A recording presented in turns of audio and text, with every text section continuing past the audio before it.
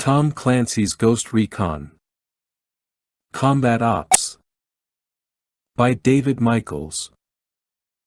Vengeance is in my heart, death in my hand. Blood and revenge are hammering in my head. Titus Andronicus, Act 2, SC 3:1. 38. The sword is ever suspended. Voltaire. Prologue. You think I'm guilty? I ask her. She smirks. My opinion doesn't matter. It does to me. How do you expect me to formulate an opinion when I don't know your story? I sigh through a curse. My name is Captain Scott Mitchell, United States Army. I'm a member of a special forces group called the Ghosts. When I'm on the job, out on a mission, I don't exist. I thought we operated with impunity. But when I was ordered back home and confined to quarters, I realized everything had changed. The same organization that helped conceal my operations and erase all evidence of the people I'd killed had been forced to make an example of me. They had changed. I had changed. And we could never go back. People don't have to talk. They can invite you to kiss them. Or even kill them with their eyes. Talk is cheap, but I've crawled through enough rat holes to learn that for some, life is even cheaper. I had permission. I did what I had to do. They say I had a choice, but I didn't. I have never done anything more difficult in my life. And now they want me to pay for my sins. I haven't slept in 2 days. The growing humidity here at Fort Bragg makes it harder to breathe, and when I go to the window and run a finger across the glass, it comes up sweaty. The humidity is all I have to keep me company. My father taught me that it's easier to cut wood with the grain rather than against it, and I carried that simple metaphor into the army.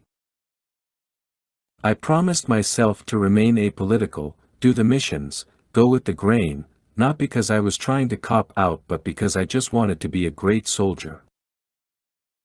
I'd already seen what torn loyalties and jealousy could do to the warrior spirit, and I wanted to protect myself against that. But for what? My life is now a blade caught in a heavy knot, and I'd be lying if I said I wasn't scared out of my mind. I'm 14 again, and Dad's telling me that Mom just died, and I'm worried about how we'll get along when she did so much, when she was the person who held our family together. When I think about going to prison, I lose my breath. It's a panic attack, and all I can do is hide behind sarcasm and belligerence. Blaisdell, who's shaking her head at me now, showed up 3 hours late with some bullshit excuse about a deposition running long, and I told her to have a seat at my little kitchen table so we can talk about saving my life. She gave me a look. She's a major with the JAG Corps, probably about my age, 36 or so, with rectangular glasses that suggest bitch rather than scholar. I hate her. Now she lifts her chin and grimaces. Is that you? What do you mean?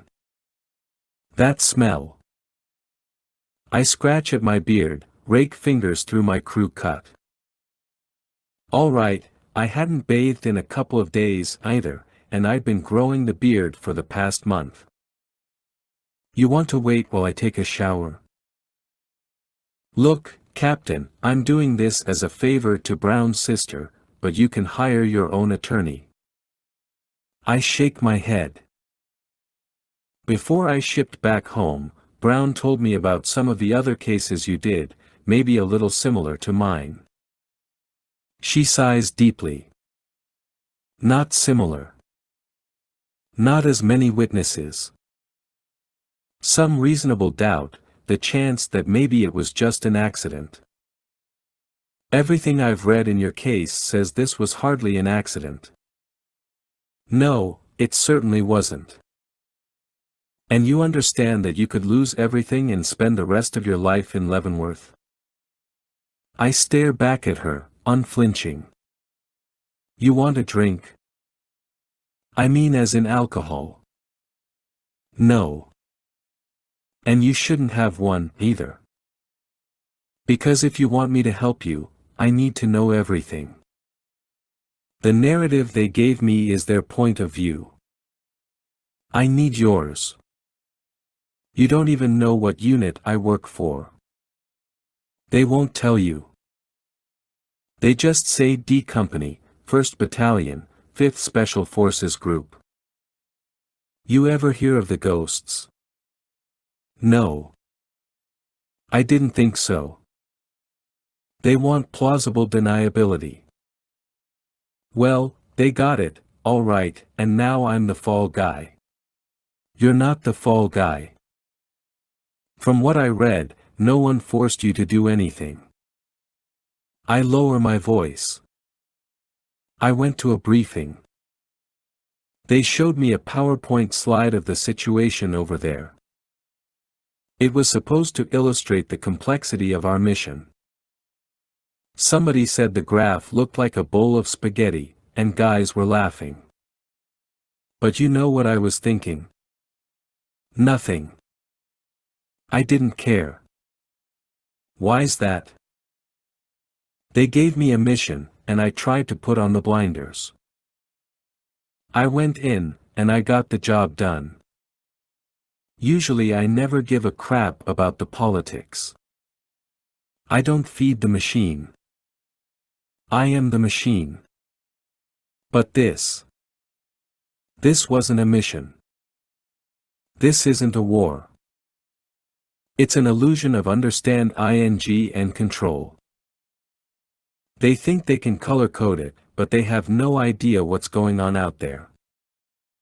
You need to stand in the dirt, look around, and realize that it's just.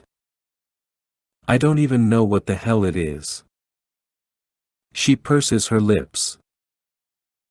And now she's looking at me like I'm a stereotypical burned-out warrior with a new drink ing problem and personal hygiene challenges. Screw her. You don't care what I think, do you? I ask. I'm here to defend you. I take a deep breath. That sounds like an inconvenience. Captain, I know where this is coming from, and I've seen it before. You're angry and upset, but you'd best not forget that I'm all you've got right now. I'll ask you again, do you think I'm guilty? She dismisses my question with a wave. Start at the beginning, and I need to record you. She reaches into her fancy leather tote bag and produces a small tablet computer with attached camera that she places on the table. The camera automatically pivots toward me. I make a face at the lens, then rise and head toward the kitchen counter, where my bottle of cheap scotch awaits. I pour myself a glass and return to the table. She's scowling at me and checks her smartphone. Oh, I'm sorry if you don't have the time for this, I say, then sip my drink. Captain. You got any kids? She rolls her eyes. We're not here to talk about me. I'm just asking you a question. As a matter of fact, I do. I grin slightly. How many? I have 2 daughters. You don't know how lucky you are. Can we get on with this now? I assume you know about attorney-client privilege. Anything you share about the mission will remain classified, compartmentalized, and confidential, of course. I finish my scotch, exhale through the burn, then narrow my gaze. Well, I'll tell you one thing, I am not a murderer. 1. My target's name was Mullah Muhammad Zahed, the Taliban commander in the Jari district just outside the city of Kandahar in southern Afghanistan. His hometown, Sangsar, was located in a rural area along the Argundab River. The Russians call that place the Heart of Darkness. Jari and its small towns were and still are a crucial gateway region to Kandahar and also a staging area for Taliban activity. Commanders often told us that if we could take Jari, we'd control Kandahar. I've been in the military long enough to understand the disparity between wishful thinking and the will of a dedicated and ruthless insurgency. But again, we didn't care about the politics or the past or even superstitious Russians. I took my 8-man team to the stand, as we call it, and invested in 2 days of recon using our airborne drones complemented by a local guy feeding us intel from a handful of his 8,000 neighbors. We picked up enough to justify a raid on a mud brick compound we believed was Zahed's command post. Ghost lead, this is Ramirez. Jenkins and I are in position, over. Roger that, buddy, I responded. Just hold till the others check in. I had positioned myself in the foothills, shielded by an outcropping so I could survey the maze of dust-caked structures through my crosscom. The combination monocle earpiece fed me data from my teammates as well as from the drone and the satellite uplinks. The targeting computer could identify friend or foe on the battlefield, and at that moment, red outlines were appearing all over the grid like taillights in a traffic jam. Prior to our operation, General Keating, commander of United States Special Operations Command, USSOCOM, in Tampa, Florida, the big kahuna for grunts like me, had been talking a lot about COIN, or counterinsurgency operations. Keating had expressed his concern that special forces in the area might have already exhausted their usefulness because the Army's new philosophy was to protect the people and provide them with security and government services rather than venturing out to hunt down and eradicate the enemy. We were to win over the hearts and minds of the locals by improving their living conditions. Once we made them our allies, we could enlist their help in gathering human intelligence on our targets. In many cases, intel from those locals made all the difference. Nevertheless, I remember Lieutenant Colonel Gordon, our ghost commander, having several four-letter words to describe how effective that campaign would be. As a special forces combatant, he believed, like I once did, that you needed to spend most of your time teaching the people how to fight so that after we left they could defend themselves. However, if their enemies were too great or too overwhelming, then we should go in there like surgeons and cut out the cancer. Zahed, our commanders believed, was the cancer. What they hadn't realized was how far the disease had spread. Ghost lead, this is Treehorn. In position, over. Doug Treehorn was the sniper I'd brought along. Much to the chagrin of Alicia Diaz, my regular operator. Alicia had done tours in Afghanistan before, and I'd had no qualms about taking her along, despite the chowlings of being female in a nation where women were treated, let's just say, differently. That she had taken a fall and broken her ankle 2 weeks before being shipped out ruined my initial game plan. Treehorn was good, but he was no Diaz. The others reported in. We had the complex cordoned off, and with less than lethal, LTL, rubber rounds to stun guards before we gassed them into unconsciousness. The plan was to neutralize Zahed's force, then slip soundlessly inside the compound and capture the man himself. No blood spilled. Special Forces surgery. I mean, could we make it any more politically correct? We were going in there to take out a man whose soldiers routinely blew themselves up at the local bazaars, but we were trying our best not to hurt anyone. Well, I'd told my guys that if push came to shove, we'd go live.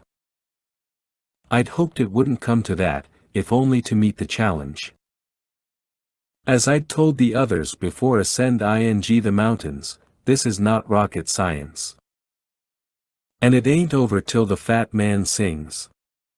Zahed was pushing 300 pounds, according to intelligence photos and video, and we planned to make him sing all about Taliban operations in the region, including the smuggling of IEDs manufactured in Iraq and rumors about Chinese and North Korean electronic shipments into the country. I know I'm making Zahed sound like a real scumbag, but at that time, things seemed pretty clear. But I hadn't been there long enough, and I never thought for 1 second that we ghosts and the rest of our military might be causing more damage than anyone else. We were there to help. All right, ghosts, let's move out. I issued a voice command so that my computer would patch me into the cross-comm cameras of the others, and I watched as the guards fell like puppets. Thump. Down. And then my men, who wore masks themselves, hit the bad guys with quick shots from a new CS gas gun we were fielding. The gun issued a silent burst into an Mai's face. Ramirez crouched before the lock on the front gate while I rushed down from my position and joined him. It was a cool desert night. A couple of dogs barked in the distance. Laundry flapped like sails on long lines that spanned several nearby buildings. The faint scent of lamb that had been roasted on open fires was getting swallowed in the stench of the CS gas. I checked my heads-up display, 2:20 a.m. local time. You always hit them in the middle of the night while they're sleep ing. Again, not rocket science. Ramirez, our expert cat burglar, picked the lock with his toolkit and lifted his thumb in victory. I shifted into a courtyard as Treehorn whispered in my earpiece, 2 tangos. One to your right, up near that far building, the other to your left. See them, I said, the crosscom flashing with more signature red outlines that zoomed in on each guard. Like most Taliban, they wore long cotton shirts draped over their trousers and held to their waists with wide sashes. The requisite beards and turbans made it harder to distinguish among them, but they all had one thing in common: they wanted to kill you. I lifted my rifle, about to stun the guy on the right, who stood near a doorway, his head hanging as though he were drifting off. Ramirez had the guy on the left, the taller one. Static filled my earpiece and the images being sent via laser from the monocle into my eye vanished. Just like that. The lack of data felt like a heart attack. I'd grown so used to the crosscom that it had become another appendage, one abruptly hacked off. My first thought, EMP. Pulse wave. We'd lost communications, targeting, everything. And I never for 1 second thought the Taliban could be responsible for that. Ramirez shifted over to me as he kept tight to a side wall beside the courtyard. What the hell? He asked, voice muffled by his mask. Without warning, 2 shots boomed from the distance, Treehorn. He'd taken out both guards with live fire. I wanted to scream at him, but it was too late. We're clear. I shouted to Ramirez. Let's go. I'd barely gotten the words out of my mouth when salvos of gunfire resounded all over the compound. I listened for the telltale booming of my team's rifles echoed by the popcorn crackle of the Taliban's AK-47s. Everyone had gone weapons-free, live fire. At the same time, the whir of the Cypher drone's engines resounded behind me, but then the drone banked drunkenly and dove toward the courtyard, crashing into the dirt with a heavy thud followed by the buzz of short-circuiting instruments. The enemy was using electronic countermeasures. They had taken out our cross-comms and drone. Impossible. We were in rural Afghanistan, where electricity and running water were considered high-tech. Ramirez and I ripped off our masks and switched magazines to live ammo. We reached the main door of the building, wrenched it open, and shifted inside, where, in flickering candlelight, two robed Taliban turned a Siorna and spotted us. One hollered. I dropped him with a sudden burst and Ramirez caught the second one, who was turning back. I don't want to glamorize their deaths or emphasize our bravery and/or marksmanship. I emphasize that we had made the concerted effort to minimize casualties and initially had the advantage of our information systems. But when we lost comm and satellite, all bets were off. I'd given my men permission to make the call, given their circumstances. Treehorn was, admittedly, a bit premature, but I'm still not sure what would have happened if he'd held back fire. I'd told all of them they could go live but needed to be sure about it. I'd take the heat for their actions. The rules of engagement were as thick as a phone book and written by lawyers whose combat experience extended no further than fighting with line cutters at the local Starbucks. Ramirez led us down a long, narrow hallway filled with dust motes and illuminated by sconces supporting thick candles. Our boots scraped along the dirt floor as we turned a corner and found a sleeping quarters with empty beds and ornate rugs splayed across the floor. I placed my hand on one mattress, still warm. On a nearby table sat a half-dozen bricks of opium. No time to confiscate them now. We shifted on, out into the hall, and toward the next room. More gunfire thundered outside, quickening my pulse. I knew if we didn't clear the compound within the next minute or so, Zahed would be long gone. These guys always had their escape routes planned, and it wouldn't have surprised me if he'd constructed several tunnel exits, though our intel did not reveal any. The next two rooms were more sleeping quarters, empty, and then we reached another small courtyard and rushed into the next building, where in the entrance a woman with a shawl draped over her head saw us and began crying and waving her hands. I lifted my rifle to show her we wouldn't shoot, but that sent her toward me, arms up, fingers tensing as she went for my neck. Ramirez shoved her hard against the wall and we rushed on by, emerging into another room where at least a dozen more women were huddled in a corner, crying and yelling at us as they clutched their small children. Lifting his voice, Ramirez, whose Pashto was a lot better than mine, told them it was okay and we were looking for Zahed. Did they know where he was? The women frowned and shook their heads. No, we didn't expect to find women and children in the compound. Our intel indicated Zahed had established a command center occupied by his troops. Our investigation of the next two rooms provided more clues.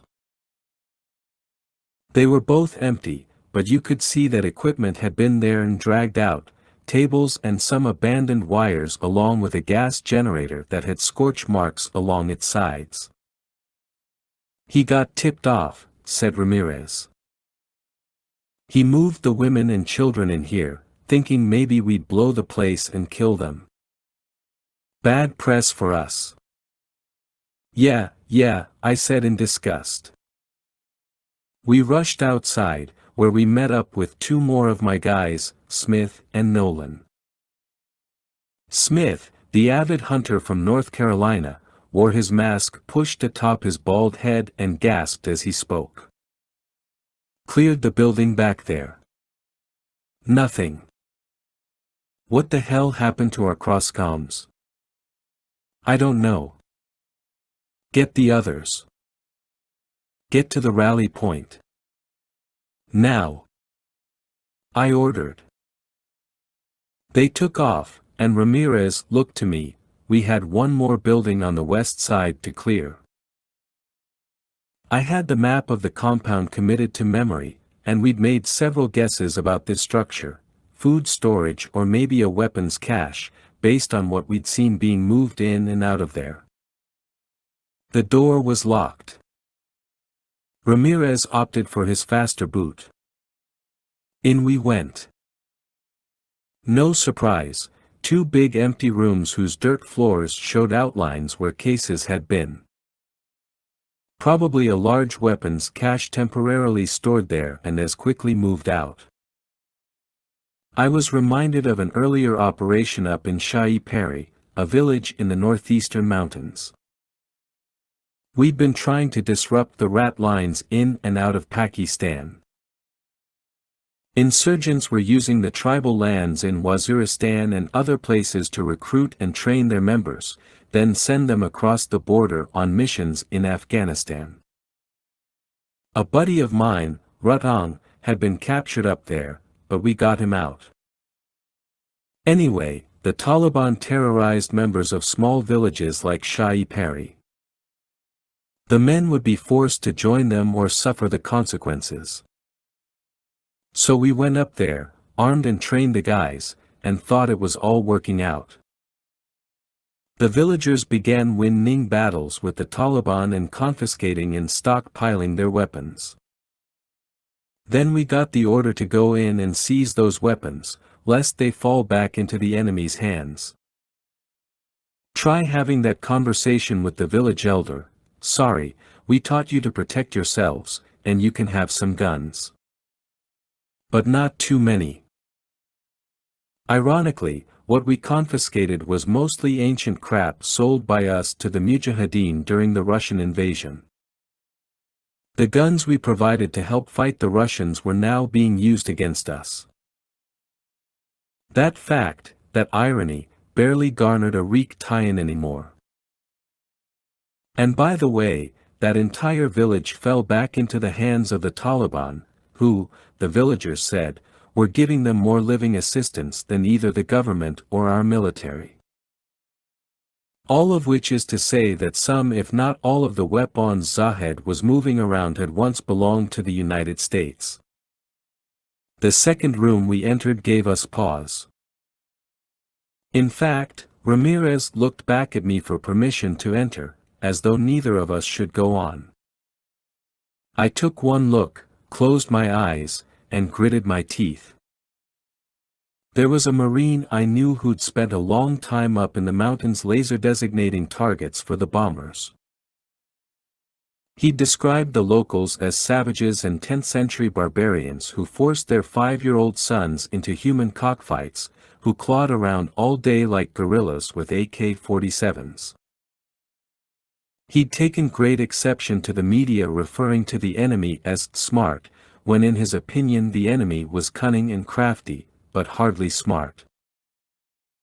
And when confronted directly they were, plain and simple, cowards who'd step on the necks of their fellow soldiers if that promised escape. Although I tended to disagree with some of his generalizations because I'd spent time in both the cities and rural areas and had encountered sophisticated and simple people, I was haunted by his accusations that the Taliban had exploited their children.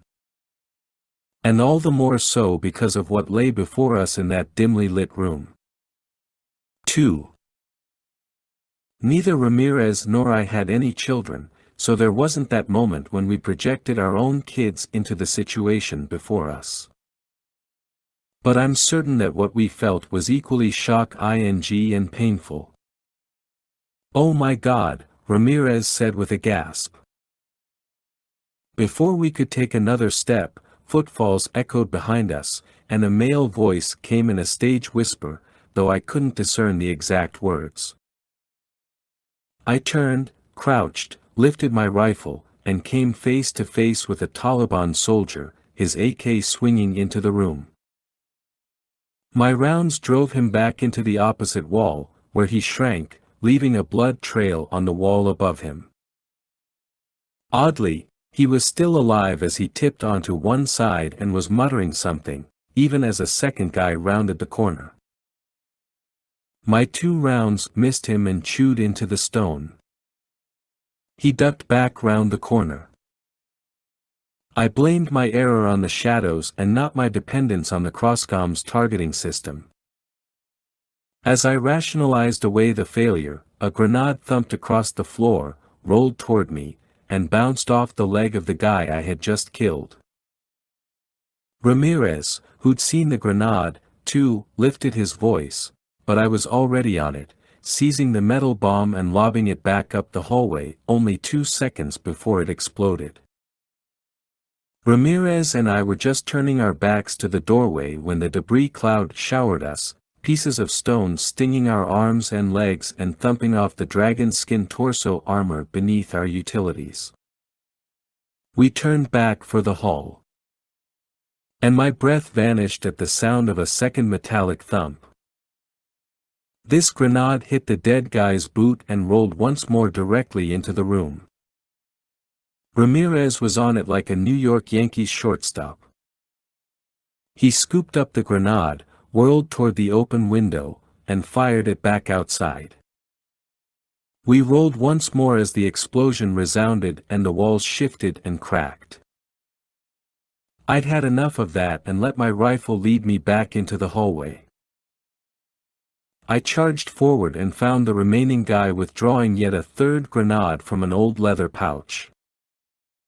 He looked up, dropped his jaw, and shuddered as my salvo made him appear as though he'd grabbed a live wire. He fell back onto his side. I stood over him, fighting for breath, angry that they'd kept coming at us, wondering if he'd been one of the guys who'd perpetrated the acts we imagined had gone on in that room. I returned to Ramirez, who'd gone over to the pool table. That's right, a pool table. But they hadn't been playing pool.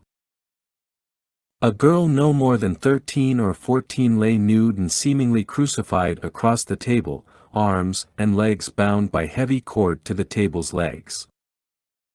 Ramirez was checking for a carotid pulse.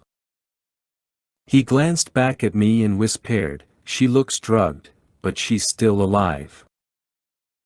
I tugged free my Bowie knife from its calf sheath and, gritting my teeth, cursed and cut free the cords. Then I ran back and ripped the shirt off the dead guy just outside the door. Neither of us said a word until Ramirez lifted her over his shoulder in a fireman's carry, and I draped the shirt over her nude body. I just shook my head and led the way back out. In the courtyard, I swept the corners, remained wary of the rooftops, and reached out with all of my senses, guiding us back toward the gate without the help of the crosscom. Women were wailing somewhere behind one of the buildings, and the stench of gunpowder had thickened even more on the breeze. Gunfire sounded from somewhere behind me, and the next thing I knew I was lying flat on my face. Before Ramirez could turn, the girl still draped over his shoulder, an insurgent rushed from the house. The guy took 2, maybe 3 more steps before thunder echoed from the mountain overlooking the town. I gaped as part of the man's head exploded and arced across the yard. The rest of him collapsed in a dust cloud. Treehorn was earning his place on the team. "Captain, you all right?" cried Ramirez. I sat up. I should have seen that guy. Damn it. No way. He was tucked in good. Ramirez crossed around to view my back. "He got you, but the armor took it good." Nice. And off we go, I said with a groan as I dragged myself to my feet. I remembered the cipher drone, darted over to it, and tucked the shattered UFO under my arm. We hustled around the main perimeter wall, these barriers common in many of the towns and not unlike the medieval curtain walls that helped protect a castle.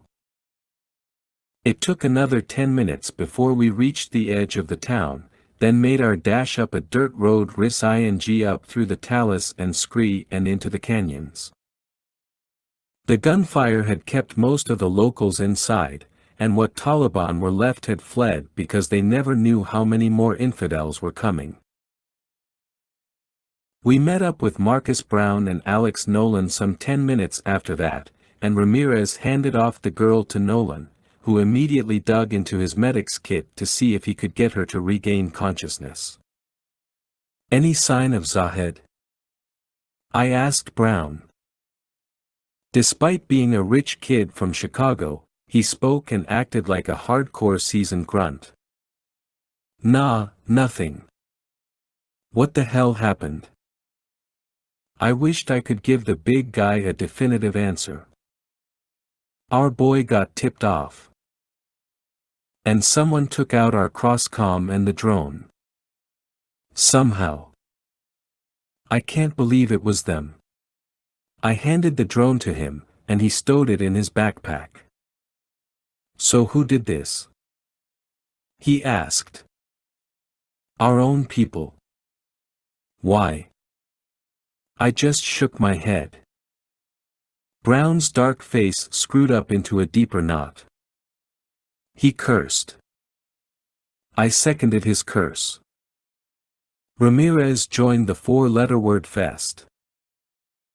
3 more operators, Matt Beasley, Bo Jenkins, and John Hume, arrived a few minutes after with 3 prisoners in tow, their hands bound behind their backs with zipper cuffs. I nodded appreciatively. "Nice work, gentlemen." "Yeah, but no big fish, sir," said Hume. "Just guppies." "I hear that." Treehorn ascended from his sniper's perch and joined us, fully out of breath. "Guess I blew the whistle a little too soon," he admitted. I was about to say something, but my frustration was already working its way into my fists. I walked over, grabbed the nearest Taliban guy by the throat, and, in Pashto, asked him what had happened to Zahed. His eyes bulged, and his foul breath came at me from between rows of broken and blackening teeth. I shoved him back toward his buddies, then pointed at the girl. "Did you do this?" I was speaking in English, but I was so pissed I hadn't realized that. I shouted again. One guy threw up his hands and said in Pashto, "We do not do that." "I don't think Zahed does that either." "We don't know about that." "Yeah, right," snapped Ramirez. Nolan got the girl to come around, and she began crying. Ramirez went over and tried to calm her down. He got her name, and we learned that she was, as we'd already suspected, from Senjure, the town on the other side of the mountains from which we operated. We had conventional radio, but even that had been fried, and Hume suspected that some kind of pulse or radio wave had been used to disrupt our electronics. We hiked over the mountain, keeping close guard on the prisoners and taking turns carrying the girl. We eventually reached our HMMWV, which we'd hidden in a canyon. The radio on board the Hummer still worked, so we called back to Forward Operating Base Eisenhower and had them send out another Hummer to bridge the 11-kilometer gap. We set up a perimeter and waited. "You know, this place makes China look good," said Jenkins, who lay on his stomach across from me, his normally hard and determined expression now long with exhaustion. Those were the good old days. That was a straight-up mission. Pretty good intel. And good support from higher. That's all I ask. I don't know, Bo, I think those days are gone, I said. No matter how good we think our intel is, we can wind up like this. And I know it's discouraging. But I'll do what I can to find out what happened. Thanks. No matter how careful we'd been in leaving our FOB, no matter how secretive we'd kept the mission, all it took was one observer to radio ahead to Zahed that we were coming. We'd taken all the precautions. Or at least we thought we had. And at that moment, I was beginning to wonder about our find, fix, and finish the enemy mantra. I still wasn't buying into the whole coin ideology, let's help the locals and turn them into spies, because I figured they'd always turn on us no matter how many canals we built. But I wondered how we were supposed to gather actionable intelligence without help from the inside, without members of the Taliban itself turning on each other. Because in the end, everyone knew we Americans weren't staying forever, so all parties were trying to exploit us before we left. The second truck arrived, and we loaded everyone on board and took off for the drive across the desert. My hackles rose as I imagined the Taliban peering at us from the mountains behind. My thoughts were already leap-ing ahead to solve the security breach and tech issues. Treehorn, who was at the wheel, began having a conversation with himself, offering congratulations for his fine marksmanship. After a few minutes of that, I interrupted him. All right, good shooting. Is that what you want to hear? Hell, Captain, it's something. I got the feeling this whole op will go round and round, and we won't get off the roller coaster till higher tells us. I considered myself an optimist, the never-say-quit guy. I'd been taught that from the beginning. Hell, I'd been a team sergeant on an operation in the Philippines and lost nearly my entire ODA unit. My best friend flipped out. But even then, I never quit. Never allowed myself to get discouraged because the setbacks weren't failures, they were battle scars that made me stronger. I had such a scar on my chest, and it used to remind me that there was a larger purpose to my life and that quitting and becoming depressed was too selfish. I'd be letting everyone down. I had to go on. If you join the military for yourself, then you're setting yourself up for failure. Kennedy had it right, ask what you can do for your country. I've seen many guys join, for college, or, to see the world, or, to learn a trade. Their hearts are not in it, and they never achieve what they could. Perhaps I'm too biased, but in the beginning, there was an ideal, an image of America that I kept in my head, and it reminded me of why I was there. Kristen Fitzgerald, standing among acres of lush farmland, her strawberry blonde hair tugged by the wind. She smiles at me, even says, "This is why." Pretty cliché, huh? Makes it sound like I do it all for a girl. But she represented that ideal. A high school sweetheart who told me she'd always wait, that she was like me, that we were not born to live ordinary lives. My ideal was not some jingoistic military recruiting commercial or some glamorous Hollywood version of war. I didn't join because I wanted to get some. I wanted to protect my country and help people. That made me feel good, made me feel worth something. And as the years went on, and I got promoted and was told how good I was, I decided to share what I knew. I loved teaching at the John F. Kennedy Special Warfare Center at Fort Bragg. I couldn't think of a more reward-ing part of my military career. In fact, That was where I met Captain Simon Herrick, who'd been a fellow trainer despite his youth and who was now commander of Delta Company, 1st Battalion, 120 soldiers charged with providing security for Senjure and conducting counterinsurgency operations. I knew that when we got back, Herrick would try to cheer me up. He was indeed 10 years my junior, and when I looked at him, oh, how I saw myself back in those days. But as we both knew, the Nistan was unforgiving, with its oppressive heat and sand that got into everything, even your soul. I threw my head back on the seat and trusted Treehorn to take us home, headlights out, guided by his night vision goggles.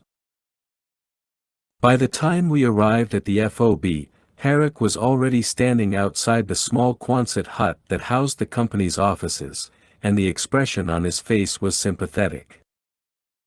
"Well, we got 3 we can talk to, right?" I returned a sour look and marched past him, into the hut. 3. The 3 prisoners were taken to a holding room. The CIA was sending a chopper down to transfer them to FOB Chapman in Khost, where some big shot from Kabul would come in to interrogate them.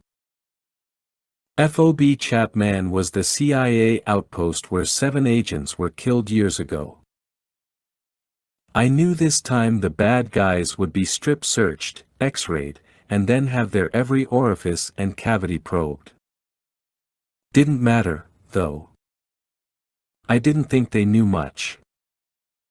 Zahed wasn't fool enough to allow underlings to know his plans or whereabouts. The girl was taken to our small hospital, and we could only speculate on what would happen to her after that. She was damaged goods, a disgrace and dishonor to her family, and they would, I knew, not want her back. A terrible thing, to be sure. She might be transported to one of the local orphanages and/or assisted by one of the dozens of aid groups in the country. She might even be arrested. I couldn't think about her anymore, and I'd made it a point not to learn her name. Her plight fueled my hatred for the Taliban and the local Afghans. No one cared about her. No one. I sent the rest of my team back to quarters. We'd debrief in the morning. I sat around Herrick's desk, and he offered me a quick and covert shot of cheap scotch, saying we'd turn ourselves in later and receive our letters of reprimand. Herrick was a dark-haired, blue-eyed poster boy who made you wonder why he'd joined the military. He resembled a corporate type who played golf on the weekends with clients. He was taking graduate courses online, trying to earn his master's, and he kept on retainer 2 or 3 girlfriends back home in San Diego. Because he was so articulate and so damn smart, he'd been recruited to teach at the JFK school, and when he wasn't overseas, he participated in our 4-week-long unconventional warfare exercise, Robin Sage. The first time I met him, I was immediately impressed by his knowledge of our tactics, techniques, and procedures. His candor and sense of humor invited you into a conversation. Once there, you realized, holy crap, this guy is for real, talented, intelligent, and handsome. If you weren't jealous and didn't hate him immediately, you wanted him on your team. But those attributes did not make him famous around the ghosts, no. He was, as far as I knew, the only army officer who'd been offered his own ghost unit and had turned down the offer. Let me repeat that. He'd become a Special Forces officer, had led an ODA team for a while, but when asked to join the Ghosts, he'd said no, and had even gone so far as to leave SPE-style forces and return to the regular army to become a company commander.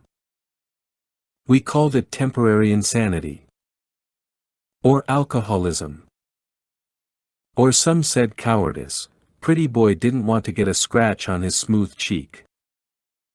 I'd never asked him why he'd done this. I didn't want to pry, but I was also afraid of the answer. "I don't know how much help you want with your gear," Herrick said after we finished our drinks. "All your toys are classified, but I've got some guys that'll take a look if you want." "That's all right. I'll have to ship a few units back and see what they say. Meanwhile, we'll have to wait till they drop in replacements. Any thoughts?"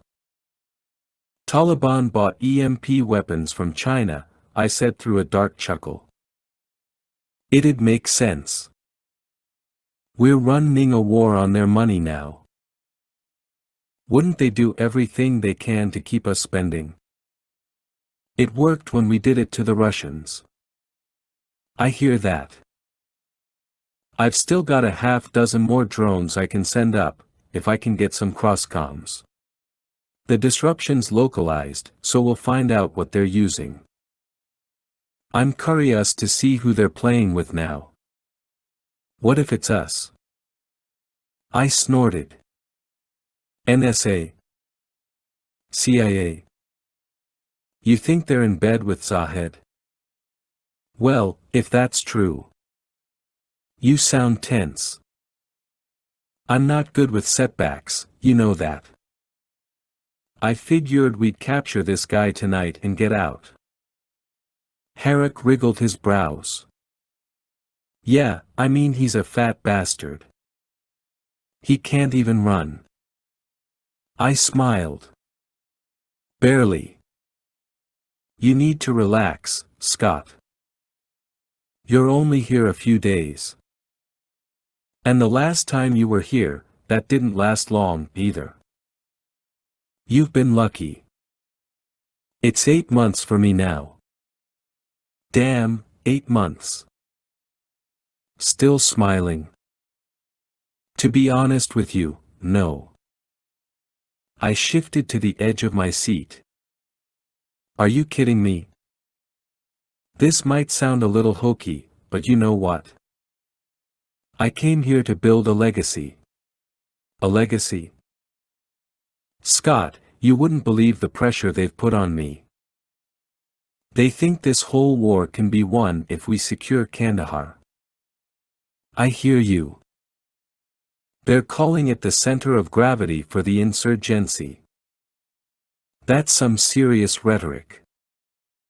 But I can't get the support I need. It's all half-hearted. I'm going to walk out of here having done nothing." "That's not true." Herrick leaned back in his chair and pillowed his head in his hands. "I know what these people need. I know what my mission is. But I can't do it alone." I averted my gaze. "Can I ask you something? Why did you do this to yourself?" "What do you mean?"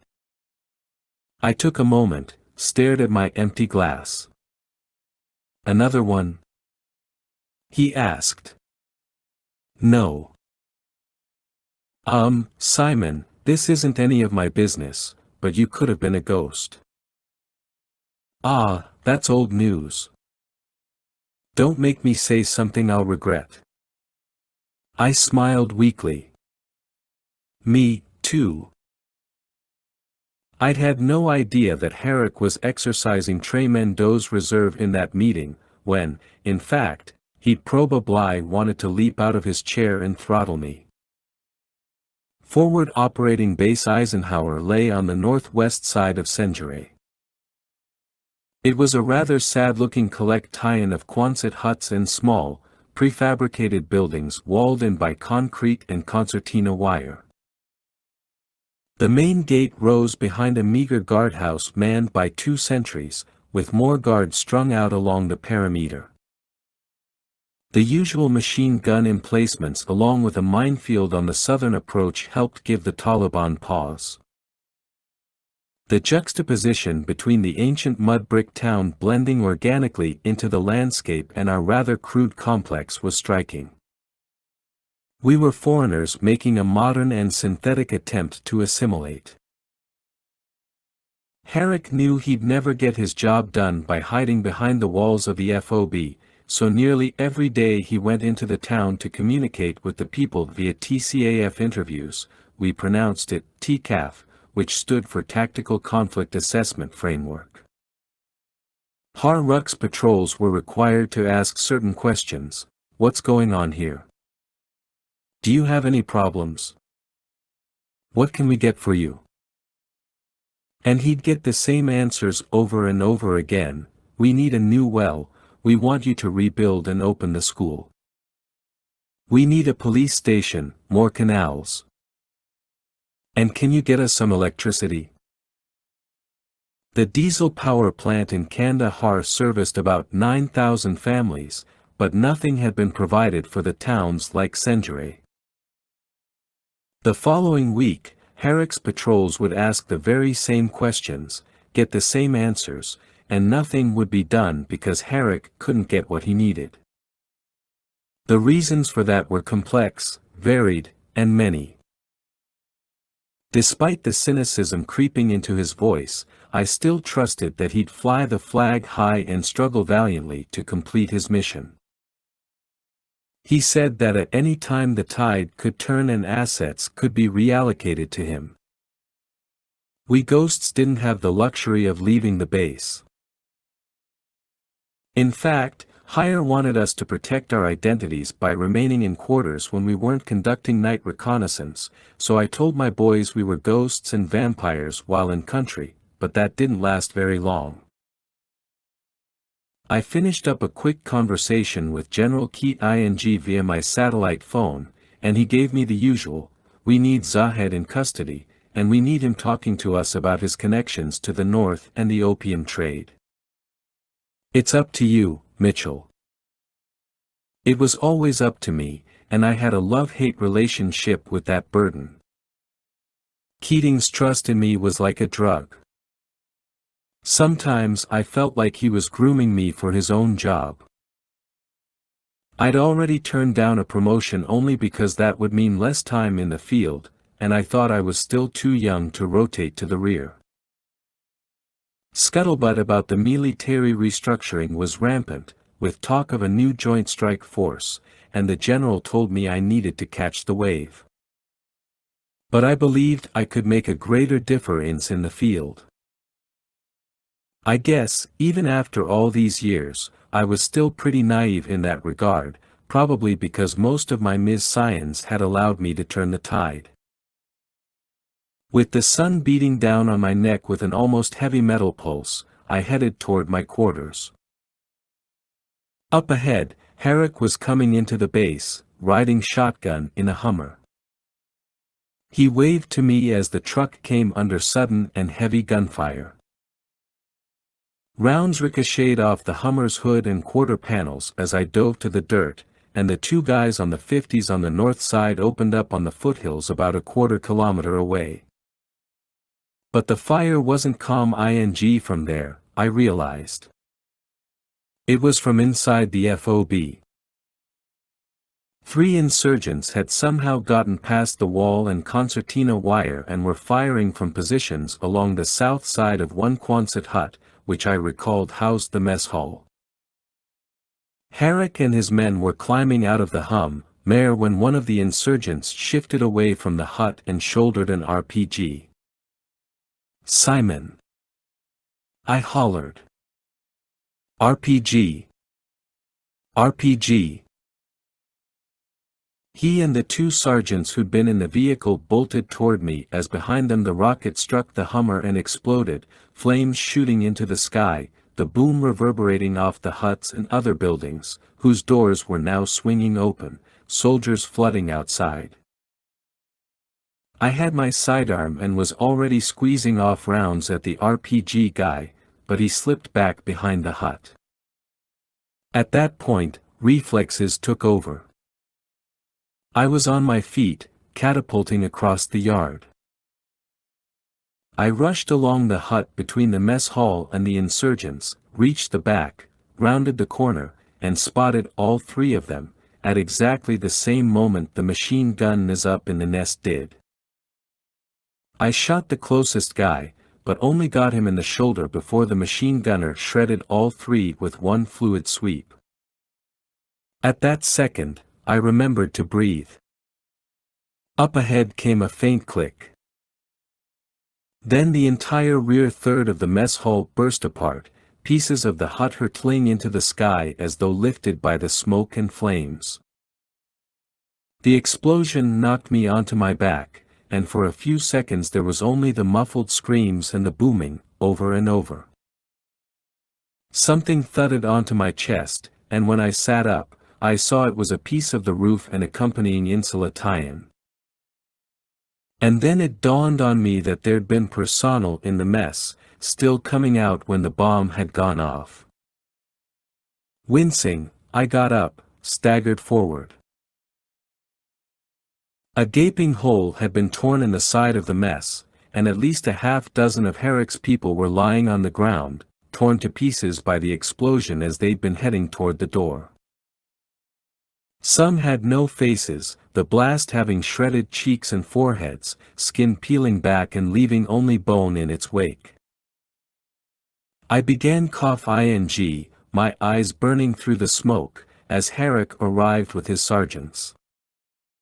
"I'll get my people out here to help," I told him. He nodded, gritted his teeth, and began cursing at the top of his lungs. I'd never seen him lose it like that. The facts were clear. We ghosts had brought this on the camp, the attack was payback for our raid the night before. Innocent soldiers had died because of what we'd done. I felt the guilt, yes, but I never allowed it to eat at me. We had orders. We had to deal with the consequences of those orders. But seeing Herrick so cut up left me feel much more than I wanted. Maybe that was the first sign. My ghosts were already outside our hut, all wearing paycols and chamois on their heads and wrapped around their faces to conceal their identities. I ordered them out to the perimeter to see what the hell was going on. A roar and thundering collision out near the guard gate stole my attention. A flatbed truck had just plowed through the gatehouse and barreled onward to smash through the galvanized steel gates. The guards there had backed off and were riddling the truck with rifle fire. And it took Treehorn all of a second to shoulder his rifle and send 2 rounds into the head of that driver. But as if on cue, the truck itself exploded in a swelling fireball that spread over the buildings and quarters beside it, setting fire to the rooftops as more flaming debris came in a hailstorm across the walkway between the huts. We didn't realize it then, but 100 or more Taliban had set up positions along the mountains, and once they saw the truck explode, they set free a vicious wave of fire that had all of us in the dirt and crawling for cover as our machine gunners brought their barrels around. And the rat-tat-tat commenced. 4. 2 more pickup trucks raced on past our FOB, cutting across the desert and bouncing up and onto the gravel road leading toward the town and the bazaar. Hundreds of people were milling about that area, setting up shop or making their morning purchases. If the Taliban reached that area and cut loose into the crowds, I shouted for the ghosts to follow me, and we commandeered 2 Hummers from the motor pool on the east side of the base. A couple of mechanics volunteered on the spot to be our drivers. We roared out past the shattered gate, me riding shotgun, the others standing in the flatbeds or leaning out the open windows, weapons at the ready. I quickly wrapped a shamrock around my face. Behind us, the fires still raged, and the machine guns continued to crack and chatter. Rounds ripped across the hood of our vehicle, and I began to smell gasoline. "We should pull over," shouted the mechanic. "No, Get us behind those trucks. I'll try. About 50 meters ahead, the two pickups made a sharp left and disappeared behind a row of homes. The mechanic floored it, and my head lurched back as we made the turn. My imagination ran wild with images of civilians fall under our gunfire as we tried to stop these guys. I could already hear the voices of my superiors shouting about the public relations nightmare we'd created. The second Hummer fell in behind us, and we charged down the narrow dirt street, walled in on both sides by the mud brick dwellings and the rusting natural gas tanks plopped out front. The familiar laundry lines spanned the alleys and backyards, with clothes, as always, fluttering like flags. Our tires began kicking up enough dust to obscure the entire street in our wake, even as we pushed through the dust clouds whipped up by the Taliban trucks. We still didn't have replacement crosscoms, and all I could do was call back to the other truck and tell them we weren't breaking off, we were going after these guys. And yes, the threat of civilian casualties increased dramatically the farther we drove, but I wanted to believe we could do this cleanly. I'd done it before. Nolan, Brown, and Treehorn had already opened fire on the rear Taliban truck, knocking out a tire and send one of the Taliban tumbling over the side with a bullet in his neck. The rear truck suddenly broke off from the first, making a hard left turn down another dirt street. I told the guys in our rear truck to follow him while we kept up with the lead truck, whose driver steered for the bazaar ahead, the road funneling into an even more narrow passage. Although I'd never been into the town, Herrick had told me about the bazaar. You could find handmade antique jewelry, oil lamps, Persian rugs, and Tsarist-era Russian bank notes displayed next to bootleg DVDs and knockoff Rolexes. There were also dozens of white-bearded traders selling meat and produce. Some vendors were part of an American-backed program that introduced soldiers to Afghan culture and injected American dollars into the local economy. Although locals bought, sold, and traded there, Herrick's company Act to Ally pumped more money into the place than anyone else because his soldiers purchased food to prepare on the base and souvenirs to ship back home.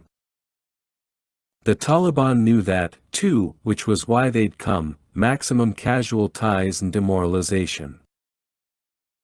We nearly ran over two kids riding old bikes, and the mechanic was forced to swerve so hard that we took out the awning post of a house on our left.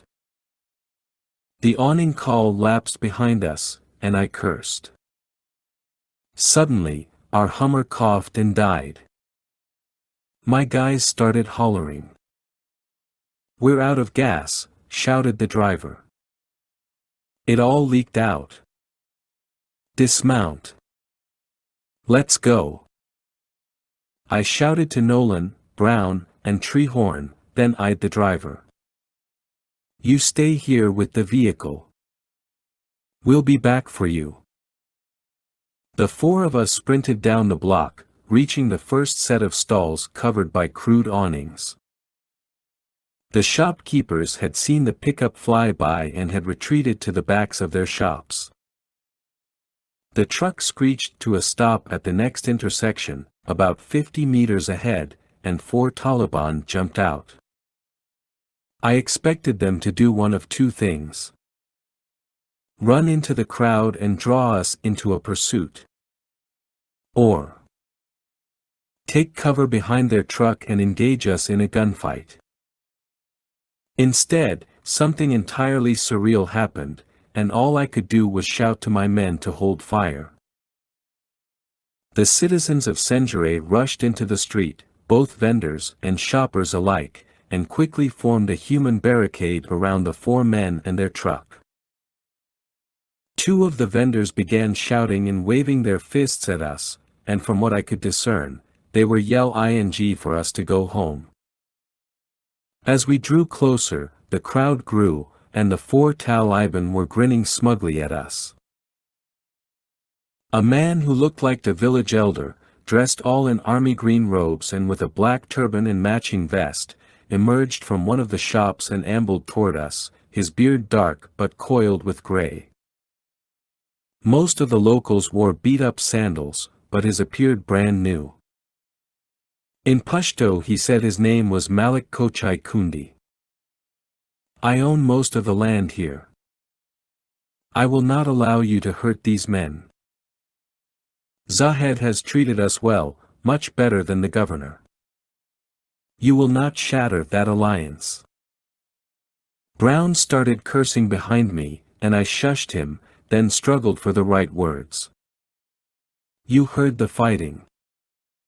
They attacked our base. Kundi stroked his beard in thought. It's my understanding that you struck first. Last night. Now, show me your face, and I will talk to you. I glanced over Kundi's shoulder and noted something going on among the 4 Taliban. The tallest one, perhaps the leader, was shifting his gaze among the others. Kundi said something to me, but it was hard to hear him now over the rising voices of the crowd. I heard some folks telling Kundi to leave us alone, while others shouted again for us to leave. Behind me, John Hume cursed, and I saw why. The 4 Taliban turned and dashed back through the crowd, heading in 4 different directions. Take a guy. I yelled. We reacted swiftly, Brown, Hume, and Treehorn each going after a thug while I went for the tallest one. I wasn't sure why they'd chosen to run. Maybe they didn't quite trust the citizenry either. My guy rushed down a side street, leaving the bazaar for yet another stretch of sad-looking homes. I was gain ing on him when he stopped, whirled, and leveled his rifle. Before he got off a shot I was already diving to the right side, realizing that the cover I'd sought was one of those natural gas tanks. Great. The guy fired, but his rounds drummed along the dirt beside me. I rolled, came up, peered around the tank, saw him rushing forward between houses. I bounded after him, sweating profusely now, my eyes itching with dust. Once I got into the alley, I caught a glimpse of him before he turned another corner. I jogged 10 meters, reached the corner, and a long row of houses stretched before me. He was gone. But then I looked down into the dirt, tracked his boot prints, and heard a child's cry coming from one of the houses. I jogged forward, eyeing the prints, heard the noise once more, turned and rushed toward the nearest front door, pushed it open, and burst into a small entrance area. It all hit me at once. The smell of sweet meat cooking. A small kitchen area to my right with a work table and some fresh flowers in a vase. A woman cowering behind that table with a young girl, perhaps 13 or 14, and a boy, maybe 11 or so, their eyes bulging, the girl beginning to weep. The mother pulled the children closer to her chest. And there, at the back of a room, another man, well-trimmed beard, turban, but with sideburns that seemed very Western. He put a finger to his lips, then pointed down the hall, where he suggested my Taliban guy had gone. Then he held up a hand. Wait. He shouted back into the hall. All clear now. You can come out. I shifted to the left side of the room, moving toward the wall, and watched with utter surprise as this local guy who'd already volunteered to help me kept tight to the wall, gave me a look, and then, as the Taliban fighter moved forward, my new ally tripped him. And that was when I moved in, leaping on his back and knocking him face first onto the dirt floor. He tried to reach back for a pistol holstered at his waist, but I grabbed his wrist while my new friend grabbed the fighter's other arm. With my free hand I tugged out a pair of zipper cuffs, and we got him bound in a few seconds. I rose, leaving the fighter still lying on the floor, and eyed the family. In a moment of weakness I lowered my shamak. "I'm sorry," I said in Pashto. "It's okay," said the man in English. "I know who this guy is and who he works for. I'm glad you've captured him. Where'd you learn English?" He grinned weakly. "It's a long story. I'll help you get him up, so you can be on your way." I pursed my lips at the wife and children. The wife shook her head in disapproval, but the girl and boy seemed fascinated by me. I shrugged and got my prisoner ready to move, confiscated his weapon, and led him outside. When I turned back, the entire family was standing there beside the front door, watching me. I raised my shamak to conceal my face and gave them a curt nod. As I led back my prisoner, I cursed at myself for sending my boys off alone and without communications to capture those other men. We should have paired up. And we were taking an awful risk operating without comm. What the hell was I thinking? The frustration, the rage, and a bit of the guilt had clouded my judgment. And what was worse, by the time I made it back to the bazaar and started down the main road toward the Hummer, I spotted a bonfire in the middle of the road. But it turned out to be our Hummer. I started running forward, forcing the prisoner to do likewise. Another crowd had gathered to watch the infidel truck burn, and our mechanic driver was lying in the dirt with his hand on his forehead, bleeding from a terrible gash. Kundi was there as well, and he marched up to me with several cronies drifting behind him. He spoke so rapidly in Pashto that I couldn't understand him, but he gesticulated wildly between the bazaar, the truck, and the people gathered. Then he pointed at me, narrowed his gaze, and this much I caught: "Time for you to go home." "No," I said sarcastically. "We've come here to save you." He eyed the flaming truck, the stench of melting rubber threatening to make me gag. "Thanks for the welcome." I pushed past him and led my prisoner over to the mechanic. "What happened?" "They pulled me out." "We can't fire till they fire at us." "They didn't have any guns." Then suddenly I'm lying on the ground. I don't even know who hit me. Brown, Hume, and Treehorn came charging back down the street. "No luck, no prisoners." "Sorry," Hume said. "The other three got away." "Because they got help," said Treehorn. "They're working for Zahed, but they live here." I snorted. "Yeah, it's good times." Then I shoved the prisoner toward Treehorn and shifted into the middle of the street. I pointed to the fallen mechanic and screamed at the top of my lungs, "Who did this?" The locals threw their hands in the air, then dismissed me with waves and started back toward their shops. Nolan hustled over to the mechanic and Hun peered down to treat him. Kundi came forward once more. "Where is Captain Herrick?" he asked in broken English. "I want to talk to him." "He's busy right now." "You tell him I want to talk." Kundi turned away and started back toward the bazaar. "So I guess we're walking," Brown said, staring grimly at the burning Hummer. I began to lose my breath. I wanted to move all the women and children to a tent city just outside town, then call in an airstrike and level the entire place and tell them we were turning it into a parking lot for a wall, Mart Supercenter.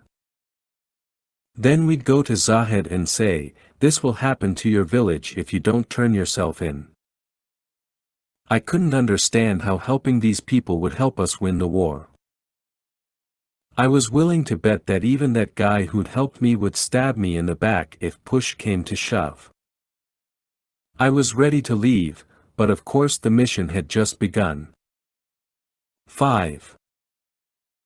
We reached the edge of town, where in the distance 2 more Hummers bounced across the desert like mechanical dragons wagging long tails of dust. I squinted and saw that one truck contained the rest of my team, while the other was carrying Herrick. In about 5 minutes they reached us and screeched to a stop. "Man, they were fast," said Paul Smith from the other truck. "They ditched their ride and scattered like roaches." We asked around. "No one's talking. They're all too afraid to say anything." No shock there. "All right," I said, then took a deep breath and crossed to Herrick as he hopped out of the cab. "We shot one, got one." "What the hell, Scott? You shouldn't have followed them into town, for God's sake. Maybe you can operate outside the ROE, but I can't. And I won't. I've spent a long time trying to work something out with them." "With who?" "That guy Kundi. He's a scumbag who will burn you." "Come on, Simon, you already know that. They're all opportunists, scammers, users. Which means we have to play them just right, Scott. Just right. We need to be the ones they think they can trust." He glanced at my men, feeling the heat of their gazes. "Look, we'll talk about this later." "They burned our Hummer," I said as he turned away. He whirled back. "What?" "They beat him up and burned our Hummer." I cocked a thumb at the mechanic, now sporting a bloody bandage on his forehead. "Nice, isn't it? What the hell did you expect?" I shrugged. "I don't know. Do me a favor, just. For now. Don't try to help." Herrick's company suffered 7 dead and 14 injured. We killed about 8 or 9 around the base, with more dead in the mountains, but the Taliban Recon aired those bodies before we could confirm the kills. Herrick's snipers were confident that at least 4 more had been taken down. The fires had been put out, and Herrick already had crews cleaning up the mess by the time he returned from town and nearly broke down the door of our billet. "Let's go," he snapped. The rest of my team made faces as I followed him out and across the base, feeling like a cherry about to be trounced on by his CO, yet also resenting how upset Herrick had become. He had to take his anger out on someone, I guess. I acknowledged that he was the CO there, and though I didn't answer exclusively to him, I should respect his authority despite my far greater experience. I could easily get Keating to override him, but once I did that, our friendship would be over. He collapsed into his chair. I took the one in front of his dusty desk. You could still smell the ash and cinders from the mess hall wafting in through the open window, and a small fan pivoting to and fro on the desk didn't help. I stared at the fan a moment, then took a deep breath and closed my eyes. "So, okay, buddy, let's have it." When I opened my eyes, he was pouring me a drink, then one for himself. I took the shot, downed it quickly. He did the same, swore, then said, "I need a miracle. I thought we were going to fight." He shrugged. "I know where you're coming from. But I need to be honest with you, it looks like removing Zahed from power could do more harm than good. Simon, unless you can get my orders revised, I'm here to do one thing. You haven't met the district governor here, have you? I shook my head. Just read about him in the brief ing. He's another model citizen. Well, yeah, if you recall, the guy's name is Namit Ghul. He came in here last year and promised these people the world, told them the Afghan government would help. He didn't do anything except take their money. He's like a mafia kingpin, and his word means nothing. When the people think of the government, they see him. He's in bed with some of the warlords up north, and it's pretty damned clear he's on the payroll for opium production. I snorted. And he's the guy we're trying to support. He's the good guy. Herrick cursed through a sigh. Look, Zahed's a ruthless killer. His men are Huns. But the canals that are here, the bazaar. He financed all of that, had his people build it all. The Taliban brought in the natural gas tanks and have been talking about getting power lines hooked up.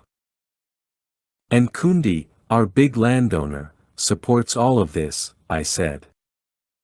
Here's the thing. And I've been thinking about this all day. If you take out Zahed too early, before I can get something going here, then they'll still hate us and align us with the government. They've already done that. Not all of them.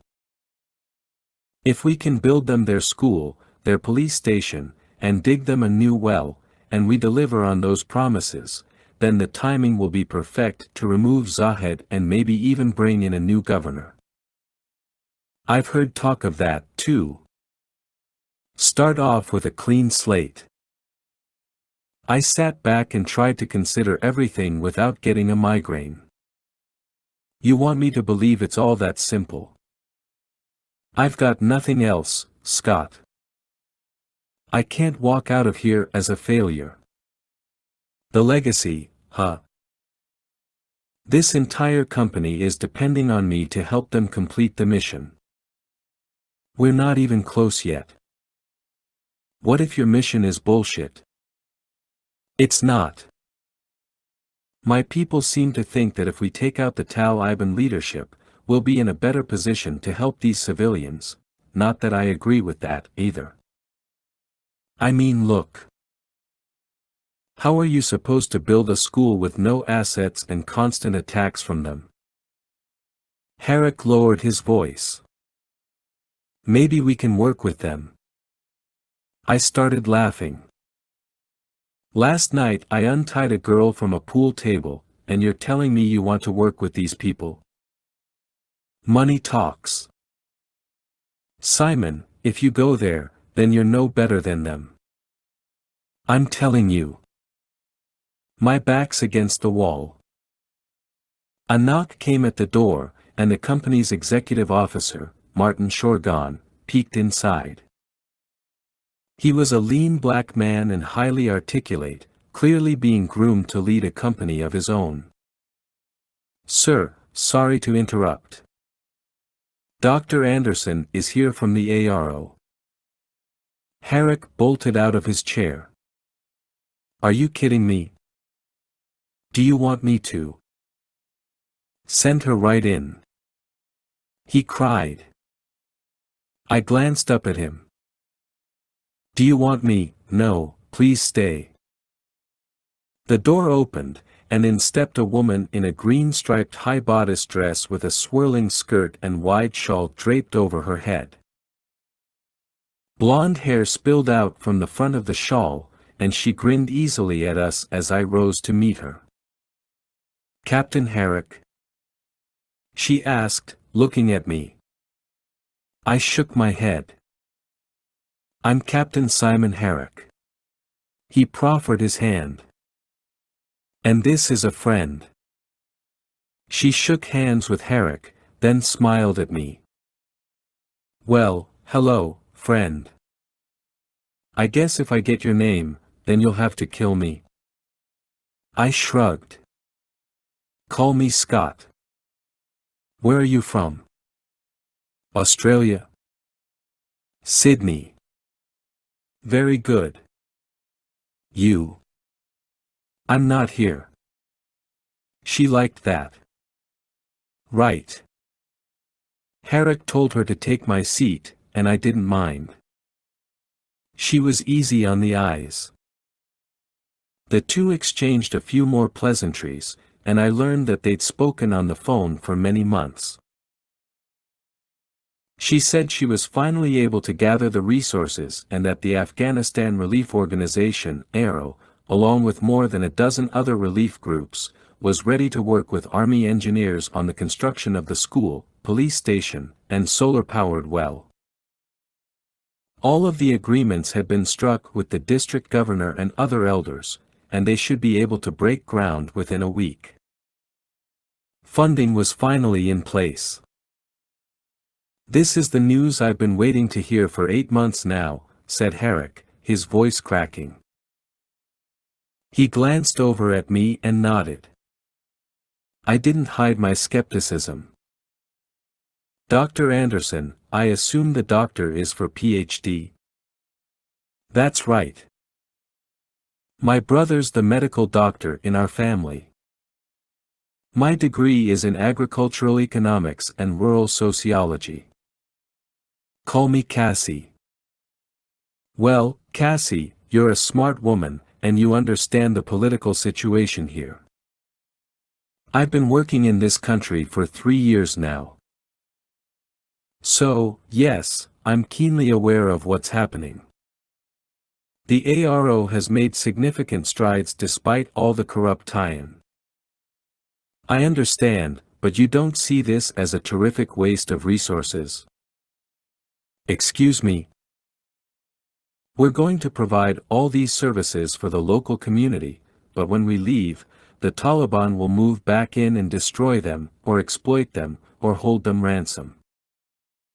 We should neutralize the enemy first, build a militia, then provide these people with an infrastructure only after they can protect themselves. She looked at Herrick. Your friend's a bit of a cynic. His mission has become slightly different than mine, but I think we can all work together to make this happen. I raised my voice, if only a little. Simon, do you think by helping these people you'll really build their trust? We'll always be foreigners. I need to try. At least for the children. I took a deep breath. I have a mission. I understand. But would you be willing to talk to Keating? Maybe just buy us some time. That's the one thing they're telling me I don't have. Will you at least try? I shrugged, then turned to the door. Scott, I respect your opinion, and I'm going to need your help. Let's do this together. I couldn't answer, and I'm glad I didn't. Nice to meet you. Scott, said Anderson. My grin was forced, and she knew it. I returned to quarters and sat around with the rest of my men, who were cleaning weapons. Hume and Nolan were busy dissecting the crosscoms for any more clues and had speculated that high-energy radio frequencies were probably to blame. I told them to keep working on it and shared with everyone what Herrick planned to do. He's just painting a bigger target on this town and pissing off the Taliban, said Brown. The local government's corrupt. That's a given. So these people have come to trust the Taliban, who've kept their word. Now we're supposed to get them to trust us more by giving them more stuff, and we're supposed to think that once we've bought their trust, they'll help us capture the Taliban. Exactly, I said. But what's wrong with that picture? Treehorn started laughing. The Taliban ain't going to let that happen. Herrick actually said we might have to work with them. Are you serious? Asked Ramirez, who set down a magazine and turned his frown on me. See, Herrick knows that if we build the school and the rest of it, the Taliban will attack, so how do you get them off your back? You take out their leader, disrupt their communica-tie-ins, and demoralize them, said Matt Beasley, who'd been very quiet the past few days. I could now hear the frustration in his tone. That might work, Matt, and you can bet we're going to try. But that's not Herrick's plan. Ramirez made the money sign with his fingers. Oh, yeah, I said. They'll try to cut a deal. Well, then, what are we supposed to do? Asked Ramirez. Herrick's offering a handshake while we're putting guns to their heads. Look, he can't do that openly, I said. Imagine the headline. Bottom line is the taxpayers need an enemy they can believe in, just as much as a hero. All this is making my brain explode, said Treehorn. I need a bullet and a target. I'm easy to please. The rest of it is bullshit. Captain, I know Herrick's your friend, began Ramirez, but we weren't sent here to build a school. If this is a good old-fashioned militia training op, I can deal with that, too. But we can't be tiptoeing around and still get our job done. I know. And there's no reason we should get caught up in all this. I want to go back out there tonight, gather more intel, and proceed on mission. We've got the drones but still no way to talk to them, said Hume. Waiting on new gear. Could be a few more days. I cursed. Then we'll do it the old-fashioned way. Radios, binoculars, NVGs, it's not like we didn't train that way, I said. You going to tell Herrick? Asked Treehorn. No choice. We still need company support. He wanted me to call Keating and delay our mission. I don't know about you guys, but I'd rather get the job done and get the hell out of here as soon as possible. So just lie to him, said Treehorn. I thought about that. And I wondered if maybe I was just being a selfish bastard, but my guys felt the same way, so I lied and told Herrick no go. Our mission remained unchanged. We needed to find and capture Zahed. Don't you understand? He asked me, raising his voice when I returned to his office later in the day. This is 8 months' worth of work finally coming together, and you want to screw it up just to nail that fat bastard who'll be replaced by his second in command. If we don't reach some kind of an agreement, nothing will happen.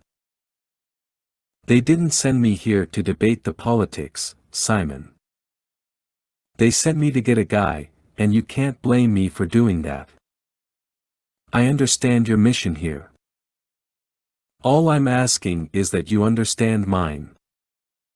If I can capture Zahed and they get him to talk, he could turn the tide for us. Okay, yeah, I get it now. I understand how you're going to incite them and create an even more volatile situation, as evidenced by today's attack. And at the same time that I'm trying to earn the locals' trust, you're pissing them off by hunting down one fool who in the grand scheme of things means nothing. He's a local yokel. You're making him sound like Bin Laden. I balled my hands into fists. You're assuming that I can't demoralize them, that I can't get the whole leadership party, that no matter what I do it's going to be status quo over there. That's right, because that's the way it's been here. If we're going to change anything, it has to be big and swift, and we need to do it together. If we leave them out, we're doomed to fail. I couldn't face him any more and looked to the door. Scott. I took a deep breath. I understand now why you didn't become a ghost. Don't be this way. Sorry, I'm not like you, Simon. I'm a soldier. Wow, what the hell was that? I faced him and spoke slowly. For effect. What I see here is us building another welfare state, socialism at its finest, but remember what Margaret Thatcher said, socialism only works until you run out of other people's money. I'm not ready to negotiate with these bastards. Captain, he snapped. I'll be contacting the General. I'll take this all the way up. There's just too much at stake here. Nothing personal. That's fine. You won't like the answer you get. We're doing a recon tonight. I'll need company support. I'll expect you to provide it. Check the registry, Captain. 6. Without our cross-comms, satellite uplinks and downlinks, and targeting computers, we were, for all intents and purposes, traditional old-school combatants relying on our scopes and skills. We did, however, have one nice toy well suited for Afghanistan, the XM-25, a laser-designated grenade launcher with smart rounds that did not require a link to our crosscoms. Matt Beasley had traded in his rifle for the XM-25. Saying he predicted that he'd finally get a chance to field test the weapon for himself. His prediction would come true, all right. I couldn't deny the fact that long-range recon from the mountains would gain us only a small portion of the big picture. We needed human intelligence, which could be gathered only by boots on the ground. Spies walking among the enemy. The guy I'd captured back in town was worthless. He wouldn't talk, make a deal, nothing. Herrick handed him off to the CIA and wished him good riddance. So at that point it was both necessary and logical that I try to recruit the only local guy I knew who was seemingly on my side. I won't say I fully trusted him, because I never did. But I figured the least I could do was ask.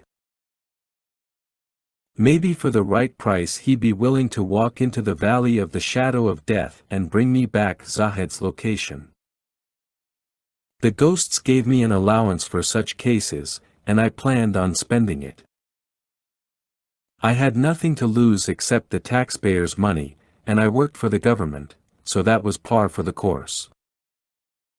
Ramirez and I got a lift into town, and dressed like locals with the chamas covering our heads and faces, we had the driver let us off about a block from the house. Ramirez would keep in radio contact with our driver. I wouldn't have remembered the house if I didn't spot the young girl standing near the front door. She took one look at me, gaped, then ran back into the house, slamming the door after her. Ramirez looked at me, and we shifted forward. I didn't have to knock. The guy who'd helped me capture the Taliban thug emerged. I lowered my shamak, and he didn't look happy to see me. Hello again. Hello. I proffered my hand. My name is Scott. And this is Joe. He sighed and begrudgingly took the hand. I am Babrek Shomani. He shook hands with Ramirez as well. Do you have a moment to talk? He glanced around the street, then lifted his chin and gestured that we go into his house. The table I'd seen earlier was gone, replaced by large colorful cushions spread across newly unfurled carpets. I'd learned during my first tour in the country that Afghans ate on the floor and that the cushions were called tashak and that the thin mat in the center was a distrikhan. We didn't mean to interrupt your dinner, I said. Please sit. You are our guests.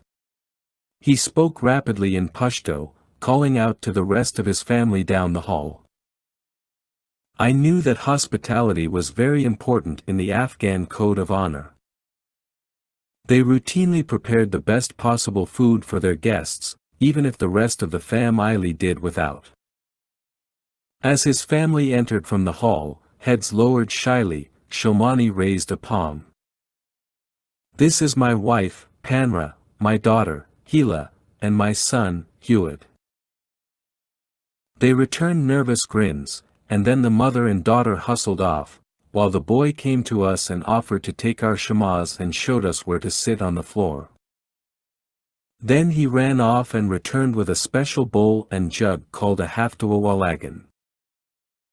You don't have to feed us, I told Shomani, realize that the boy had brought the bowl to help us wash our hands and prepare for the meal. I insist. I glanced over at Ramirez. Only use your right hand. Remember? Gotcha, boss. You've been here before, said Shomani. I mean Afghanistan. I nodded. I love the tea. Excellent. Will you tell me now how you learned English?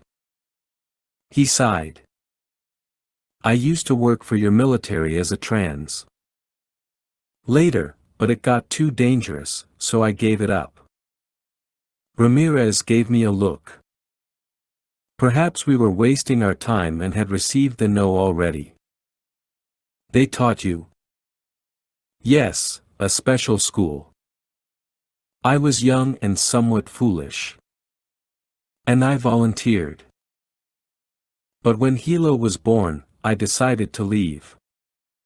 They threatened you. You mean the Taliban? I nodded. Of course. If you help the Americans, you suffer the consequences. You're taking a pretty big risk right now, I pointed out. Not really. Besides, I owe you. For what? You helped me capture that man. And you helped me get him out of my house. I was afraid for my wife and daughter. In most cases it is forbidden for a woman to be in the presence of a man who is not related to her, but I am more liberal than that. Glad to hear it. As if on cue, the wife and daughter entered and provided all of us with tea. I took a long pull on my cup and relished the flavor, which somehow tasted like pistachillos. So, Scott, what do you do for the army? I take care of problems. But you cannot do it alone. You want my help. I don't trust you. I don't trust anyone here. But my job would be easier, and fewer innocent people would get hurt, if I could get some help. What do you need? Not what. Who? Shomani took a deep breath and stroked his thin beard. You've come for Zahed. I smiled. Why not? Because that's impossible. Nothing's impossible, said Ramirez. He has too many friends, even American friends, and too many connections. He has too many assets for you to ever get close. They always know when you're coming. And they're always prepared. They have eyes on your base every hour of every day. You cannot leave without them knowing about it. So they know I'm here. Yes, they do. And I've already put you in danger. No, because I work for Mirab Mir Burki, who is the master of water distribution here in Jari. I don't understand. Burki knows you Americans want to dig a new well. He wants that well, and he's already negotiated with Zahed over rights to the water and the profits. We're just waiting for you to build it. Any contact I have with Americans is part of our water negotiations, so as you might say, I have a good cover. What is it you want? What all men want. Money. Safety for my family. A better life. Shilmani finished his tea, then topped off our cups and refilled his own. You want to see Zahid captured? He's not a good influence here, despite what others may say. He does not break promises, but when he gives you something, the price is always very steep. Kundi seems to like him. That old man is a fool, and Zahid would put a knife in his back. There is no loyalty there. Would you go over to Sangsar and work for us? Shilmani's gaze turned incredulous. No. Of course not. But you said you wanted money. I can work out an arrangement that would be very good for you, and your family. I am no good to my family if I'm dead. We can protect you. You're not a good liar, Scott. We finished the tea, and Shilmani's wife and daughter served rice and an onion-based korma or stew, along with chutneys, pickles, and naan, an unleavened bread baked in a clay oven. The food was delicious, and the wife continued urging us to eat more. Afterward, while his family retreated to the back of the house, Shilmani wiped his mouth, then stared hard at me. You have to remember something, Scott. After all of you are gone, we are left to pick up the pieces. We're just trying to do the best we can for ourselves. I stood. I know that. Thanks for the meal. If you want to give me some information about Zahid, I'll pay for it. If you change your mind about going to Sangsar, then just tell one of the soldiers on patrol that you want to speak to me. I'll get the word. Okay. And one more thing. Walk in my shoes for a moment. I cannot trust the Taliban. I cannot trust my village elder or my boss. I cannot trust the district governor. And I cannot trust you, the foreigner. You know something? I think I'm already there, I told him. Ramirez pursed his lips and gestured that we leave. I called back to the family, said our goodbyes, then ambled out into the street, as Ramirez got on the radio and hailed the Hummer driver. What do you think? He asked as we started around the corner. Waste of time. I don't think so. He doesn't like Zahid. Yeah, seems like there's more to it. And maybe we can use that to our advantage. Around 11 p.m. local time I got a satellite phone call from Lieutenant Colonel Gordon back at Fort Bragg. He'd just arrived in the office and was telling me that his morning coffee tasted bitter because I had yet to capture Zahid. Then, after he finished issuing a string of epithets regarding the call he'd just had with General Keating, he cleared his throat and said to me point blank, "Is Cap. Tain Herrick going to be a problem?" I don't know. To be honest with you, Colonel, I think Hire's just throwing stuff at the wall to see what sticks, and we're all just part of the plan. Well, you listen to me, Mitchell, and you listen to me good. We both know this coin mission is complete and utter nonsense. It's politicians running the war. You don't secure the population and let the enemy run wild. We ain't playing defense here. And we can't have that. As far as I'm concerned, it is not a good day to be a Taliban leader in the Jari district. Do you read me? Loud and clear, sir. New crosscoms are en route. Meanwhile, you do what you need to do. Next week at this time I'd like to be powwowing with the fat man. Roger that, sir. And Mitchell? Yes, sir. Is something wrong? No, sir. I'm fine. Talk to you soon.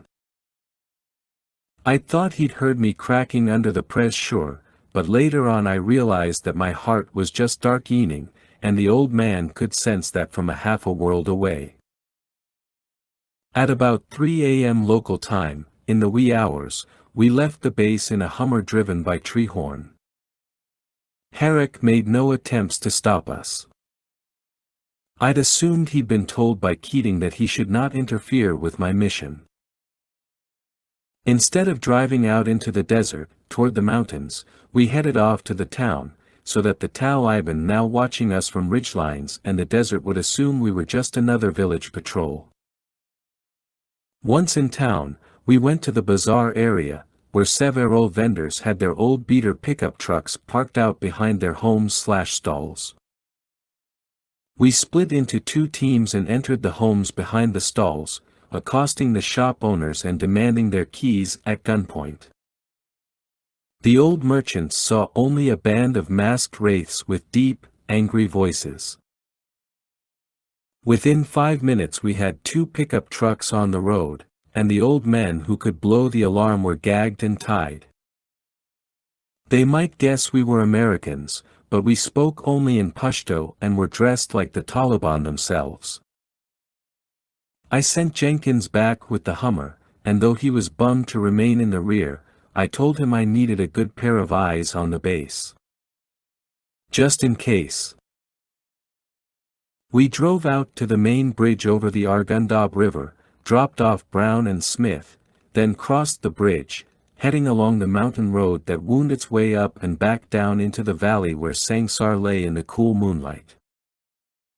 The town reminded me of the little villages my grandfather would build for his train sets. He had a 2-car garage filled with locomotives and cars and towns and enough accessories to earn him a spot on the local news. When he passed, my father sold it all on eBay and made a lot of money. The Taliban sentries watching us through their binoculars probably assumed we were opium smugglers or carrying out some other such transport mission for Zahed.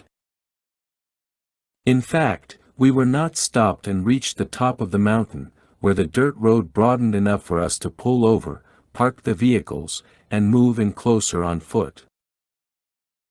We'd taken such great care to slip into Sangsar during our first-rate attempt that I'd felt certain no Taliban had seen us, but according to Shilmani, they had.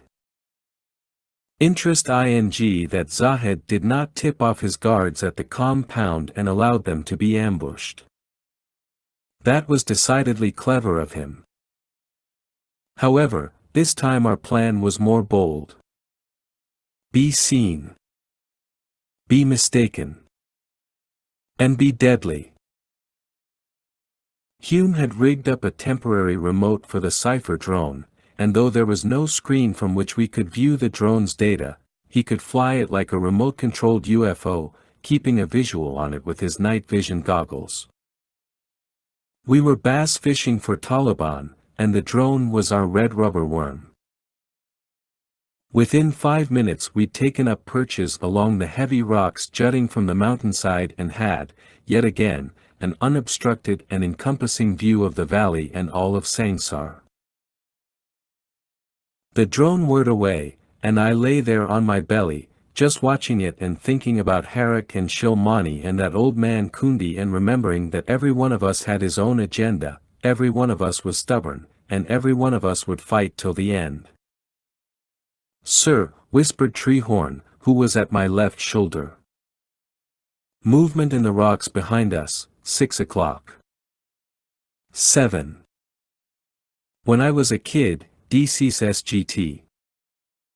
Rock and Marvel's The Nam were among my favorite comics.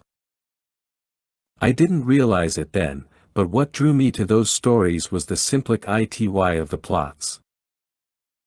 The good guys and bad guys were clearly defined, and you understood every character's desire and related with that desire.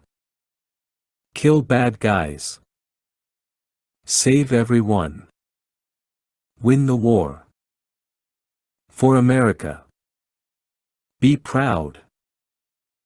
Come home and get a medal, be worshipped as a hero, live happily ever after. As a kid, you're looking for admiration and acceptance, and being a superhero soldier always sounded pretty damned good to me. However, that would never happen if I stayed in Ohio.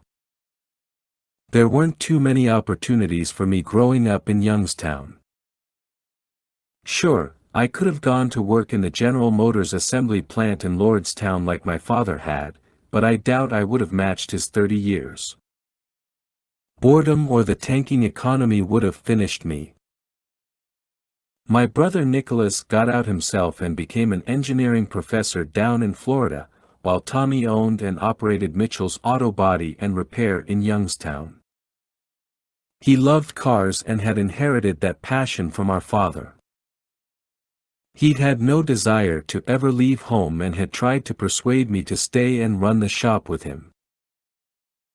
Because Dad was an avid woodworker, Tommy even tried to persuade me to open a custom furniture shop and work with Dad, but that didn't sound very glamorous to an 18-year-old. Jennifer, the baby of our family, married a wealthy software designer, and she lived with him and their daughter in Northern California. So I'd gone off to see the world and serve my country. Because that sounded so hokey, I told everyone I was joining the army to pay for my college education, which Dad resented because it made us sound poor. I can't lie, though. During my service I've seen the good, the bad, and the ugly, and it's easy to become disenchanted.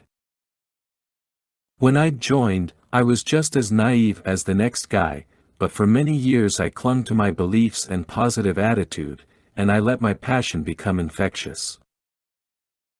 But I think after September 11th, when the global war on terrorism, got into full swing, my veneer grew a bit worn.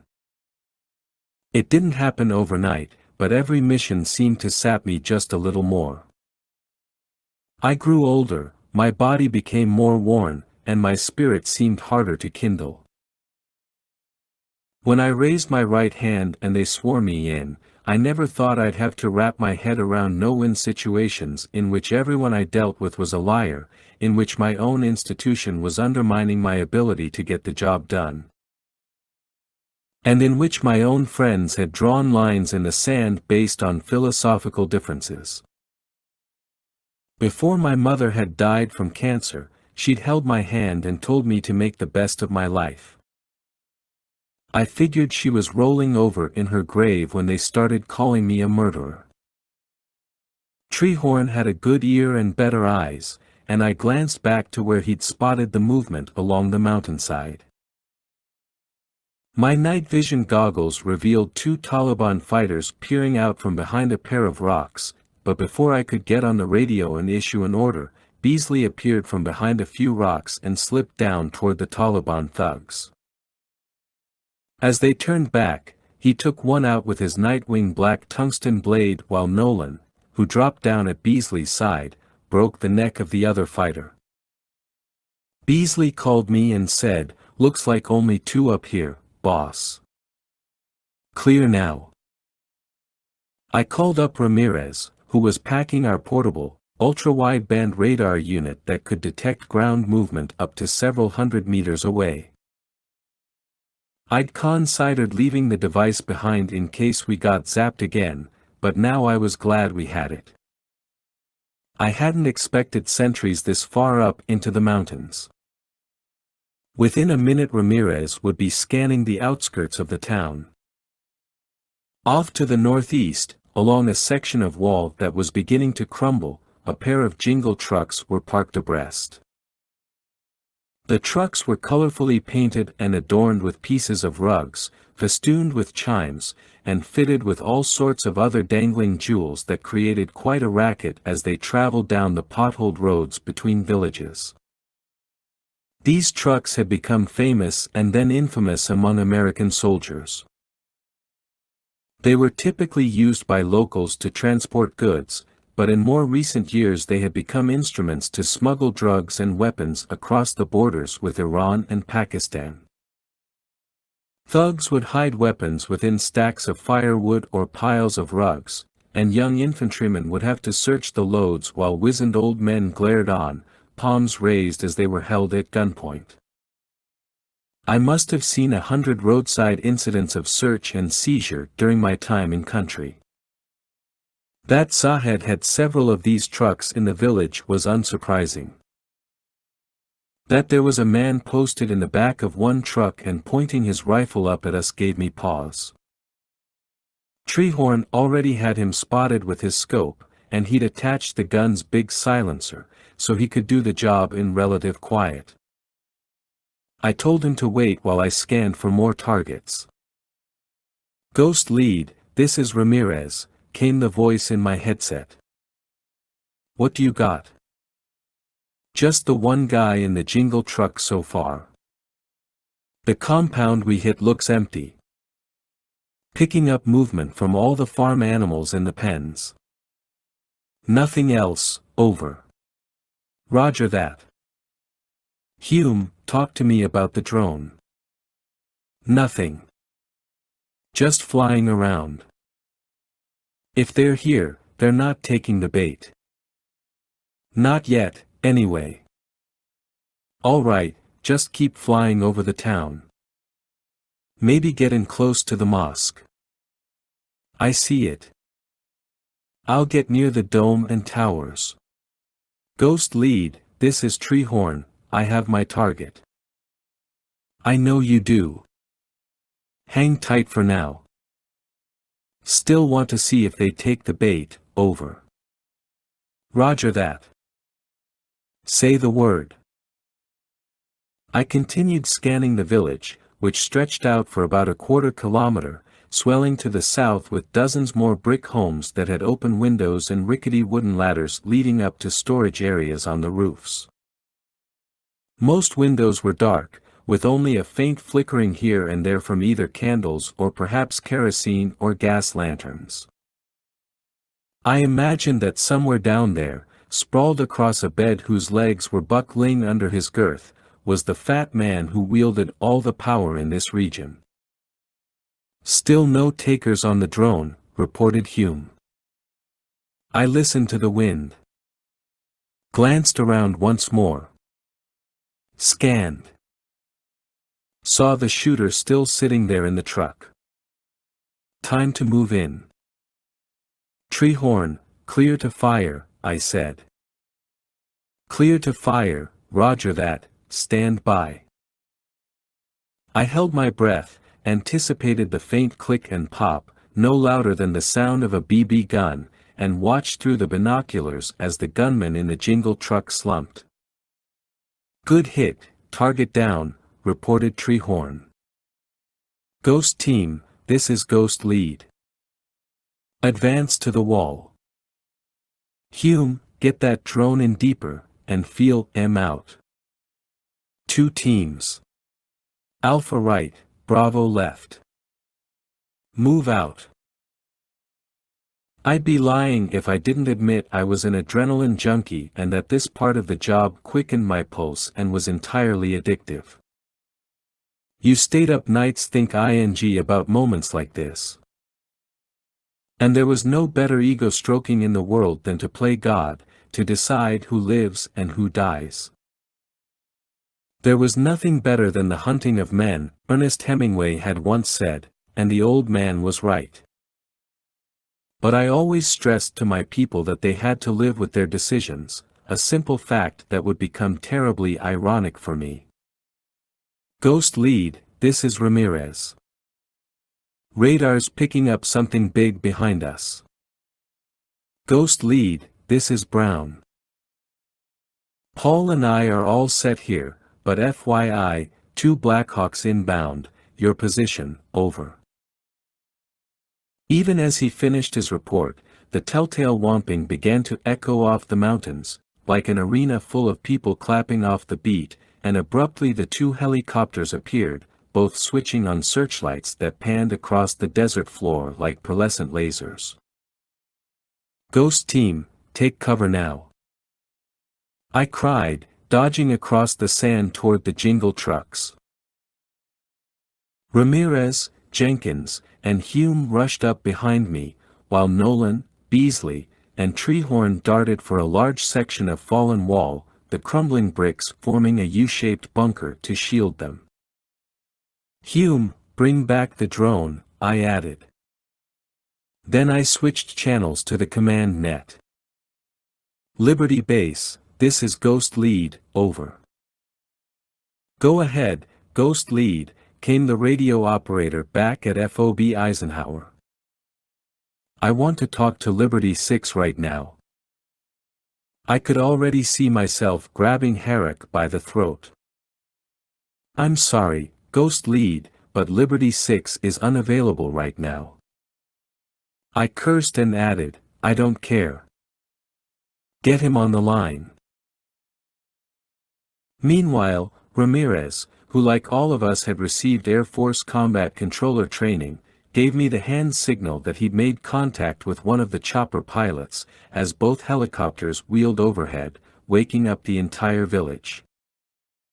I listened to him speak with that guy while I waited. "Repeat, we are the friendly team on the ground. What is your mission, over?" I leaned in closer to hear his radio. "Ground team, we were ordered to pick you up at these coordinates, over." Ramirez's eyes bulged. "Tell him to evac immediately," I said. "We do not need the goddamned pickup." Ramirez opened his mouth as a flurry of gunfire cut across the jingle truck, and even more fire was directed up at the two Blackhawks, rounds sparking off the fuselages. With a gasp, I realized there had to be 20, maybe 30 combatants laying down fire now. I knew the chopper's door gunners wouldn't return fire. Close air support had become as rare as indoor plumbing in Afghanistan because of both friendly fire and civilian casualty incidents, so those pilots would just bug out. Which they did. Leaving us to contend with the hornet's nest they had stirred up. What do you think happened? Ramirez cried over the booms and pops of AK-47s. Herrick figured out a way to abort our mission, I said through my teeth. He'll call it a miscommunica tie-in, and he'll remind me that I needed company support. But those birds had to come all the way from Kandahar, what a waste. Well, he didn't screw up our entire mission, said Ramirez, then he flashed a reassuring grin. Not yet. A breath-robbing whistle came from the right, and I couldn't get the letters out of my mouth fast enough, RPG. The rocket-propelled grenade lit up the night as it streaked across the wall and exploded at the foot of the concrete bricks near the rest of my team. As the debris flew and the smoke and flames slowly dissipated, I led my group along the wall and back toward the brick pile, where we linked up with the others, who were stunned but all right. Nolan had found a hole in the wall, and we all passed through, reaching the first row of houses and rushing back toward them, where to our right the wall continued onward until it terminated in a big wooden gate. We'll get out that way, I hollered, pointing. We reached the first house, sprinted to the next, and then had to cross a much wider road, on the side of which stood a donkey cart with the donkey still attached but pulling at his straps. The moment I peered around the corner, a salvo ripped into the wall just above my head. I stole another quick glance and saw a guy duck back inside his house, using his open window and the thick brick walls as cover. We could fire all day at those walls, but our conventional rounds wouldn't penetrate. Another glance showed a second gunman in the window next door. 2 for 1. Double your pleasure. Wonderful. We were pinned down. I turned back to the group and gave Beasley a hand signal. We can't get across. Got 2. You're up. Over the years I've come to appreciate advances in weapons technology for 2 reasons. 1, as a member of an elite gun club called the Ghosts, I couldn't help but be fascinated by the instruments that kept me alive, and 2, like everyone else in the army, I enjoyed things that went boom. The XM-25 launcher that Beasley was about to present to the enemy made one hell of a $25,000 boom, which was the CPU or cost per unit. Hey, wait, before he fires, maybe we can call Har-Ruck and ask for mortar support, said Ramirez, making a very bad joke. I snorted and gave Beasley the all clear. The team sergeant lifted the launcher, which was much thicker than a conventional rifle and came equipped with a pyramid-shaped scope. With smooth, graceful movement, Beasley laser-ignited his target, used the scope to set range, and then without ceremony fired. Each 25mm round packed 2 warheads that were more powerful than the conventional 40mm grenade launchers. Next came the moment when gun freaks like me got our jollies. The round didn't have to burrow through the wall and kill the guy on the other side, no. The round passed through the open window and detonated in midair, sending a cloud of fragment-ion inside that would shred anyone, most particularly Taliban fighters attempting to play whack-a-mole with ghost units. The moment his first round detonated, Beasley turned his attention to window number 2, got his laser on target, set his distance for detonation, and boom, by the time the echo struck the back wall, we were already en route toward the wooden gate. Even as that donkey broke his straps and clattered past us. This one's a keeper, Beasley told me, patting the XM-25 like a puppy.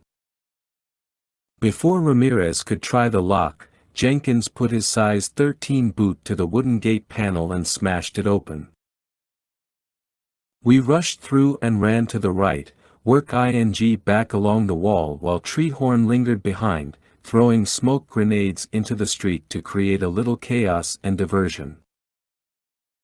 The choppers were still whomping somewhere over the mountains, out of range now, as we charged toward the foothills, only drawing fire once we reached the first ravine. There, we dove for cover, rolled and came back up, on our bellies, ready to return fire. But I told everyone to hold. Wait. Keep low. And watch. Treehorn's smoke grenades kept hissing and cast thick clouds over the village. Many of the Taliban were running from the front gate, and 2 went over to the jingle trucks and fired them up. They're going to chase us in those? Ramirez asked. Looks like it, I said. Let's fall back. Up the mountain, back to the pickup trucks. We broke from cover and ran, working our way along the mountainside and keeping as many of the jagged outcroppings between us and the village as possible. I wish I could say it was a highly planned and skillful withdrawal performed by some of the most elite soldiers in the world.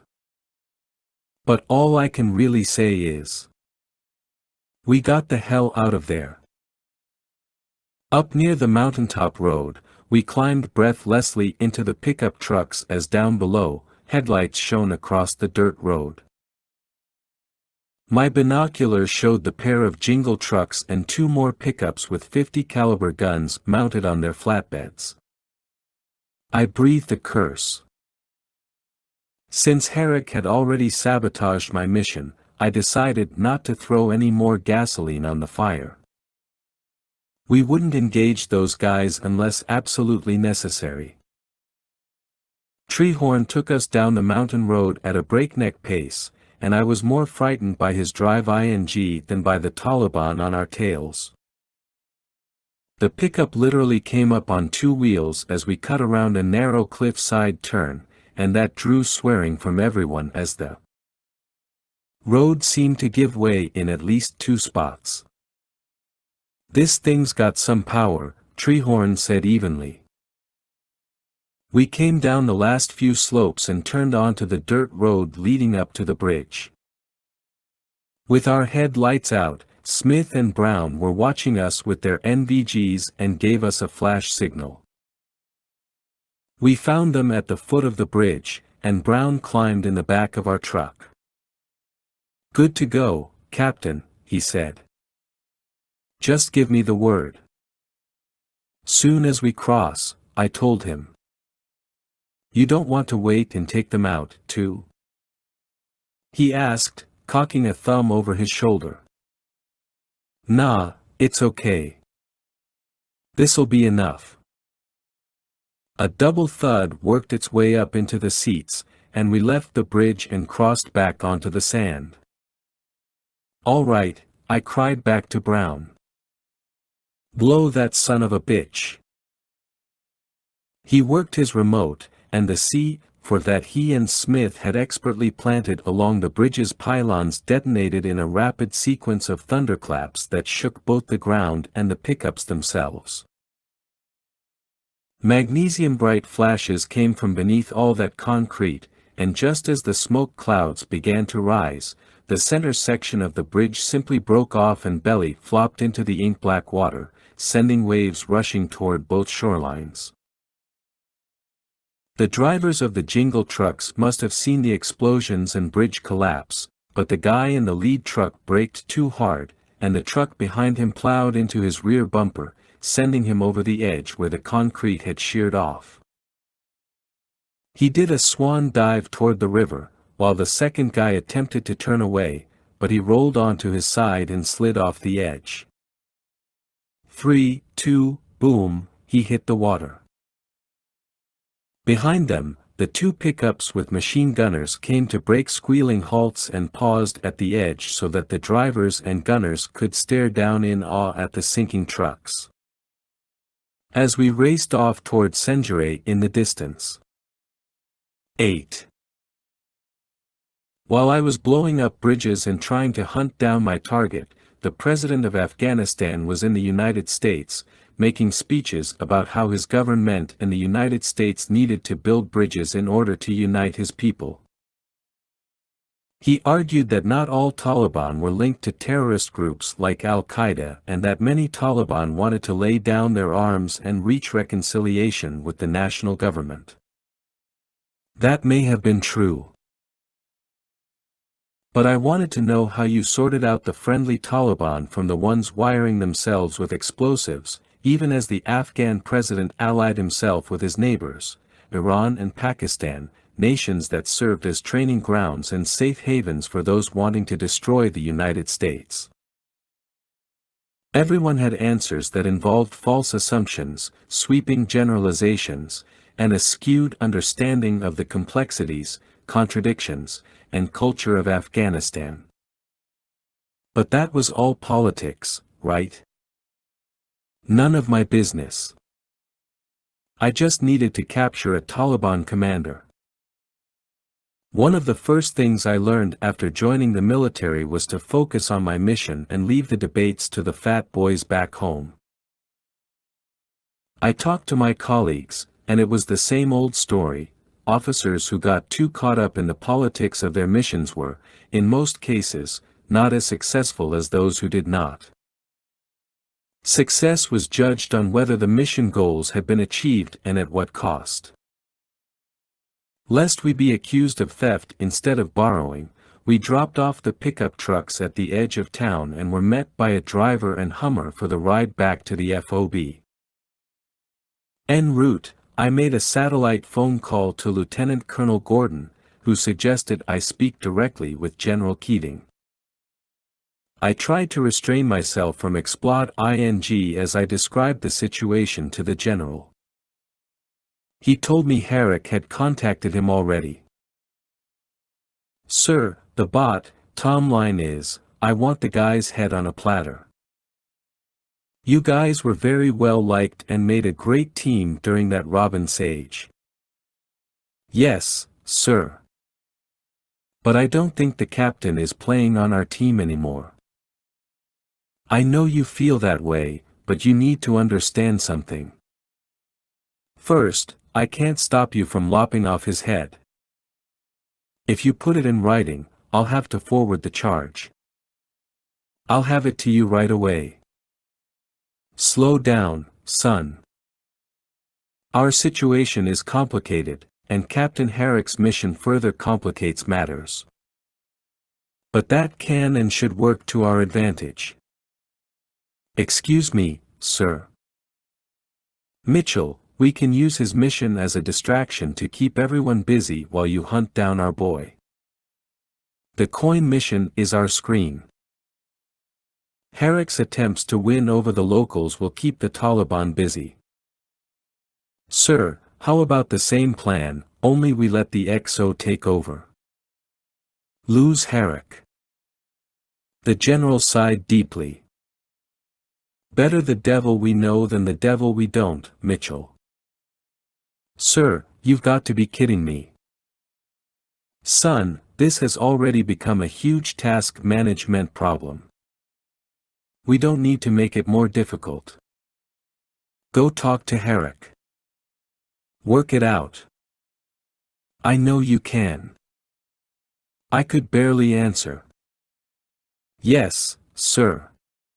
I'm counting on you, Mitchell. I ended the call before cursing. Herrick was waiting for me outside his office when the Hummer pulled up. You were wrong about Keating, he said to me abruptly. Oh, yeah. He's not a soldier. He's a politician, just like the rest of them. Just like you. He shook his head. Come inside. I raised an index finger, deciding I was going to make this bastard suffer a little more for what he'd done.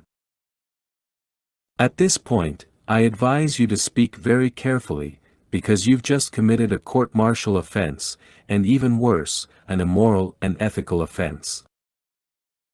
You've not only disobeyed an order from a superior, you've broken the code of honor by endangering me and my ghosts.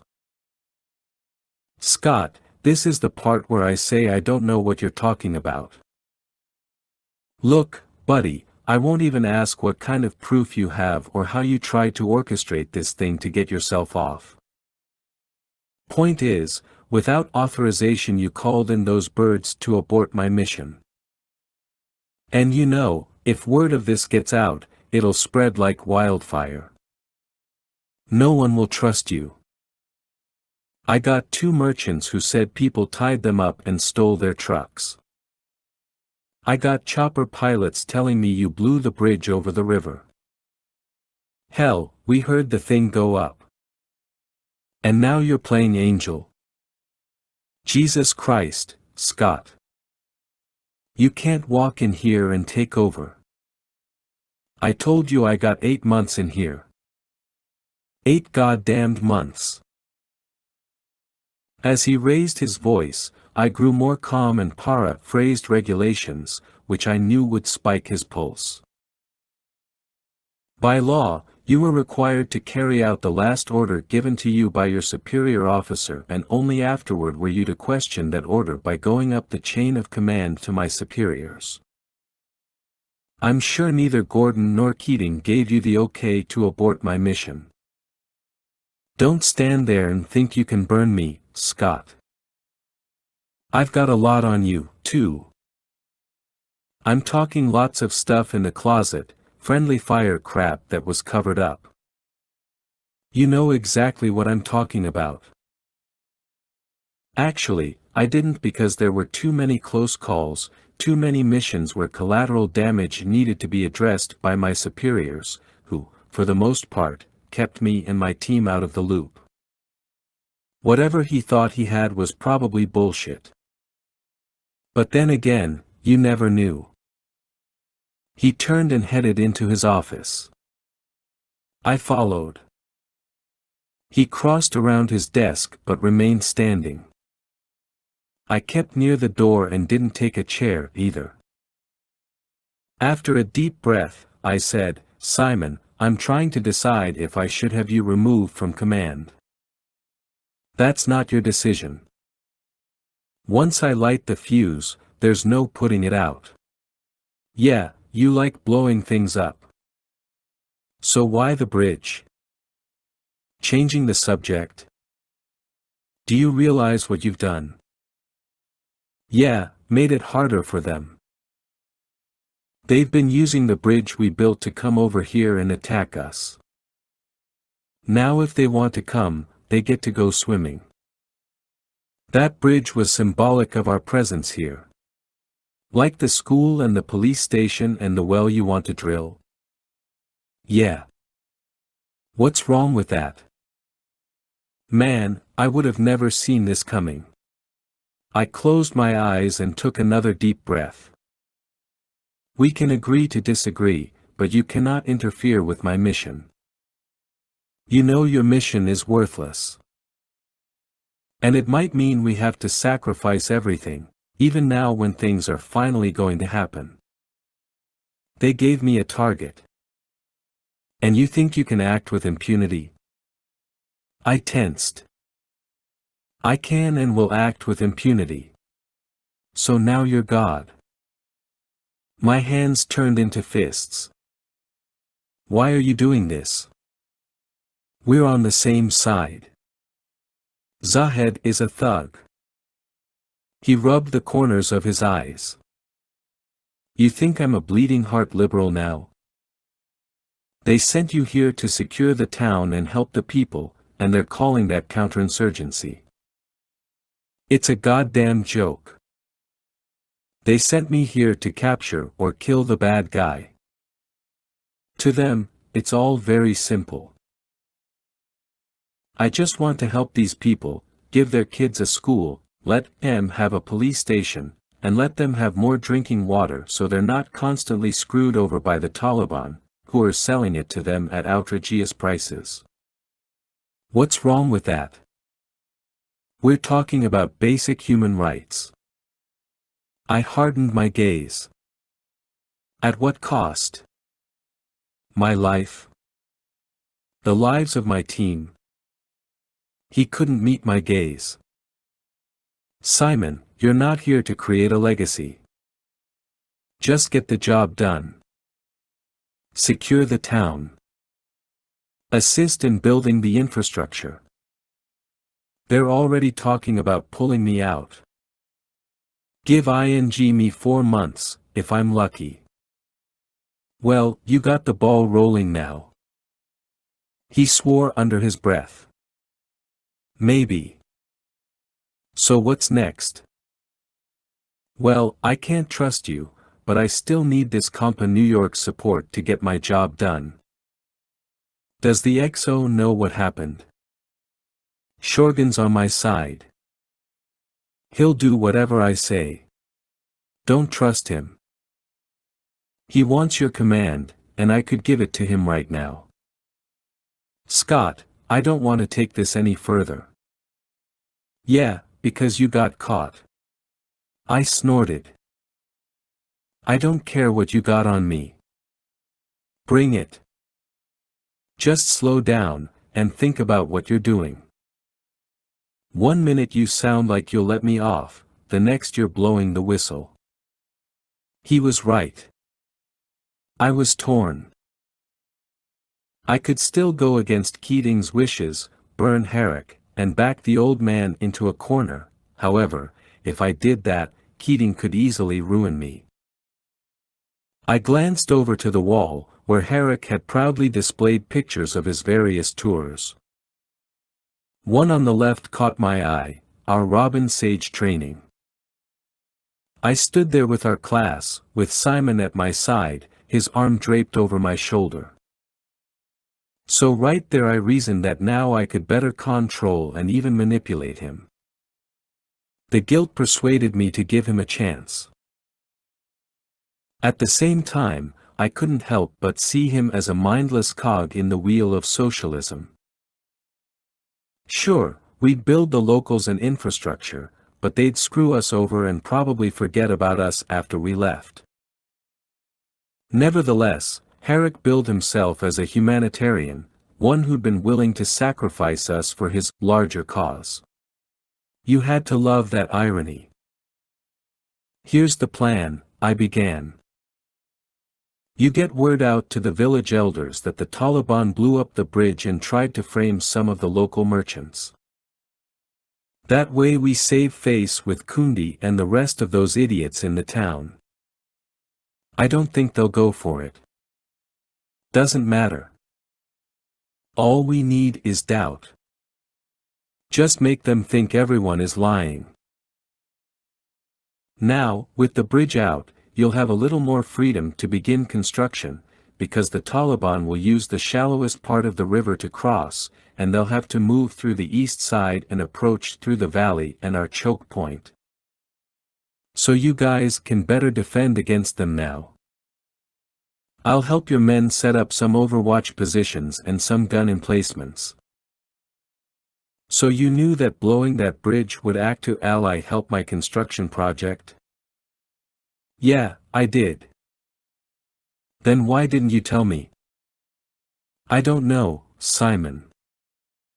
You pissed me off the last time we talked, all right? He flunked into his chair. I still can't have you going into Sangsar and raising hell. And now that you've blown the bridge, they'll attack us again. Let them. They have to fight on our terms now.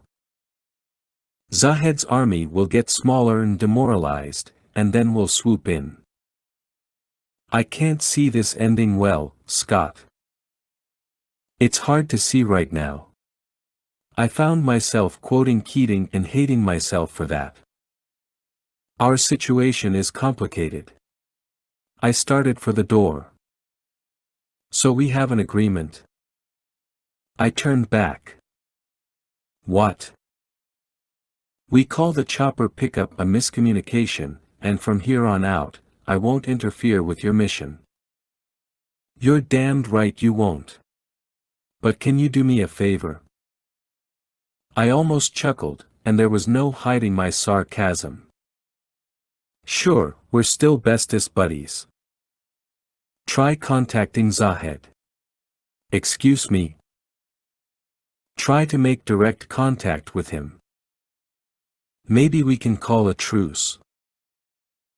If we can get him talking, maybe your Ms. Shaun can change. He's a terrorist. That hasn't been proven. I plucked a little girl out of there, and she told me he's a scumbag terrorist. That's definitive. In truth, she hadn't uttered a word about Zahed himself, but her eyes had told me enough.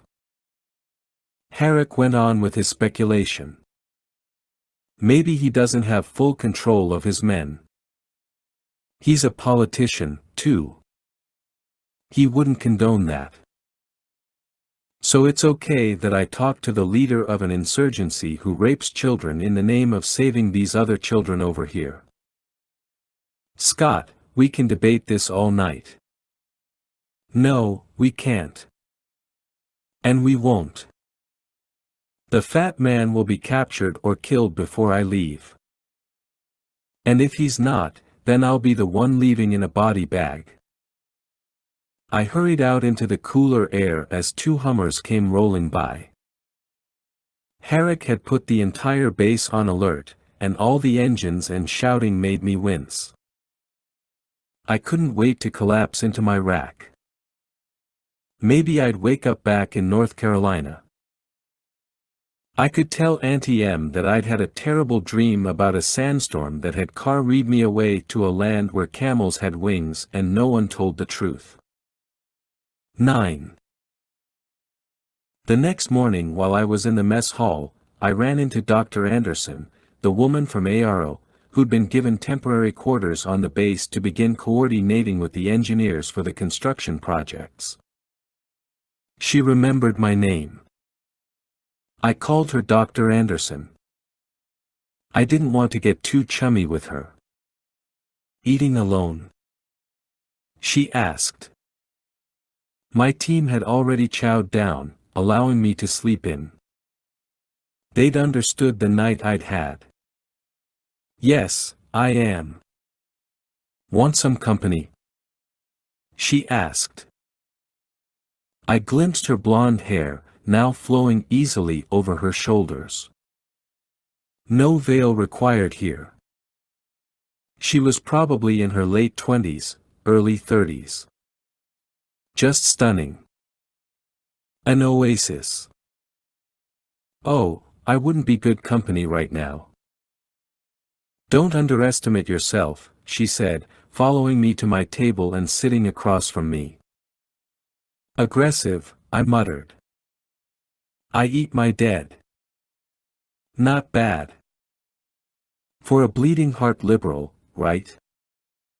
I didn't say that. She smiled. Your expression did. I told you, I'm not good company. I don't need your permission. Then why'd you ask? What is this? This is me taking on a challenge. Oh, yeah, what's that? I don't know what it is you do here, but I guess you have some pull with Captain Herrick, and he's a great guy, doing everything he can to help these people. So I'm wondering why you don't support him. So the challenge is to get me talking so you can find out who your enemies might be on the base. That's how we recon. Same as you, actually. Keep your enemies close, too. I'm not your enemy. Just a skeptic. She took a bite of her toast, sipped her black coffee. And why is that? I could tell you. But then you'd have to. No, not kill you. Just start an argument, and it's not worth it. I'm just here to get a job done, and when I'm finished, I go on to the next problem. Me, too. She stared out the window at the dust blow across the road. This place. It has a way of drain all your energy. Some days I just feel like sleeping. Yeah, I know what you mean. So you think I'm wasting my time, don't you? You think we're all just spinning our wheels. I didn't look up, just ate my toast and found great interest in the black pool of my coffee. Scott, maybe in the end we can do more good by showing kindness, she added. We're a fighting force, trained for battle, not police work. These people need a police force and a better army to protect them, and then people like you can come and offer aid.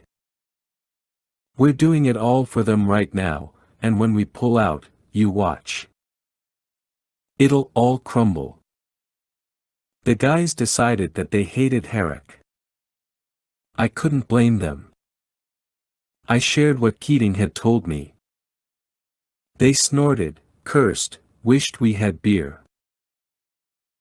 At the same time, they were getting cabin fever, so I told them we'd bend orders and don regular army uniforms and pose as grunts to assist with arranging and constructing defensive positions along the choke point near the river.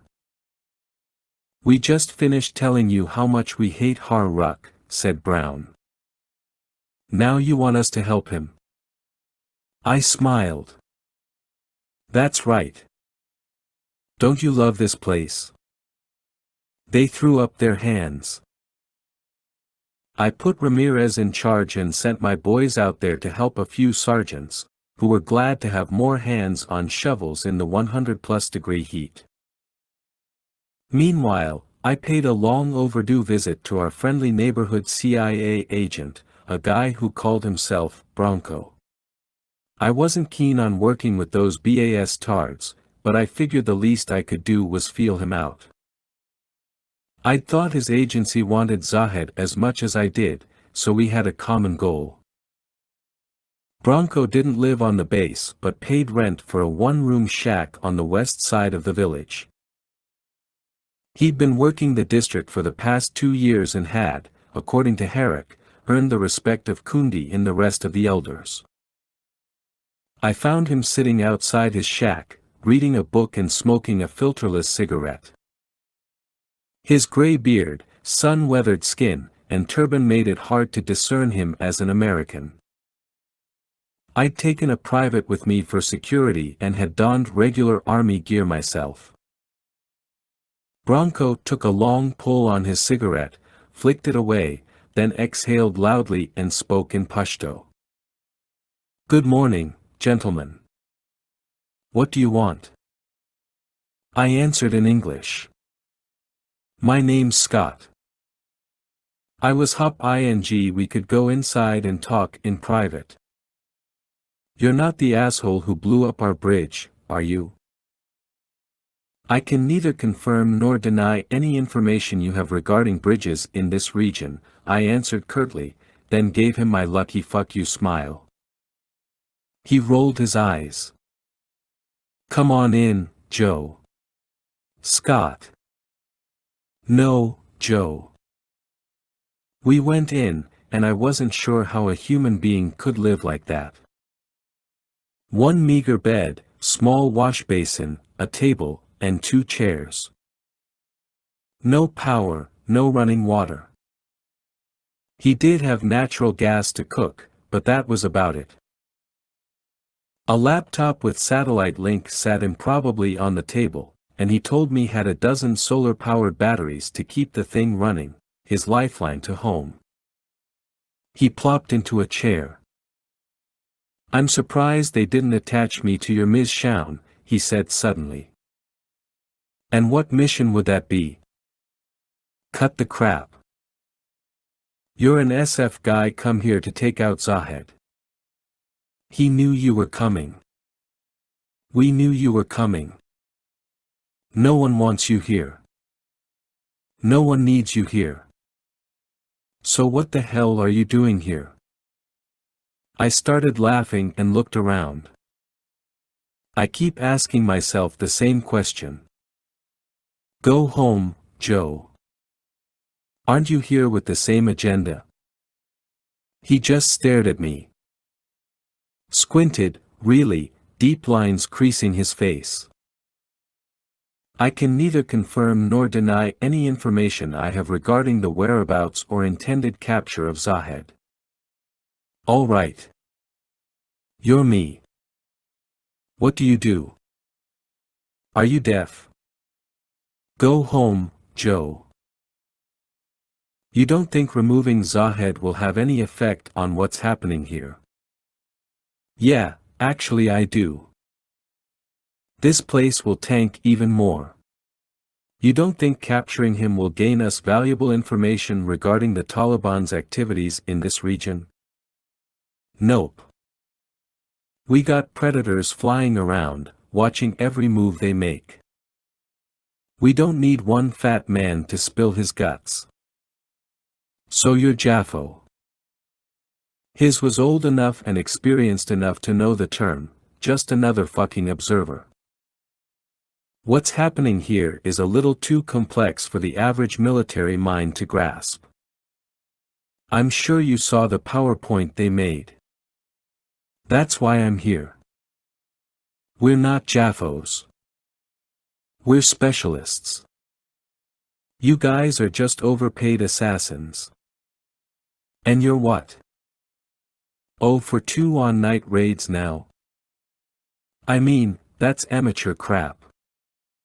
Really. I was hoping we could share some intel, so that the next time something happens, it'll be the last. Of course you were. I need to know whether or not your agency will pose any interference with my mission. He threw his head back and cackled at that. I just stood there. Finally, his smile evaporated. "Joe, my agency interferes with everything. That's what we do." I envisioned myself crossing to the table, grabbing the bastard by the neck, shoving him against the wall, and saying, "If you get in my way, you'll be on my target list." "No help from you, then?" He shrugged. "Have you met the provincial governor?" I shook my head. "You should. The people here want him dead more than Zahed. You want to be a hero, kill him. Are you nuts? Look at me, Joe.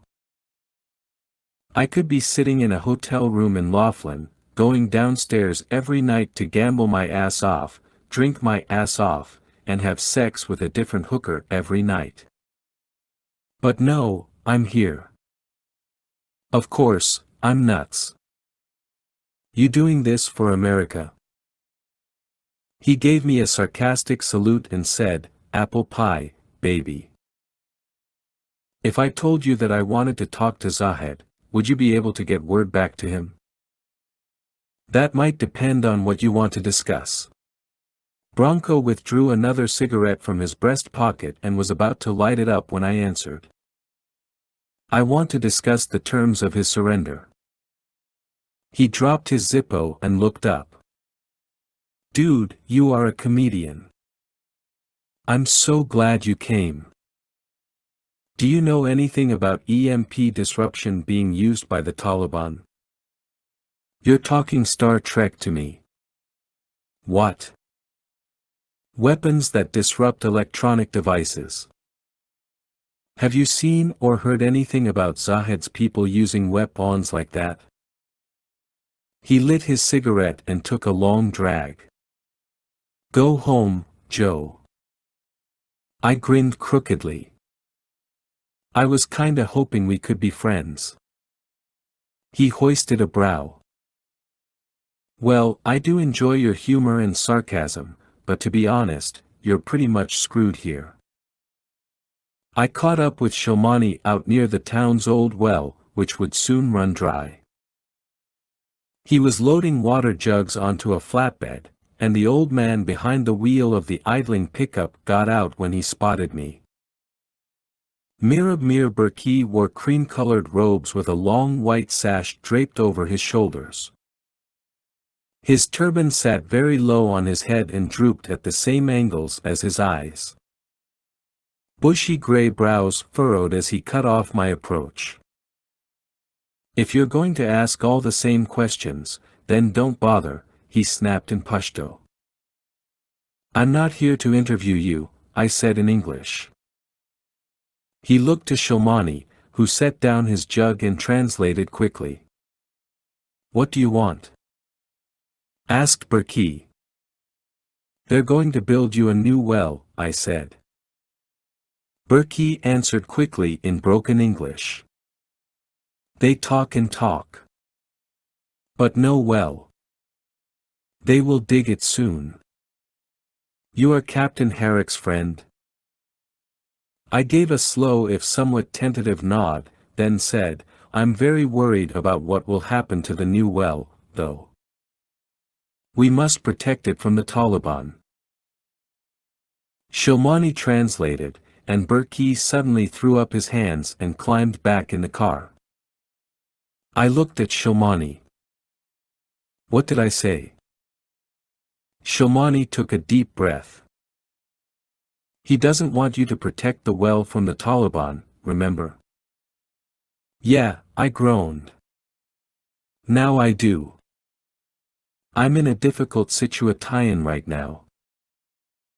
If I can just remove Zahed, then maybe your boss can negotiate for water rights with the next guy. He's very upset about the bridge.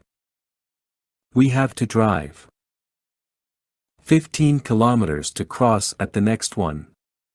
"Why do you need to cross?"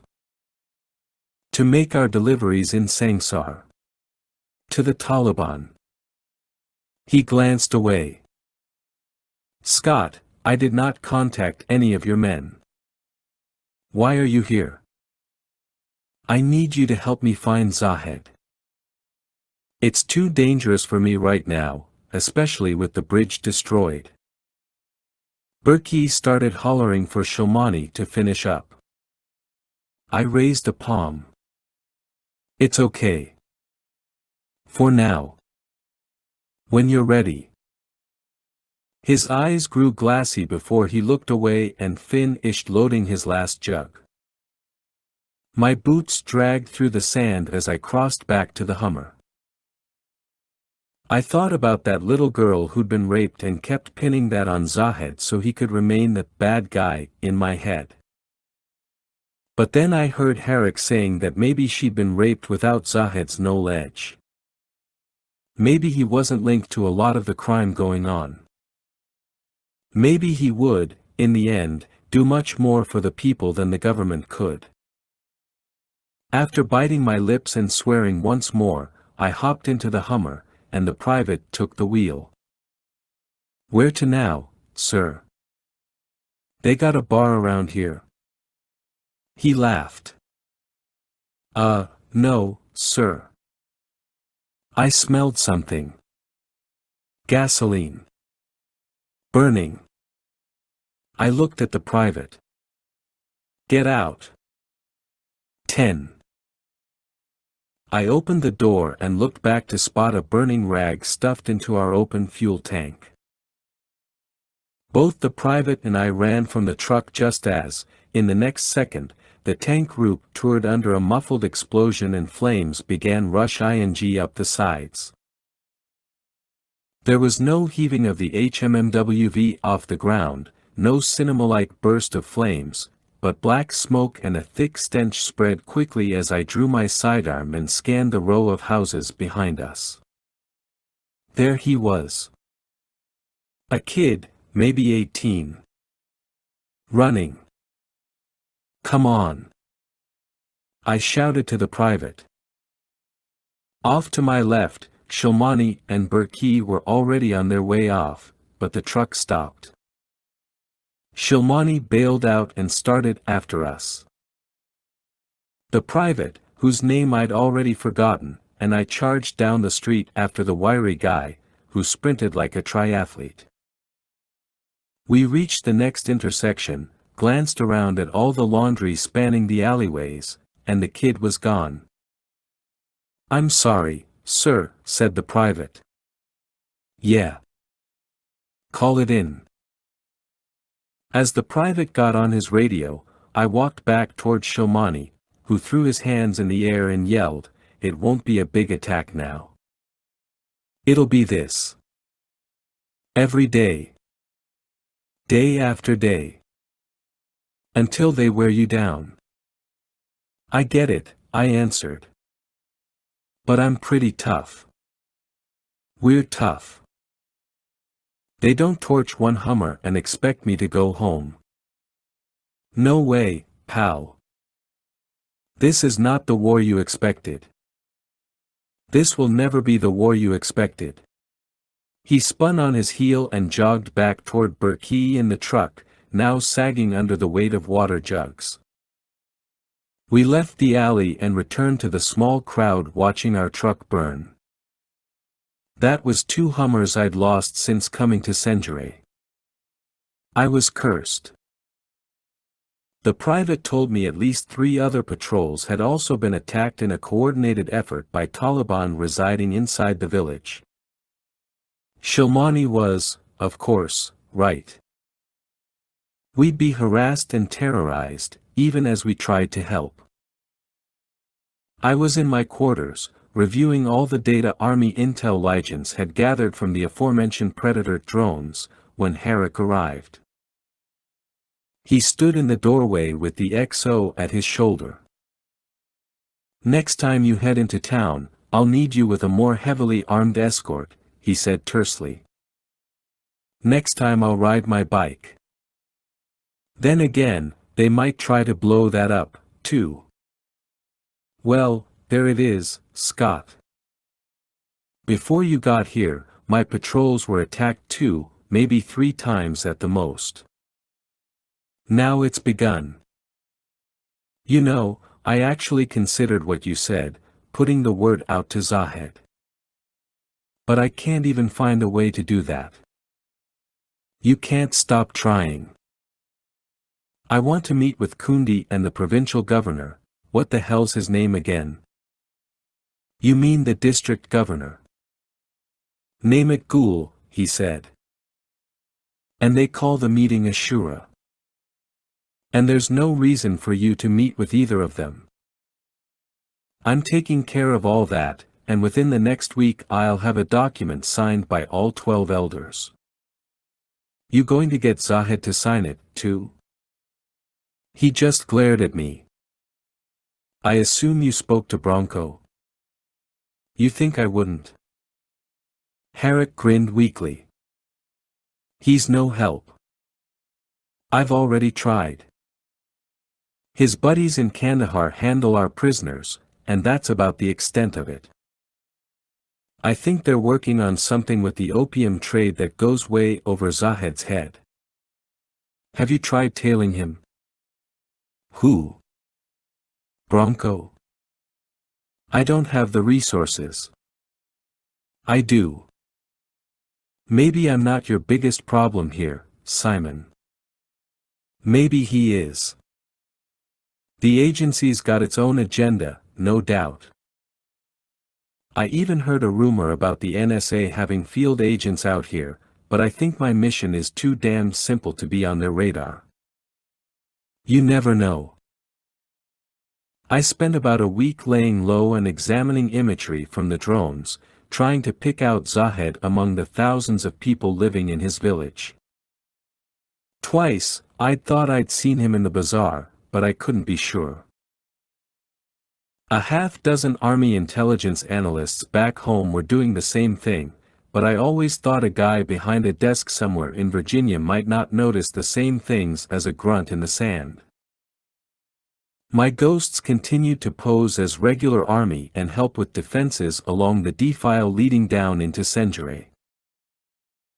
Herrick's patrols were harassed by gunfire a few more times, but no one was hurt, and the attackers, after firing a few rounds, fled before they could be caught. I contended that teenagers sympathetic to the Taliban were to blame. Anderson, along with the Army Corps of Engineers and a half-dozen other aid groups, began moving in building materials and breaking ground for the school and the police station, which would be constructed directly north of the defile so that locals could best defend them from attack. Our replacement crosscoms arrived, but I was hesitant to have the guys use them until we pinpointed the source of the disruption. I assigned Ramirez and Beasley to maintain surveillance on Bronco, who'd been spending a lot of time with landowner Kundi, waterman Burki, and a few more of the elders from Senjure and the other towns in the district. Bronco hadn't gone over to Sangsar, as I suspected he would. Ramirez told me that the engineers had assessed the damage we'd caused to the bridge and estimated it would take 4 to 6 months to complete repairs. We wouldn't be in country long enough to see that happen, I assured him. One night I took a 4-man team into the mountains to run some long-range surveillance via cipher drone and make another attempt to lure out the Taliban and their disruption devices. Nolan flew the drone in low enough for them to have heard and seen it, but there was no response. Ghost lead, this is Jenkins. Suggest we move and past the wall, over. The guys were trying to goad me into a close recon of the village, but they always did that. They'd grown restless and longed for the sound of gunfire. They didn't need good intel or just cause, just a clear night and full magazines. I was supposed to think responsibly. Negative. Hold position. You're not listening to Herrick, are you? Ramirez whispered to me from his position at my elbow. No reason to swat the hornets yet, I said. I don't know, boss. Something's gotta give. I glanced over at him, he was right. The next morning, Marcus Brown woke me from a sound sleep. There was trouble out in the old poppy field where the Army engineers had proposed to drill the next well. Kundi was there, causing a big ruckus, as were Ruck, Anderson, and a half-dozen other engineers and construction supervisors. Brown and I drove out there, and Herrick pulled me aside and told me I wasn't involved. That's fine. So I'll just watch. And listen, I told him, my tone making it clear that I wasn't going anywhere. So what's the bottom line? One of the Army engineers asked Kundi. That's it, said Kundi, who was waving his hand over the broad area within which the drilling would occur. About 50 yards to the south lay the base of the foothills, a mottled brown moonscape of pockmarks and stones rising up toward orange-colored peaks. You cannot put the well here. Over there, on the other side of the field, yes. But we'll have to drill a lot deeper over there, said the engineer. Kundi shook his head. Why not? Is this some kind of sacred ground? Kundi frowned and looked over to Burki, who in turn cast a quizzical glance at Shomani, whom they'd obviously brought along to translate. He did, and Kundi nodded vigorously. Yes, yes. God is here. I turned to Brown. You know what God wants. He wants ground-penetrating radar and metal detectors all over this area. Brown nodded. Hallelujah. A couple of days later, Herrick caught up with me in the mess hall and wanted an explanation for my request to have a team go out into the field with radar units and metal detectors. I'd had to put in those requests through regular Army channels, Gordon had told me, so Ruck's interference came as little surprise. Kundi's hiding something out there, I said. So what if he is? Herrick asked. If we instigate him, the agreement goes south. We need to have a look. We're telling him we don't trust him if we got guys sweeping the ground out there. Tell him I lost my watch. Don't be an ass, Scott. Who knows why he doesn't want a well over there? Maybe he plans to grow cannabis there, plant cherry trees, who knows? So we moved the well to the other side of the field. No big deal. Drill a little deeper. If he's got a bone buried, or an opium stash, out there, I don't want to know about it. Not right now, anyway. So you'll look the other way on that, too. I'm just taking my time. So should you. That a threat? Because we both know where this will go. Scott, this whole damned country is full of thugs and gangsters. You'll run out of fingers to point. So let's move on. Herrick took his tray to another table to join the rest of his officers. Anderson was at a nearby table, and she came over to me and said, "Have you seen the site yet? We're breaking ground for the school." I shook my head. You look finished here. Why don't you come out and take a look? I shrugged and followed her outside. She had a Civil Ian car, a Pathfinder, and she drove me over to the Construct Ion site, where at least 50 workers were placing broad wooden footers in the ground. Several concrete trucks were parked behind us, and piles of rebar and pallets of concrete blocks were stacked in long rows. All these guys that you hired. They're from the village. Some from this one. Some from the others. But we've had a little problem, which is really why I brought you out here. You weren't trying to soften me up. Turn me into a humanitarian or something. No. I need you to be a killer. Excuse me. Oh, I figure you're intel or spec ops or something. I'm just an advisor. Right. How many classrooms in this building? 6. It's going to be beautiful when we're done. And the police station will be right out there. See the stakes. I shielded my eyes from the glare and noted the wooden stakes that outlined the L-shaped building. Yeah, we're going to build it, and they'll come and blow it back up. You mean Zahed? I shrugged. Maybe not. I think Zahed is forcing the workers to give some of their pay to the Taliban. And I think when the school and the police station open, he'll try to control the police. He'll close down the school, too, but not right away, if he thinks he can make a buck. What makes you think he's blackmailing the work heirs? At the end of the week when they're paid, 3 men come around, and they form a line. I've seen them give ING some of their money to those guys. You pay them in Afghanis? It's the only way. Tell you what. The next time that happens, come find me. I'll have a talk with them. Thanks. Why didn't you bring this to Captain Herrick? I did.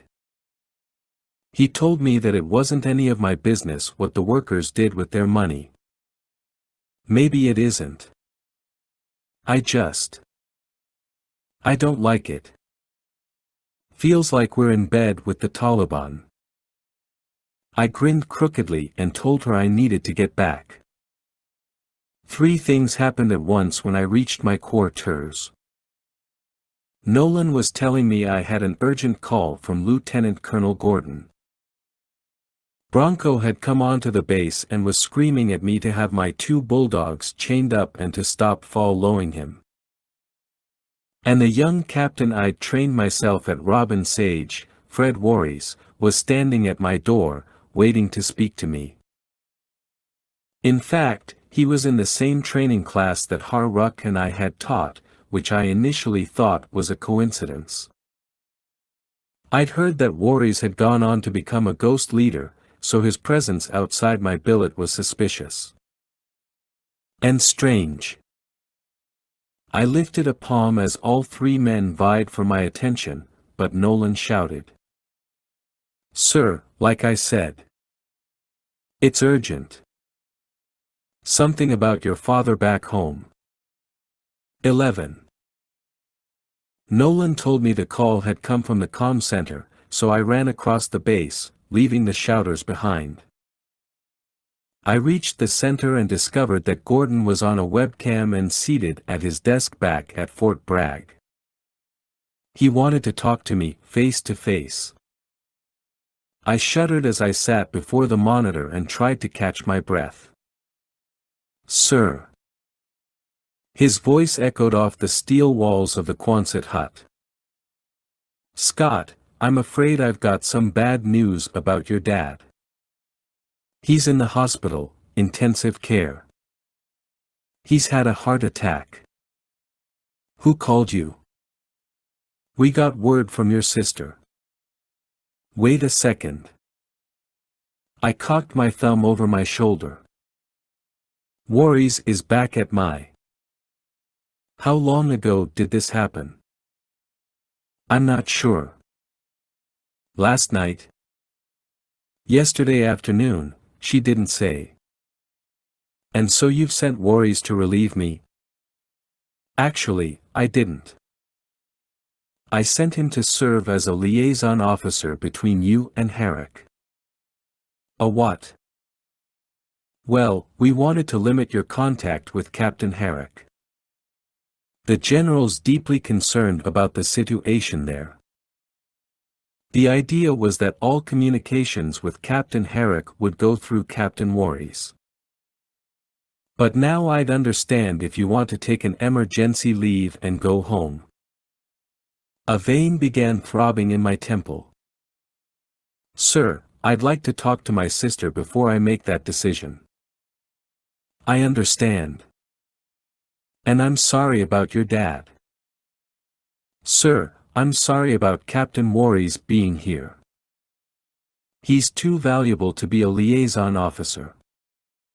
Mincing words with the old man, Gordon smiled. I know you think this is bullshit, but I gotta do something to defuse what's going on out there. Herrick's pounding hard, so we'll let Worries act as the go-between. I don't need a go-between. Apparently, you do. I glanced around, groping for a response, anything, but then I just sighed in disgust. Yes, sir. Why don't you take the leave right now, Scott? Because. He sat there, waiting for me to finish. Because I still want to believe that my mission means something, that capturing the target will make a difference, and that the United States Army hasn't sold its soul to the devil. Sir. He averted his gaze. If there's anything I can do on my end to help, just let me know, and I'm not just talking about the mission. I couldn't hide the disgust in my voice. All right, sir. I'll be sending some coordinates about a field. I want some satellite imagery on it. No problem. Scott, I got your back. I know that, sir. That was a lie to make me feel better. It wasn't his fault, really. As everyone had said, the situation was complicated. I remained in the comms center and finally got in touch with my sister, who told me Dad was stable, but the heart attack was a bad one and now they thought he had pneumonia. He'd slipped into a coma and was on a ventilator. I haven't even seen him yet, Jen said. Jerry and I will be flying in from Napa tomorrow. Did you try to call Nick or Tommy? Not yet. They should know more. How are you doing? You don't sound too good. Just having one of those days. Where are you now? Classified? Not really. I'm back in Afghanistan. Again. It's the war that keeps on giving. Will we ever finish there? I snorted. Maybe next week. Why don't you retire, Scott? You've done enough. Do like Tommy. Work with your hands. You love the woodworking just like Dad. And you're good at it, too. Get into the furniture business or something. Jerry says niche markets like that are the future for American manufacturing. Tell Jerry thanks for the business analysis. And retirement sounds pretty good about now. Anyway, I'll try calling you tomorrow night. Let me know how Dad's doing. Okay. Okay, Scott. I love you. Love you, too. I sat there, closed my eyes, and remembered sitting next to my father while he read Hardy Boys books to me. Frank and Joe Hardy, teenage detectives, could solve any mystery, though finding one Mullah Mohammed Zahed was beyond the scope of even their keen eyes and deductive lines of reasoning. Suddenly, I shivered as I thought of Dad lying in the coffin he had built for himself in our woodworking shop behind the house. He'd been so proud of that box, and the rest of us had thought it so creepy and morbid of him, but then again, it was fitting for him to design and build his last vehicle, since he'd spent most of his life in the auto plant.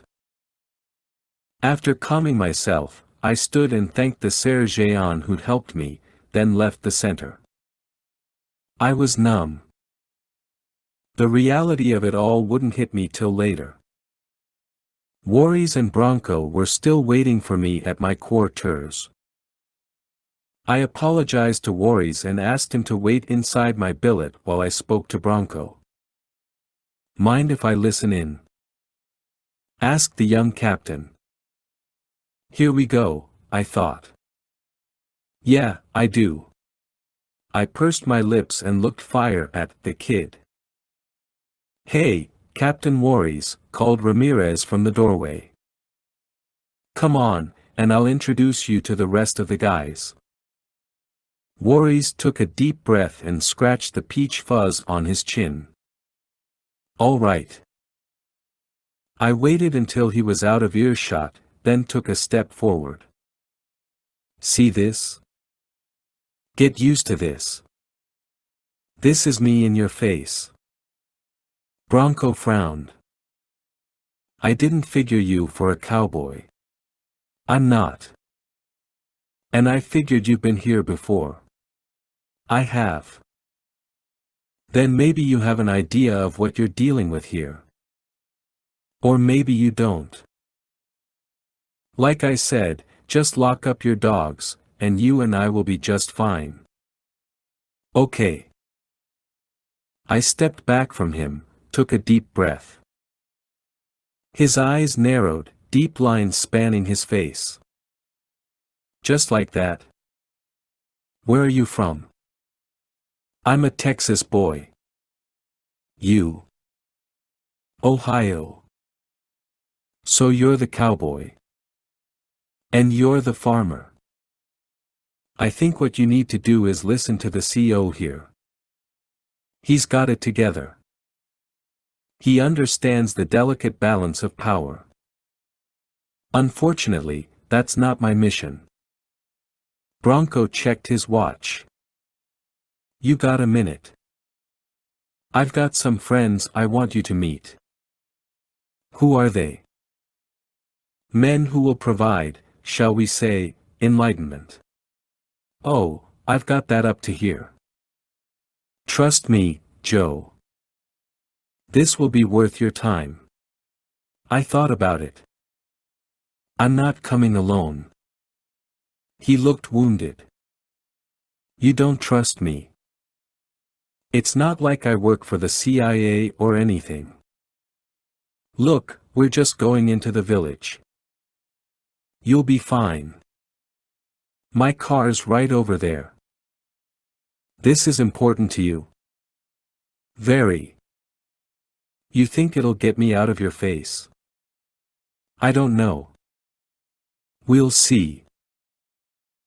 Maybe I was feeling suicidal, but I told Ramirez to entertain Captain Warries until I returned.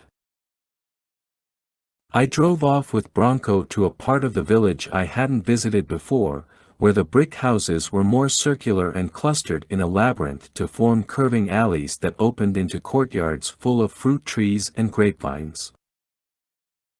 In the distance lay great fields of wheat, sorghum, and poppy, and off to my right was a minesweeping team along with their dogs working the field where Kundi said it was okay to drill the well. At least Herrick hadn't been a total fool about that. And for all intents and purposes, he could have those minesweepers check the area where Kundi had refused to drill. But he wouldn't. Bronco parked along a more narrow section of the road, then led me onward into the dust-laden shadows of the warren. Several old men with long beards were trailed by children holding a donkey by its reins. The animal was carrying huge stacks of grass to feed cattle penned up in the south. Farther down the street, I spotted one of Har Ruck's patrols questioning a young boy of 10 or 12 wearing a dirty robe. The soldiers looked like high-tech aliens against the ancient terrain. We reached a narrow wooden door built into a wall adjoining two homes and were met by a young man who immediately recognized Bronco and let us in. He spoke rapidly in Pashto to the boy, who ran ahead of us.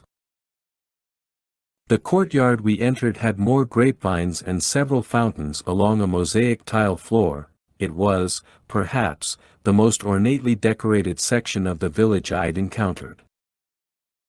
To our left lay a long walkway that terminated in a side door through which the boy ran. We started slowly after him, and I detected a sweet, smoky smell emanating from ahead. I was dressed like a regular soldier and still packing my sidearm. I reached for the weapon as we started through the door, and Bronco gave me a look. "You won't need that." Force of habit, I lied. Light filtered in from a windowless hole in the wall as we came into a wide living area of crimson-colored rugs, matching draperies, and shelving built into the walls to hold dozens of pieces of pottery, along with silver trays and decanters. Dust and smoke filtered through that single light beam, and my gaze lowered to the three men sitting cross-legged, one of whom was taking a long pull on a water pipe balanced between them. The men were brown prunes and rail-thin. Their teacups were empty. Slowly, one by one, they raised their heads, gnawed dead, and greeted Bronco, who sat opposite them and motioned that I do likewise. He introduced me to the man seated in the middle, Hamid, his beard entirely white, his nose very broad. I could barely see his eyes behind narrow slits. He spoke in Pashto, his voice low and bowed by age. "Bronco tells me they sent you here to capture Zahed." I glowered at Bronco. "No. Don't lie to them," he snapped. "Yes," said Hamid. "The rope of a lie is short, and you will hang yourself with it." "Who are you?" I asked him in Pashto. "I was once the leader of this village until my son took over." I nodded slowly. "Kundi is your son, and your son negotiates with the Taliban." "Of course. I fought with Zahed's father many years ago. We are both mujahideen. The guns we used were given to us by you Americans. Zahed's men attack the village, attack our base, and rape children. There is no excuse for that. Then the people here should join us. We already have. No, I need your son to cut off all ties with the Taliban.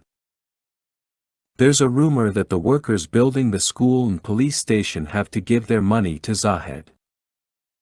I'm sure that is true, but Zahed is a good man." Hamid nodded to drive the point home.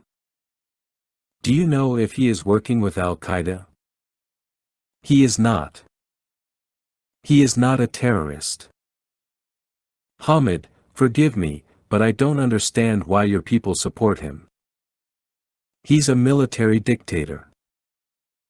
He comes from a long line of great men. The people in his village are very happy, safe, and secure. All we want is the same. We did not ask you to come here. We do not want you here.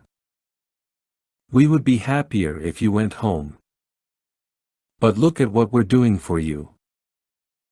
The old man pursed his lips and sighed. "That is not help. That is a political game. I had this very same conversation with a Russian commander many years ago. And he thought just like you."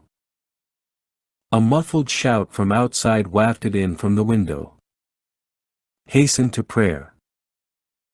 Bronco looked at me, and we quickly excused ourselves and headed out while they began their prayers. Back in the courtyard, the old agent turned to me and said, "Do you see the nut you're trying to crack? These guys are all family, brothers in arms, old Soviet fighters. They bled together. You think they'll go against Zahed? Not in a million years. Then what are you doing here?" "My job. Which is making sure you dumbass Joes don't fuck this all up." "What's this?" Having villages controlled by the Taliban. Little girls raped. What if I told you Zahed works for us? I'd say you're full of it. Money talks, right? He's not a terrorist. Why should I believe you? Because if you do, you have a better chance of staying alive. So now you want to help me stay alive? I thought you wanted me to go home. Going home will keep you alive. Sorry, buddy, can't help you there. Well, then, Captain Mitchell, I guess we should head back to my car. I froze. How do you know my name? Captain Scott Mitchell. Ghost leader. The elite unit that, he made quote marks with his fingers, doesn't exist. Top secret. Well, we're the goddamn CIA, and no one keeps secrets from us. I had to smirk. I tried to dig up intel on him and come up empty. His tone softened, if only a little. Years ago, you rescued a couple of buddies of mine in Waziristan. Signs and Vic. They weren't too thrilled about the rescue itself, but you saved their lives, which is why I figure I can return the favor. If you stick around long enough, they'll put a target on your head. I've been wearing one of those for a lot of years. Look, you must be a smart guy. Go call your boss. Tell him this mission is a dead end. Literally. Get out while you still can.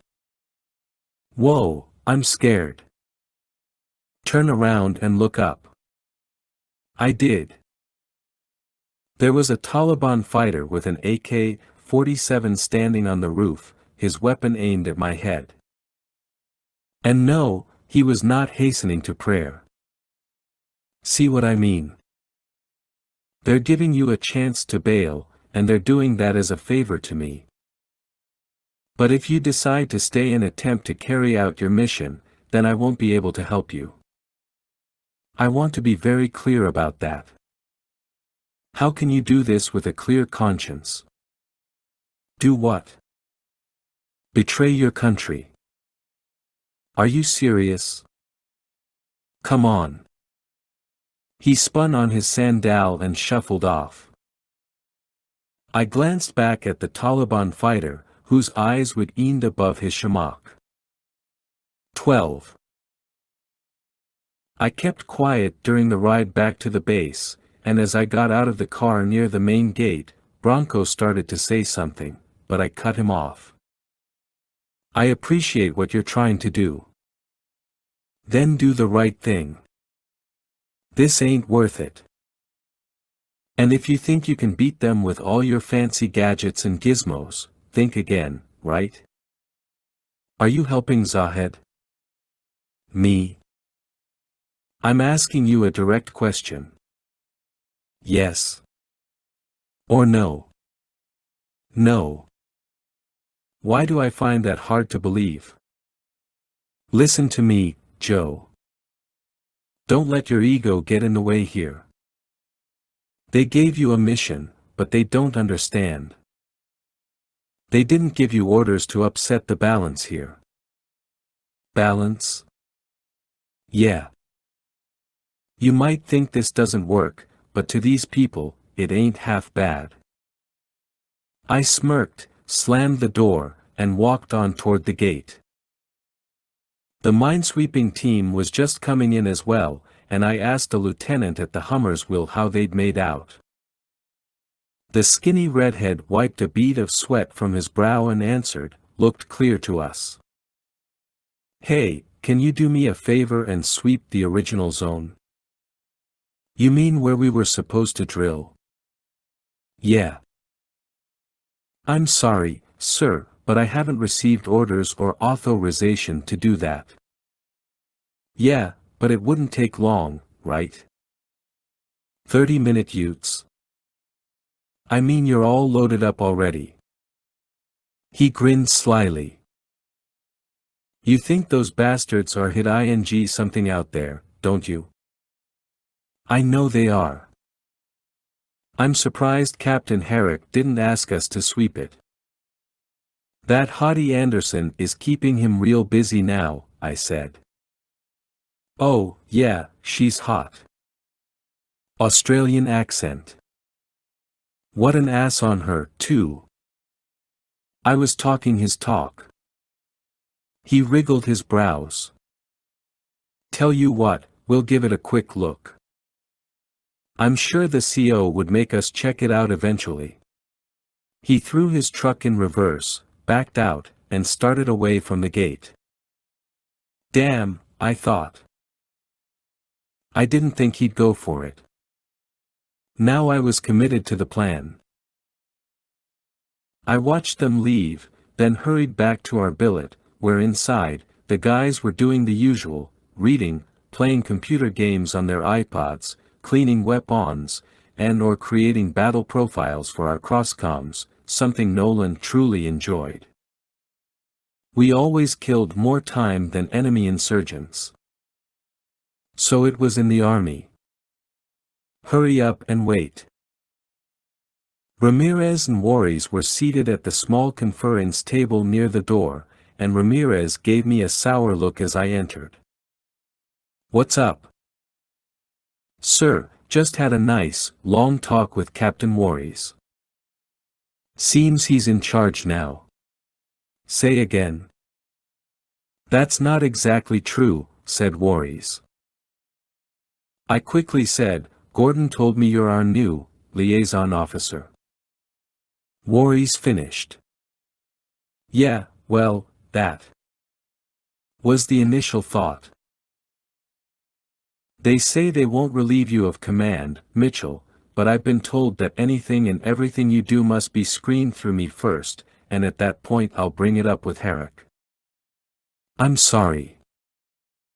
I know how this is. But they were emphatic. Outside, I snapped. Excuse me. I said, out. Side. Do you read me? Whoa. You'd better check the registry. Not now, son. I opened the door and waited for the punk I had trained, the punk who thought he was replacing me, to head outside, where we could talk away from my boys. So I'd just learned that my father was in a coma, that my chances of capturing my target were next to nil, and that some kid with barely 2 combat tours under his belt was going to oversee my operation. I guess I'm trying to rationalize or justify what I did next. Sure, my hand itched with the desire to reach for my pistol and put it to Warries's head, just to teach the cocky bastard a lesson. And my other hand shook with the desire to strangle him until he was blue and his eyes rolled back in his head. Wasn't it just yesterday that I was standing there with Warries as his evaluator during the training exercise we'd just completed? I'd been playing the role of a tribal chief and he'd misjudged my character and how I might behave in the heat of battle. Sure, I threw him a few surprises, but he should have been ready for them, and he was not. Indeed, he'd screwed up big time and I'd chewed him out, but he'd been humble and had never questioned my authority. I hadn't known his true feelings about that experience and the aftermath. Until now. Mitchell, don't think you can throw your weight around like you did back at the school. Those days are over, he began. You were the wise old man back there, but over here, it's a whole different ball of wax. Old school doesn't work anymore. We might be ghosts, but we still have to learn, adapt, and overcome. I smiled. So you're an asshole, too? His eyes widened. I could write you up for that. My grin darkened. Listen, kid, if you think I'm going to ask your permission for anything I do here, the explosion came from the other side of the wall, and I knew in the next breath who was involved: the minesweeping team. Had they found a mine? Were they under attack? My imagination raced through fragmented images of blood-filled sand fountaining into the air and human appendages tumbling end over end. I pointed a finger at Warries, about to say something, then just sprinted away toward the rear wall, where a ladder would take me up to the machine gun nest. From there I'd have a clear view of the field. The report of automatic weapons echoed the first boom immediately, and it sounded like an all-out gun battle by the time I mounted the ladder. By the time I neared the gunner's nest, the two guys there were already firing, one on the 50, the other on his rifle. Two trucks had driven out to the field to join the minesweeper's Hummer, and about 20 Taliban thugs had jumped out and were firing from behind their vehicles. Still more guys were firing from the foothills, at least 6 more strung out along a broad reef of stone, muzzles flashing. There were only 5 guys out there, huddled around their Hummer and being surrounded by 4 times as many Taliban. An RPG whooshed from behind one of the Taliban trucks and struck the Hummer, exploding inside the cab and sending the fireball skyward. "Get off that gun," I screamed to the kid manning the 50. I shoved him out of the way and began directing fire myself, first on one Taliban truck, then on the other. My bead drove the Taliban away toward a ditch behind their trucks, tracers gleaming, big rounds thumping hard into steel, glass, plastic, and sending sparks and then gasoline pouring onto the sand. Within another 2 heartbeats, both trucks caught fire, and the Taliban now ran toward the foothills. Between me and the guy on his rifle, we cut down 5 guys making their break. Someone was shouting my name, and when I glanced below, I saw Ramirez in a Hummer with the rest of the team, including Warries, whose expression seemed neutral. I came back down the ladder and hopped in the flatbed. Ramirez floored it, and we rushed past the open main gate and hightailed it toward the field, along with 2 other Hummers carrying a pair of rifle squads. We took sporadic small arms fire from the hills for a minute, but the rifle squads returned fire and suppressed those guys. We parked behind the burning trucks for cover, then charged out and raced toward the mine-sweeping team. 6 guys were there, every one of them on the ground. I rushed over to the lieutenant I'd spoken to at the gate. He'd been shot in the neck and the arm and was bleeding badly. "Nolan!" I screamed.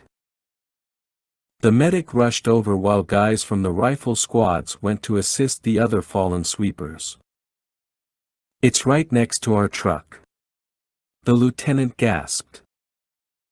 "Right there. Get back. Get back." Ramirez screamed. I turned my head. And it all unfolded in a weird slow motion that people described during traumatic events. Sometimes they say they felt outside themselves, as though swimming in an ether while watching the event from far, far away. Ramirez pointed to the ground, where an insurgent had just rolled over. He'd been shot up badly but was wearing a vest of explosives with a detonator clutched in his right hand. He'd been waiting for us to get close. I've always wondered what would have happened if Warries had been within the blast radius. How might the rest of the story have played out? But Warries was back near our truck, calling it all in, probably talking to Herrick, when I turned and lunged away, toward him, along with the rest of our group. I hit the ground near the Hummer's right front tire, crawled once on my elbows, and a deafening burst sounded behind me, followed a half-second later by blasting sand and shrapnel pinging all over the truck. Ears ringing, pulse racing, drool spilling out of my mouth. I rolled, then pushed up on my hands and knees as the fire and smoke mushroomed above us. Guys were screaming, but no noise came from their mouths. I took a few seconds to search out each of my men, and I found them all except for Beasley, who was lying near one of the other Hummers. I rose and stag-geared over to him. He was missing a leg, an arm, the side of his face.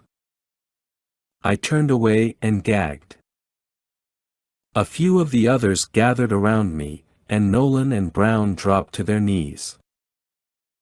2 more pickup trucks were racing across the desert now, heading toward us from the village.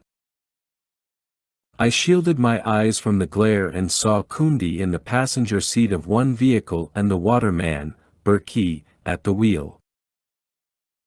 My arms and legs were stinging because I'd taken some minor hits, but I was still too shocked to even look for the wounds. With the fires raging all around us, I shifted around the trucks to where I spotted a shovel stuck in the sand.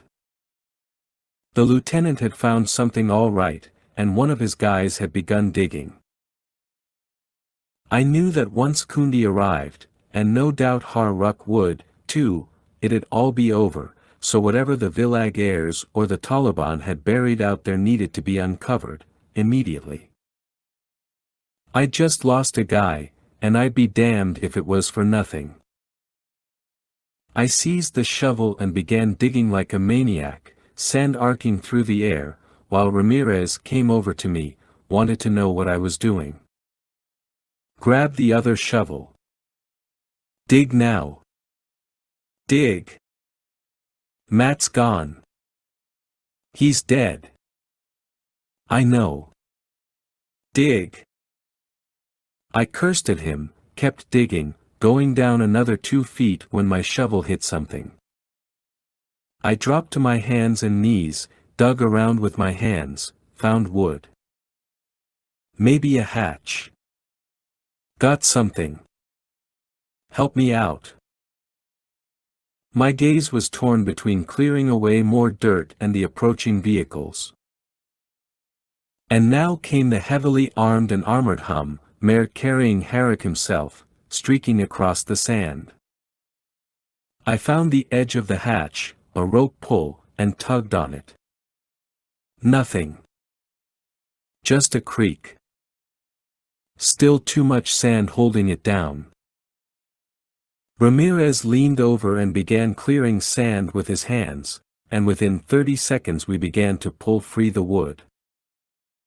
It finally gave and we came up with it, a rectangular piece of plywood about 3 feet by 4. As dirt poured down into the hole, sunlight revealed a wooden ladder in a chamber at least 2 meters deep. I stole one more look at the pickup trucks and Herrick's ride, then descended the ladder. I turned around and in the shadows saw that the chamber extended another 2 or 3 meters to my left and was filled with cardboard boxes and crates. No, it wasn't some Afghan wine cellar, that was for sure, and what I'd uncovered was both significant and alarming. A creak from the ladder drew my gaze, and Herrick reached the bottom, turned, and let his gaze drift past me. Another man I didn't recognize reached the bottom of the ladder. He was middle-aged, had a thick moustache, and wore a green uniform with red insignia on the shoulders, Afghan National Police. "It's all American," I said, my voice cracking. "Probably 100 rifles or more. Thousands of rounds of ammo. Grenades, gas masks. All stuff that was meant for the National Army and the police." "I agree," said the man in uniform. He looked at me.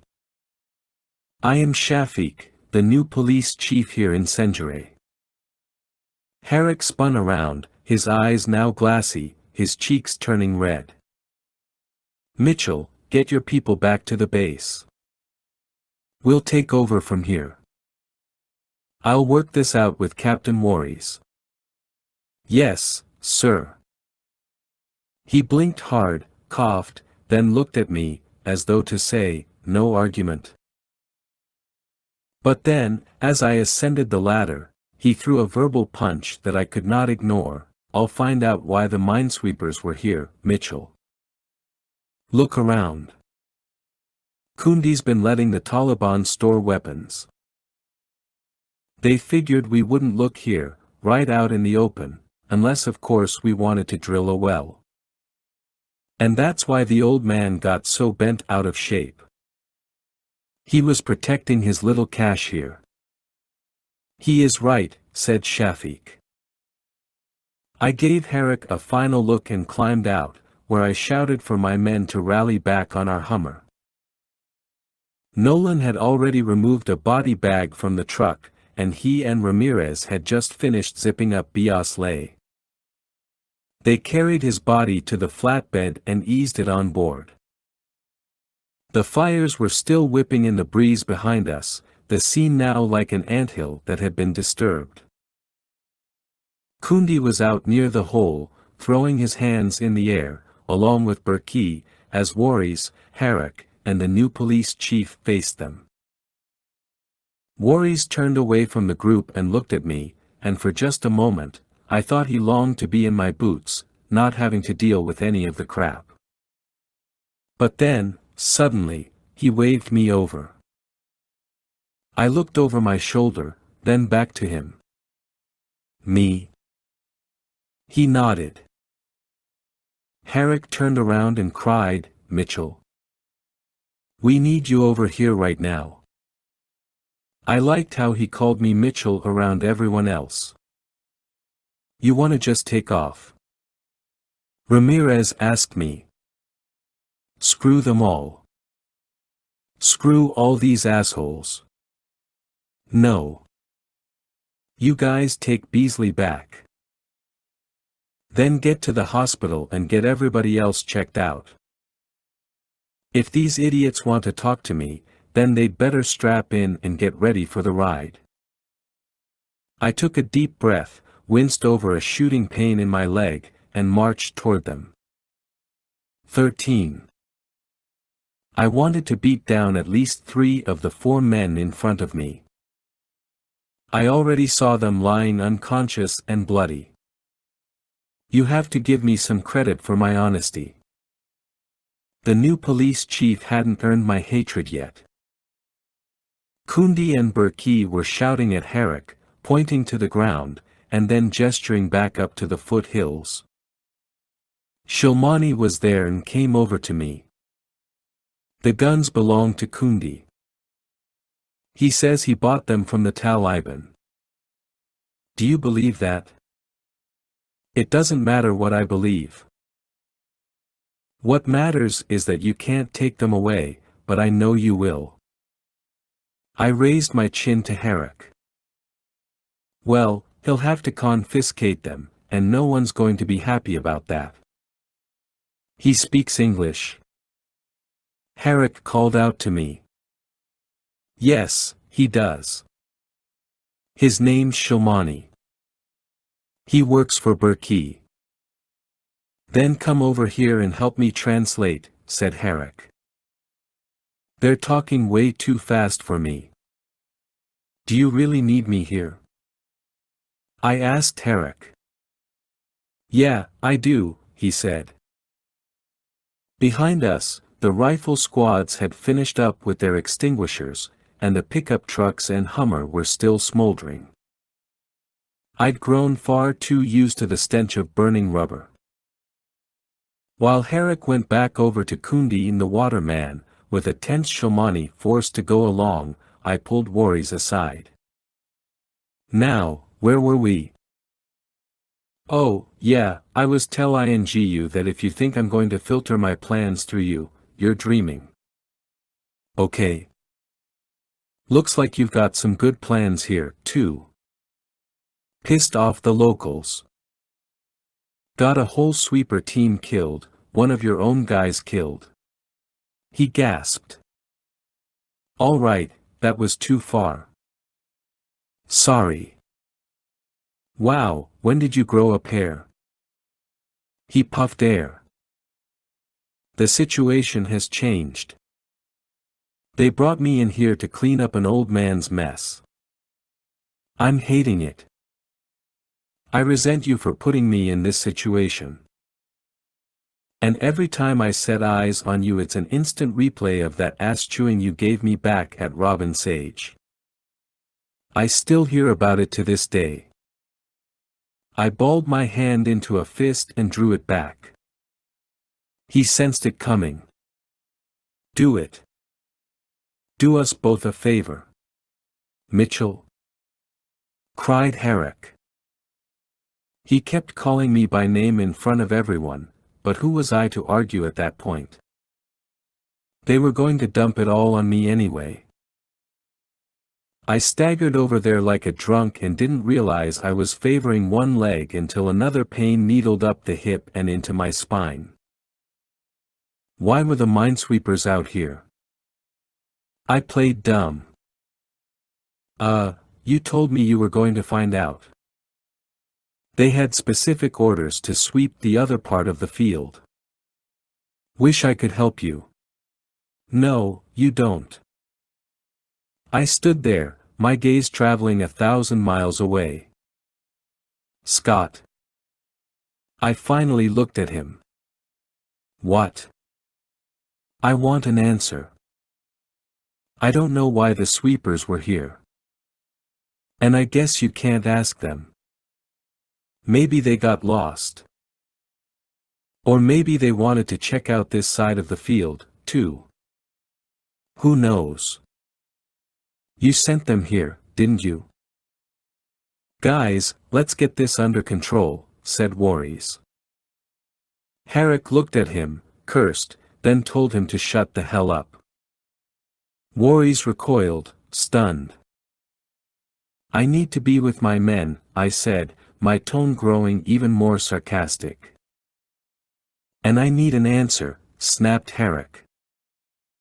All right, let's cut to the chase, then, I said. I got a 4-star behind me and my mission. And I was perfectly within my mission's envelope when I ordered the field searched. I was defending my perimeter and protecting my men. The problem here is mission conflict. All three of us are doing exactly what we should be doing, which is why we've got a problem.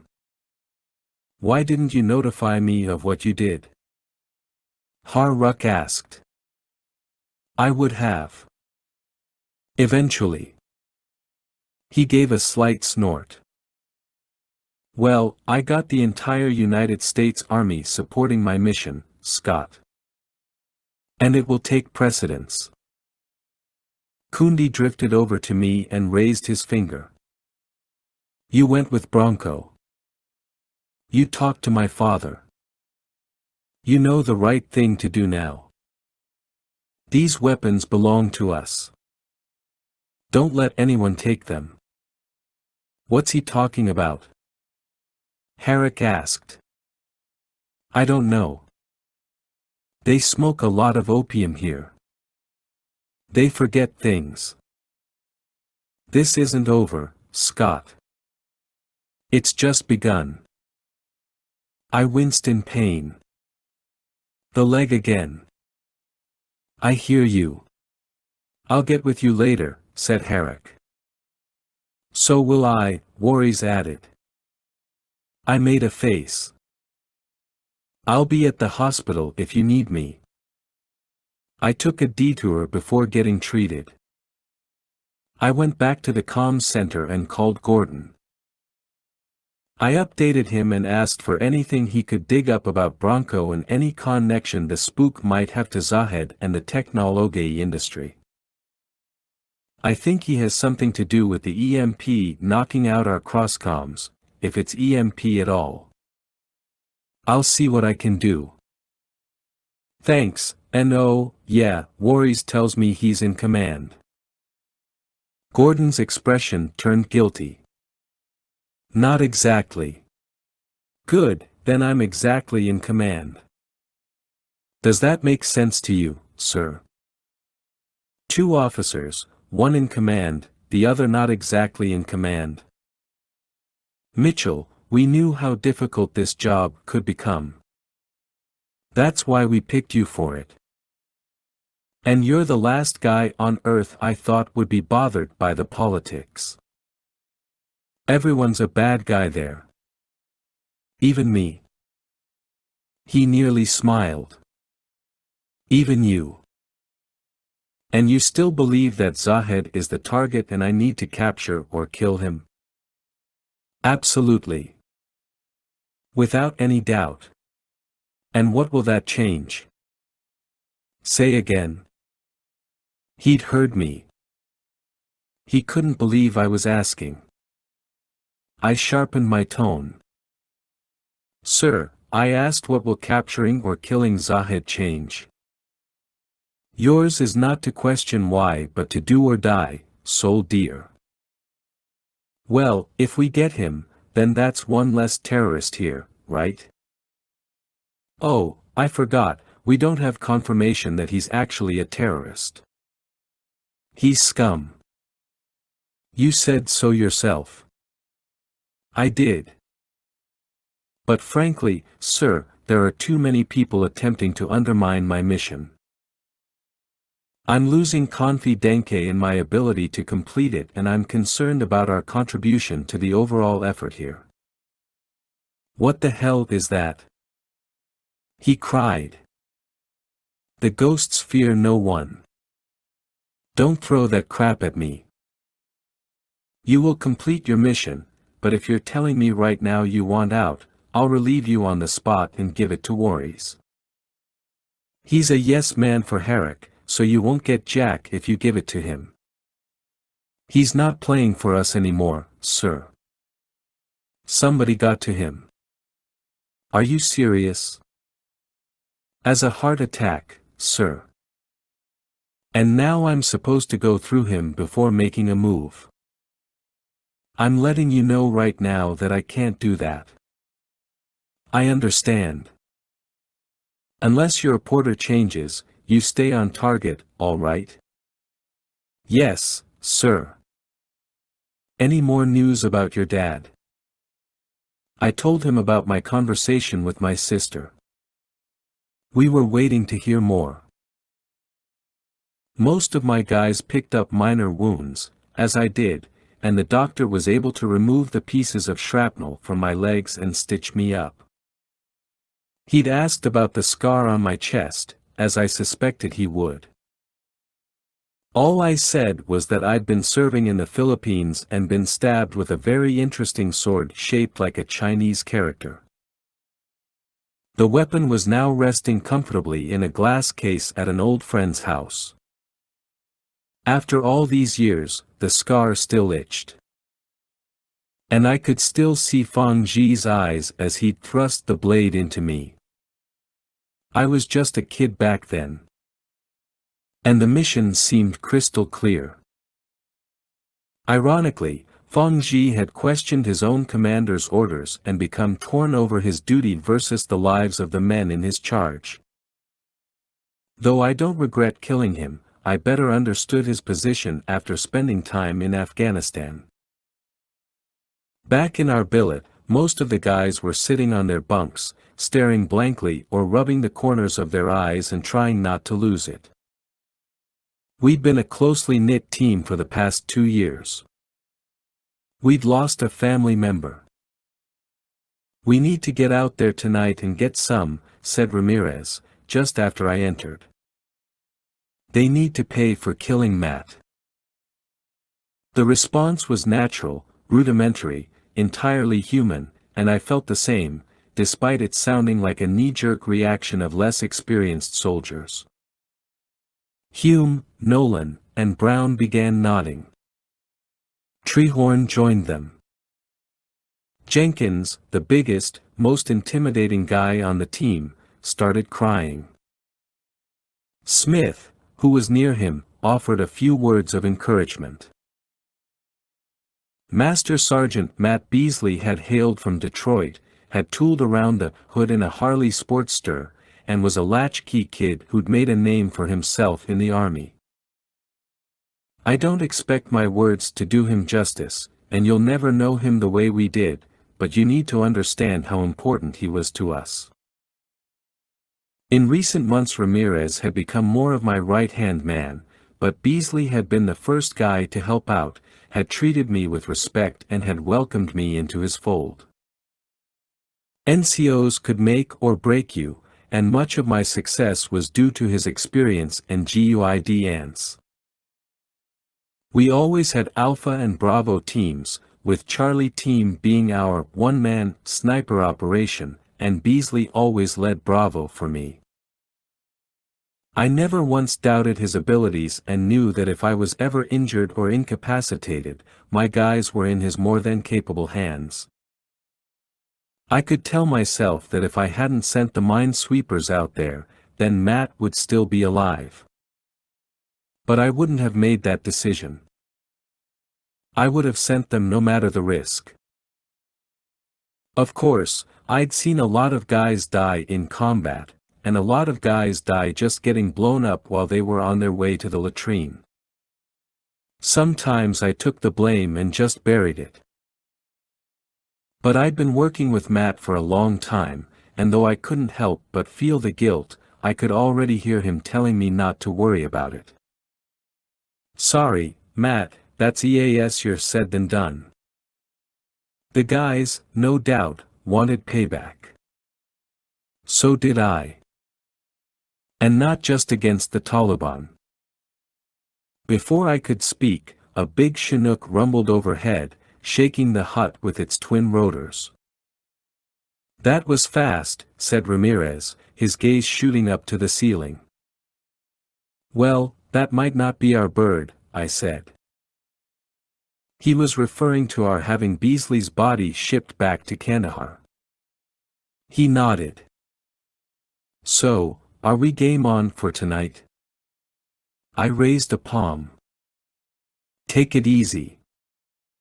I've got no actionable intel.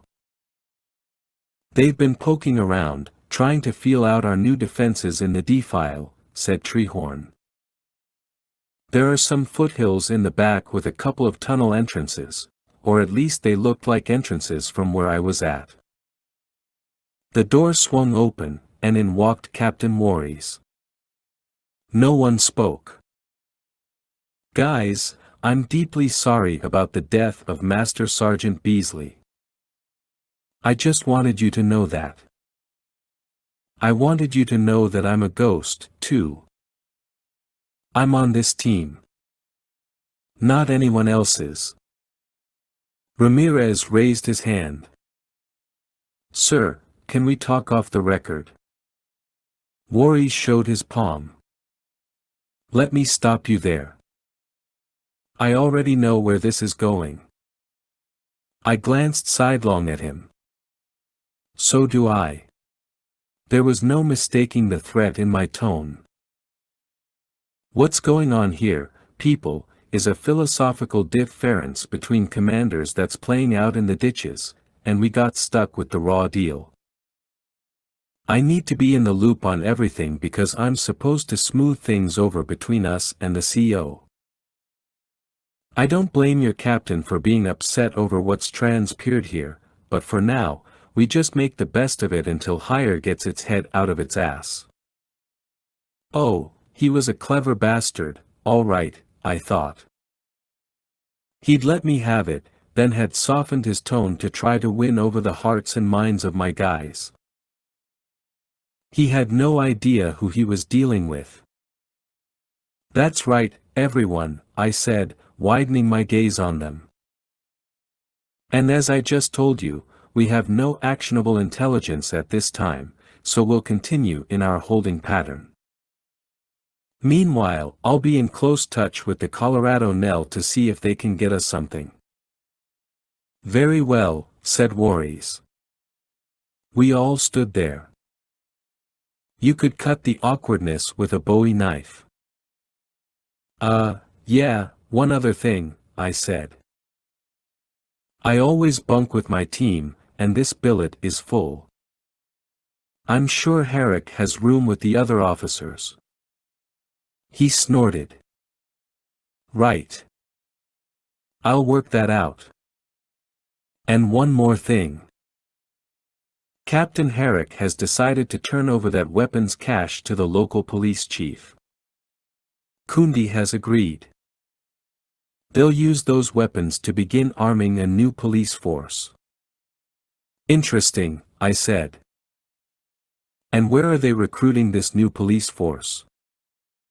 From the local villages, Waris answered. Which includes Sangsar, I pointed out. Zahed's hometown. I think it's a good compromise, rather than simply confiscating the weapons. Before these coin ops, this wouldn't have happened, I said. The weapons would be gone. No chance of them falling back into the enemy's hands. He sighed. It is what it is. And with that, he hurried out, the door slamming after him. Not 3 seconds after he was gone, Treehorn looked at me and said, "All right, Captain.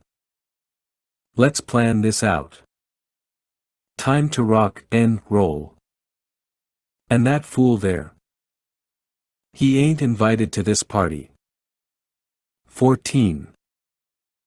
That night after dinner I agonized over an email to Matt Beasley's parents. I would send the message once the army notified them of his death. He'd never married and was an only child, but he stayed in close contact with his mom and dad, who still lived in Detroit. I'd written letters like that before, but this one was particularly hard because of the admiration and respect I'd had for the man and because of the growing futility, and anger, I felt about the mission. He died for something. I must have told myself that a million times. He died while protecting his comrades. I was citing him for a Silver Star for distinguished gallantry in action against an enemy. That had to be enough. But it wasn't. My bitterness only made me feel more guilty. I wanted to get drunk. I knew Herrick had some booze, but I wouldn't go to him now. I even entertained the idea of paying Bronco a visit to see if he had anything stashed. The boys were going over our gear with a fine-toothed comb. We were heading out for the big show. Guns would boom. Grenades would burst apart. Blood would spill. That first chopper that had come in had brought medical supplies and was not scheduled to pick up Beasley's body. A second Chinook finally landed at sundown, and the transfer went off with a very brief prayer service. Waris was there. He never met my gaze. Now, while we prepared to saddle up, Brown came over as I was packing magazines. "Maybe this isn't such a good idea, sir. Second thoughts. Not about the mission or being short one man. It's just. We were talking while you were on the computer. No one wants to see you take any more heat. Don't worry about it. That's part of my job description. They create officers so they know who to hang when the mission goes down the toilet. I live in the fire. We all do. If Zahed's got some tunnels he's using to move troops forward so they can attack our defenses, then it's our job to find them and destroy them. It's a no-brainer. We're not just out here to get payback for Matt. I know. And I don't want to piss you off, but you keep saying this could all be pretty straightforward, and they keep telling us it ain't that simple. I hardened my gaze. Maybe we just have to open our eyes a little more and stop convincing ourselves that this is so complex. What if it's not? What if these people are just playing us all for fools? Turning us against each other, so they can get what they want? Maybe. It's as simple as that. He shrugged. Yes, I was trying to convince myself more than him. He didn't buy it, and really, neither did I. But we needed to trick ourselves into thinking it was good guys versus bad guys, especially in the hours before we committed. If we started thinking about the millions of dominoes we might kick over with every move, we'd become paralyzed. I slapped a hand on his shoulder. Thanks for having my back. You always do. He gave a slight nod. What's the plan to get off the base? I beamed at him. We're ghosts. I think we can come up with something. Yeah, we'll figure it out. At about 2 a.m. we piled into a Hummer and drove straight for the main gate. I had no clever plan.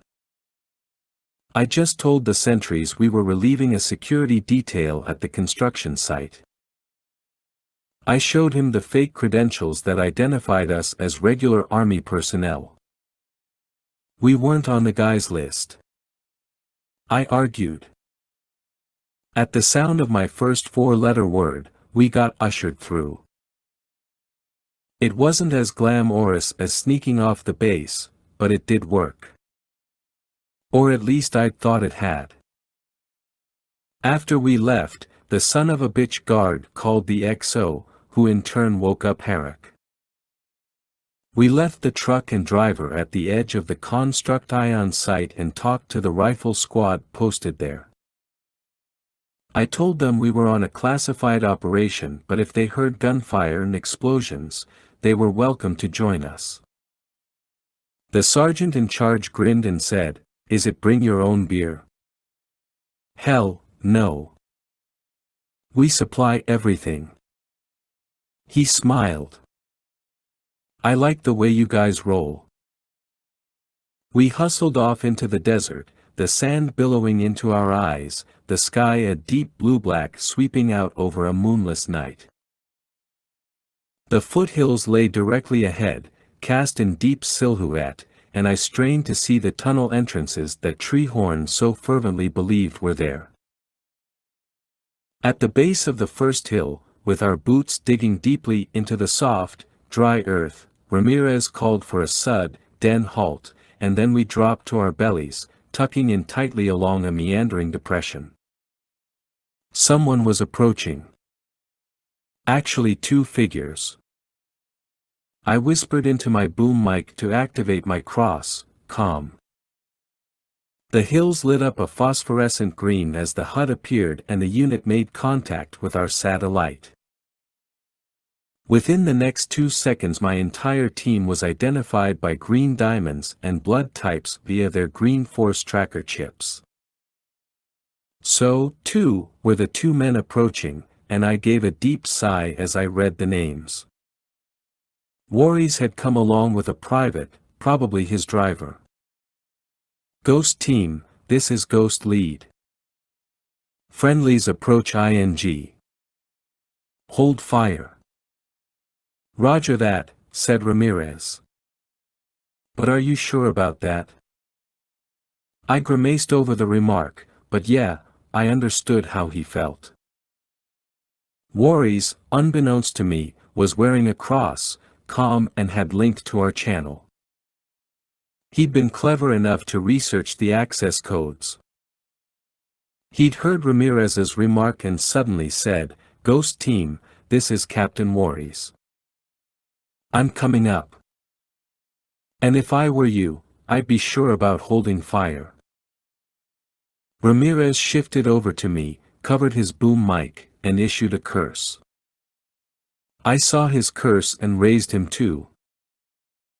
Warries, crouched over, slipped up to the depression and dropped down beside us, with his private doing likewise. Ghost Team, this is Ghost Lead. Turn off your cross-comms and huddle up. They immediately complied.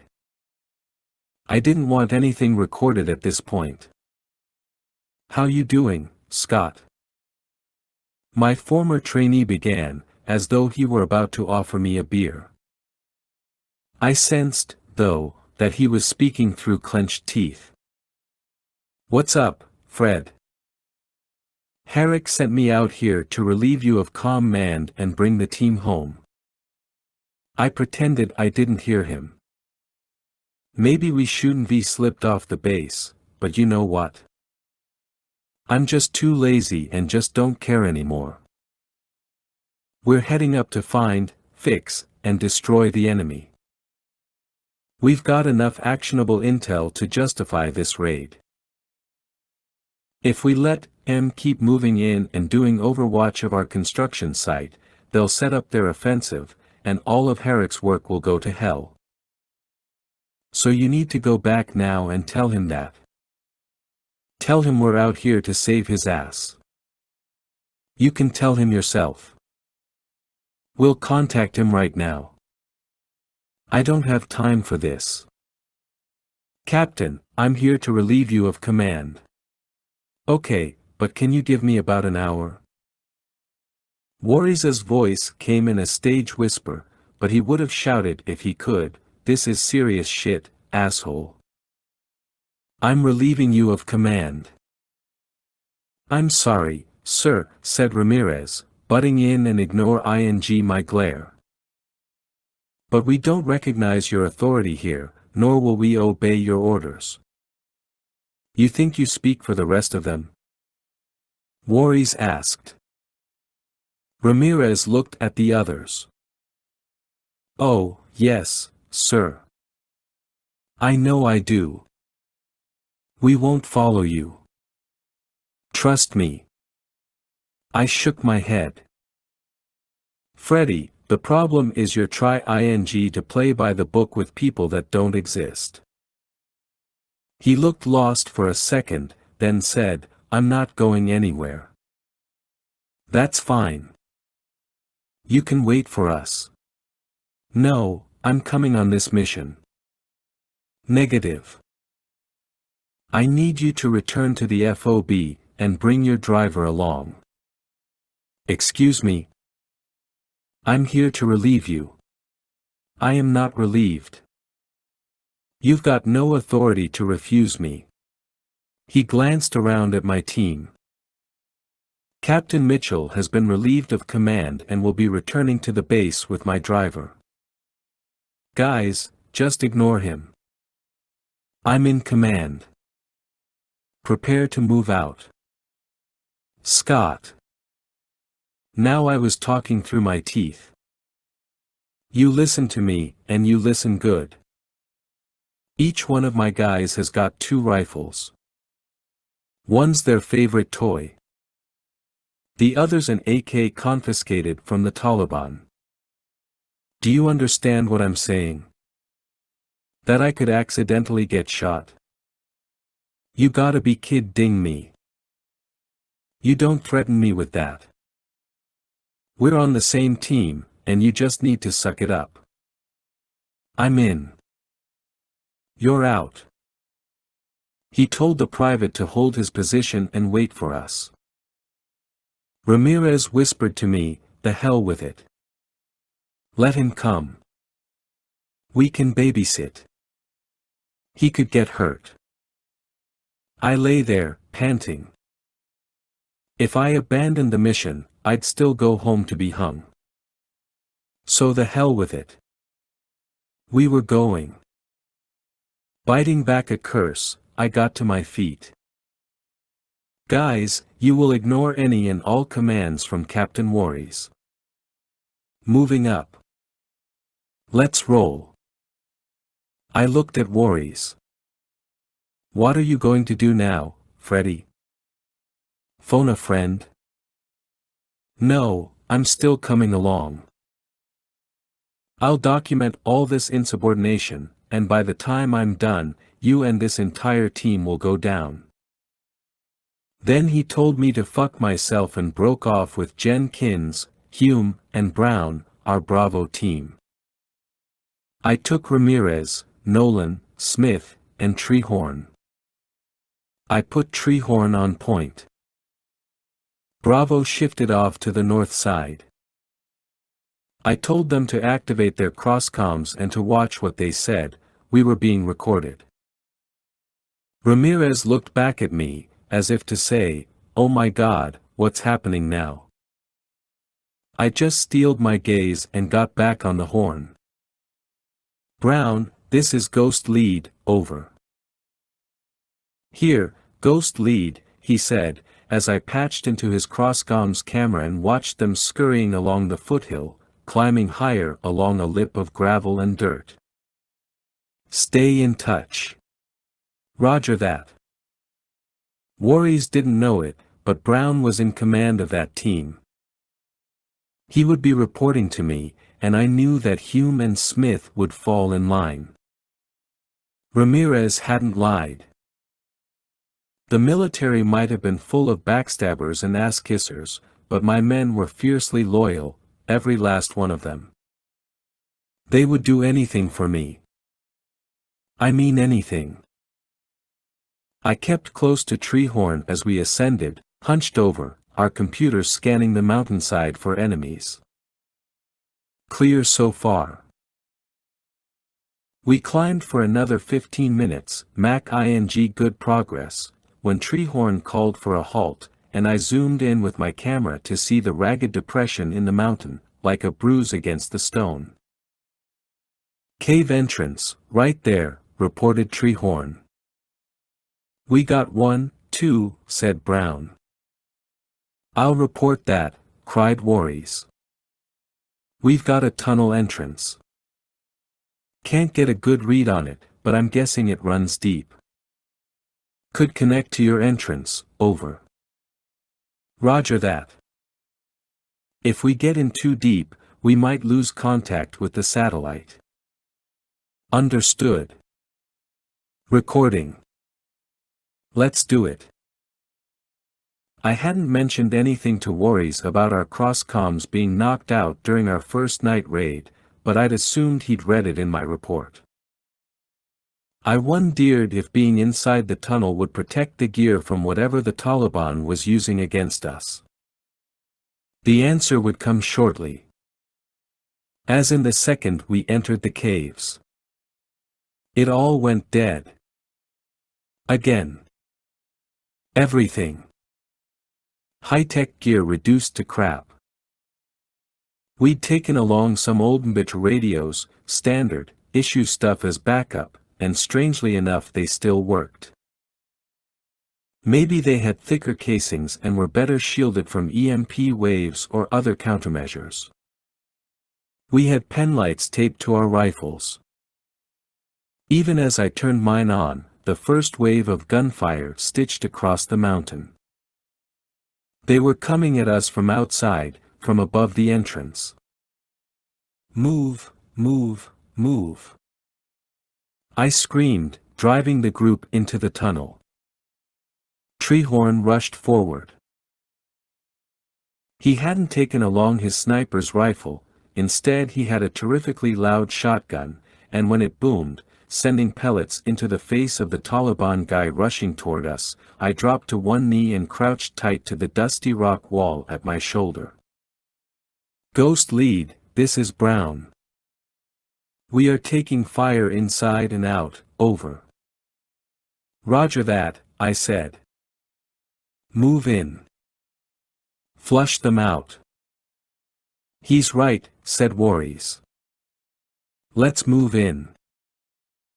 Like I needed his confirmation. The tunnel was barely 2 meters high, about 3 meters wide, but it grew more narrow as we stepped over the guy Treehorn had shot. Pops and booms echoed from somewhere deep in the tunnel, telling me that yes, Bravo Team's tunnel was, in fact, connected to ours. "Look at this," said Ramirez, crouching down beside the dead guy. In the dirt lay an odd-looking rifle with a funnel-like barrel. "I know what that is," said Nolan. "HRF gun for sure. Like EMP. High-energy radio frequency. Just what I thought. Works better in close quarters. They must have been very close when they zapped us the first time. But look at this thing." Seems homemade, said Ramirez, lifting the gun up to his penlight. They didn't make them up here, or even in the town, I said. Somebody supplying them, somebody who knows they'd need them. Like the CIA. Pack up that gun. Let's go. Ramirez shoved the gun in his backpack, and we began to work our way along a curve that dropped sharply. I had to hang on to the wall to prevent sliding forward for a few meters.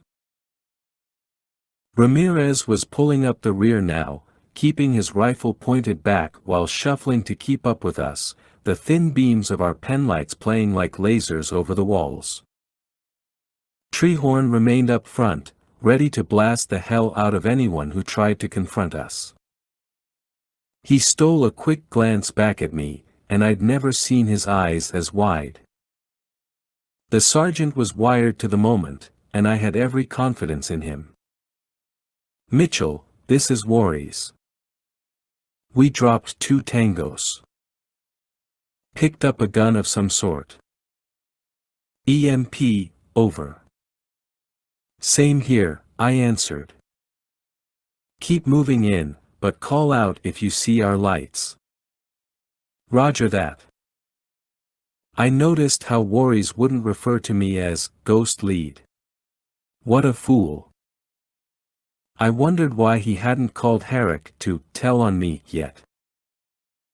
Then I thought, he's just a kid and wants a little action, that's why he's delaying the call. What a bigger fool. And then, before he could say contemplate anything else, Ramirez opened fire behind us.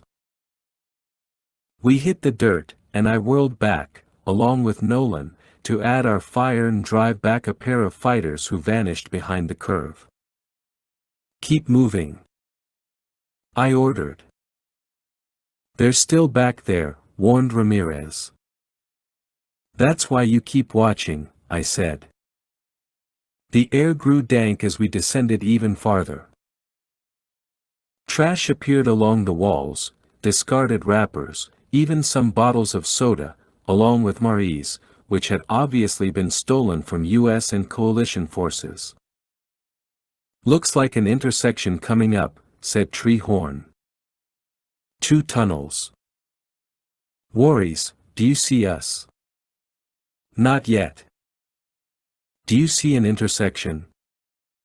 Yeah, we do. All right, we're coming at you. Hold fire. I think we got another 10 meters, maybe 15 before it all went to hell. The 2 guys dogging us from behind attacked again, and Nolan and Ramirez were on their bellies, cutting loose with salvos that ricocheted off the back walls. I dove forward, just behind Treehorn, who in turn spotted 2 guys rounding a corner from the intersection. Before they could open fire, he blasted them with his first shot, just as Voorhees and Brown were coming up behind them. Voorhees clutched his leg, having caught some of the buckshot, then looked to his right and saw something. I lost him for a second in the shadows as his gun rattled, and then Brown appeared for a second in my light and was as quickly lost. But then his shout came loudly up the tunnel, "Grenade!" The Taliban were suicidal fools to drop a grenade inside the tunnel, and as Brown dove back from where he came, the blinding flash made me blink and drop my head. I gasped as the explosion tore through the tunnel ahead, my ears ringing loudly, the shattering rock and streaming sand barely discernible as debris pelted us, and Ramirez and Hume kept firing to the rear. I lifted my head, my face already covered in dust, the beam of the penlight thick with more dust as the ground reverberated a second time. And then Brown once more hollered, "Cave in! Get back! Cave in!" 15. I'd read some accounts of Marines and other Special Forces operators who dropped into Afghanistan just after September 11. They discussed how difficult it was to flush the enemy out of the labyrinth of caves and tunnels that lay along the border with Pakistan. One Special Forces operator from the storied group known as Triple Nickel had described the tunnels as great intestines of stone that were, in fact, part of the innards of some ancient warrior who died millennia ago. That was damned poetic. I would describe them as damp, dark holes that made perfect burial grounds, like the catacombs of Europe. They smelled and foretold of death and were the setting of many of my nightmares. Ramirez ceased fire, reached out, grabbed something, threw it. I realized those fools behind us had tossed in another grenade. I didn't know where Ramirez got his reflexes, but I wasn't complaining. Get down! I screamed, but my order was lost in the second explosion, this one much louder. The debris struck ing more fiercely as up ahead, a flurry of gunfire also vied for my attention. Smith, Brown, and Hume were advancing ing toward the intersecting tunnel where the explosion had occurred, and they were engaging more troops. The air grew thicker as the ceiling collapsed and heavy rocks and earth poured in from above. Ramirez rose and began running back as pieces of the ceiling the size of truck tires came down and split apart across the floor. The stench of the explosives and the choking dust had me coughing, along with the others, and my eyes burned as I turned forward and called, "Brown? Brown?" I couldn't hear myself screaming through the echo of the explosion. I finally staggered to my feet, and, dragging a gloved hand along the wall for balance, I moved forward to find Brown, Hume, and Smith about 4 meters down the intersecting tunnel to my right. A wall of rocks and sand blocked the entire path, and the guys were covering their faces and letting their penlights play over the obstruction. "Where the hell's Warries?" I asked, swinging around. Brown shook his head. "What?" I cried, growing even more tense. "Is he dead?" "I don't know. He was on the other side when the grenade went off." I got on the radio, tried to call him, nothing.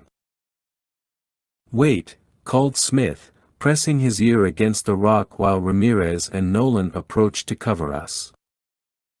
"I hear something," Smith added. "Sounds like him. He's calling for help."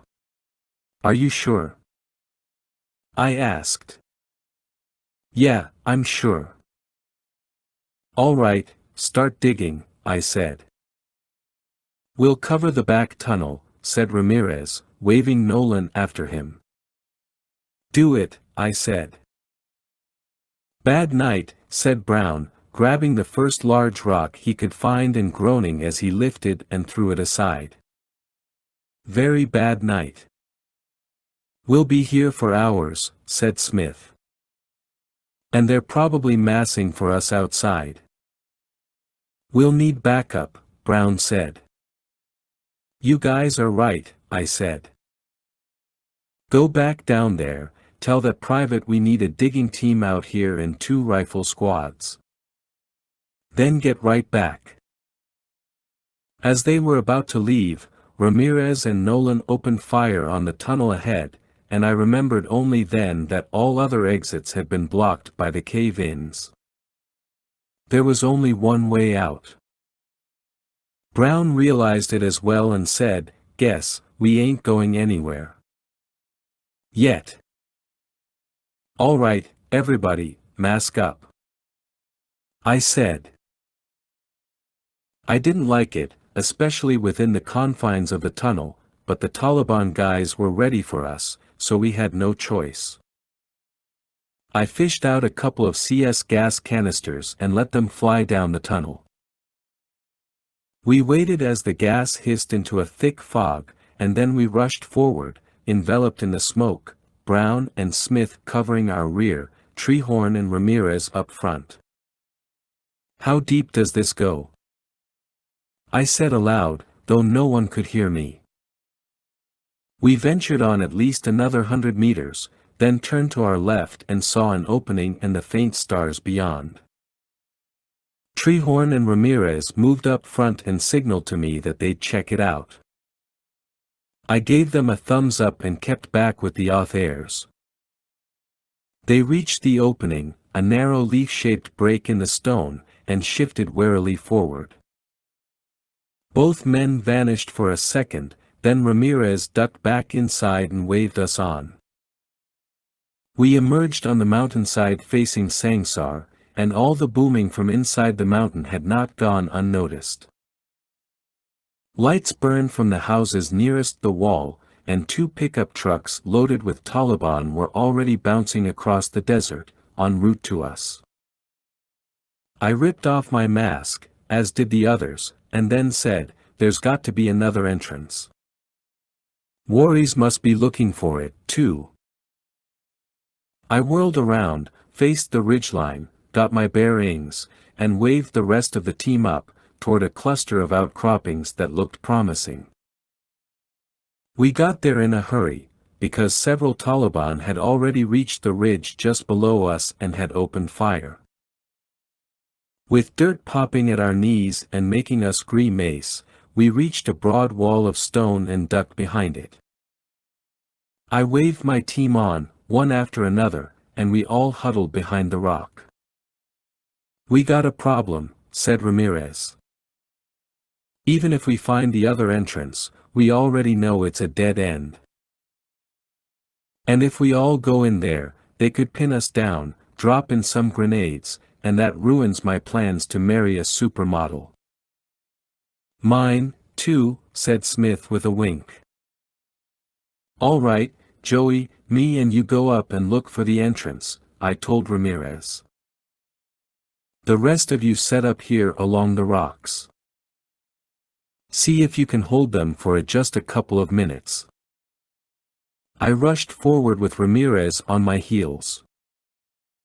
We ascended through a steep passage that reminded me of a vacation I'd taken to go hiking in Sedona, Arizona. Ramirez spotted the tunnel exit before I saw it, and we both came across the top of the next outcropping and headed toward a narrow seam in the rock. We got within 10 meters when a Taliban fighter appeared. Again, Ramirez put his lightning-fast reflexes to work and gunned down the guy before I could blink. We rushed forward now, coming around him, and came up on both sides of the entrance. I looked at him, raised 3 fingers. On 3, 2, 1. We rolled away from the wall and rushed inside, him dropping to one knee to shoot low, me on my feet, standing tall to strike high. And there, standing before us, like a lost puppy, was Warriors' private, the kid who'd driven him up to the mountain. He clutched his pistol and just looked at us, trembling. He had to be just 18, and thinking about buying his first shaving kit. "Dude, what the hell are you doing here?" asked Ramirez. He lowered his weapon. "I heard the shooting. I came up to help." "You had orders to stay there," I said. Didn't seem like anybody was obeying orders. I snickered. "What's your name?" "It's right here on my uniform." I ripped off the Velcro-attached name patch and read the word, Hendrickson, then shoved the patch back at him. "All right, Junior, you just got promoted to Special Forces. Did you see Captain Warries on your way in here?" "No, sir." I cursed. "But this tunnel cuts through the mountain." "It does, sir." "Any bad guys in there?" He almost laughed. "Not when I came through, sir." "All right." I was about to turn back to Ramirez when a series of explosions rocked the mountain, and just a few seconds later the rest of the team came sprinting up toward the entrance. A breathless Nolan reported, "RPGs. They're moving in fast. We need to move now. Got 20 or 30 coming up. It's going to get hairy, boss." "Gotcha. Everybody. This is Private Hendrickson. He's in charge. Where do we go to get out of here, Private?" The kid looked around and nearly passed out from the weight I'd just dumped on his shoulders. After blinking hard he finally said, "Follow me." We dropped in behind him, as the shouts of the Taliban rose behind us. Ramirez set 2 more CS canisters just outside the entrance to delay them, while Brown and Smith hung back to plant a small amount of C4 on a remote detonator, which they confirmed still worked. Once they rejoined us about 50 meters down the tunnel, they detonated the charges. Twin thunderclaps shook the walls around us, and I imagined a cave-in that would help in our escape. We came around another long curve and reached an intersecting tunnel. "You go down there?" I asked Ghost Leader Hendrickson. "No, sir." "Ramirez?" I called. "The rest of you hold here." We hustled down the intersecting tunnel, which grew so narrow at one point that we had to turn sideways just to pass through. Then it opened back up and filtered into a broad chamber. To our left was a pile of rocks and dirt, the cave-in where Voorhees had been. We were on the other side now. No sign of him. My light played over the floor. Nothing. No evidence. "Well, he ain't here," groaned Ramirez. I tried calling Voorhees on the radio again. No answer. Consequently, I stood there, wiping dirt off my nose and cheeks. How am I going to explain this shit? "When we get out, we need to get on the same page," Ramirez said. "And we need to buy the kid." "What are you talking about?" He overheard everything. He's a problem. Whoa, Joey. Scott, Herrick wants to burn you. Voorhees is MIA. This is way out of control. I know. Let's just get out of here, then we'll talk to the kid. All right, but what happens if he decides to burn us, too? We're not going to do anything to him. Don't even imply that, all right? If you say so. We returned to the intersection, where Treehorn told me he'd heard voices from the tunnel behind us. The C4 had not sealed up the tunnel, damn it. The Taliban were climbing over the debris and coming. Get some more ready, I told him. We'll blow the exit. The group charged forward, with the kid leading the way. He burst through the exit and quickly turned left, coming along a very steep ridge, where he almost lost his balance and tumbled down the mountainside. For a dark moment, I wished he had.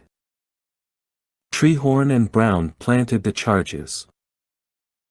We rushed along the ridge and ducked behind a jagged section of rock that shielded us up to our shoulders. Just wait for the first guy because you know the rest are right behind him, I said. Too late. 3 guys came bursting out of the entrance, and while Ramirez and Nolan took them out, Brown trig-geared the explosives. A chute of rock-filled smoke lifted as the deep boom resounded, the vibration working its way into my boots. Ah, hell, said Smith, pointing up at the ridge lines high above the cave. At least 20 or more fighters had already cleared the summit and were coming down. They obviously knew a shortcut to get up there, and as they ascended they opened fire on us, the incoming dropping like hail and forcing us tight against the rocks. About 15 meters to my left were Ramirez and the kid, huddled against the rock. And I'll never forget how it all looked. The silhouettes of my two men as Ramirez popped up from behind cover and cut loose with 2 salvos from his own AK-47. The lightning bug flashes of muzzles drawing a jagged line across the mountain. And the next moment, as I blinked and looked again at Ramirez, who pulled back from the rock, fired up at the Taliban again, then turned his rifle on Private Hendrickson. My mouth opened. I thought for a second that Ramirez had seen me. Everyone else was engaging the enemy now, complete chaos all around us, with only me, the conscience of our team, shouldering the stone and watching as Ramirez pulled the trigger and put 3 rounds in the private's back, dropping him instantly. He immediately huddled to the rock and screamed, "He's hit. Hendrickson is down. Nolan. I need a medic. Medic right now." I dodged over to Ramirez's position and rolled the kid onto his side. He didn't move. I checked for a carotid pulse. No, he was dead. I'm sorry. I tried to cover him. I was beginning to lose my breath. My men were fiercely loyal, all right. Agonizingly loyal. Another spate of incoming drove both of us to the rock, and Ramirez faced me with a blank stare. 16. I thought I knew everything about Master Sergeant Joe Ramirez. His parents had emigrated from Mexico and had held fast to the old ways. They'd raised him in North Hollywood, California, and had kept him on the straight and narrow path. He was a devout Catholic, an altar boy, a Boy Scout.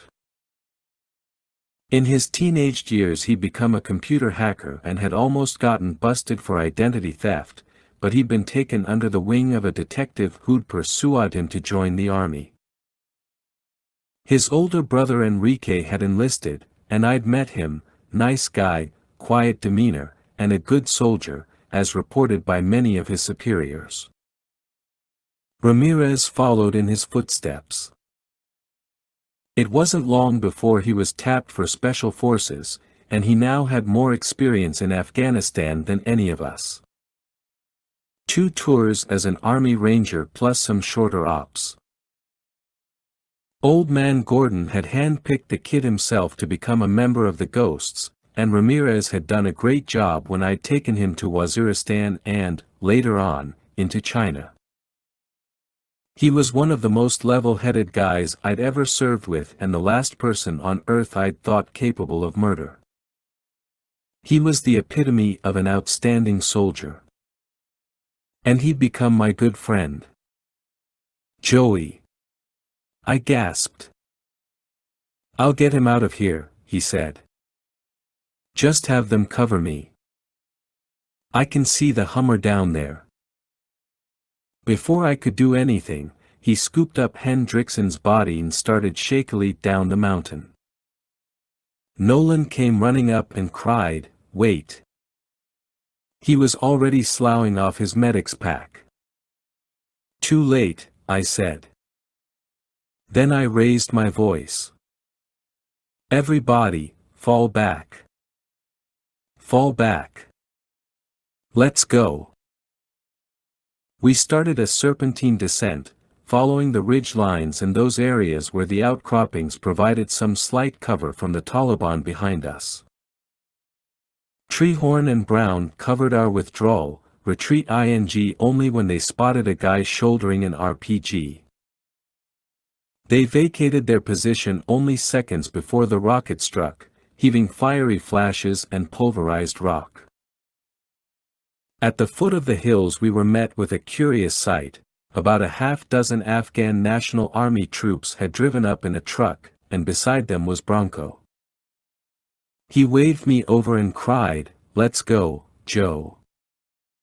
"What the hell are you doing here?" "We're the cavalry. We'll cover you." "How'd you know we were out here?" He rolled his eyes, then climbed back into the truck as the army troops dropped to the ditches and began firing on the advancing Taliban. "Why are you doing this?" I asked. "I like it when people owe me," he said. The rest of my guys came darting over and, using Bronco's truck for cover, returned a few more salvos before breaking off to make one last run for the Hummer. Two more vehicles pulled up, a big Bradley and another Hummer, and rifle squads bolted out, the SECU righty team from the construction site. I talked to the sergeant there, handed over the fight, and jogged back to the Hummer. The earlier wounds in my leg began throbbing again. Herrick confronted me before I could climb out of the Hummer. I barely heard what he was barking about. I just spoke over him. Warries was cut off from us during a cave-in and he's missing. He might have been captured by the Taliban. Say again. I did. His jaw fell open, then, "Well, isn't that goddamned convenient for you? My mission is to capture Zahed. I can and will do that without interference.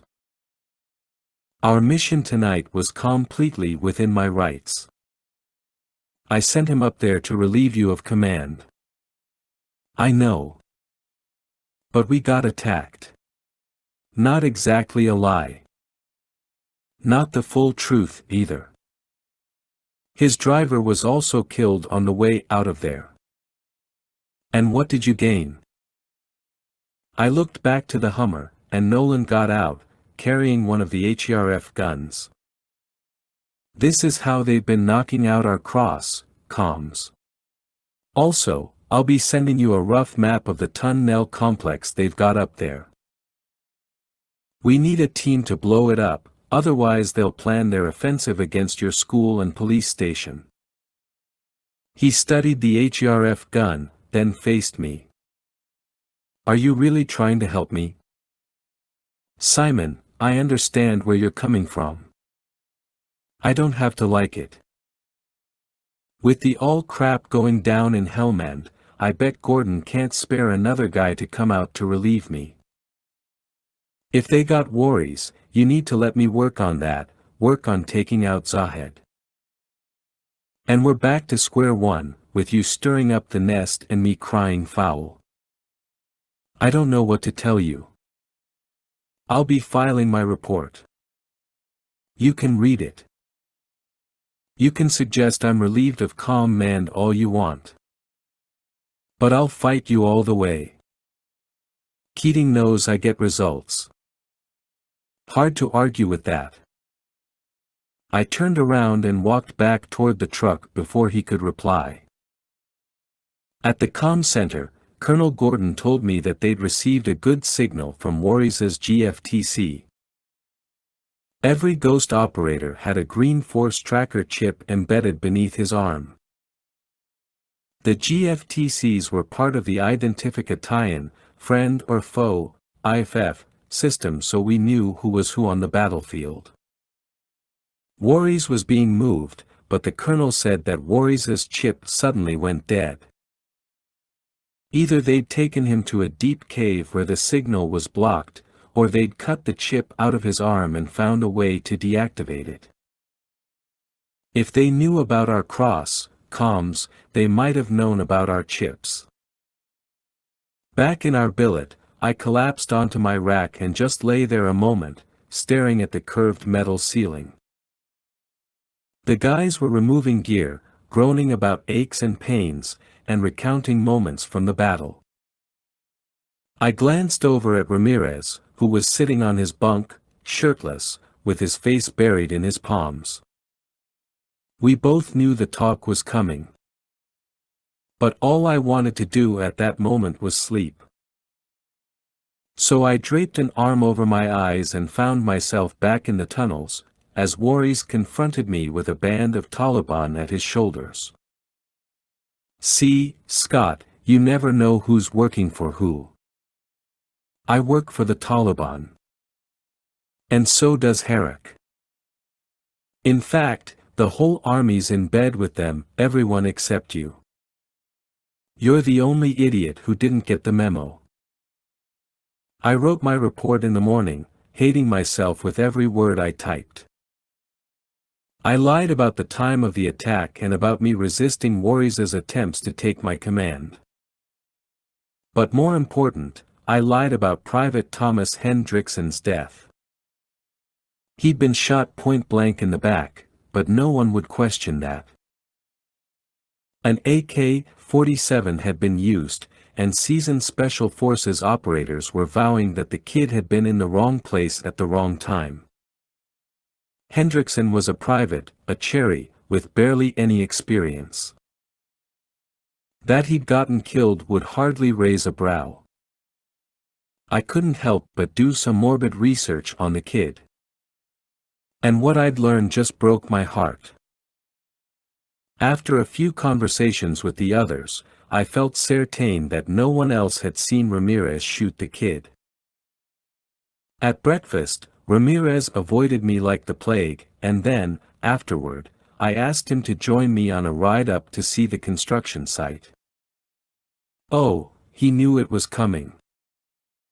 Maybe we should talk about this elephant in the desert, he said. I couldn't help but snort. The elephant? You mean the one being ridden by a murderer? He slammed the door on the Hummer, and I drove. We left the main gate and headed about halfway down the desert road, and then I pulled off to the side, and we just sat there in the growing heat. I was reminded of the times when my dad was mad at me and would take me out for a drive and a talk. In fact, it dawned on me only then that I was doing the same thing. After breakfast, I'd put in a call to my sister and brothers and was still waiting to hear back on Dad's condition. I could only pray for an improvement. Scott, before you say anything, can I talk? Ramirez's voice was already cracking. Go ahead.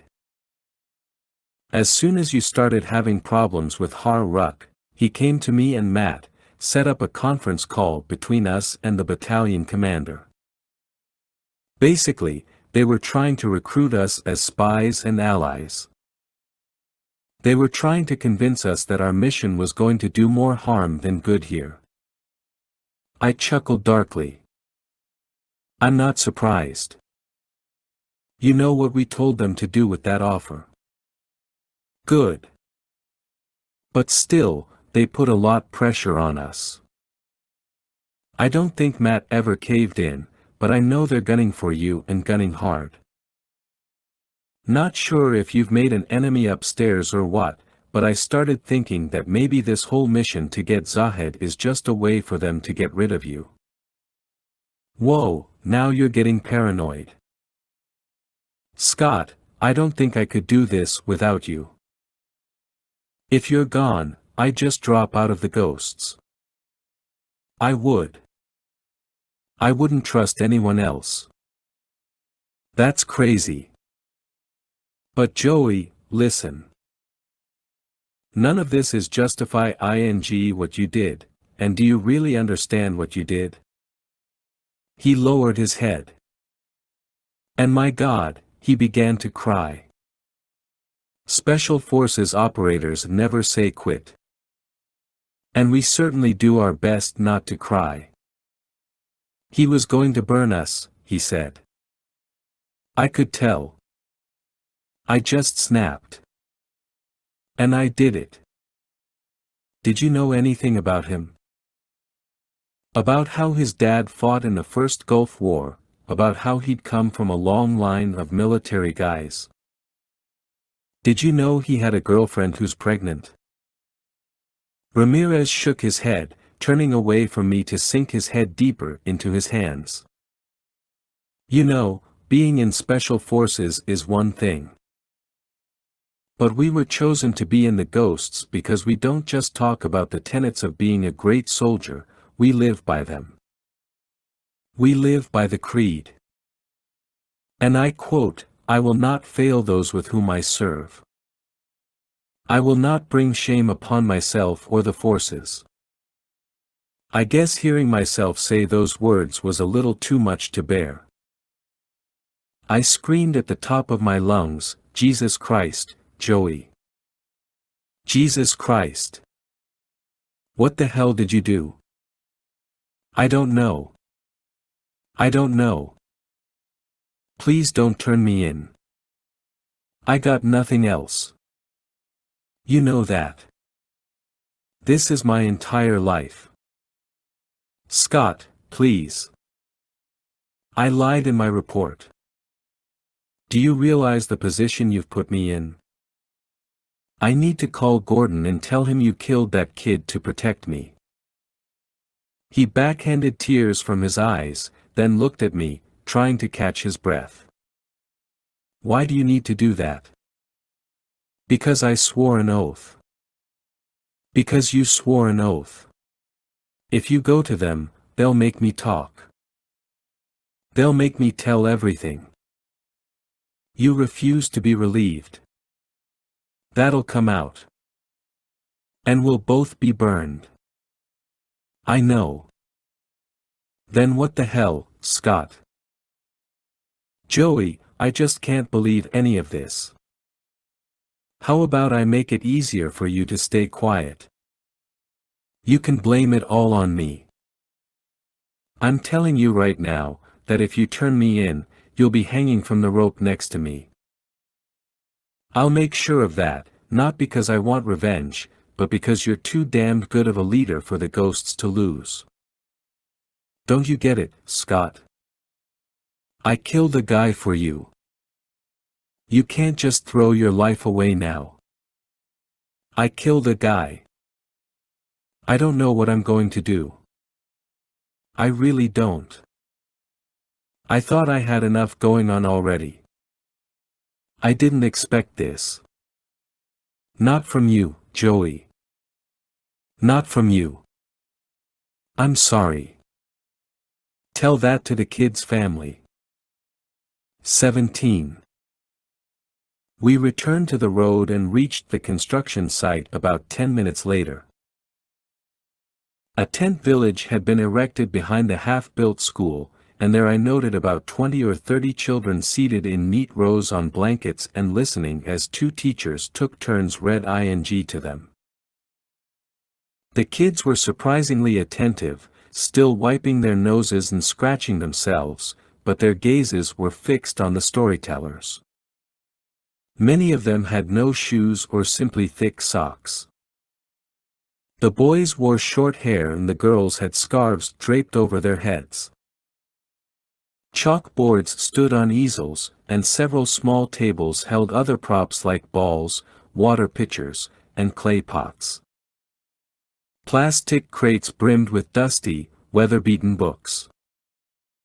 In truth, I'd gone to the site in part because I thought I might run into Anderson again. I needed a pretty face to help temper all the ugliness around me. She was watching a group of laborers erect the walls of the school on the broad concrete foundation. Just behind her stood the sandbagged machine gun nests my team had helped build. "I'm glad you're getting a chance to see them," said Anderson, turning toward me and gesturing to the tent full of children. "I assume they'll have desks, once they move inside." "Yes, they will. These kids need a sense of dignity. And we'll give that to them. We've made a great deal here. We train the teachers and provide the educational materials if the community provides us with those teachers.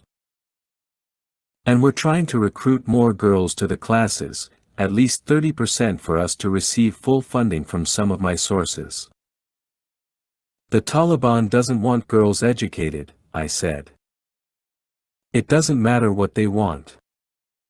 It's what the people want. And if the Taliban know what's good for them, they'll follow the example of some of the other villages up north. This works. I've seen it. It works until we leave. And hey, you haven't called me about these guys turning over their paychecks to the Taliban. I know. I think they know I'm watching them, and they've become more discreet. But it's going on, I know it. All part of the great legacy we're building here. She hoisted a brow and looked me dead in the eye. When Herrick told me about trying to build a legacy, do you know what I told him? That he's dreaming. I guessed. No, that it's obvious, this school is the legacy. But we need to protect it. We need to train the police and whatever National Army troops we can get here. We've already done what we can, I said, gesturing to the sandbagged nests and the observation posts beyond. I lifted the binoculars hanging around my neck and panned the horizon, coming to a stop on a cluster of Taliban fighters, at least 10 of them, perched on the mountainside, watching us. Our machine gunners were watching them, too. No, that's not enough. We need more police, more Afghan army troops. We need a garrison here. We need police to patrol the town. Talk to Herrick. I already did. I'm talking to you. Why do you think that'll make a difference? You don't even know who I am. She smiled as if she did. She couldn't. Unless, there was much more to her than met the eye. I know who he is, she said, gesturing toward an old white sedan that was rumbling toward us, its hood caked in dust, its windshield wipers still working to clear away more dust. Bronco was behind the wheel. She continued, I know you guys talk. I'm not at liberty to discuss this any further. I'm just telling you, please. Help us.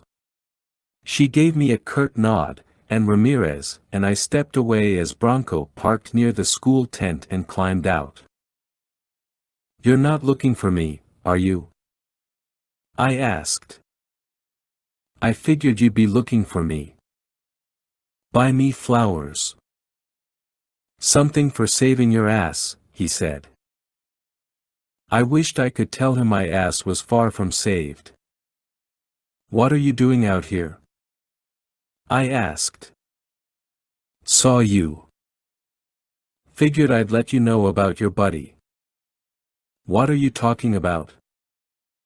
They captured one of your men. I heard about it. I talked to a few of my contacts in Sangsar. They've got him. I'm sure you'll hear from them soon. I glanced over at Ramirez, who just shook his head and sighed. Though I hate to admit it now, when Bronco said he had news concerning our buddy, I'd hoped that Warries had been killed. That's a terrible thing to wish on the man, but that was how I felt. And I just knew, beyond a shadow of a doubt, that Keating would want me to rescue Warries, the very man who would burn me at the stake when we got back. All right, thanks for the info, I told Bronco. Always nice doing business with the friendly neighborhood spook. And now, what is it you want from us, because I know you want something. He smiled, an unfortunate grin that revealed his aversion to modern dentistry. I want HRF guns.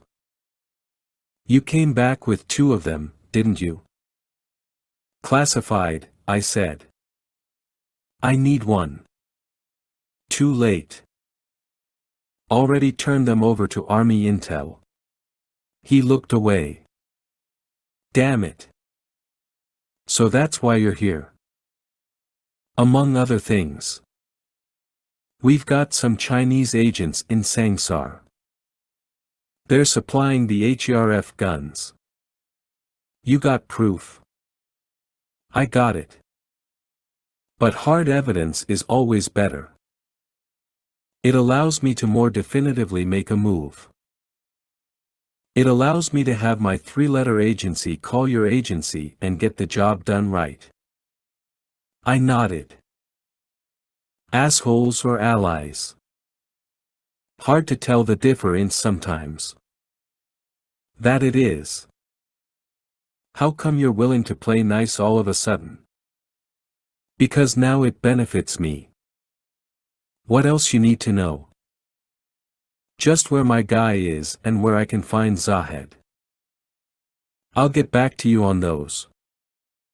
He winked and hobbled back toward his car. Only then did I notice his limp and the deep scar running across his ankle. What I didn't notice, though, were all the lies he'd just told me. He could have won an Oscar for that performance.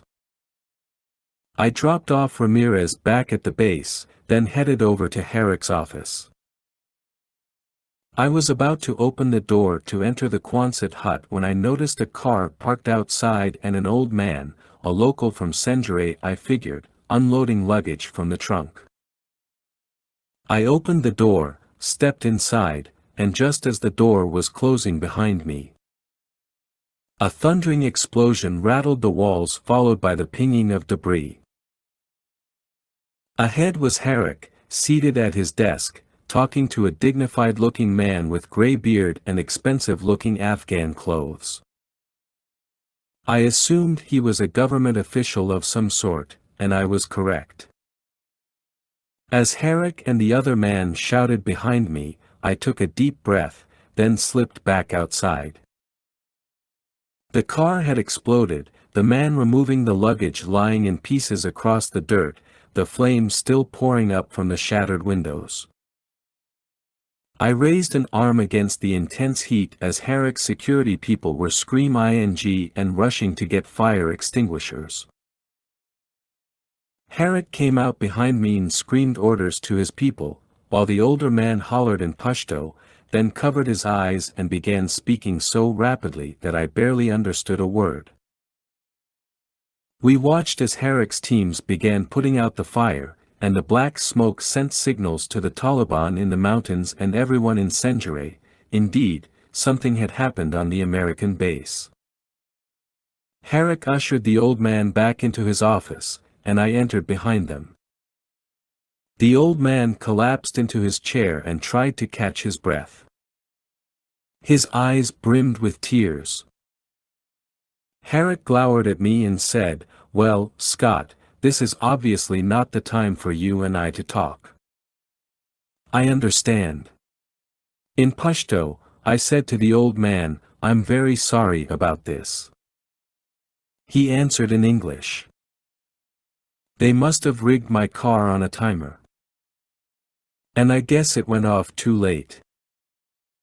They are amateurs, the men who are trying to kill me." "Who are they?" I asked. "The same people you are trying to help." I looked at Herrick, who rolled his eyes. "Scott, this is Namit Ghul, the district governor."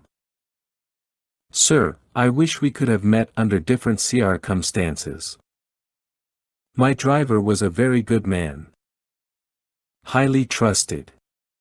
He shuddered and rubbed the corners of his eyes. "Governor, if you'll just give me a moment to speak with him?" Herrick asked. Ghul nodded. "And now, Captain, I think you fully understand what I'm talking about." "Yes, sir, I do." Herrick motioned me back outside, where we walked around to the pathway between huts. The officers' bar, racks lay to our right, and one of the guys had designed a little putting green in the middle of the desert, an oasis of sorts that Herrick pointed to and said, "See that? Crazy right here in the desert, right? Well, that's what I got right now, with that fool inside my office." What are you talking about? Everybody in the district hates the guy.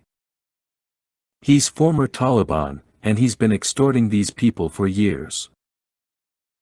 He's a crime lord with ties to the opium trade, but he's still in tight with the government, and Hire now tells me it's my job to protect him. He's moving his office onto our base. And you know what? Everybody wants this guy dead, the Taliban, the people here, even some guys in the government, because they know what a scumbag he is. So you're not having a good day. Join the club. Scott, I might need your help here. I almost laughed. What? If this guy sets up shop here, we'll be painting an even bigger target on our backs. But you got orders to protect him, just like I got orders to capture or kill Zahed. By the way, I ran into Bronco. His contacts confirm that the Taliban have war risks. I'll be taking that up to Hire in a few minutes. That's what I thought. And now I'm thinking about a trade, not one that Hire ever knows about. What? Herrick lowered his voice even more. The Taliban would love to get their hands on Ghoul. What if we trade him for worries? We just make it look like the governor got kidnapped. Are you serious? Herrick spun around, cursed, then whirled back. I don't know what I am anymore, Scott. I really don't. What the hell am I supposed to do with this guy? Just do your job. No one makes that easy, especially you. I read your report. Then you know if we can't get air support, I'll be organizing my team to head back into the mountains and blow up that tunnel complex. We need to destroy that in order to better protect the school. Are we really on the same page? I don't even know if our pages are in the same book, but those tunnels need to go. And if you got a problem with that, you'd better let me know right now. That man sitting in my office is my bigger problem. Blow up the tunnels, Scott. Screw it. Blow them all up. I stood outside the communications hut, just watching Herrick's guys deal with the burning car and begin cleaning up the mess. That the captain's people had not done a bomb search of the car before it had passed through the main gate was odd. I walked over to the gate and questioned the guys, who told me they had orders from Herrick to waive the search and not delay the governor's arrival, a mistake made by the young captain. That car should have been left on our perimeter, and the governor should have been transferred into a Hummer and transported to Herrick's office. Oh, but that was so inconvenient. I'm sure security would tighten now that Herrick had his 20/20th hindsight. After leaving the gate, I found it harder to drag myself back to the comm hut. I couldn't get the images of Ramirez killing the kid out of my mind. And I kept shuddering as the shots rang out and the kid fell back. I kept seeing that blank stare on Ramirez's face. And I kept wondering what I looked like. What expression had he seen on my face?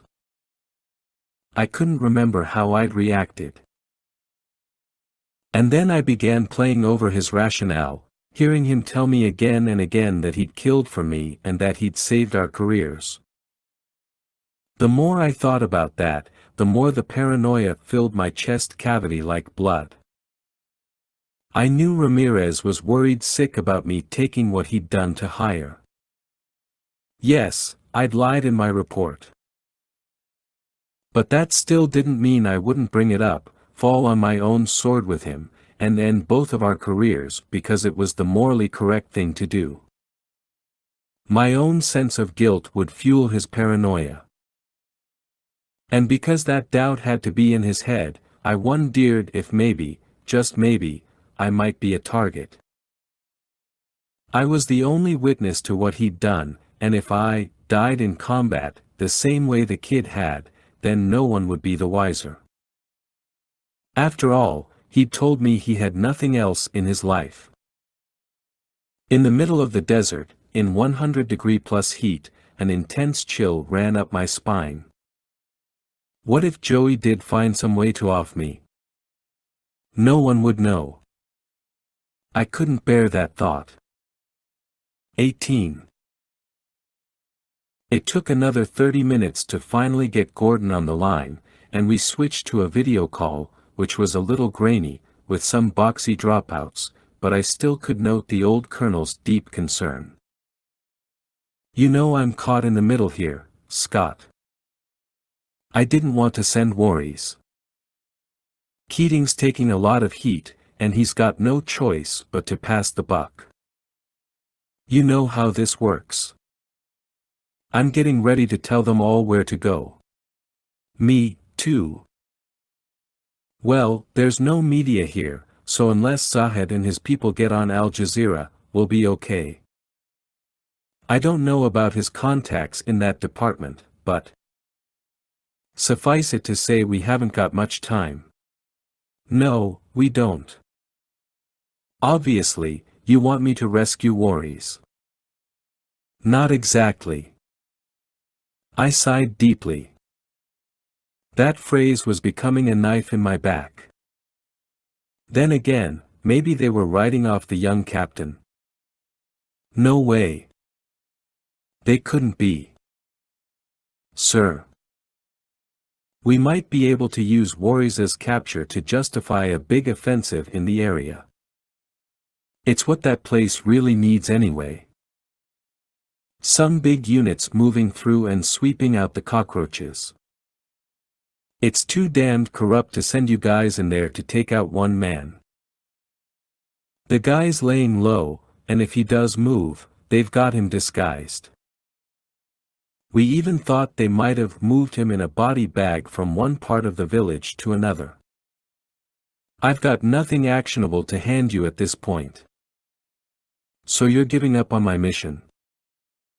No, you've still got time to do what you can. It'll take another 2 weeks for the logistics to be worked out. They'll need to pull some people out of Helmand. But once that happens, Zahed won't know what hit him. However, the ghosts can save face by pulling Zahed out of there before the hammer drops. So you want me to get Zahed and rescue Worries, but you want me to take my time on the rescue op. Obviously this call is not being recorded and the transmission is fully encrypted, he said with a wink. Otherwise, I wouldn't confirm that. But hell yes, son, you need to begin some negotiations, but buy us the time on our end. What if they torture him? What if he spills his guts to those bastards? We'll have to take the hit, because Hire believes that securing Kandahar and the outlying areas. You don't need to finish, I told him while sighing in disgust. I leaned back from the cubicle and glanced around the comm center. I was wearing headphones and the screen had glare protection, so no one could peer over my shoulders. And at that moment, I stopped calling him sir. I'd known Buzz Gordon for a very long time, and that was the most tense few moments I've ever had with a CO. Buzz, I need your advice on something. Glad I'm still good for something. I can't tell you everything. Scott, it's me. I know. I took a deep breath and spoke slowly. I've got a problem with Ramirez. I want you to know that if something happens to me, you'll need to confine and question him. That's all I'm saying. Whoa. What the hell are you talking about? I'm just saying I got a problem. Scott, what's going on out there? If it comes down to it, I just want you to question Ramirez, all right? I'm shocked. He's one of the top 5 operators we have, and you're telling me you think he's going to frag you? I don't know. Why would he want to do that, Scott? Like I said, I'm not in a position to tell you everything. You don't need to protect me. I know. I'm trying to save my own ass here. So let me give you the company line here. You're the on-scene commander, and I expect and trust you to resolve the situation in a professional and expeditious manner. You have been and will continue to be put in situations where you have 2 competing obligations. I understand.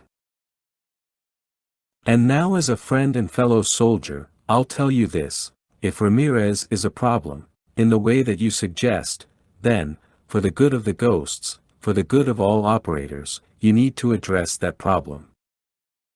In any way I can. That's right. Would you consider that an order? You know I can't. I sighed and closed my eyes. Yeah. Scott, I wasn't aware it's gotten that bad. I couldn't meet his gaze. Well, Herrick's baby sitting the governor on our base, the spook is working on something that involves the Chinese smuggling in HERF guns, and the local police and army are non-existent. So yeah, it's pretty bad. Gordon shook his head. 2 weeks, Scott. Gets ahead. If you wind up rescuing worries early, then do it if you have to, but if you can sit on your hands, then do that too. All right. I couldn't help but rejoice over his order to delay residential queuing worries. And I couldn't believe the irony of that either. Worries' capture was giving them an excuse to break out the big guns and finally put some steel on terrorist targets. Maybe they were realizing that coin operations needed some teeth behind them. Then again, I wondered how effective even a major offensive might be. Word would get back to Zahed that forces were moving toward Sangsar, and he would just skip town until the fireworks were over. Then he'd come back and set up shop once more. Just a vicious circle. We had to get him before he left. They needed to cordon off that entire village. When I left the comm center, I got word from the main gate that someone had come to see me, Shomani. I went out there and had a seat on the tailgate of his water truck. What are you doing here? I want to help you. Really? Yes. Do you trust me? I shouldn't have hesitated. But I did. Okay, I trust you. Then change your clothes. Berkey wants to see you. I'll wait here for you. We always travel in pairs. I'll need to bring another soldier. He didn't flinch. Okay. When I walked into our billet, several of the guys came over to me, and Brown said, "We think Ramirez is sick. He's been throwing up since you guys got back. Nolan's taking him to the hospital." Oh, okay, good. Treehorn. The big guy looked up at me from his bunk. Yeah, boss. Get dressed like an Afghan. We're going for a little ride. You got it. I headed to the back of the billet, where Nolan was handing a canteen to Ramirez. Come on, bro. You need to go over there. Ramirez, who was wearing only his skivvies now, shook his head. Hey, Joey, you okay? I asked, my tone more of a challenge than an expression of concern. He could barely face me. Perfect. Then why are you throwing up? You didn't look sick a little while ago. He snorted. You see that crap they're serving in the mess hall? I guess it takes a while to seep into your guts. Well, I hope you feel better. Soon. I walked back to my bunk and began changing. Before I was finished, Nolan and Ramirez pushed past me and headed outside. Brown lifted his head from his bunk. Hey, Captain. Everything okay? I'm getting some bad vibes from you and Joey. We're cool. I'm just worried about him. We're worried about you. I drew back my head. Me? Yeah. You got a lot of pressure. We lost Matt. Worries is out there. We get new orders yet? I gave a short nod. I'll brief you guys when we get back. Shilmani drove Treehorn and me to one of two shacks positioned along more foothills on the far west side of the town. The shacks rose improbably from the dirt and pockmarked hills, and they looked as though they'd been there for centuries. Long rows of water jugs were stacked on a rickety framework, and two more pickup trucks were parked behind them. Two men with AK-47 sat on the roof of one shack, and the rickety ladder they'd used to ascend to their perch leaned against one wall, casting a long shadow.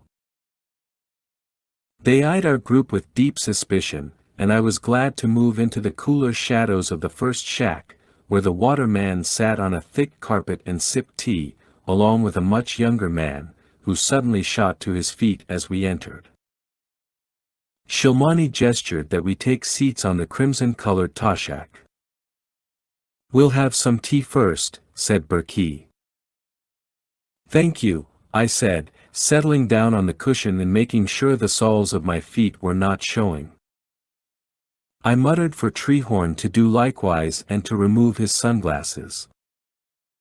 Shilmani poured us cups of tea, which we quickly accepted. The young man stood in the corner, just watching us. His beard was short, his eyes fiery. If he had a weapon, I'd say he wanted to use it on us, but thus far he appeared unarmed. How is the new well coming? I haven't had time to go out there. Berkey's English wasn't very good. Shilmani translated, and Berkey said, "Oh, good, good, good. A lot of water." He sounds happy, I said to Shilmani.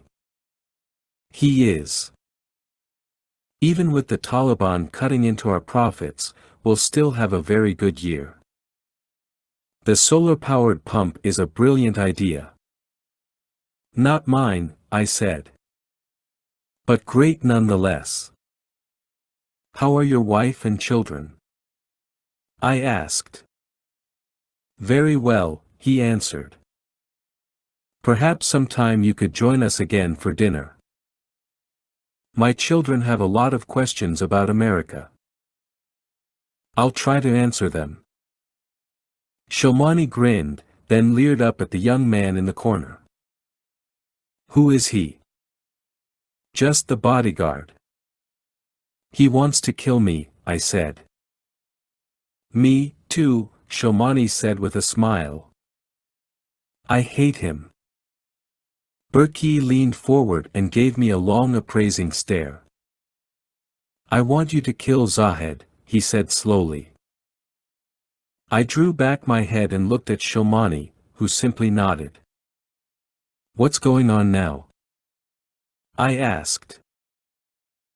Shilmani spoke quickly. We had a deal with Zahed for the water coming out of the new well, but he has chosen to break that deal and increase his demands. So we have chosen to kill him, and we will hire you to do the job. Okay, I said matter-of-factly. Treehorn looked at me, are you nuts? I winked at him. Then faced Berkey and made the money sign. How much will you pay me? He looked at Shilmani and spoke rapidly, and I could only ferret out every third word. He says we'll pay you with information rather than money. Tell him I said that's very clever and I appreciate this offer. I will kill Zahed. How can he help me? Shilmani and Burki spoke again, then Shilmani said, we will set up a meeting for you and Zahed. He will think you are one of the opium smugglers I told him about. You will come with us.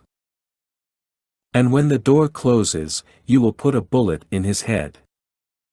Okay. Captain, I'm not sure this is such a good idea. I looked at Treehorn. Thanks. No other opinions needed. I faced Burki. How soon can we meet with Zahed? Soon. I turned to Shilmani. Ask him about our captured man. Does he know where our guy is being held? After a moment of conversation, Shilmani turned to me and shook his head. No idea. But Zahed would want to question him himself, so probably in Sangsar. Ask him what he thinks the best protected place is in that town. Shilmani did. Both men laughed. Shilmani turned to me. He says the police station. The jail. But it is probably too obvious. We had dozens of maps and intelligence on Sangsar, but sometimes that intel did not indicate the function of some buildings unless streaming satellite video of the comings and goings of the inhabitants made it obvious, or if there was, of course, a sign on the building. I drew an imaginary rectangle across the carpet and said, can you tell me in what part of the town we would find that building? Shilmani already knew. He pointed directly in the mid-glee of the rectangle. I sighed. Of course, as deep into the town as you could get. So if I kill Zahed, your boss gets to keep all of the profits. That's what he thinks, but you and I know better. We do. There's always another man to take over for Zahed. Yes, there is. Do you know who that might be? I have a cousin who works as a courier for Zahed. You do. Why did you wait to tell me? To protect him. And my family. I see. I will get more information from him. I finished my tea and smiled at Burki. I really appreciate this help. He raised a brow. Okay. He made a gun with his fingers. You kill Zahed. As we drove back through the town, we took a side street that ran parallel to the bazaar. A few kids on old bicycles were racing along the street and pointing as they passed the alleys. A huge crowd had gathered along the shops and stalls, and I could see people throwing things into the center square. Were those rocks? I couldn't quite tell. What's going on? I asked Shilmani. Nothing. Never mind. We have to keep going. No way, I said. Pull over. Please, Scott. You don't want to go there. Why not? Because you won't understand. You heard me. Stop this car. Shilmani took a deep breath. You have to promise that if I stop, you will not interfere. What are you talking about? He pulled over, threw the car in park. You'll see. 19. Herrick had never mentioned this issue to me, and I later found out that he'd known all along and had simply been hiding it. The news was simply another of the bird dens he'd carried on his shoulders, and it made me understand, at least a bit more, why his stress level was constantly in the red zone. I ran down the alley and reached the back of the crowd. Treehorn and Shomani were just behind me. There, in the middle of the road, was a brown sack, but when I got closer, I realized that a person was COV'd in that sack and buried up to the shoulders. The person was struggling, so I had to assume the hands were tied behind the back. "Boss, is that what I think it is?" cried Treehorn. "Ah, geez," I gasped. A circle had been drawn in the road around the victim, and no one stepped inside that circle. From the periphery, they threw their stones, occasionally hitting the person in the head. Each time a stone made direct contact, the crowd roared. "I did not want you to see this," said Shomani. "And I did not realize it would happen so soon. We would have planned the meeting another day. Why is this happening?" I asked as the crowd chanted "God is great," and my mouth fell open. "This is retribution for her sins." Her sins? What the hell did she do to deserve this? Shomani didn't answer. A rock crashed into the WOMN's head, and the sack began to stain with blood. The crowd grew even louder, and a blood frenzy now widened the eyes of those nearest the circle's edge. The women hurled their rocks even more fiercely than the men. I started forward, but Shomani grabbed me, as did Treehorn. "If you interfere, you will commit a crime," said Shomani. Okay, I said, fighting for breath and relaxing my arms so they could release me. "Her hands are tied behind her back, but if she can escape the circle, she will be free," Shomani explained. "She's only buried up to her shoulders to give her a fighting chance. Men are buried up to their heads." "You didn't answer my question." "What did she do?" "She had sex outside marriage." "I knew it," said Treehorn. "These women can't do anything without getting punished for it." "We'd have to kill most American women if this were our rule," I said. "I know. It seems you Americans engage in this behavior quite a bit." "It just happens," I said. Shomani made a face. "I still don't understand how he convinced her to do it." "You mean the guy?" He hardened his voice. "Yes, the American soldier from your camp." I considered going to Herrick's office and telling him what I'd seen, but I realized the men needed something from me. And I felt badly for them. They'd been lying around the billet all day, just wondering what the hell was happening. Ramirez had come back from the hospital with some antacid to soothe his stomach. He was lying in his bunk with his arm draped over his eyes. I called the group forward, and after a few seconds, he was the last to gather around. "Got a couple things going on. We'll be back up in the mountains tonight. Engineering op. We're going to blow those tunnels." "Hooah!" shouted Brown and Smith in unison. "I want to do everything we can to avoid engaging the enemy. They don't call us the ghosts for nothing. We'll show them why." Hume raised his hand. "Any word back on the HERF guns yet? Do we know if they've got more?" "I know the spook is working on something, and we have to assume they have more. Nolan, we still got 2 spare crosscoms, right?" "That's right."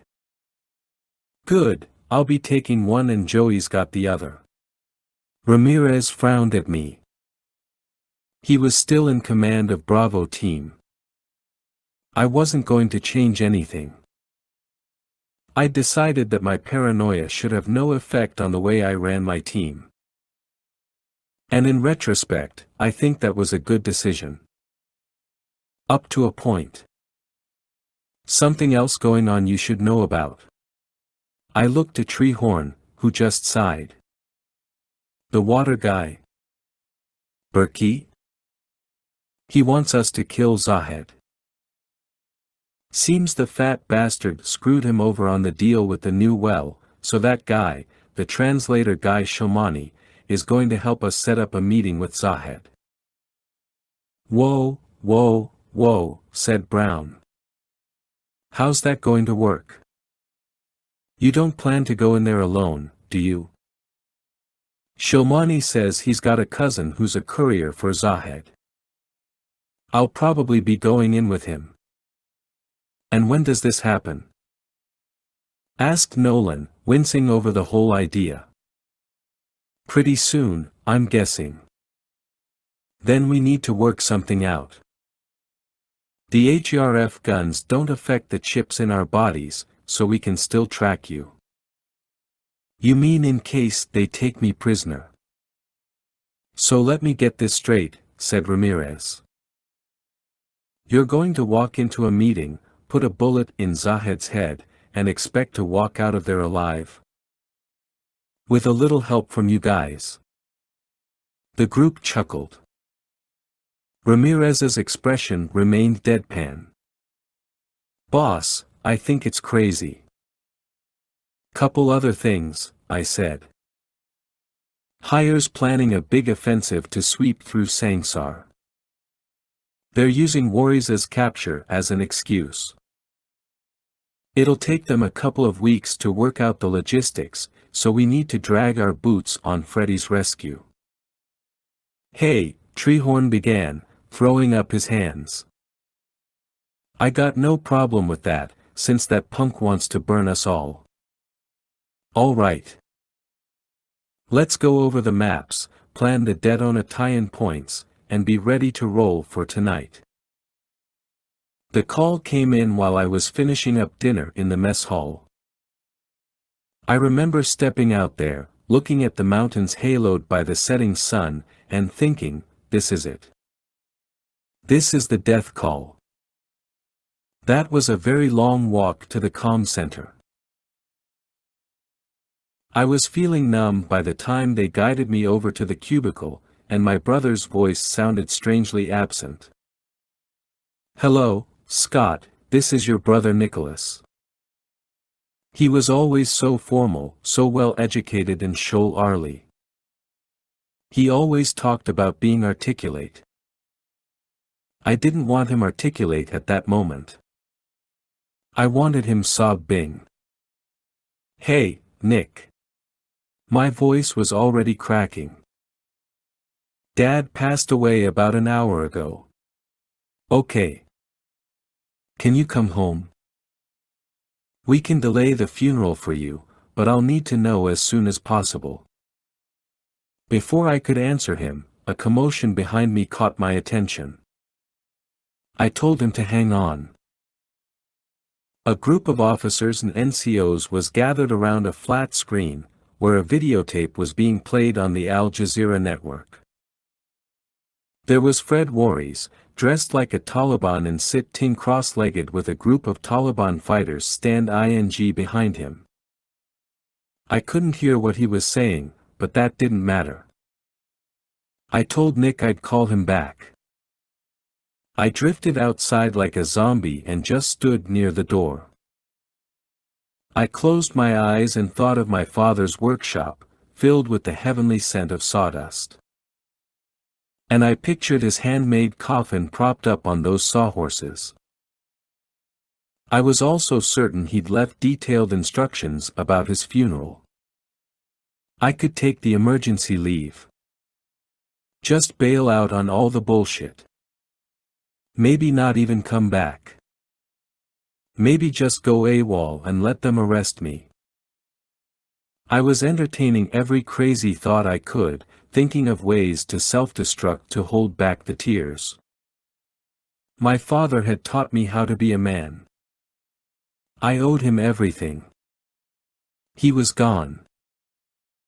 I don't know how long I was standing there when Herrick and the XO rushed up and Herrick just looked at me.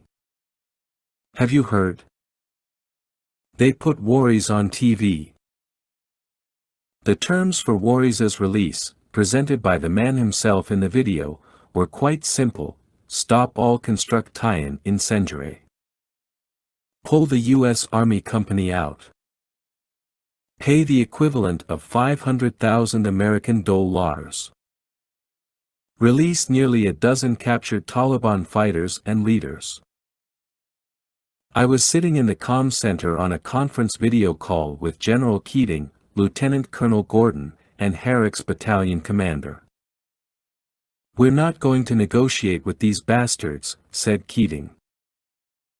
"And I'm going to make sure we step up our timetable. I want a full-scale raid to happen within the next 7 days.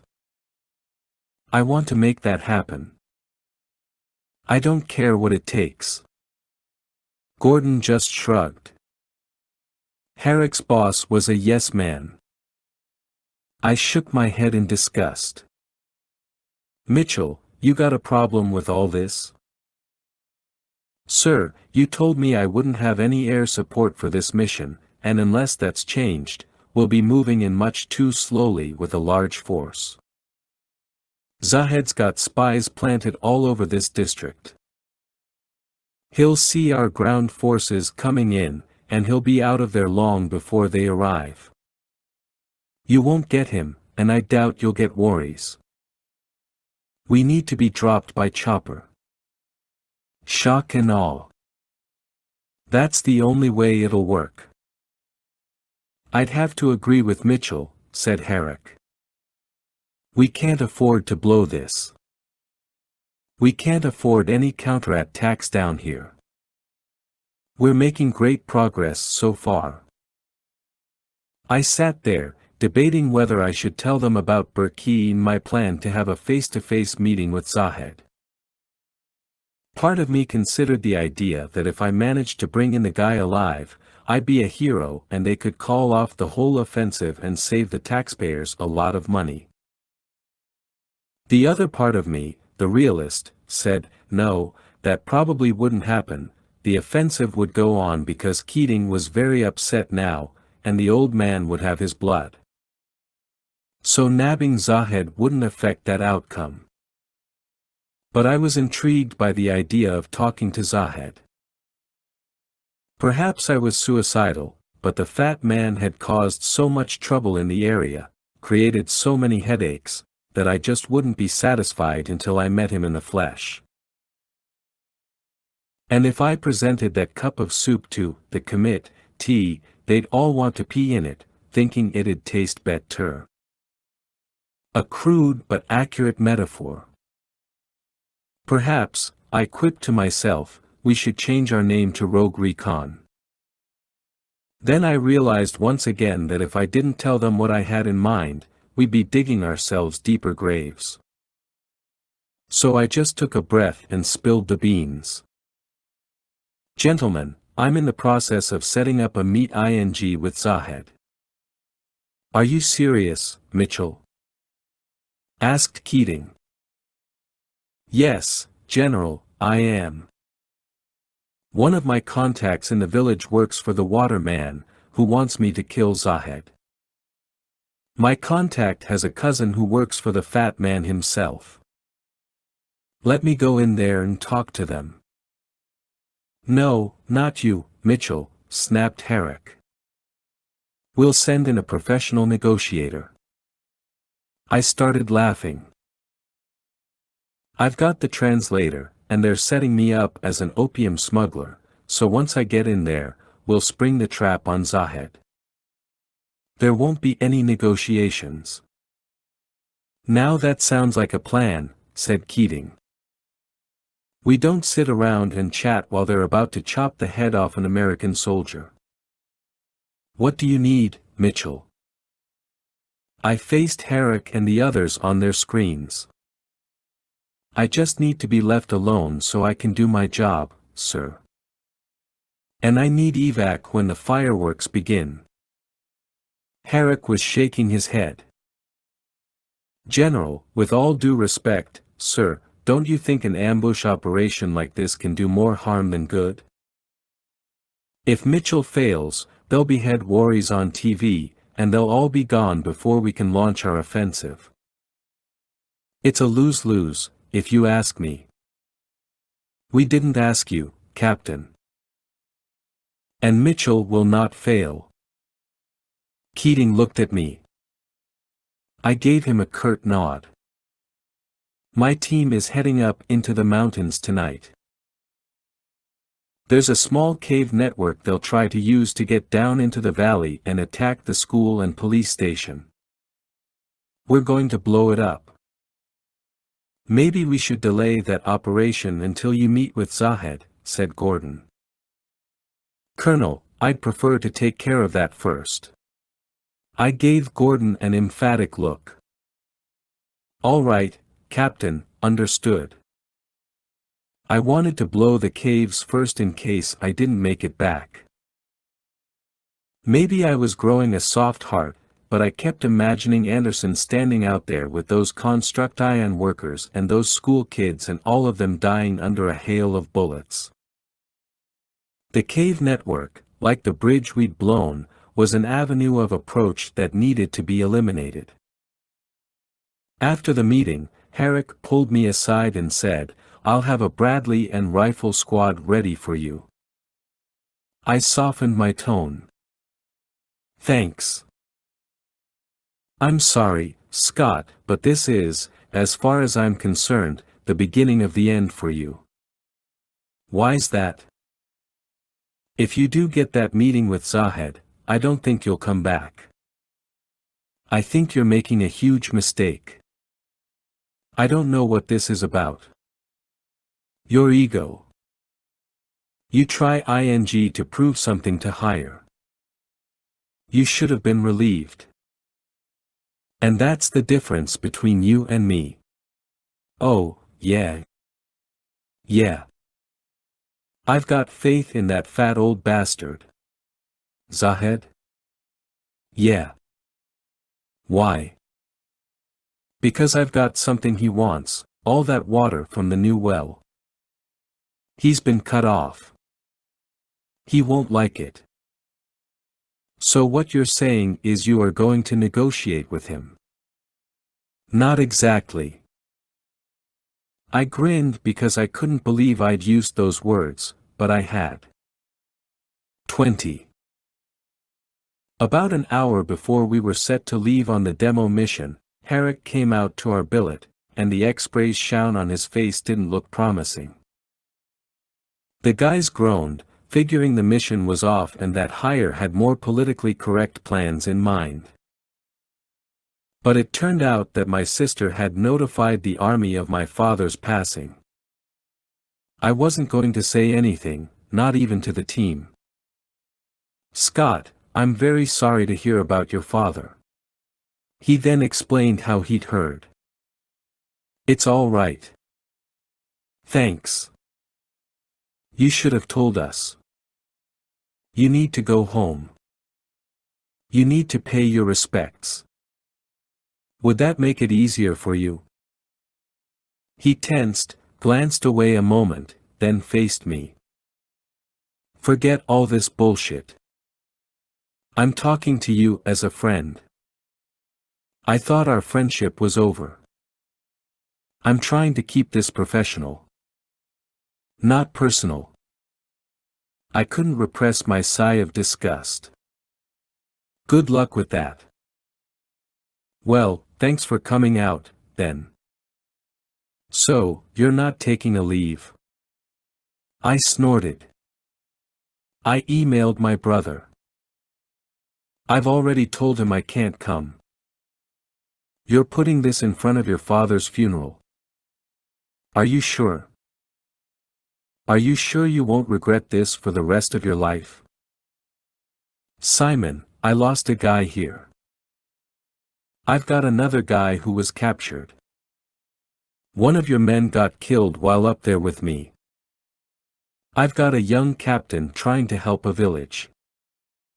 I just can't walk away now. I won't regret it. My family understands. My dad would understand. He took a deep breath, gave a curt nod. All right. Good luck, then. I'd missed more births, birthdays, anniversaries, holy days, and even funerals than I could remember. It didn't get any easier. In fact, it got harder, and every time I spoke to my brothers or my sister on the phone, I had to reassure myself that the life I'd chosen was the right one because the distance between me and the real world grew larger every year. And yes, I'd lied to Herrick. My brothers and sister would not understand. They would never tell me, but I could see it in their eyes, quite clearly. My sister once told me that I never did anything for myself. That wasn't true.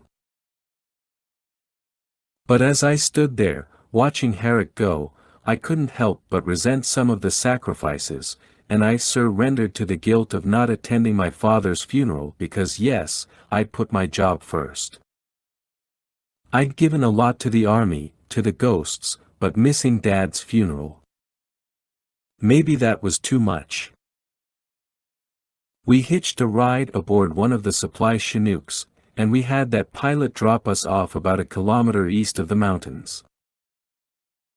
We set down in a well-protected valley not far from our FARP, forward arming and resupply point, used by gunships, Blackhawks, and Chinooks alike, so our bird was not a curious sight in that zone. We would hike in with less chance of being detected by Taliban fighters posted along cliffs that overlooked the village. Their gazes would be trained on the more obvious lines of approach, and we'd be coming up on their flank. Ramirez and I wore the two crosscoms so we could easily detect friend from foe, but the others were blind because of the last HRF gun blast, so our Alpha and Bravo teams would need to stick together. Treehorn, our one-man Charlie team and sniper, would be posted outside the main exit tunnel we'd chosen, ready to pick off anyone who pursued us. We chose not to wear body armor to move more swiftly through the tunnels. Again, my plan was to avoid all enemy contact. Yes, that was the plan. Would it survive the first enemy contact? Of course not. A remarkably cool breeze tugged at our turbans and chamas, and if you spotted us hiking along the ridges, you would swear we were drug smugglers or Taliban. Ramirez was more quiet than usual, but I think he appreciated my business-as-usual attitude, even if it was a disguise. The mission took priority. We both knew that. But I would still keep a sharp eye on him. He led Jenkins, Hume, and Brown, and I told Brown in private that because Joey wasn't feeling good I wanted him to look after the sergeant. He said he would. I kept Smith and Nolan close, and as we approached the first cave entrance after about 60 minutes of rugged and slow climbing, I sent off Bravo team to the SEC-owned entrance, about a quarter-kilometer west of ours and located about 200 meters higher up the mountain. The caves and adjoining tunnels were roughly shaped like two-letter Ys attached at their bases, with pairs of entrances on either side of the mountain. When my team got into the first tunnel and reached the cave area where worries had been cut off, our lights revealed a fresh passage dug through the debris. Ghost lead, this is Treehorn. I'm in position, over. Roger that. What do you got out there? Nothing. Not even any guards. Weird. All right, hang on. I gestured for Smith and Nolan to start planting the first set of charges, while I crept off farther down the tunnel, toward the starlight at the end of the jagged seam in the rock. I paused at the edge and stole a look into the valley below. Sangsar lay in the distance, a few lights flickering, the majority of the homes blanketed in deep shadows. Warries was down there, somewhere, perhaps in some dank basement, being questioned, having battery cables attached to his genitalia, having insects shoved in his ears. Was he man enough to keep his mouth shut? Was he willing to die for his country? Had I taught him enough? I grinned over a strange thought. Maybe his hatred for me would help keep him alive. He'd tell himself, I need to survive this so I can burn the bastard responsible. I accepted that. And even wondered, were I to rescue him, if he would change his mind, keep quiet, tell me that was his thank you for pulling him out of hell. But no, the world was hardly that simple, and Warries's moral high ground was pretty damned high. Rescue or not, he'd want to hang me. Ghost lead, this is Blue 6, in position, over.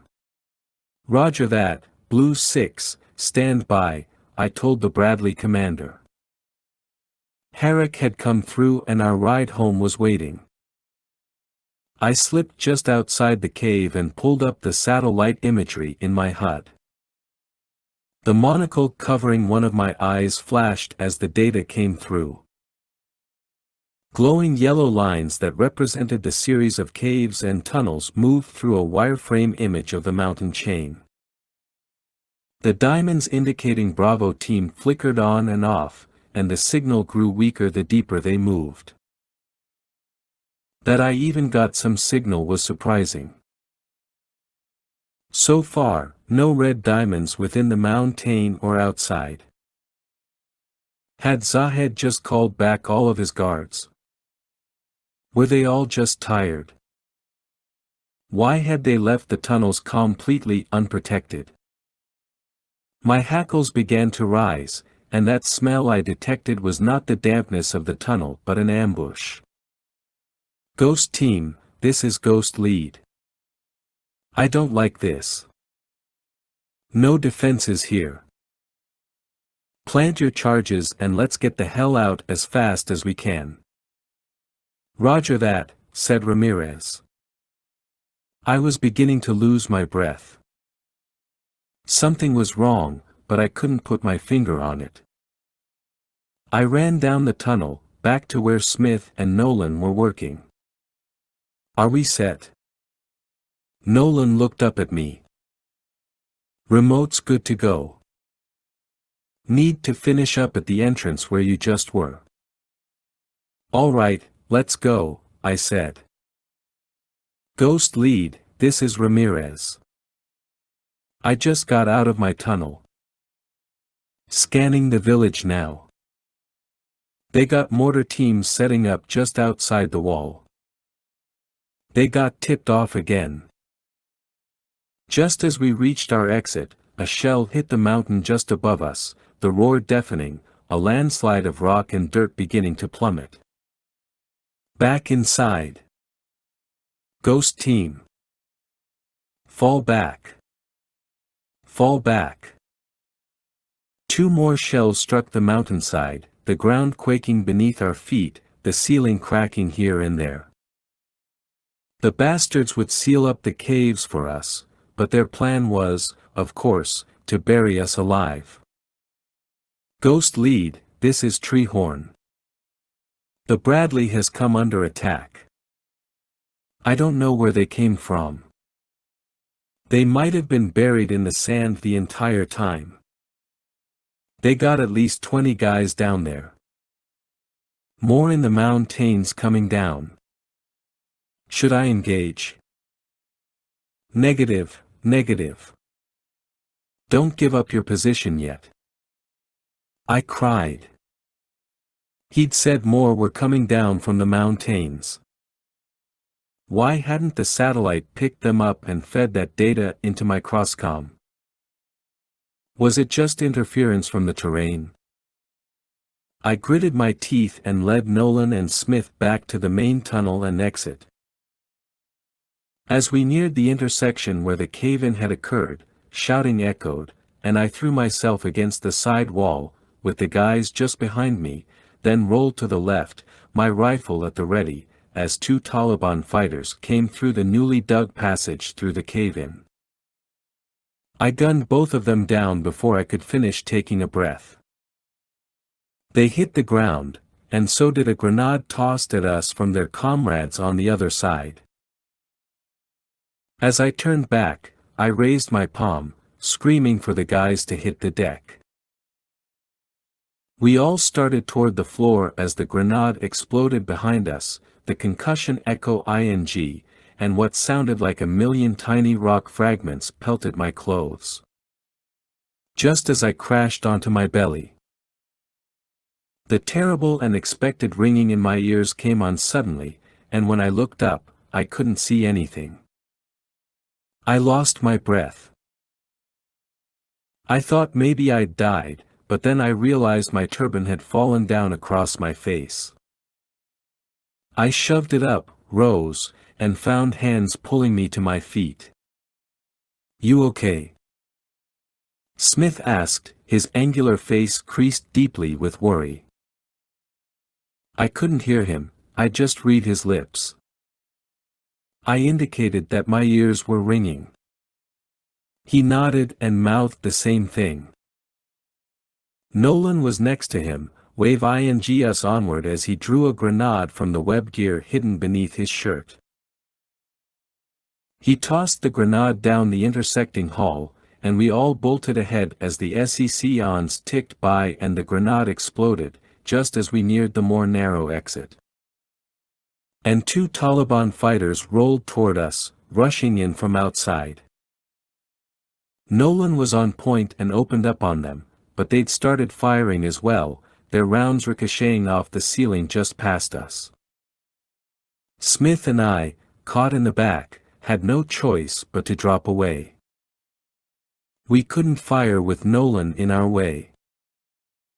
The gunfire was strangely muffled but growing louder as my hearing began to return. With arms flailing, the two fighters fell on top of each other. Nolan turned back to me, his eyes wide. Then he just collapsed himself. "Cover us!" I shouted to Smith, then rose and rushed to Nolan. I slowly rolled him over onto his back. He looked okay. I began to pull back his shirt, and then I spotted them, one near his shoulder, and one much lower, near his heart. Nolan's trademark spectacles had been knocked to the side of his head, and he was blink-ing hard, trying to see. The blood was gushing now as he struggled for breath, and I struggled to get past his web gear. "In my pack, I got some big 4x4 gauze," he said between gasps. I ripped off my chamois and shoved it beneath the web gear and applied pressure. My first instinct was to get on the cross-comm and shout, "Nolan, got a man down. Captain, tell John not to feel bad. Tell him we're buddies forever. Okay." "I will, Alex," I said, applying more pressure as he began to shiver violently. Nolan was referring to John Hume, they'd become best friends, fighting hard and playing hard. Guys would tease them about being too close, but they were more like brothers. I knew losing Nolan would crush Hume. Crush him. Smith, who was up near the exit, suddenly ducked back inside as gunfire ripped across the stone where he'd been standing. "We are so pinned down here." I was about to answer when another mortar round struck far down the tunnel, and the ground shook. Somewhere back there, another cave-in was happening, the rocks and dirt streaming and hissing, and not 5 seconds later a wall of thick dust rolled through the tunnel toward us. When I looked down again, Nolan was not moving. I checked his neck for a pulse. That round had, indeed, struck his heart, and when I checked the side of his shirt, it was soaked thick with blood. Footfalls resounded up the tunnel, and suddenly through the dust came a figure. I snatched up my rifle, took aim, and held my breath. "Hold fire!" came a familiar voice. The figure tugged down his chamois. "Ramirez." He glanced over his shoulder. "Come on. We've linked up with the captain." As the others rushed up behind him, Hume spotted Nolan lying at my side and rushed to him. "Alex." "He's gone," I said evenly. "Ah, no," Hume cried. "No, no, no."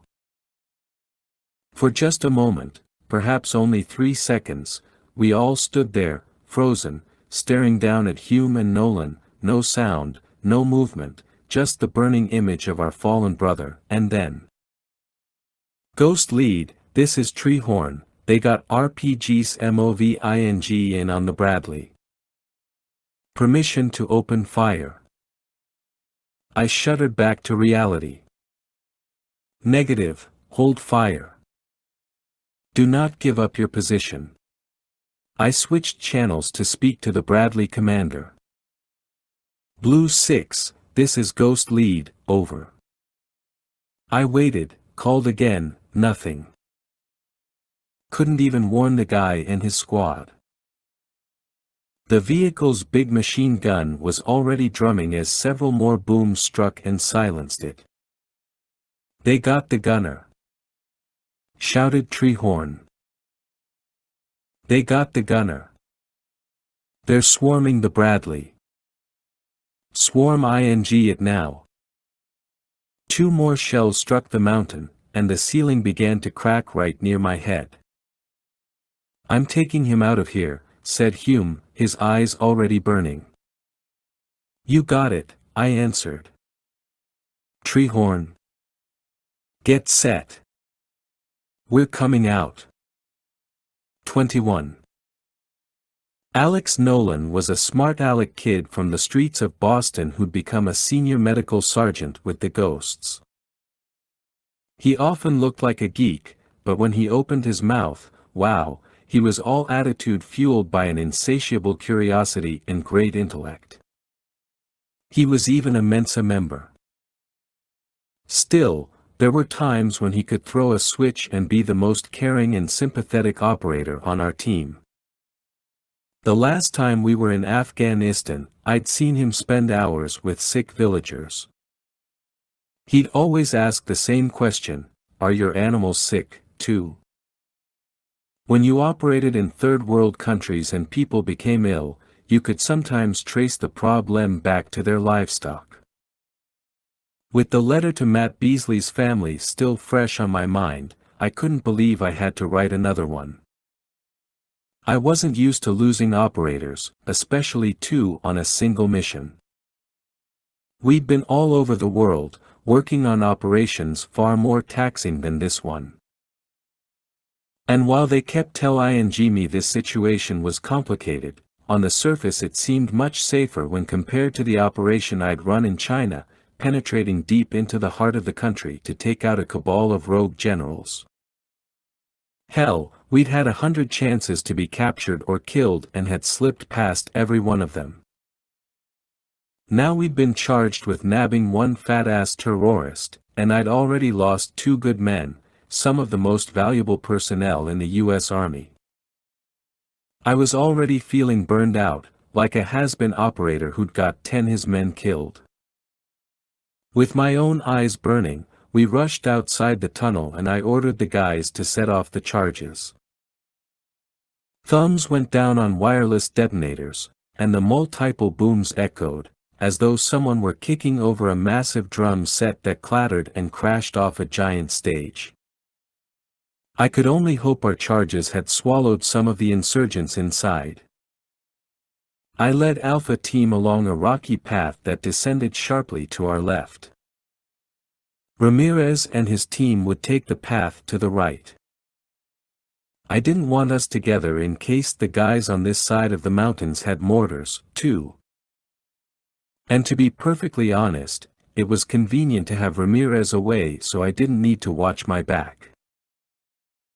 RPG fire arced like fleeing fireflies, and two cone-shaped denotations rose skyward as though the Taliban had ignited a massive bonfire to celebrate their victory over the infidels. "All right, Treehorn, cut it loose," I ordered.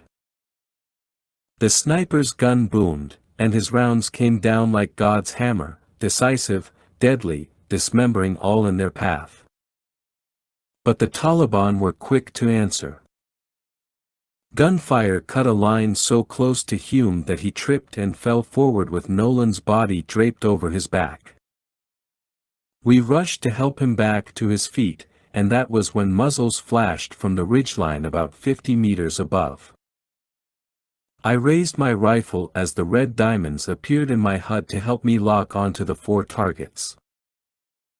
The camera automatically zoomed in on one fighter raising a HERF gun toward me, and that was when my HUD went dead. I might have cursed. Either way, the HERF blast was my cue to open fire, and Smith joined me. We drilled those bastards back toward the wall, while Hume got Nolan down onto the lower portion of the path. I wasn't sure if we'd hit any of them, but we'd bought some time. Smith ceased fire, tugged free a smoke grenade, then tossed it up there a second before we both double-timed after Hume. Treehorn's gun spoke again. And then again. He was the Reaper. His words were thunder. About 20 meters east of the now-burning Brad lay, an insurgent lay on his belly, directing machine gun fire up near Treehorn, who returned fire, hitting the guy. The gun went silent, but only for a few seconds as that fighter was replaced by another, who quickly resumed showering Treehorn. "Cover Hume. Get down the rocks and hold there," I ordered Smith. He nodded and hustled off. I jogged back up the path toward Treehorn's perch much higher along the ridge. He took one last shot, then bolted up and joined me. I waved him back along the path, and then off to my left, about 20 meters up. A curious sight, another tunnel entrance. It must have been covered up by the Taliban because the rocks nearby appeared freshly shaken free by the mortars and our C4 charges. As we came under a vicious wave of gunfire that seemed certain to hit us, I rushed up toward the tunnel and practically threw myself inside. Treehorn was a second behind me, breathless, Kurz ing, literally foaming at the mouth with exertion. AK-47 and machine gun fire stitched along the entrance, daring us to sneak back out and return fire. That was one dare I would not take. The machine gunner seemed to be chiseling his initials on the rock face. I got on the regular radio, found it dead, and realized that maybe this time the HRF gun had managed to fry it, too. But then I also noticed the microphone had taken a hit. I was one lucky man, very close call. That bullet would have caught my side, perhaps even penetrated my spine. Treehorn directed his light to the tunnel behind us. Whoa! His surprise was not unwarranted. The uneven intestine of rock swept outward and curved slowly down. It appeared to go much longer and deeper than any of the others we'd seen, and I was suddenly torn between venturing down to see where it went and making a break back outside to link up with the others. The machine gun fire had just died off. The SEC on rally point would be just past the Bradley's position, along an old dried-up riverbed. Everyone knew it. I assumed Ramirez would be taking Bravo team there. But I'd left Smith to look after Hume, who was carrying Nolan on his back, and those guys would need help. What do you want to do, Captain? I pulled out a brick of C4 from my pack. Man, we need to see where this goes, but we can't do it right now. Let's seal it up behind us and get back outside. Wait a second. Listen, he said. Faint cries echoed up toward us. I pricked up my ears again. Sounds like a kid. I know. What the hell? I remembered the girl we'd found during our first night raid. And though I couldn't bear the thought of more children being tortured, we had to leave. Something flashed behind us, and as I turned, my arm went up reflexively against the blast. The air whooshed past us, and only then did I realize I was being catapulted back into the tunnel. The entrance had been struck dead on by an RPG. The starlight shining beyond went black, and I slammed into the floor, shielding my face from the rocks and dirt dropping all around me. Then, a strange silence, the sifting of sand, my breath the dull echo in my head. Suddenly the cave roof a few meters ahead came down, as though a massive boot had stomped on us. I scrambled backward like a crab and bumped into Treehorn, who had just turned on his penlight, the beam struggling to penetrate the thick cloud of dust. I winced and blinked. "You okay, boss?" cried Treehorn. "I'm good. They blew the goddamned exit." "Plan B," I finally gasped out. Back on our feet. "Come on, buddy." I began choking and coughing on the dust. We got to our feet, his light shining down the tunnel, mine joining his a few seconds later. I stole a look back. The tunnel behind us had completely collapsed. It would take a half a day or more for us to dig ourselves out. I tried to stifle my coughing and gestured for Treehorn to keep his light low and to move slowly, quietly. Our shadows shifted across the cool brown stone, and a faint glimmer seemed to join our light, the flicker of candles or a lantern, not a flashlight, I knew. Treehorn paused, looked back, put a finger to his lips. We killed our lights and listened. For a moment, I think I held my breath. The cries we'd heard earlier were gone, replaced now by footsteps, barely discernible but there. I cocked a thumb, motioning for Treehorn to get behind me. I gingerly slipped free the Bowie knife from my calf sheath. Seeing that, he did likewise, his own blade coated black so as not to reflect any light. We held our position, unmoving, but our curious tunnel guest still seemed drawn to us.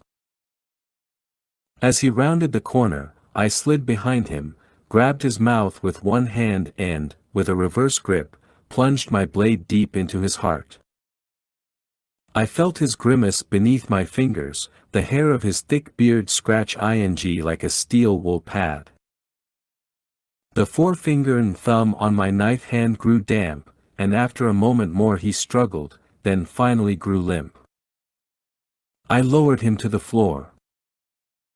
The guy had been holding a penlight, and Treehorn picked it up, shined it into the guy's face.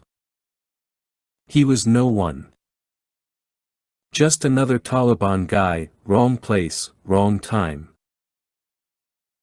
We took his rifle, ammo, and light, then moved on, the tunnel growing slightly wider, the floor heavily trafficked by boot prints. Voices grew louder ahead, and I froze. The language was not Pashto but Chinese. We hunkered down, edged forward toward where the tunnel opened up into a wider cave illuminated by at least one lantern I could see sitting on the floor near the wall. Behind the lantern was a waist-high stack of opium bricks, with presumably many more behind it. A depression in the wall gave us a little cover, and we watched as ahead, Chinese men dressed like Taliban hurriedly loaded the bricks into packs they threw over their shoulders. So Bronco's Chinese connection was a fact, and I wasn't very surprised by that. However, to find the Chinese themselves taking part in the grunt work of smuggling was interesting. There were 3 of them, their backpacks bulging as they left the cave, their flashlights dancing across the floor until the exit tunnel darkened. We waited a moment more, then followed, shifting past stacks of empty wooden crates within which the bricks had been stored. Treehorn was right at my shoulder, panting, and once we started farther into the adjoining tunnel, I flicked on my flashlight because it had grown so dark my eyes could no longer adjust. Somewhere in the distance came the continued rattle of gunfire, but the heavy mortars had ceased. We reached a T-shaped intersection. To the left another long tunnel.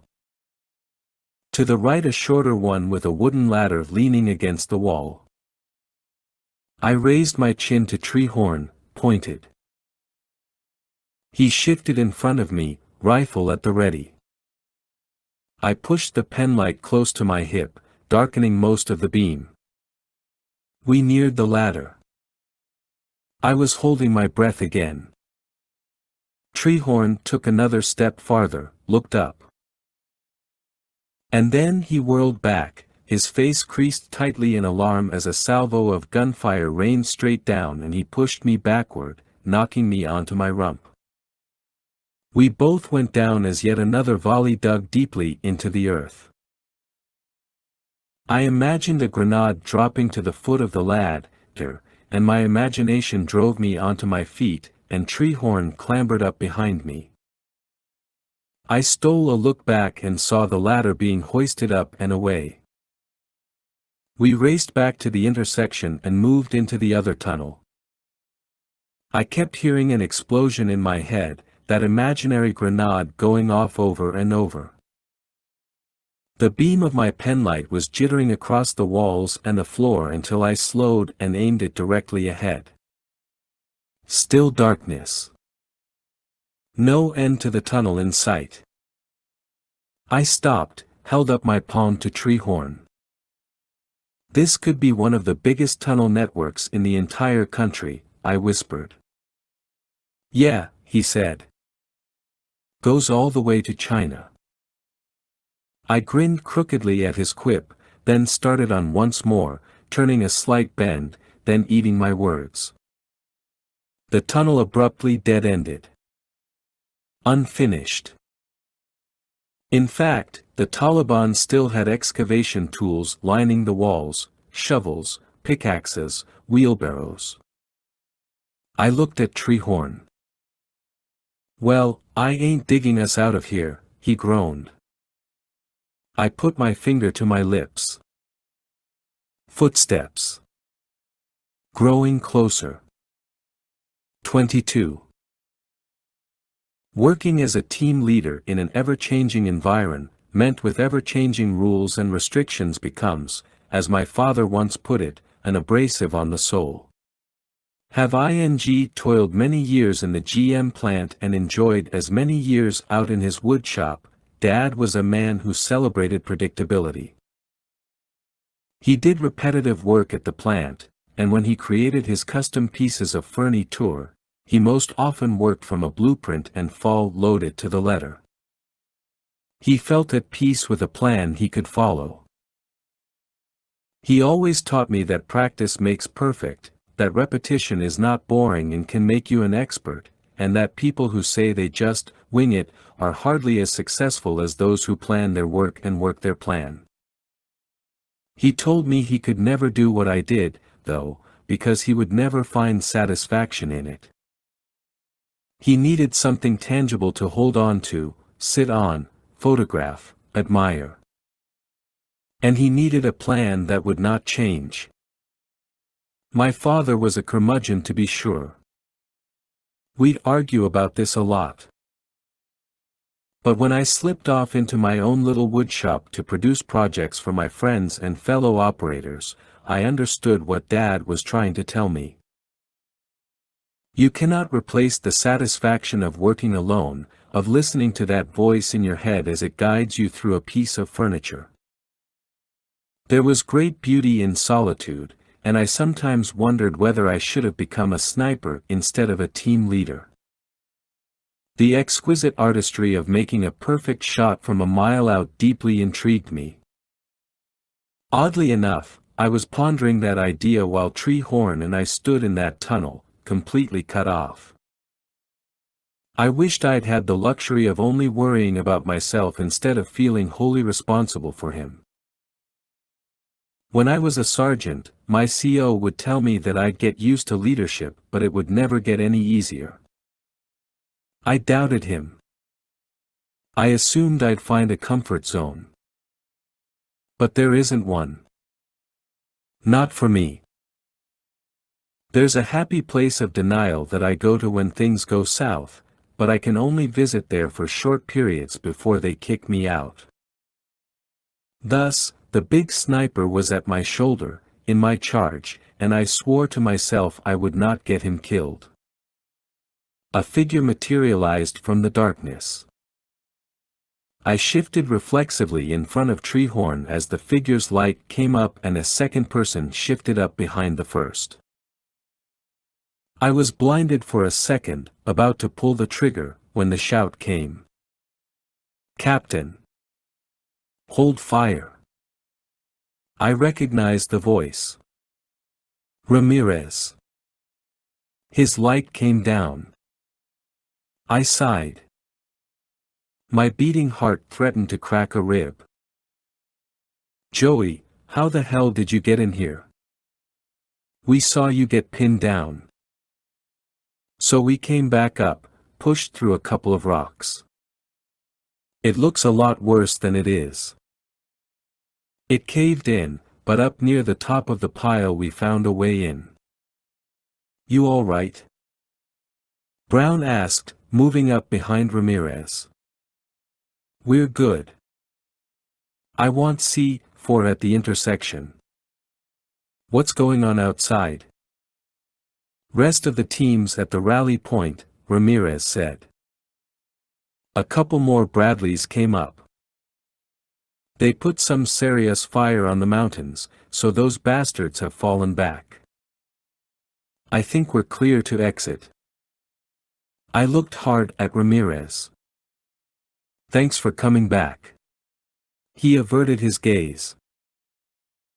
That reaction made me wonder if he'd come back only because Brown had spotted us and left him no choice. Or maybe he was trying to get past what had happened and show me he still had my back. I just didn't know. I shook off the thought, and we got to work. Within 2 minutes we had the charges ready. "You sure about this?" Treehorn asked. "Still got that other tunnel down there where they had the ladder. Who knows what's up there? We can't leave this open. We need to make it harder for them to cross over without being seen." "You're the boss," he said. "Bet there's another exit we haven't found, anyway. If we get back up here, we can search for that one, too." I nodded. "I bet we'll get our chance." We left the intersection and reached the towering wall of dirt and rock, noting the fresh exit created by Ramirez and Brown, just a narrow, 2-meter-long tunnel near the ceiling. We'd crawl on our hands and knees to exit. I was concerned about all the rock and dirt between us and the charges, so I gave Brown the order to detonate before we left. He clicked his remote. "Noth ing. I knew it. We'd gone too far off for the signal to reach through the rock. But then I wondered if maybe his remote detonator had been damaged by the HERF guns. I'd forgotten about that. We all had. "I'll do it," said Ramirez, removing the detonator from Brown's hand. "And I'll come with you," said Brown, hardening his tone. "Could go with a regular fuse." "I'll be right back." Ramirez took off running. "Go after him," I ordered Brown. I had visions of Ramirez blowing himself up. The detonator might not work. Like I said, I've got some old school fuses. We'll light it up. Treehorn began pushing his way through the exit hole. It was just wide enough for the big guy, and he moaned and groaned till he reached the other side.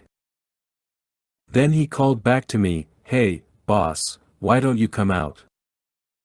We'll wait for them on the other side." "You watch the entrance," I told him. "We'll all be out in a minute." "You scared to be alone?" He snorted. "Not me." From far off down the tunnel came the shuffling of boots, a shout of, "Hey!" from Brown. Ah, hell, I needed to know what was happening. "Treehorn, if we're not back in 5, you go. You hear me?" "Roger that, sir." "What's going on?" I let his question hang and charged back down the tunnel. When I reached the intersection, I found Ramirez shoving one of the Chinese guys toward me. The guy's wrists were zipper-cuffed behind his back, and Brown was shouldering the guy's backpack while he lit the fuse on the C4. "Look what we found," Ramirez quipped. "They dropped a ladder over there, and he came down here for something." The Chinese guy suddenly tore free from Ramirez and bolted past us, back into the dead-end tunnel. Ramirez started after him. "Fuse is lit," shouted Brown.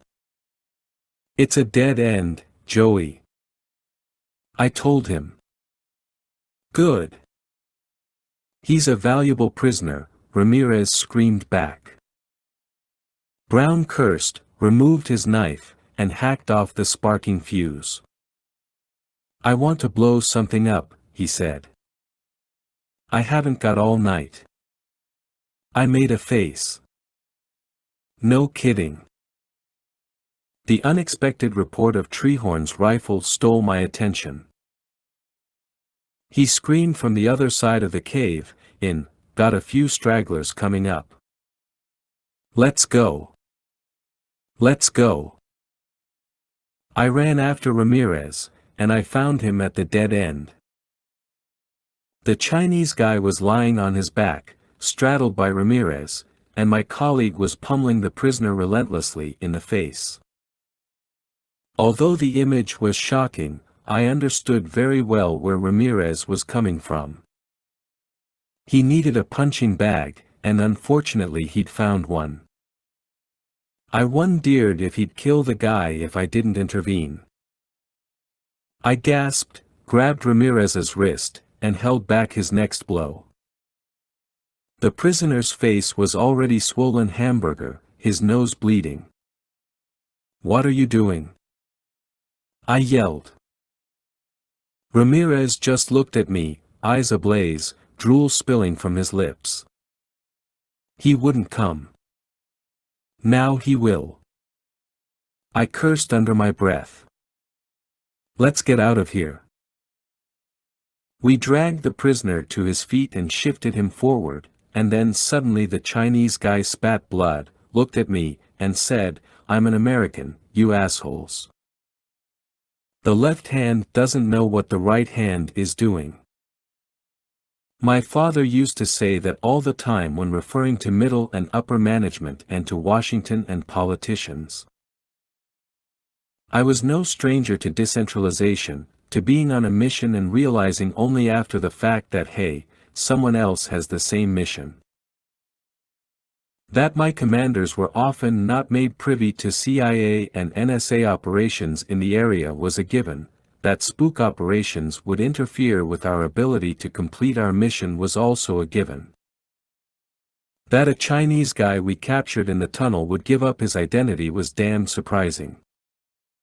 I'm CIA. He added, spitting out more blood. I needed to bail on my mission. Why didn't you tell us? Because I know who you are.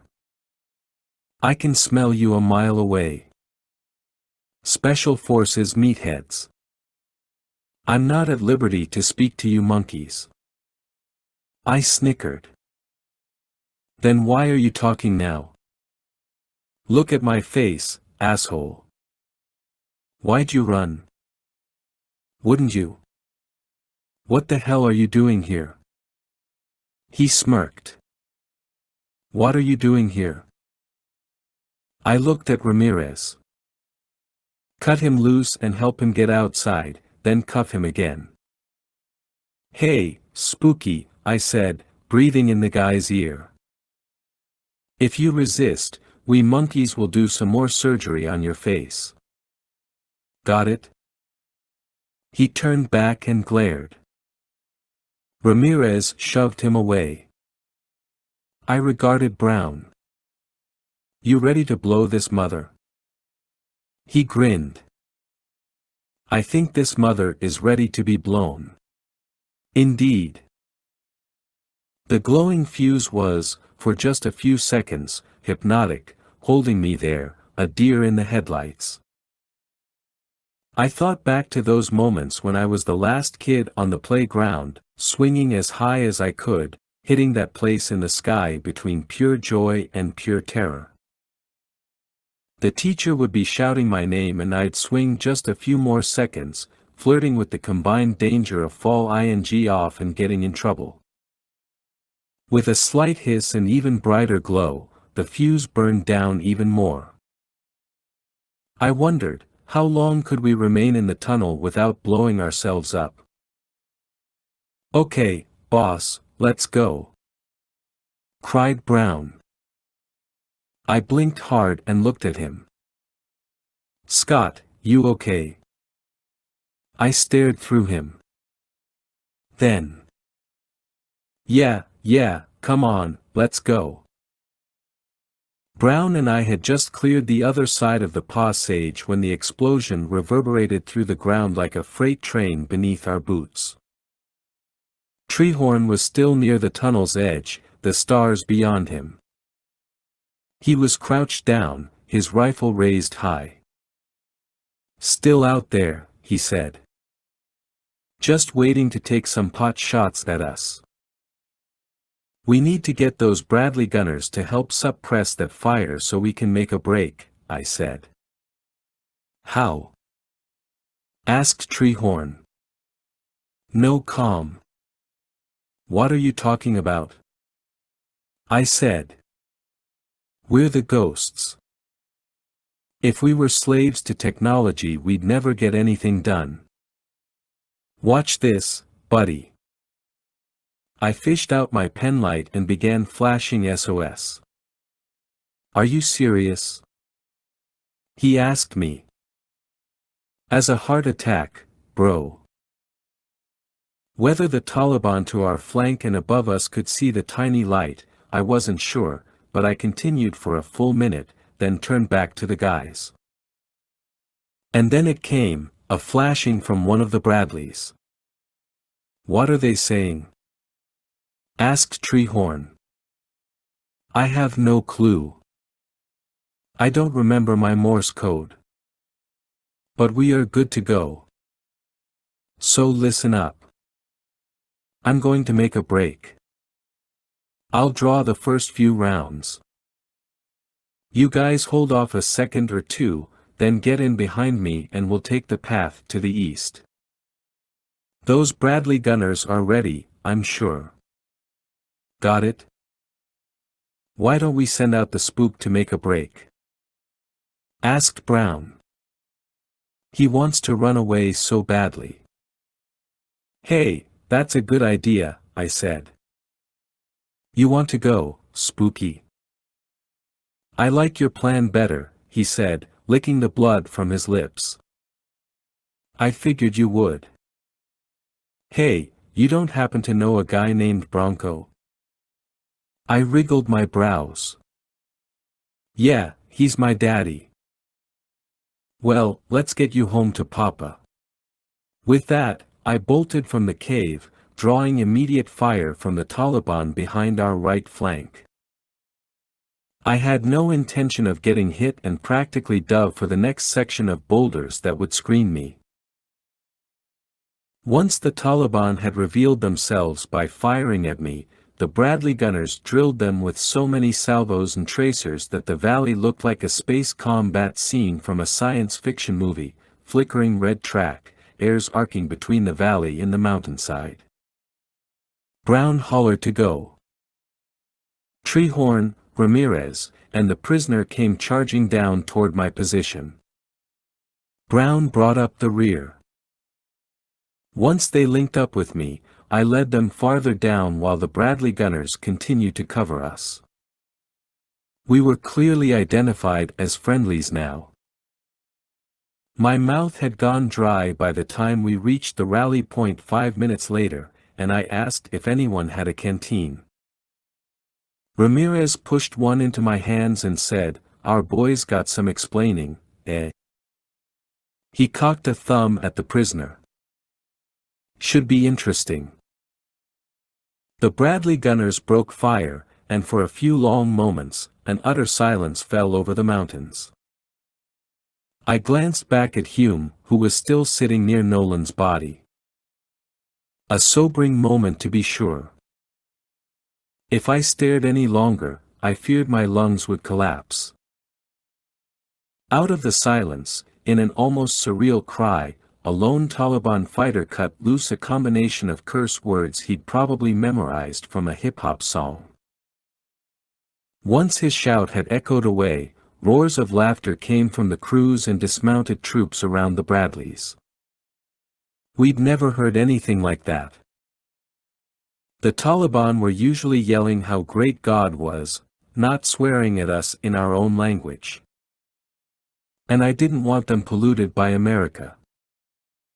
I wanted them maniacal and religious and steadfast. They seemed a more worthy adversary that way. To believe they could be influenced by us was, in a word, disconcerting. Herrick had a small planning room, and we all filed in, unfolded the metal chairs, and took seats around a Rick Eddy card table. The spook's face had been cleaned up by one of Herrick's medics, and he was demanding to make a phone call. "What do you think this is?" I asked him. "County lockup?" "We'll get to your phone call," Herrick told the spook in a softer tone than I'd used. He faced me. "What the hell is going on? Did you destroy the caves?" "Most of them." "And him?" I took a deep breath and exhaled loudly for effect. "He's CIA and posing as a Chinese opium buyer or smuggler. His cover got blown. He ran into us before he could skip town. I demand to be released." "Those are good demands," said Herrick. "We like them. Just give me a couple of minutes." "No, right now." Herrick's expression darkened. "What the hell are you people doing on my mountain? Why is your backpack full of opium? What the hell is your mission here? Aren't you going to ask me about my face?" Herrick looked at me. "No, I'm not." The door suddenly opened and in walked Bronco, escorted by one of Herrick's lieutenants. Bronco spoke rapidly. "Captain, we appreciate your help and assistance here, and if there's nothing else, I'd like to escort my colleague off the base." Herrick eyed an empty chair. "Sit down, Bronco." "Whoa, Take it easy there, Joe. You got no idea what you're dealing with here. I smote a fist on the card table, and it nearly collapsed. I just lost another man. And I'm not walking out of here until you tell us what's going on, what your mission is here, and how it might affect what we're trying to do. As a matter of fact, XO, do us a favor and lock that door. Armed guard outside. No one's leaving until you two spooks cough up the truth. You can't do that, buddy. We have the right to walk out of here. Yes, you do. But we're way out here in the middle of nowhere, I said. And we're all going to get along nicely, otherwise bad things will happen. Bad things. Bronco shifted up to me. Don't threaten me, soldier boy. I've been at this a lot longer than you. And as far as we're concerned, you know all you need to. Do you know the location of our captured soldier? Herrick asked the prisoner point blank. No. What's your name?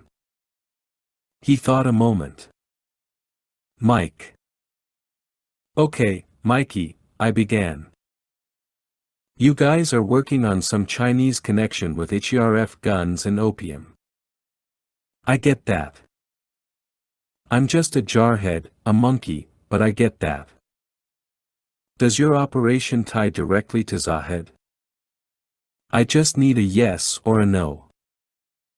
Bronco sighed, frowned, then sighed again. Does our operation link to Zahed? Well, not exactly. I closed my eyes and thought of murder. 23. The opium palaces, as they were called by the media, were mansions constructed by rich drug lords on the outskirts of Kabul, and a few were beginning to sprout up in Kandahar. One I'd visited in Kabul was on Street 6 in a neighborhood called Sherpur. That place was a 4-story monstrosity with 11 bedrooms and had been constructed with the heavy use of pink granite and lime marble. The media referred to these mansions as narchitecture, in reference to Afghanistan's corrupt government. There were massage showers, a rooftop fountain, and even an Asian-themed nightclub in the basement. The pig that owned it was finally busted by the police, but his brother-in-law was allowed to buy it from him and was renting it out for $12,000 a week. What a bargain! Ironically, it was that very house, a somewhat infamous landmark now, that Bronco began to talk about. So basically what we'd like to do is move Zahed over there and dismantle his operation here. He's got a nice smuggling operation going on with the Chinese and the Pakistanis, so it's been difficult. We just want to kill or capture him. You want to play let's make a deal, I said. No go. We've got a ticking clock, and no time for this. Besides, added Herrick, we're not authorized at this level to negotiate a joint operation with you. This has all got to go through higher. That's where you're wrong, Joe, said Bronco. We all want to get Zahed out of here. That's the truth. You want to put him up in a mansion and turn him into an informant. He's got one of our guys, and he's parading him around on TV, threatening to kill him, making insane demands, and you want to do business with this clown. Exactly, said Mike, gently touching his swollen cheek. He's worth a lot more if we keep him operating. Just not here. So you guys supplied Zahed's men with the HERF guns because you knew special forces would be sent in here. Not true, said Bronco. Zahed's got his own connections, and he's smart enough to know that USF guys are after him. He's heard all about some of your Star Trek toys, and he loves the idea that he can knock you out with a $20 gun made in a tent in some shithole alley in China. Oh, he hasn't knocked us out. Not yet. I don't need toys to bring him down. Okay, Mr. Bravado. You're a badass, we get that, said Mike. But when it comes to this place, that doesn't mean jack. I turned to Herrick. I think at this point, we should lock these guys up until we get higher down here and figure out what the plan is. As far as I'm concerned, they've both been interfering with our mission. Ah, that's bullshit, and you know it, said Bronco. I took you to see the old men. I told you what you're up against here. And you still don't even know the half of it. The entire U.S. Army depends on the balance. Like I told you. Yeah, you told me. Thanks. I stood. Do the right thing, Simon. Hold these guys as long as you can. I'm going to see Zahed in the morning. You're what? Asked Bronco. I grinned darkly at both spooks. Have a good night. Nolan's body would be flown out before noon. We'd have the small prayer service, as we'd had for Beasley, and we'd all look at each other and think, we've lost one of our brothers and any one of us could be next. When I got back to the billet, I chatted with the guys for a few minutes, and then we all turned in, emotionally and physically exhausted. But I couldn't sleep, so I just lay in my rack, staring at the curved ceiling. Brown was listening to his iPod, the tinny rhythm buzzing from his earbuds. I'd figured him for a hip-hop guy, but he loved his classic rock. I listened for a while, letting the tunes carry me back to moments past, my childhood, a stickball game in the middle of the street, a bully who'd beaten me up at the bus stop. A meeting with the principal when I cheated on a high school trigonometry exam and my father had come and persuaded the principal not to punish me too greatly. I started crying. My lips tightened, and the deep green mace finally took hold. I fought to remain quiet. But I couldn't hold back the tears. My father was dead. I wasn't going to his funeral. And I just lost another teammate. I began to tremble, then clutched the sheets and finally took a deep breath. Then I began laughing at myself.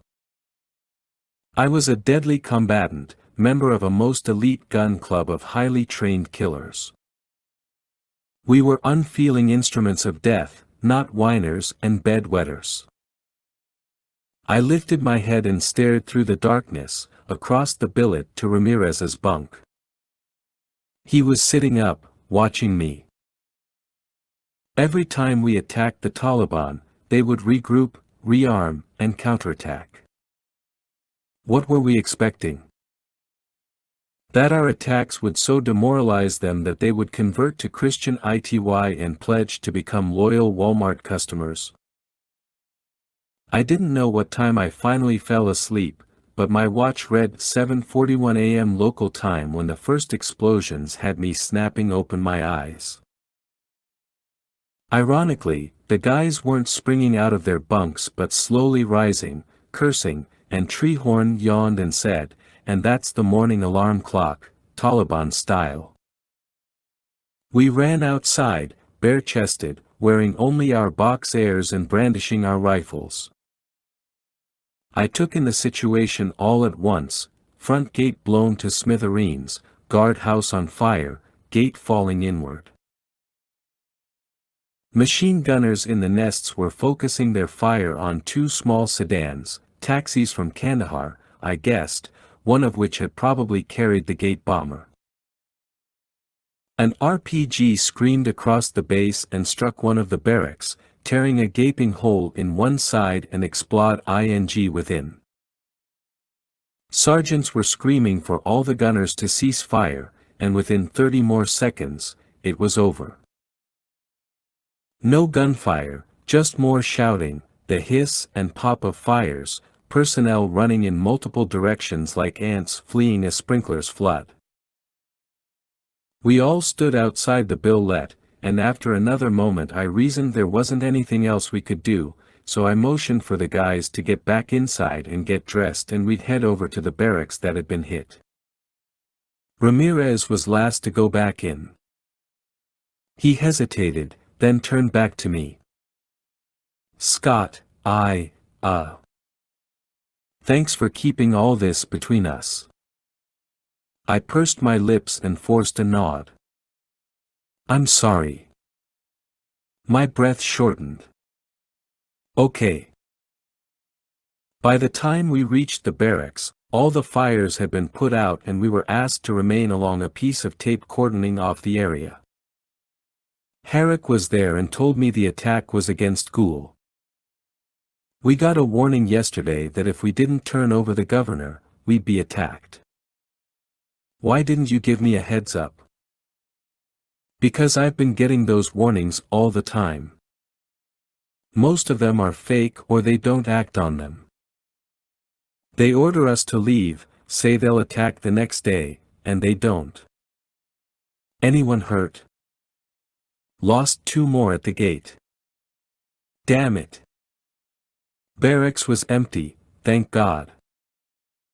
They were already up for chow, and the governor is staying on the other side, up near the gunner's nest.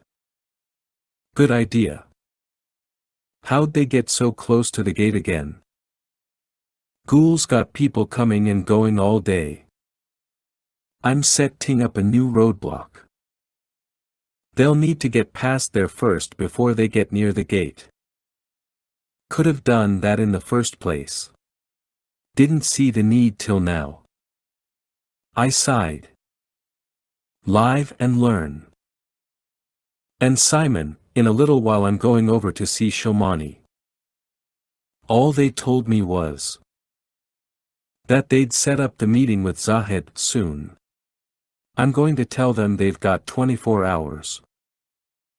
The XO came dashing over and faced me. "Captain, there's a call for you in the comm center." The call was from General Keating. I wasn't surprised. Herrick had been forced to release Bronco and his buddy, Mike, after a couple of big shots from the agency flew in from Kandahar and raised hell. Keating, for his part, was ducking from the piles of dung being hurled at him from our competing agencies. He just wanted to get me in on the fun. I don't care what they're telling me, Mitchell. If you can get in there, get our boy out, and drop the fat man at the same time, then we've done our job. They're trying to persuade me to think about this big picture while they cut deals with terrorists and drug runners, but that's not the way we operate, is it? No, sir. Very well, then. Where are we now? Other than what I put in my report. Frankly, Mitchell, I haven't had time to read your report. I've had the CIA barking in my ear for 2 hours. We took out the cave network. I lost a guy doing it. We intercepted an agent. Yeah, I know all about that. And now I'm working on a meeting with the fat man himself. How the hell will you pull that off? Just leave it to me, sir. And just what do you plan to talk about? I don't plan to talk about anything, sir, if you hear me clearly. Loud and clear, son. Loud and clear. Treehorn and I went back out to see Berkey and Shomani. More tea. More idle conversation, until a very tall, very lean man with a wispy beard arrived and sat with us. This is my cousin. He does not wish you to know his name. So what do we call him? Asked Treehorn. Shilmani posed that question to the man, who answered rapidly in Pashto. Shilmani glanced up and said, "You can just call him Muji. Tell him that's kind of a slang phrase for Mujahideen fighters." Shilmani did, then faced us. He knows. His grandfather was one. Okay. Tell him I need to see Zahid right away. Shilmani spoke with Muji at length, and all Treehorn and I could do was sit there, sipping tea. The conversation sounded like a debate, and finally Shilmani regarded me with a frustrated look. Maybe tomorrow. I have to see him by tomorrow. No later. Tell him that there is no time to waste. I mean it. After a brief exchange, Muji rose, nodded, and hurried out of the shack. I want you to come to my house for dinner, said Shilmani. Your friend can come, too. Why's that? Asked Treehorn. You think that this will be our last meal? It could be, and I must tell you now that your plan to put a bullet in Zahed's head will not work. You need something better. My cousin tells me that no one sees Zahed now without being strip-searched first. Perhaps your weapon could be poison, or something as easily concealed. We'll think about it. What time tonight? Sundown. Okay, we'll be there. We drove about a quarter-mile down the road, made our right turn to head through the bazaar area, and found the road blockaded by 2 pickup trucks. Suddenly 2 more sedans roared up behind us, and Treehorn started cursing and shouted, "Ambush!" He was about to grab his rifle and jump out of the Hummer. I was at the wheel and told him to hang on. They're not firing. Let's see what's up. I raised my palms as the men, who for all the world appeared to be Taliban with turbans and shamas across their faces, pulled us out of the Hummer. My words in Pashto were ignored. I kept asking them what they wanted, what was going on. We weren't here to hurt them. One guy came up and suddenly pulled a black sack over my head. I started screaming as others dragged my hands behind my back and zipper-cuffed them. And then I really panicked. How the hell could I have been so stupid? Shilmani was probably in bed with Zahed and had arranged this entire pack of lies so that they could kidnap us. Now they'd have 3 American prisoners. Treehorn was screaming and struggling to get free. I yelled for him to calm down, we'd be okay. We should have killed them all. He said, his voice muffled by the sack presumably over his head.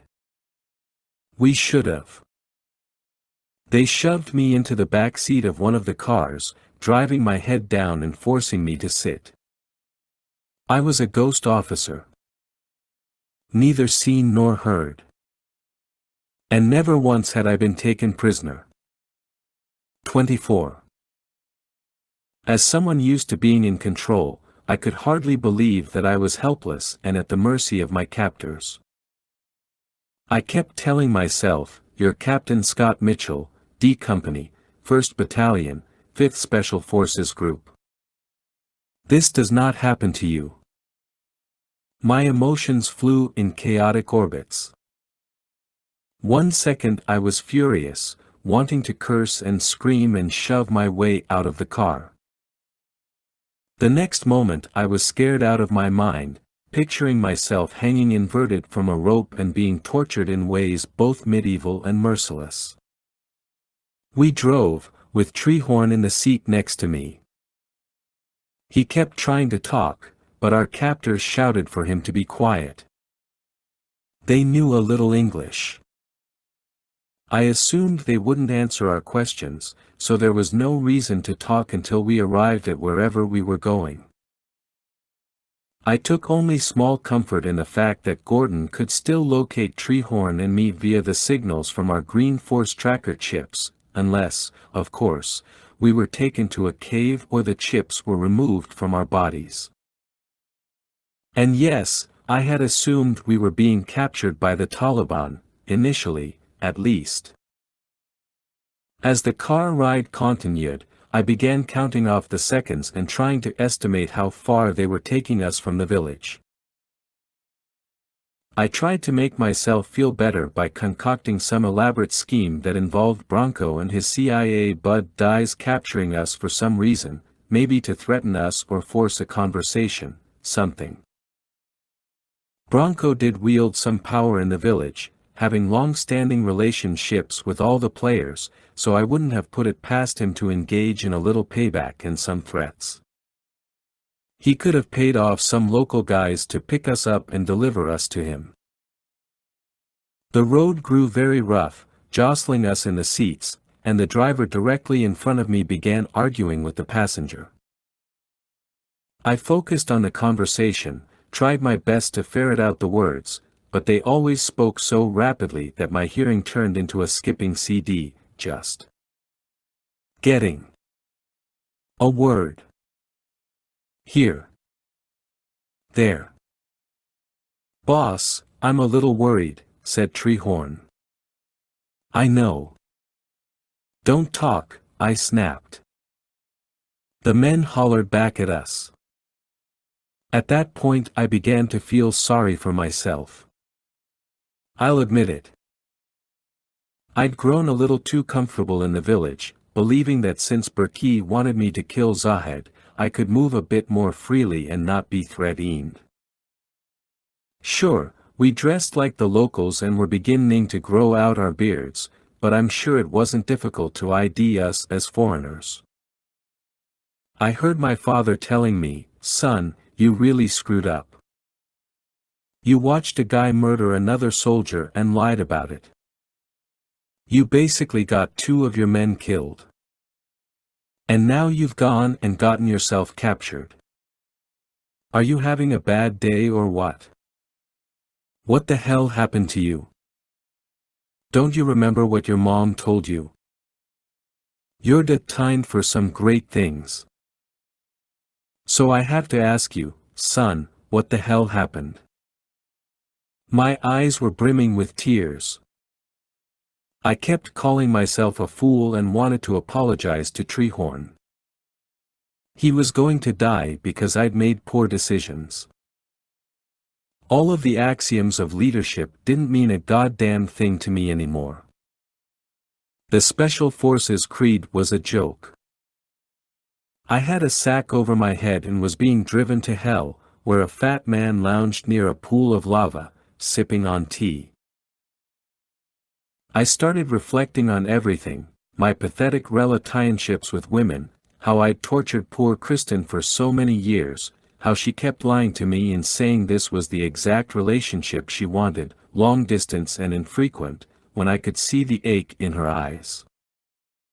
What kind of a life had I made for myself? Was I truly happy? Were all the missions and the sacrifices really worth it? Like I said, I was really feeling sorry for myself. Any operator who tells you he has no doubts, that he is fully committed to the choices he's made and the sacrifices to come, is, in my humble opinion, lying. There will always be the doubts, and they were, at that moment, all I had left. I'd estimated the car's speed at about 30 miles per hour and had counted off about 30 minutes, give or take, so I figured we'd gone about 15 miles when the car came to an abrupt halt, the dirt hissing beneath the tires. More chatter from the driver and passenger. The zipper cuffs were digging into my wrists and my shoulders were on fire by the time they opened the door and yanked us from the car. We were guided about 20 steps away, and then one man said, "Stay."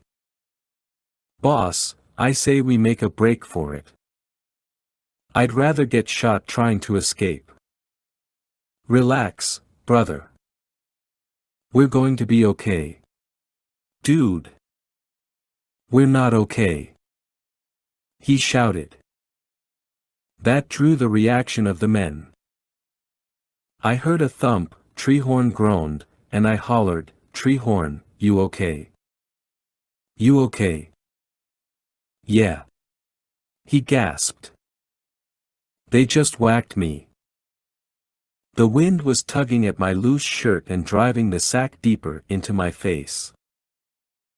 We weren't in the village, and we hadn't crossed the mountains. I was sure of that. We would have felt the mountain road, heard the engine groaning. The road had been relatively flat. Suddenly, the sack was ripped off my head, and I was blinded by the glare.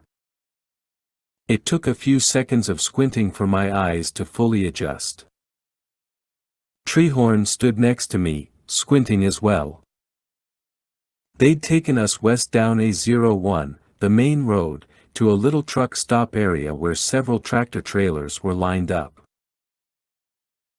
I wasn't sure if the place was a gas station or what, but I definitely knew we'd headed west because off to the east I could see Kandahar in the far distance and a plane taking off from the airport. Without a word, the two men got back in the car, threw it in gear, and left us standing there on the side of the road, our hands still cuffed. What the hell? Treehorn gasped. I whirled, faced the truck stop.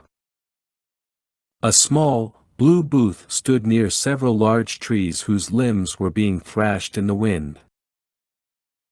I wondered if that was a phone booth, so I gestured with my head and Treehorn and I started walking over there, the wind kicking sand in our faces. From behind several of the parked trailers came a half-dozen more gunmen, AK-47s swinging to come to bear on us. Oh, great, I said. And I just thought they were playing a prank on us. Remind me to laugh later, said Treehorn. Or at least before they kill us. From behind the gunman came a familiar face that left me with a deep frown. Shilmani. And then, from behind him, came Kundi, the village headman and landowner, shaking his head at us. I called to Shilmani and quickened my step toward them. What the hell is this? I added. Please, Scott, it is very unexpected. Shilmani's eyes were bloodshot, and blood was dripping from one of his nostrils. You guys better release us right now, said Treehorn. That's right, I said. No, said Kundi, shaking his finger at us. We talk first. Right here. Shilmani, tell this asshole if he wanted a meeting, he could have asked for it. Shilmani glanced away, and, his voice cracking, said, Berkey is dead. My mouth fell open. Say again. Berkey was just shot and killed. Right after you left. My cousin betrayed us. He told Kundi everything, about us hiring you to kill Zahed. I remembered the conversation I'd had with the old man that Bronco had taken me to see. Kundi is your son, and your son negotiates with the Taliban. Of course. I fought with Zahed's father many years ago. We are both mujahideen. The guns we used were given to us by you Americans. Of course Kundi was loyal to Zahed. Like father, like son. I widened my eyes on Kundi and started toward him. The half-dozen guards he brought along cut me off, but what was I going to do with my hands still cuffed? You killed Berkey? I asked the old man. Wasn't he your friend? Shilmani translated. Kundi threw up his hands and rattled off something about betrayal. I thought I caught a word of that. He says Berkey was altering the deal on the water. It was not Zahed who had changed the terms of the agreement. Do you believe that?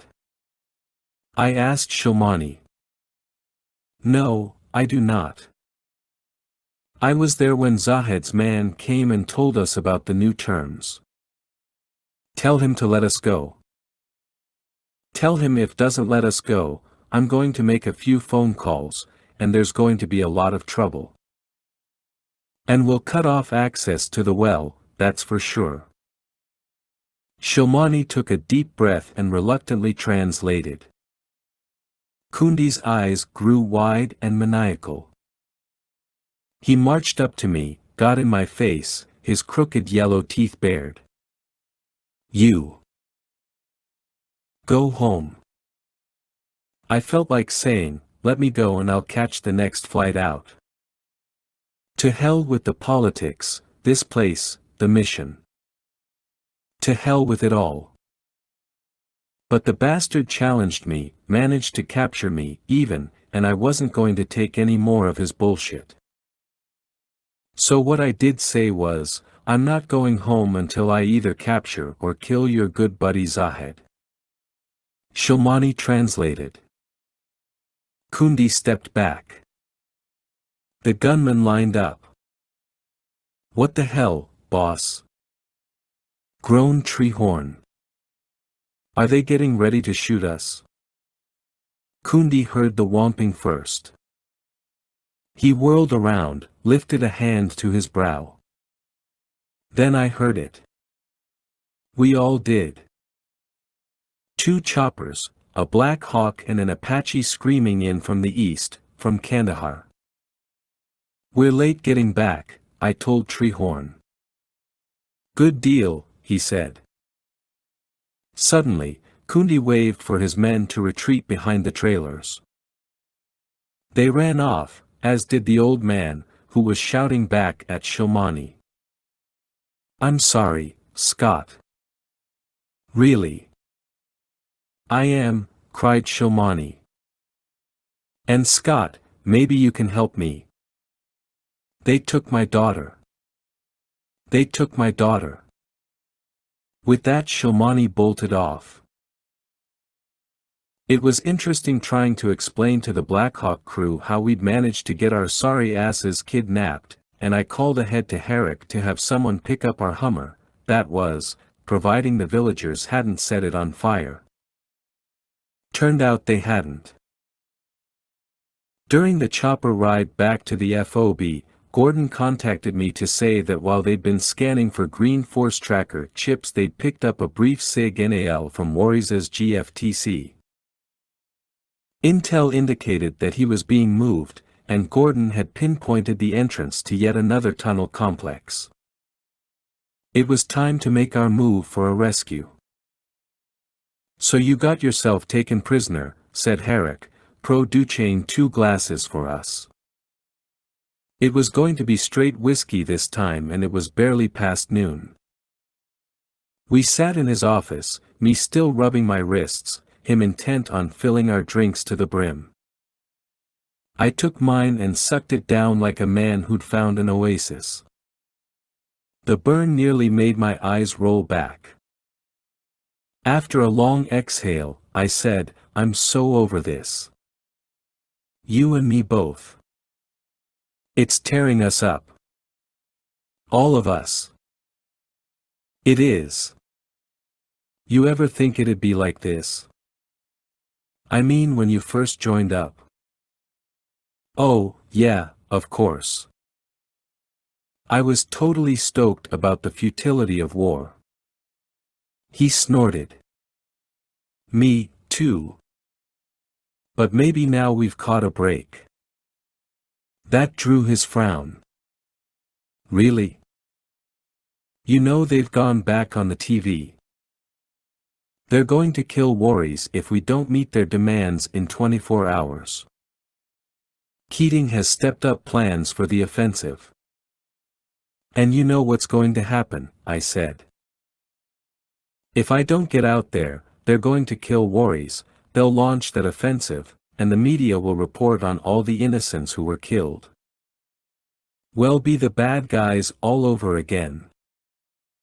The XO knocked, then entered. Sir, the governor's back. He's screaming again. Tell him to fuck off, snapped Herrick. I laughed under my breath. Tell him I'm in a meeting, Herrick corrected. Okay, and Dr. Anderson is outside, too. She says all the workers just walked off the job. They just left. What? I don't know what's going on, sir, but I'm willing to bet it all goes back to Kundi.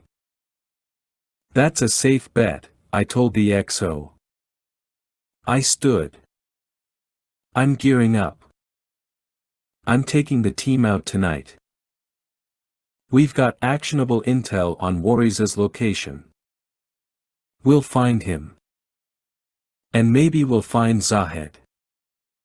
Herrick was already shaking his head. There's nothing to talk about here. Like you said, they'll kill Warriors, the offensive will happen, and all my work here was for nothing. Actionable intel is just an excuse for C4 and gunfire. I raised my brows. I'm taking one more shot, and all I need is a little evac if it all hits the fan. You're dreaming, Scott. I'm not. If I can find Warriors, if I can do that, they won't have to launch the offensive. If I can take out Zahed, that's icing on the cake. We've got more enemies than the Taliban here. Bronco wants Zahed rich and alive and feeding the agency information. Kundi wants the status quo. Even the people here would rather deal with Zahed. We're the only idiots that want him dead. If you kill him, the Taliban will retaliate. We'll dismantle and demoralize them. By the time I'm done, they won't know what hit them. I don't believe you anymore, Scott. And I can't support you. I know when it comes down to it, you'll do the right thing. You won't leave me hanging out there. He took a deep breath. Just get out. I returned a lopsided grin. Thanks for the drink. 25.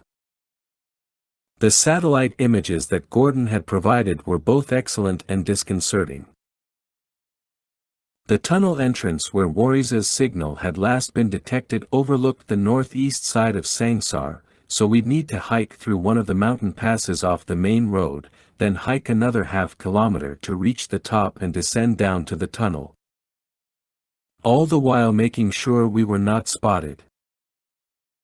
With the men gathered inside our billet, I went over the hard copy images, indicated our route, and asked for suggestions about our evac. Any word on CAS? Asked Brown. I gave him the usual look. Not even a predator? Asked Hume. I mean, Jesus God, we've lost men up there. Not even a friggin' drone. I'm working on it, I said. I had sent Gordon the request. Even if we couldn't get fire support, the Predator guys could pick up the thermal images of guards positioned near and around the tunnel entrance. I'd said we were willing to take any kind of intel via sensor because anything that's a sensor has to talk to everybody else. Before we leave, I want to put something on the table, said Ramirez, his voice growing uneven. My heart might have skipped a beat. I cautioned him with my gaze, which he met for only a second. What's up? Asked Brown. Look, nobody said anything about it, but we need to talk. Joey, I know where this is going, said Treehorn. We're all in this together. We don't need to do that. I think we do, Ramirez said, raising his voice. Because if we rescue Worries, then he'll start squealing like a freaking pig, and we're all going to pay for that. He looked at me. Worries is not loyal to the ghosts. Not the way we are. Isn't that right, Captain? I just shook my head. Was he threatening me now? I am not having this conversation, said Brown, raising a palm. I am not going there. You have to go there. Ramirez shouted at the top of his lungs. We all froze, shocked by the outburst. Brown whirled back, leaned over, and got squarely in Ramirez's face. No, I do not. So you'd best shut up now, Joey. Just shut up. Ramirez began to lose his breath. He tried to relieve the captain of his command. The captain refused. We refused to acknowledge him. We're all going down if Worries talks. All of us. It's like we're going out to save the guy who's going to chop off your heads. What's wrong with that picture? Why are you so worried? Asked Treehorn. I don't give a rat's ass what that punk says. It's his word against ours. Screw him. Herrick will back him up, said Ramirez. I'm telling you, if we rescue his ass, we're done, busted down to regular army, maybe even discharged. I'll take all the heat for that, I said, my tone in sharp juxtaposition to his. No worries, guys. You can try to take the heat, but that won't matter, said Ramirez. He'll try to hang us all. And I'm not going to let that happen. Not for a second. Then what are you saying, Joey? Asked Brown. You know what I'm saying. Treehorn threw up his hands. Ah, no way. I'm not listening to this. Look, we do everything in our power to rescue him, but unfortunately, he doesn't make it back. Oh my God, said Hume with a gasp. Joey, are you insane? Do you know what the hell you're saying? This ain't a goddamned war. It's not. He shouted. I looked at Ramirez. Maybe you're going to stay behind. No, sir. Then you're done talking. You're just going to shut up and do your job, and our job is to rescue one of our brothers and bring him back. And that's what we're going to do. Do you all read me, loud and clear? They boomed their acknowledgement. I pointed a finger at the door and glowered at Ramirez. Outside. We shifted out together, with the heat of the team's gazes on our shoulders. He paced and shuddered like a rabid dog. I need you tonight. You're one of the best guys I've got, I began. We can't rescue Worries.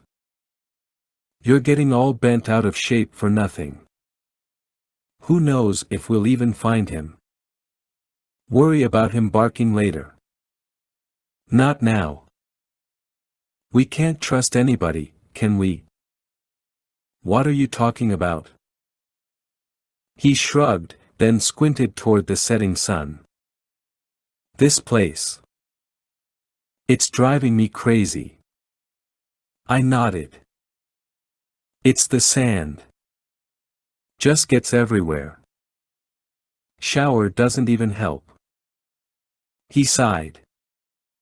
No way to get clean. Not here.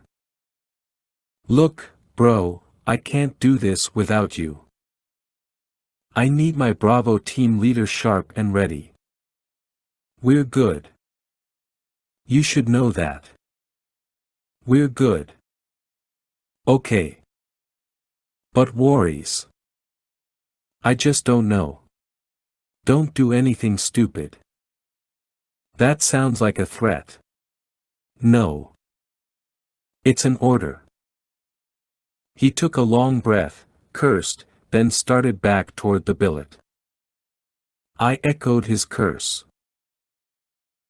At about 2 a.m. local time, we borrowed a civilian pickup truck and drove out past the bridge we'd blown, working our way parallel along the riverbank till I found the shallowest looking spot. We parked there and waited.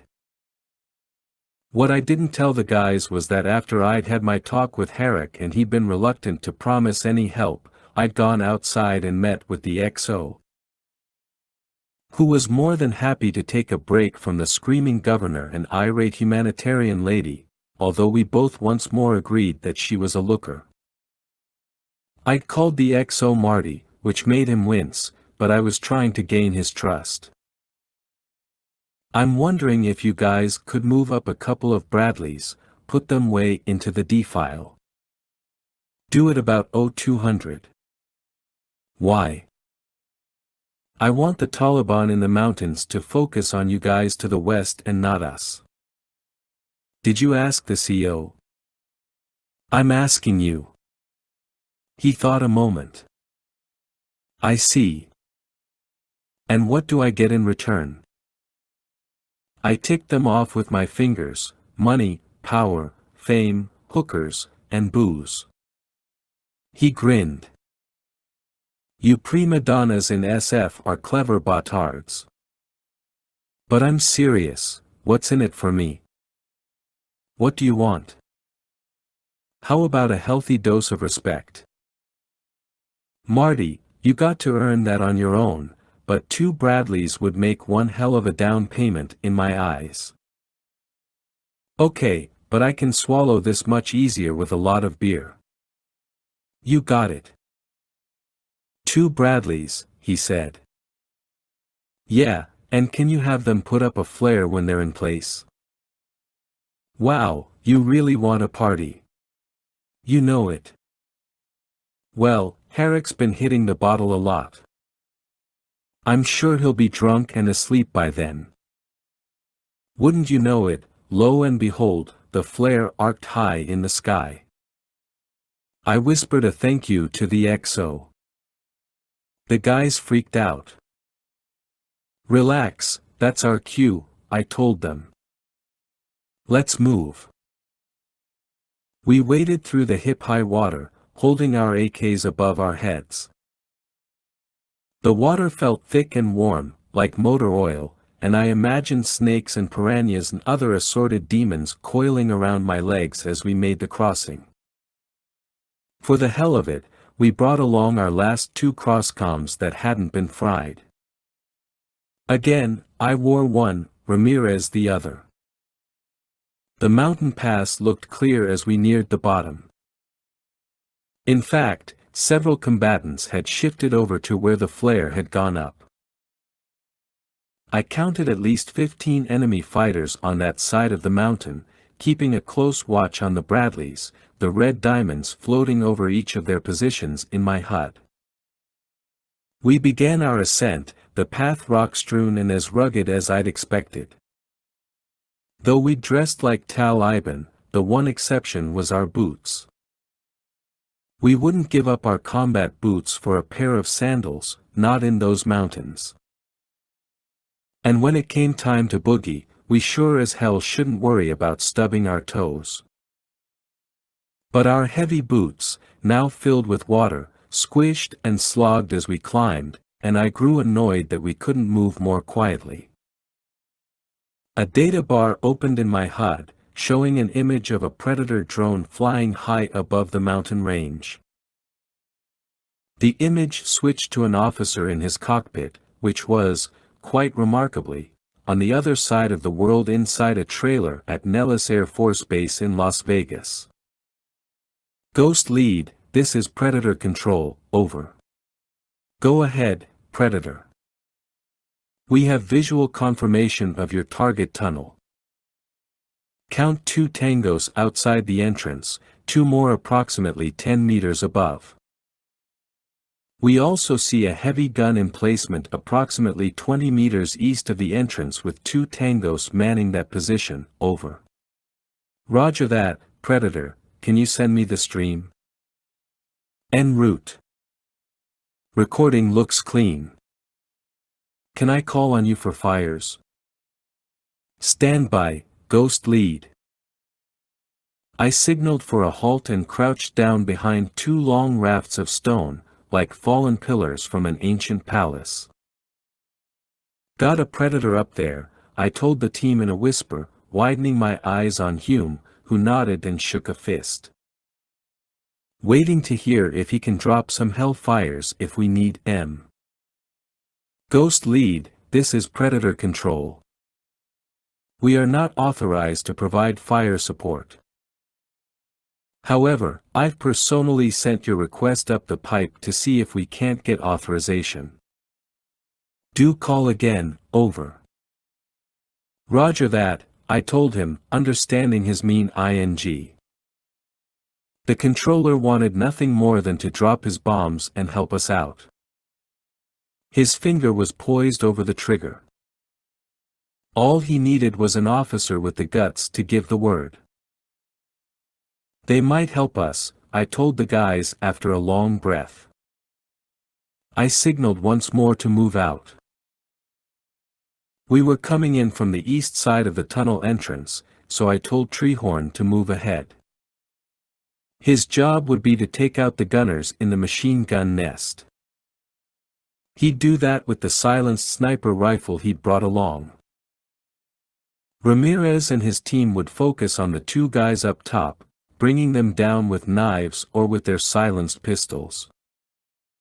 I'd take Smith and Jenkins to a southerly approach of the main entrance. We spent another 30 minutes moving into Positaian, the night growing more cool and calm, the wind dying.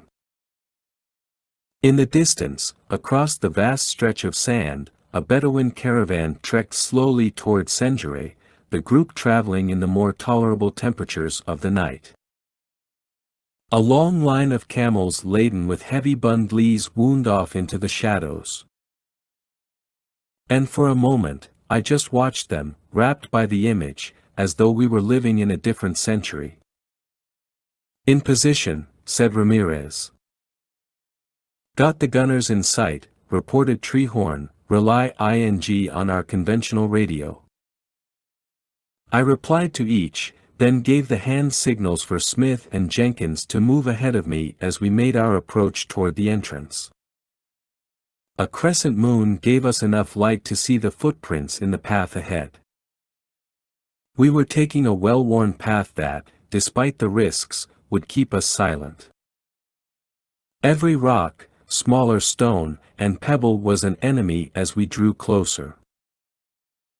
The path turned sharply to the right, hugging the mountainside, with a sheer drop-off to our left. And there it was, down below, Sangsar, as quiet as ever. A spatter ing of lights. The slight flap of laundry on the lines. I lifted my binoculars and scanned the walls, spotted a cat milling about, and a man, knees pulled into his chest, sleeping near one gate, his rifle propped at his side. Smith held up his fist. We stopped, got lower. He had 2, just ahead. He slipped back, as did Jenkins. They looked at me, okay, Captain, you're up. I took a deep breath and started forward, testing every footfall, turning myself through sheer willpower into a swift and silent ghost. 26. For me anyway, there's a delayed emotional reaction after killing a man. Like most combatants, I've trained myself to go numb during the act and let muscle memory take over. I think only of the moment, of removing the obstacle while reminding myself that this man I'm about to kill wants to kill me just as badly. So, I reason, I'm only defending myself. They are targets, a means to an end, and the fragility of the human body helps expedite the process. That all sounds very clinical, and it should. It helps to think about it in terms of cold hard numbers. I once had a guy at the JFK school ask me how many people I'd killed. I lied to him. I told him if you kept count you'd go insane. But I had a pretty good approximation of the number. I once got on a city bus, glanced at all the people, and thought, I've killed all of you. And all the rest who are going to get on and get off. All day. Strangely enough, months after a mission, without any obvious trigger, the moment would return to me in a dream or at the most bizarre or mundane time, and I would suddenly hate myself for killing a father, a husband, a brother, an uncle. I think about all the families who've suffered because of me.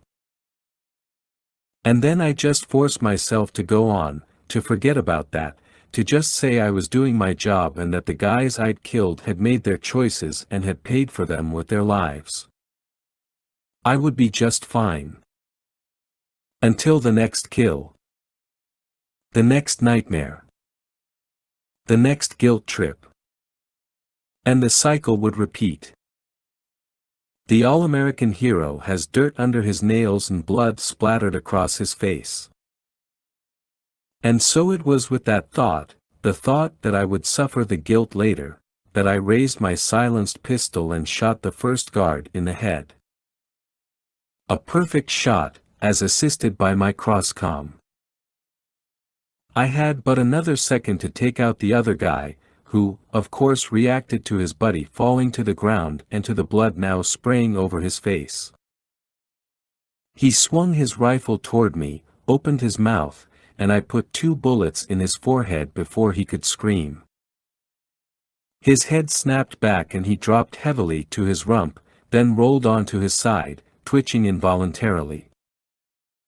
A slight thumping resounded behind us. 1.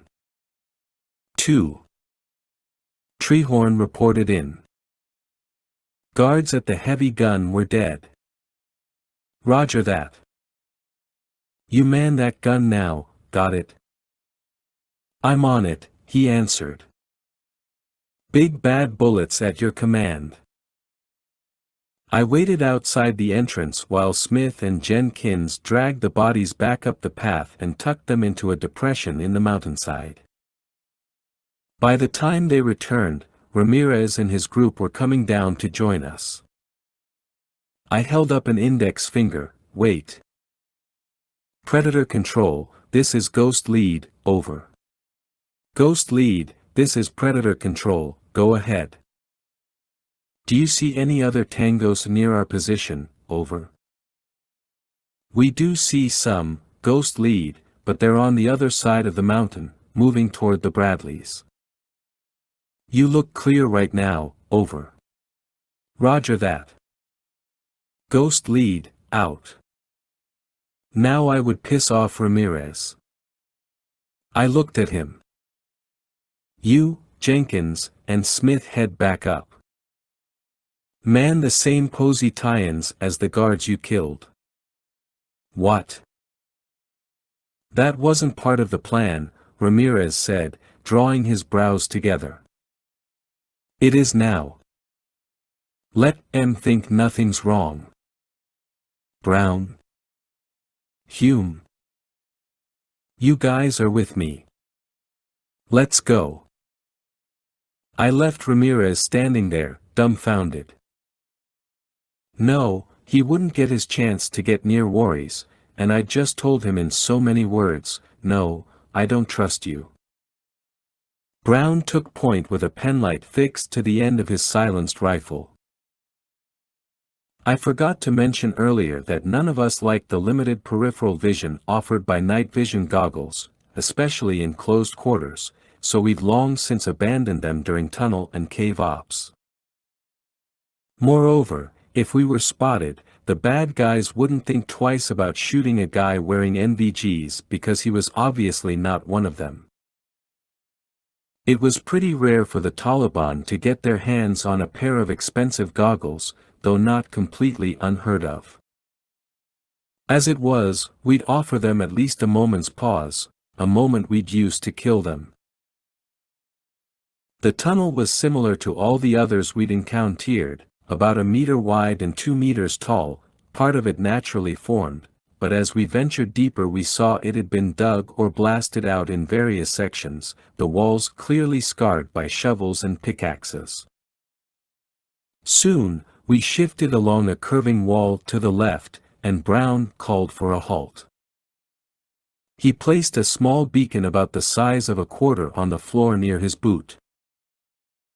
My crosscom immediately picked up the signal, but even if we lost our crosscoms, dropping breadcrumbs was a good idea in this particular network.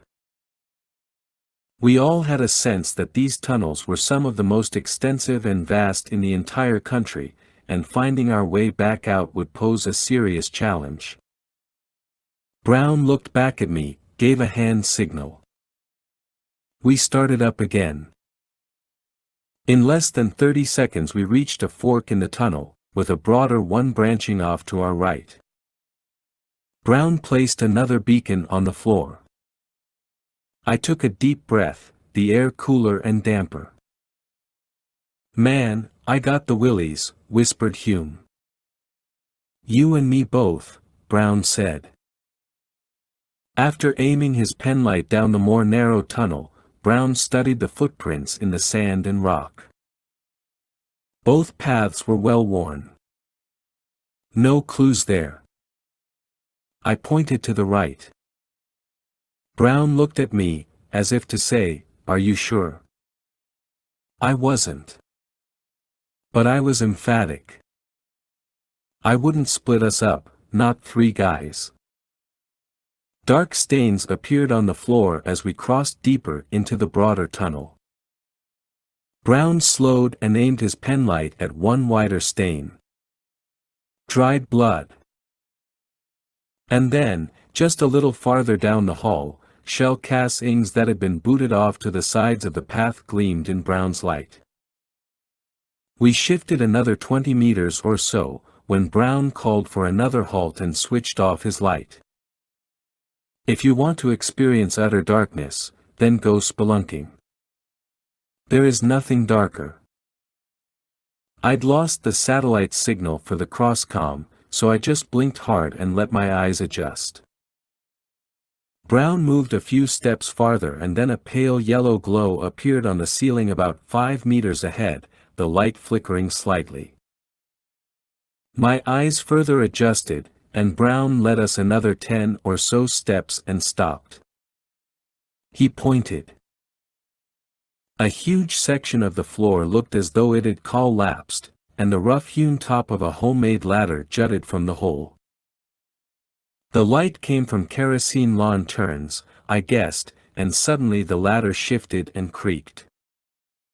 My pulse raced. We crouched tight to the wall as the Taliban fighter reached the top. He was wearing only a loose shirt and pants, his hair closely cropped, his beard short. He was 18, if that. Tall. Gangly. Big Adam's apple. Brown signaled that he had this guy. I wouldn't argue. Brown was in fact our resident knife guy and had saved his own ass more than once with his trusted Nightwing blade. I winced over the crunch and crack, the scream muff fled by Brown's gloved hand, and the slight frump and final exhale as the kid spread across the tunnel floor and began to bleed out. The diamond-black knife now dripped with blood, which Brown wiped off on his hip. We examined the kid for any clues, but all he had was a rifle and the clothes on his back.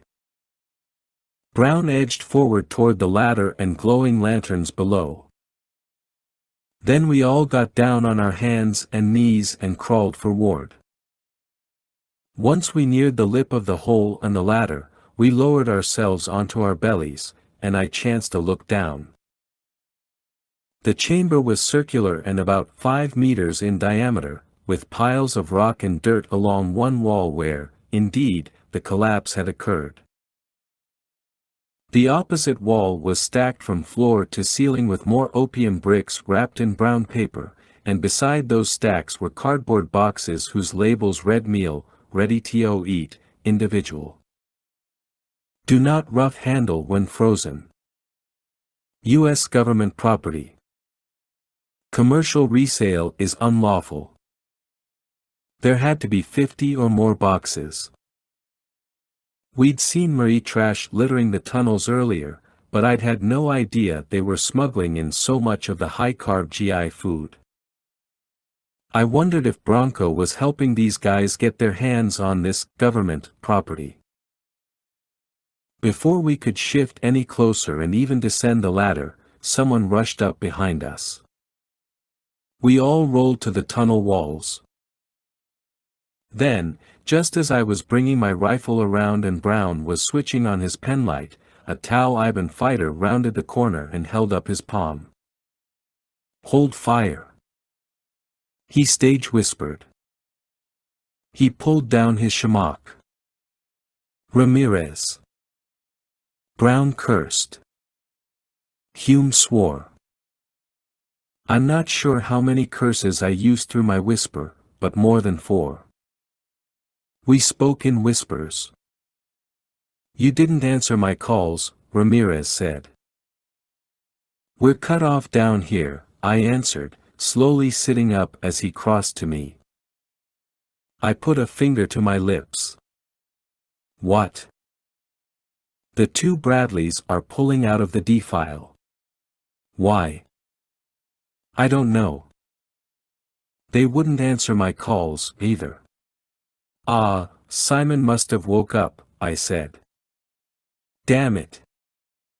I contacted the Predator. He's still got a way better sat image than we do. He said the guys are moving back over here. I left Treehorn on the machine gun, but I figured I'd come down to warn you. "Where are Smith and Jenkins?" "Still outside the entrance." "All right, get back out there." "Any luck here?" "Joey, go." He hesitated, pursed his lips. "Yes, sir." Brown looked at me and shook his head. Was this some kind of lame excuse to get himself back in the action? We didn't know. But if he was telling the truth and the Taliban were shifting back across the mountain, then the clock was ticking more loudly now. Hume edged up to me. "I'll take the ladder." I gave him a nod. He descended, then gave us the signal, "All clear for now." We followed him down to find another tunnel head ing straight off, then turning sharply to the right. "Damn, this place is huge," whispered Hume. Several small wheelbarrows were lined up near the stacks of opium, and I got an idea. We piled a few stacks into one barrow, and then Brown led the way, pushing the wheelbarrow with Hume and me at his shoulders. We were happy drug smugglers now, and we'd shout that we had orders to move the opium. We reached the turn and nearly ran straight into a guy heading our way. He started shouting at Brown in Pashto, "What are you guys doing?" Well, I thought we'd have time to explain. But I just shot him in the head. He fell, and Brown got the wheelbarrow around him while Hume grabbed the guy's arms and I took the legs. We carried him quickly back to the chamber and left him there. Then we hustled back after Brown and found the tunnel sweeping downward at about a 20-degree angle. Brown nearly lost control of the wheelbarrow until we finally reached the bottom and began to hear voices. Faint. Pashto. Maybe it was the adrenaline or the thought that outside our guys would soon be confronted, but I shifted around Brown and ran forward, farther down the tunnel. Rushing right into another chamber with about 10 sleeping areas arranged on the floor, carpets and heavy blankets all lined up like a barracks. I took it all in. A single lantern burned atop a small wooden crate, and 2 Taliban were sitting up in bed and talking while 6 or 7 others were sleeping. I shot the first 2 guys almost immediately, with Hume and Brown rushing in behind me and opening fire, the rounds silenced, the killing point-blank, brutal, and instantaneous. Killing men while they slept was ugly business, and I tried not to look too closely. They'd return in my nightmares anyway, so I focused my attention on a curious sight near the crate holding the lantern, a pair of military boots, the same ones we wore. I picked them up, placed them near mine to judge the size. "Warriors?" Brown whispered to me. I shrugged. We checked our magazines, then headed on, still pushing the wheelbarrow. The next tunnel grew much more narrow, and we had to turn sideways to pass through one section. As the rock wall dragged against my shirt, I imagined the tunnel tightening like a fist, the air forced from my collapsing lungs, and I began to panic. A quick look to the right said relief was just ahead.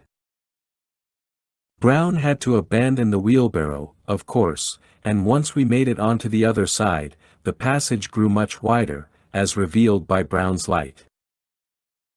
My nose crinkled as a nasty odor began clinging to the air, like a broken sewer pipe, and the others cringed as well. Our shamas did nothing to help. I didn't want to believe that the Taliban had created an outhouse inside the cave, but judging from the smell, they might have resorted to that. I stifled a cough as we shuffled farther, almost reluctantly now. The odor grew worse. We reached a T-shaped intersection, where the real stench came from the right, and I thought my eyes were tearing. Brown shoved down his shamak, held his nose, and indicated that he did not want to go down the right tunnel. And that's exactly where I signaled for him to go. He shook his head vigorously. I widened my eyes. "Do it." And then I began to gag, caught myself, and we pressed on. I held the shamak tighter to my nose and mouth without much relief. A voice came from behind us, the words in Pashto, "What's going on now?" Hume turned back and Brown raised his light. It was a young Taliban fighter, his AK hanging from his shoulder as he raised his palms in confusion. He squinted at us more deeply until Brown directed the light into his eyes. I couldn't see, but I think Hume shot him. Thump. Down. The body count was racking up too swiftly for my taste, but the presence of those boots gave me hope. We left that guy where he fell and forged on toward the terrible stink. "I can barely breathe," said Hume. "Just keep going," I told him.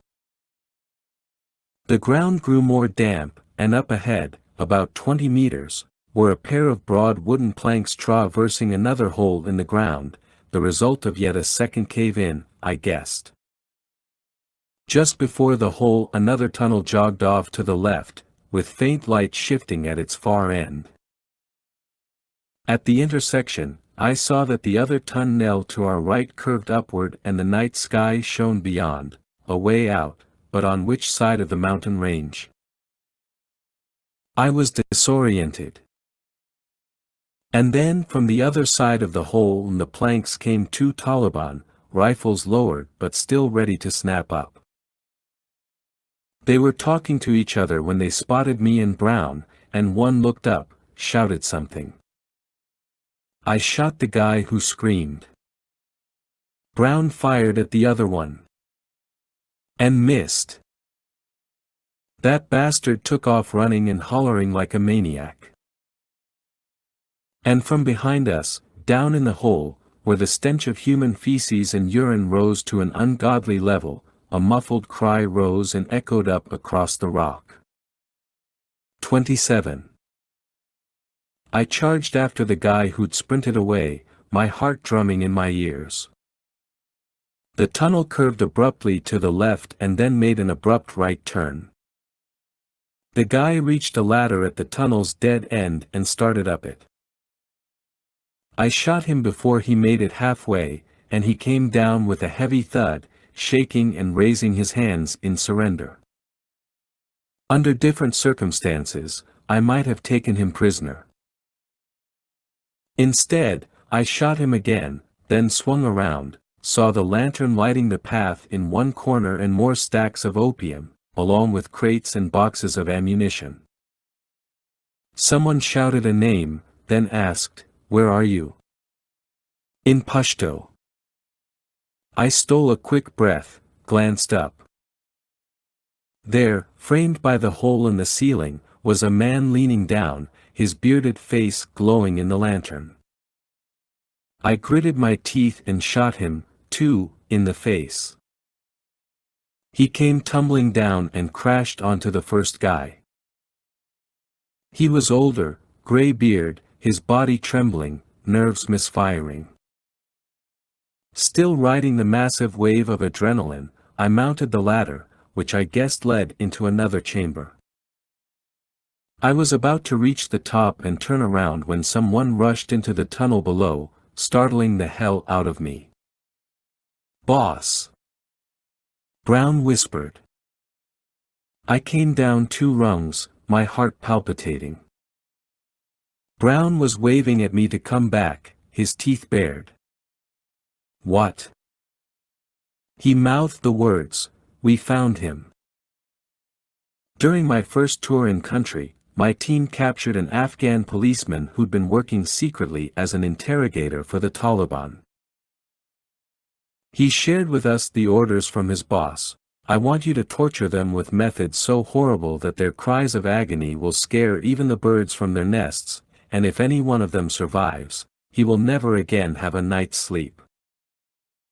This guy described in vivid detail the creative methods he and his comrades employed to slowly and systematically kill their prisoners.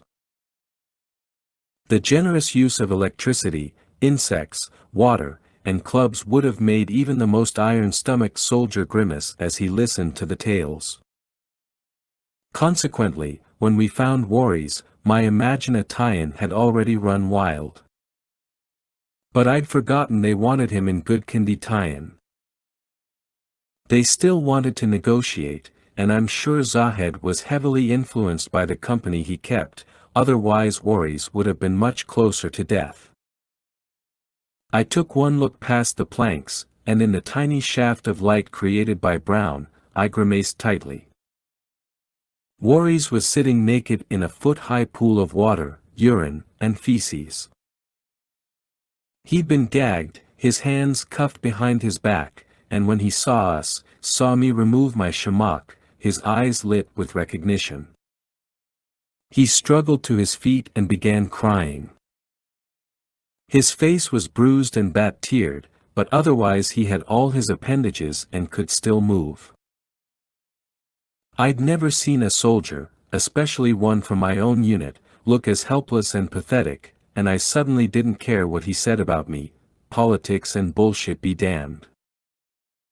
We were going to get him out of there, out of tunnels, out of that godforsaken country. We'd brought about 50 feet of paracord in one of the packs, but we didn't need it. Hume rushed back to fetch the ladder. The hole was about 9 feet deep, the ladder about 7 feet long, so we'd get him out the easier way.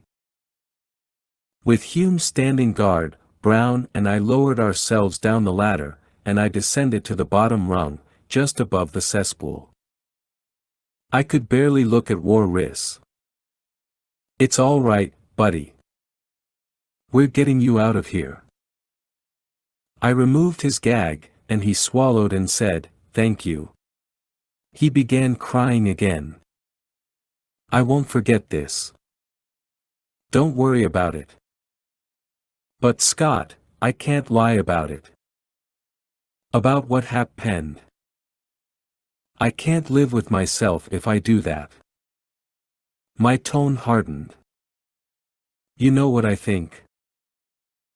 I think that if I save your ass right now, and you still turn me in, that'll be harder to live with than just lying. And really, all you have to do is keep your mouth shut. That's it. You think about that." He bit his lip, then suddenly nodded. "Can you climb?" "I think so." "Then let's move." They'd used a pair of our plastic zipper cuffs, and, with a penlight in my mouth, I carefully sawed through them. With that done, I started up the ladder, and he ascended behind me.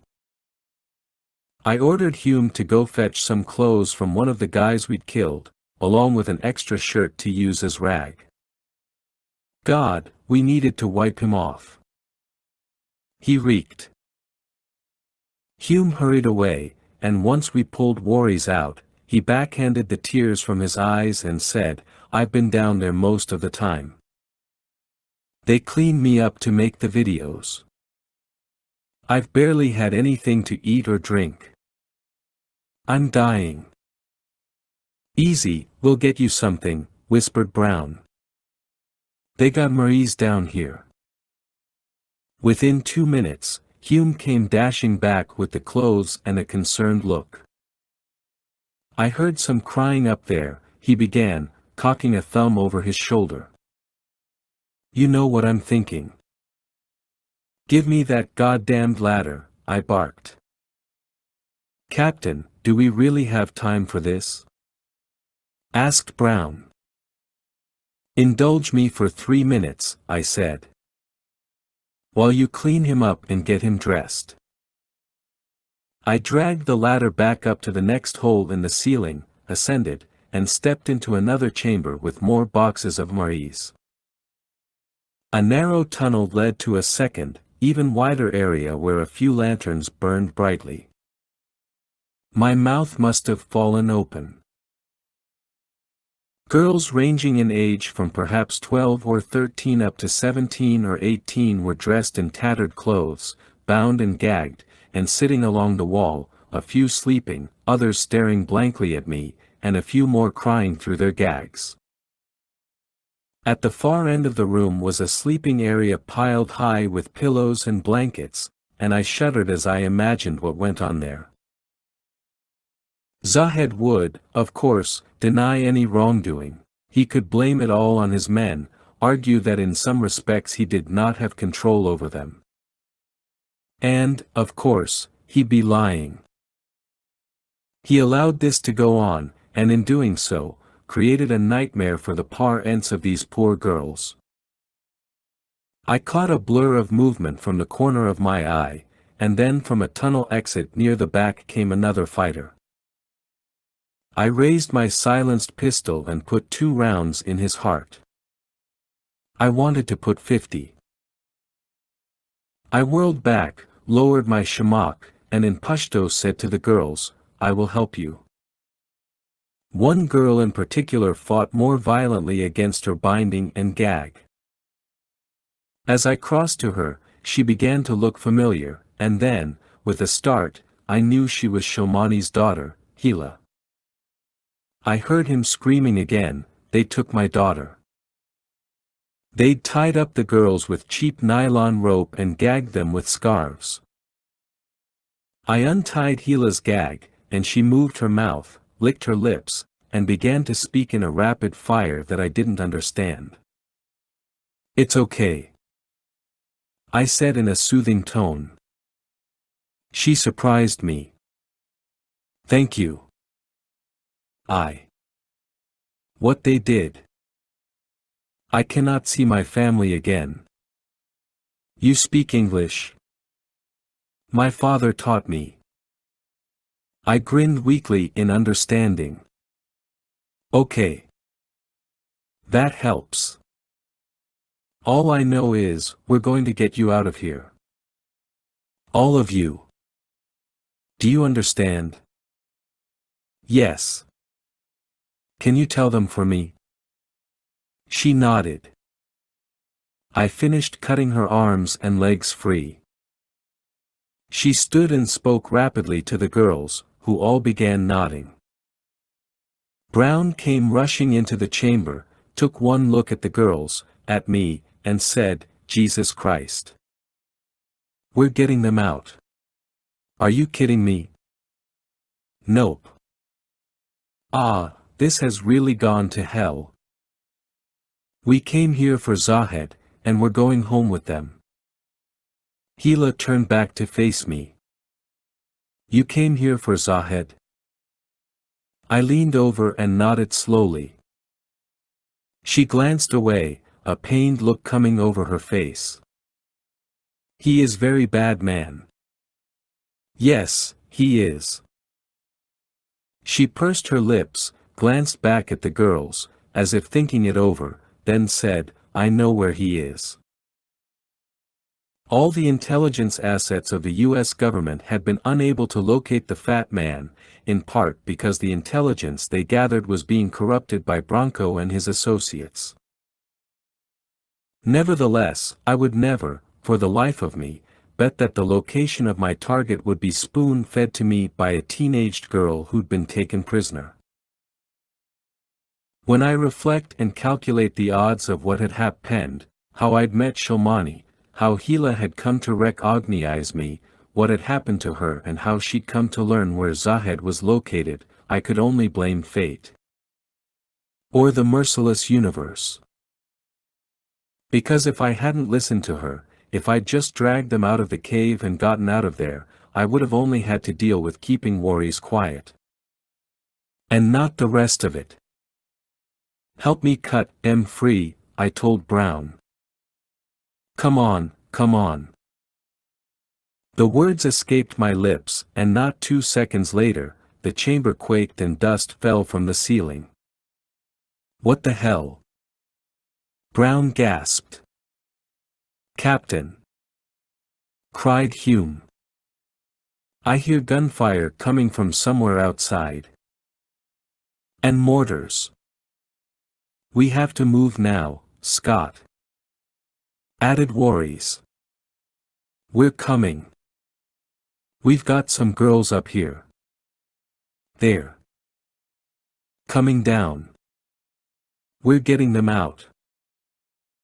As Brown freed the girls, Hila told them where to go, and one by one they took off running. They made us drink wine, she told me as I cut another girl free. They made us do things. I know. It's okay. No, it's not okay. I am filthy. I am not a woman anymore. I am a dog. I looked at her, grabbed her hand. You're not a dog. But I can never go home. She started removing the gags from the remaining girls and reassuring them, while the guys kept scream ing for me to come. The final 2 girls dashed off. All right, get them and worries out of here. Ramirez and the rest of Bravo should be waiting for you, I told Brown. What about you? I lifted my chin to Hila. She knows where Zahed is. Boss, what if she's wrong? I widened my gaze on Hila. Are you sure? She gave an exaggerated nod. I hate him. He was the first one to have me. I know where he is. Oh my God, Brown muttered under his breath. I'm going with her. Not alone, said Brown. You fight with your buddy. I shoved my silenced pistol into Hila's hand. That's right. She's my buddy. She looked at me, scared, the weight of the pistol causing her shoulder to droop. You're crazy, said Brown. This is crazy. Just listen to me, Marcus. I need you to protect Worries. I need you to get him out. I'm worried about Joey, you know that. I know, boss. I won't let Joey do anything stupid. Good. 'Cause I'm betting Worries won't talk. Me, too. He owes us. Big time. All right, so when you get out, contact Gordon. Tell them to track my chip. You'll know where I am. Will do. He thrust out his hand. See you soon, you crazy mofo. I gave him a firm handshake. Thank you, Marcus. Then I turned to Gila. Which way? My father raised 3 sons and a daughter, and my sister Jen was unquestionably Daddy's little girl. The old man was a hardcore disciplinarian with us boys, but my sister could get away with bloody murder. As a kid I could never understand his leniency toward her and was entirely jealous of it. As I got older, I didn't begrudge my sister anymore. In fact, it took my entire life for me to realize that Dad was a cynic who simply needed my sister to remind him of all the beauty still left in the world. I wondered if Shomani had felt likewise about Gila. As she led me through the next tunnel, I wondered if he'd be able to look Gila in the eye after what had happened to her. I knew the culture. I knew what happened to girls like her. But I didn't want to believe that. She held up my pistol, and I had my rifle at the ready now, with the penlight attached. She led me down 2 more tunnels, and we descended yet another ladder into a small room with crates piled to the ceiling. Guns, was all she said. So you came through here? I asked. She frowned a moment, then realized what I was asking. Yes, yes. Zahed is here. In the mountain. She stopped and shook her head. No. No. Then where is he? He is in Sangsar. My mouth fell open. Ah, no. That's no good. What do you think we're going to do? Walk right down this mountain and into the village. I guess I had spoken too fast. She frowned in thought, then finally said, No, no. We don't walk. We'll run. She tugged my arm, but I stopped dead. We can't go to Sangsar. Yes, we'll go. How? She made a gesture with her hand. Under. You mean there's a tunnel that leads all the way there? She beamed at me. While I was heading off to Sangsar, Brown, Hume, and Worries, along with the group of girls, were rushing back through the tunnels, following the beacons we'd left. The guys were not happy with my decision to free the girls and attempt to save them, but they obeyed orders and later told me they would have done the same thing. It was sickening to realize what had been happening in there. Worries had told them that my decision to search for Zahed alone was foolish and indicative of my poor judgment. Brown had told him that saving his sorry ass was also indicative of my poor judgment. I liked that. As Gila and I kept moving, I reminded myself that no, you could not generalize and say that all Taliban like to rape young girls, but we could definitively state that Zahed's men had taken it upon themselves to establish a terrible prison for them. The acts were inexcusable, and when I looked at Gila, even for just a second, I wanted to kill Zahed more than anything. He was, In my mind, the symbol for all that was wrong with the country, all that was wrong with the war. And my hatred burned hotter as she dragged me by the wrist and led me down the next tunnel. The emotions were all over the place at that moment. I felt as though I'd been chasing the fat man all my life, and soon there'd finally be closure, but then I worried for Gila and imagined my own death, the gunshot to my heart, the throbbing pain, the blood seeping into my lungs. The passageways grew shorter, each ending abruptly with another ladder that we took down, always down, and it was clear we were descending the mountain from the inside. A lantern lit the passage at each ladder, and we encountered no resistance. I grew more at ease. Until at the end of the next passage we spotted a man coming up a ladder. Gila fired at him first, the kickback of the pistol startling her. She hit him in the shoulder with the first round, but the second went over his head and ricocheted off the wall. I put 2 rounds in his chest, and he fell backward off the ladder. I ran over there, checked below. No other movement. Thankfully, he'd been alone.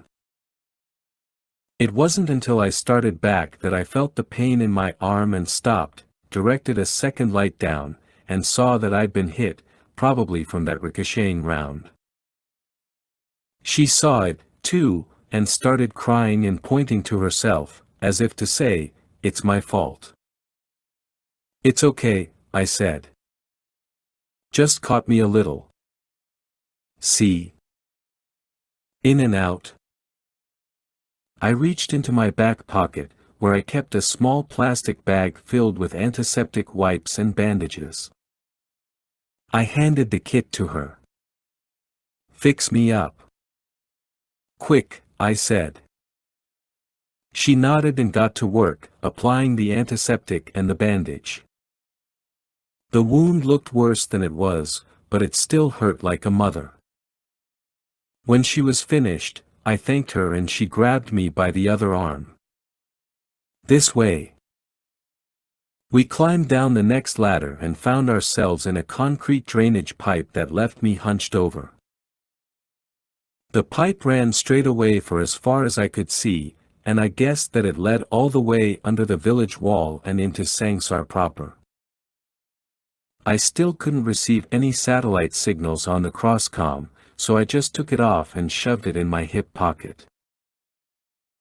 The pipe was littered with rocks and lined with a fine layer of sand, but there was certainly no water, so although I described it as a drainage pipe, its primary use was clear, smuggling. There were both boot and tire tracks in the sand.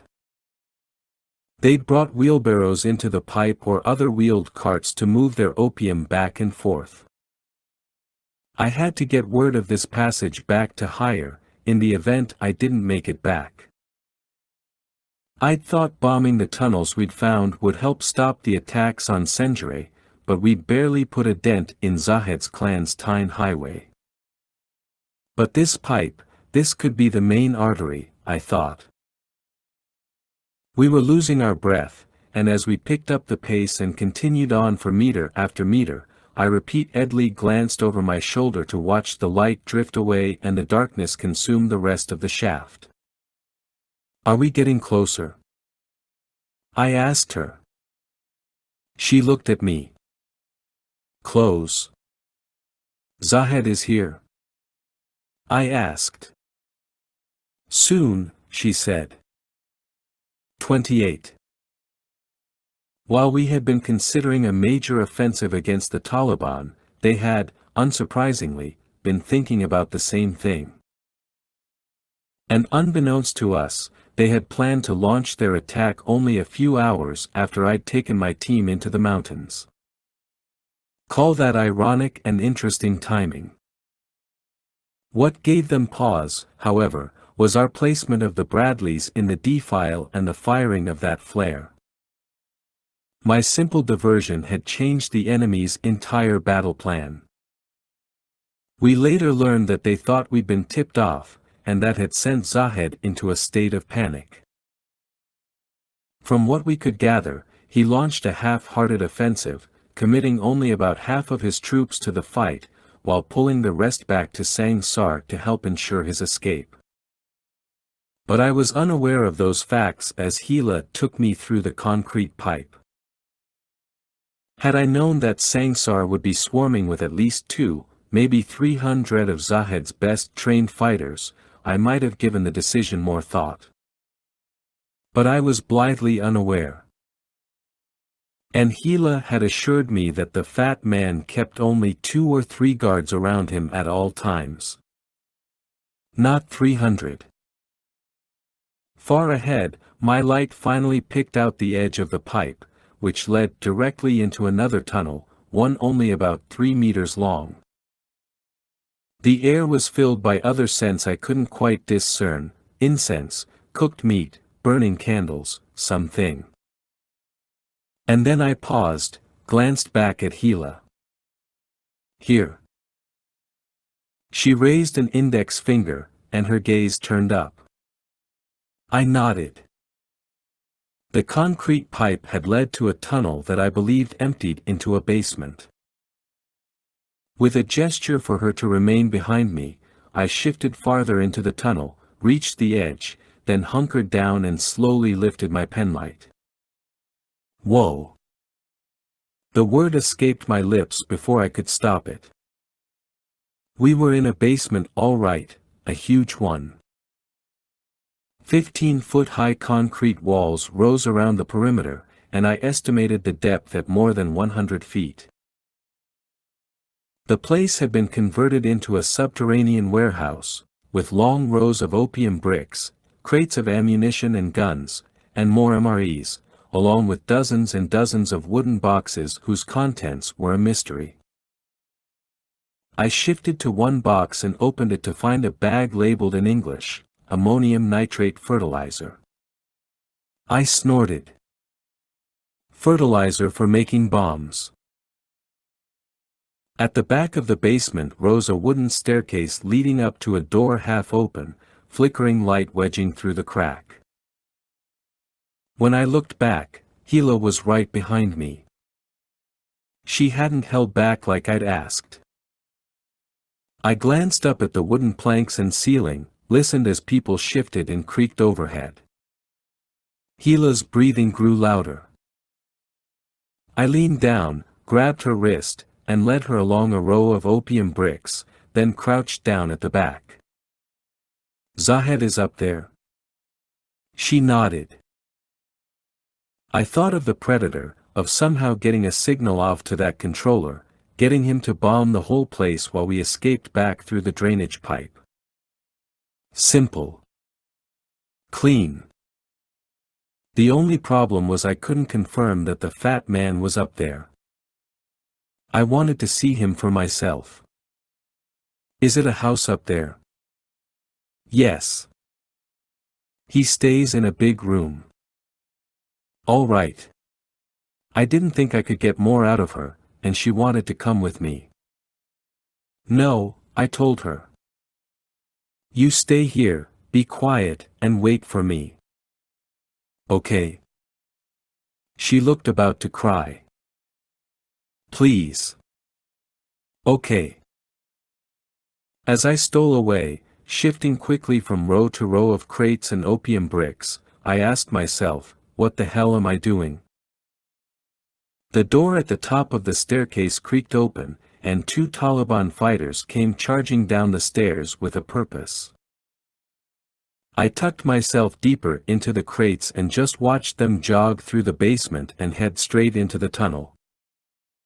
I looked far down the row at Gila, hidden between 2 crates now. She'd heard them but she didn't move. Perfect. That kid had a lot of courage, all right. I gave myself a once-over and tightened the shamak around my face. I was about to step forward and mount the staircase when I thought better of it and shifted back to my spot. I was panting. What the hell had just happened? Had I just chickened out? I wasn't sure.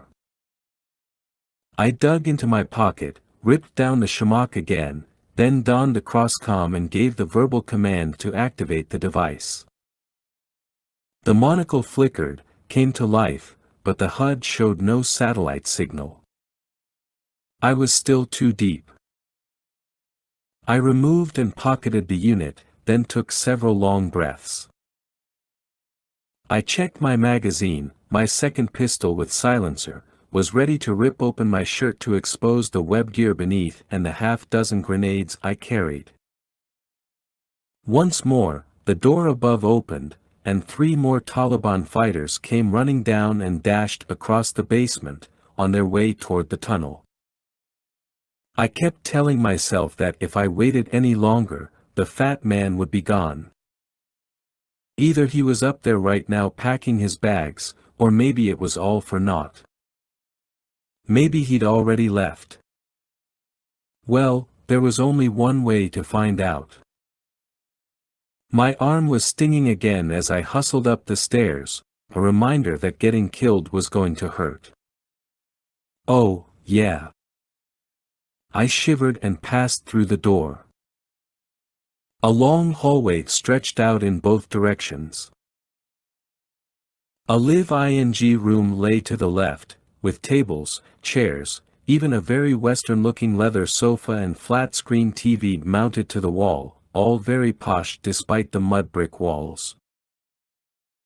Candles burning from wall sconces lit the pathway to my right, where a large kitchen with bar and stools, again very Western, was set up beside another eating area. Someone shouted behind me. I turned to him, a guy about my age with a salt and pepper beard. He asked me something, then asked me again. I shook my head. He shoved me out of the way and jogged down the hall. I ran after him. Wait! I cried in Pashto. I need to see Zahed. But he kept running. I slowed, reached the edge of the kitchen as something or someone moved behind me. I whirled. Hila stood there, pistol in one hand. I told you to stay down there. I cried through a whisper. Come on, she said. Let's go see Zahed. I know where. She grabbed my wrist and tugged me toward the hallway ahead. I grabbed her by the mouth, pulled her into the kitchen, then ducked down beneath the bar and stools. I rolled her over, my hand still wrapped around her mouth, and said, if they see you, they'll kill you. She didn't move. I slowly removed my hand. You have to go back, I told her, pointing down toward the basement. She shook her head. I gestured to my eyes. If they see you, they will kill you. I know what you said. I don't care. I am dead already. To my family. To everyone who knows me. Let me help you. Let me get revenge against Zahed. The decision pained me. If I dragged her along, the second we were spotted we'd be accosted, maybe even shot. I could concoct some story, but I didn't like that. I didn't want her around. I couldn't bear to see her get killed, not after what had already happened to her. I told myself that if I could save her, maybe it all meant something.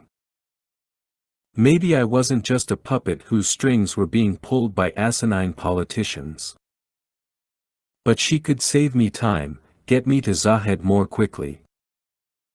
I would have to comb through the entire house. She seemed to know exactly where he'd be. She made the decision for me. I released my grip on her at the sound of approaching men, and she bolted around the bar before I could grab her. The men passed, heading toward the basement door, and she ran out into the hall, waving to me. So it was the middle of the night in a small town deep in the desert of southern Afghanistan, and I was chasing a teenaged girl carrying a pistol through a terrorist's house. If I started a conversation like that, would you believe me? I wouldn't believe me. Hila ran all the way down the hall, made an abrupt right-hand turn, and when I followed, I found her stopped dead, raising her pistol at another man coming toward us. She shot him right in the heart. As he fell, she ran past him, down another hall with doors lining both sides. I was indeed crazy. I'd turned the girl into a cold-blooded killer, then again, maybe Zahed was responsible for that. As we ran I couldn't help but realize this wasn't a house but a mansion, perhaps the biggest place in the entire town, although you wouldn't know it when look on Sangsar from above. The buildings were so closely situated that it was hard to tell where one ended and the other began. The doors here were ornate as well, heavy oak, deeply carved. The fat man had spared no expense. Hilo reached a door at the end, pushed through it, and ran inside. I called after her, reached the doorway, turned into the room, and found her at the far end, running toward a window, a real window, which was rare to find. We were in a massive bedroom with a four-poster bed, heavy furniture, and yet another flat-screen TV. It was like a room in a five-star hotel that had been built in a neighborhood of utter squalor. Very surreal. I'm sure parts of the village didn't have electricity, but Zahed sure did, either that or he ran his TV off a generator. I rushed to the window to find Hila pointing. There. She cried. There. Across a long, tree-lined courtyard, past fig trees and a wall covered in rose bushes, were the silhouettes of three men standing near a wrought iron gate. One of them had to be the fat man. He was tall, 6'5" at least, and huge, more than 400 pounds, I guessed. Stacks of luggage were lined on the walkway beside them. They were waiting to be picked up. Damn it. I tried the window. Locked. I couldn't find a way to open it. I turned back. And when I did, a man was standing in the door with his AK pointed at us. What are you doing? He asked in Pashto. I shifted in front of Hila but didn't raise my rifle. The infidels come from the basement, I tried to say. The man took a step forward and frowned. Ah, no. I must have made a mistake. Maybe I'd told him his mother was a whore, I wasn't sure. Before I could react, another man jogged up beside the first and began screaming and tugging at his buddy. I stole a look out the window. A car had rolled up outside. The first guy shouted at me again. I threw myself to one side, raised my rifle, and fired a salvo into him and his buddy, no silencer, just me and the AK dishing out lead loud and clear. Both went down, but the first guy had started firing. And Hila let out a scream. As both men fell, I clambered up, shouldered my rifle, and rushed to Hila, who'd fallen onto her back and was clutching her side. I immediately pulled away her shirt and saw that a round had pierced the right side of her abdomen, no exit wound. I chanced another look out the window. The wrought iron gate was open. The three men were fighting over something, their voices raised as they rushed to get in the car while two others hurried to load the luggage. This hurts, said Hila. Please. Can you help? It's not that bad. You'll be okay. She clutched my hand. Please. I need help. But I need to go, I told her. He's outside. He's going to get away. She grabbed my hand even tighter as tears welled in her eyes. 29. I thought Hila would beg me to stay with her, but she narrowed her gaze and said, "Okay. Get him. Then come back to help me." "I will." "Okay." I understood now. She had wanted to die, but ironically the gunshot now gave her the will to live. I dragged her behind the bed, out of view from the doorway, and then I grabbed the pistol I'd given her, tucked it into my waistband, and bolted to my feet. I seized a pillow from the four-poster bed, then braced the pillow in front of my face. With a running start, I launched into the air and let out a string of curses as I crashed through the window and landed in a shower of glass on the dirt below. The three figures ran toward the car now, a black Mercedes, probably fitted with bulletproof glass. I came rolling up with the pistol in my hand and shot the two guys loading luggage. The driver opened his door and raised a pistol. I shot him, and then, as I sprinted toward the gate, I got my first clear look at the men. Bronco. His Asian buddy, Mike. And the fat man himself, decked out in silk robes and clean turban and with a beard that splayed across his chest. He wore big gold and diamond rings, and when he faced me, he frowned for a second as both Bronco and Mike reached down to draw weapons. I said, tugging down my shamrock. Joe, I can't believe you're this stupid, said Bronco, slowly raising his palms now. Didn't you get your new apporter? We got you pulled off this job. Finally. You're bluffing. I got nothing. Zahed's eyes narrowed in fury, and he turned to Bronco and began screaming. I didn't catch very much, but he'd said something about Bronco being the fool. All three of them backed toward the car. Don't move, I warned them. We have to leave, said Mike. You have no idea how important this is or the extent of this operation. I craned my head at the sound of multiple helicopter engines echoing off the mountains. We couldn't see them yet, but they were coming. And more gunfire echoed from the hills.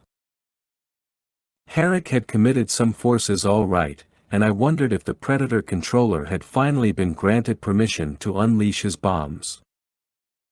Tell Zahed I'm taking him into custody, I told Bronco.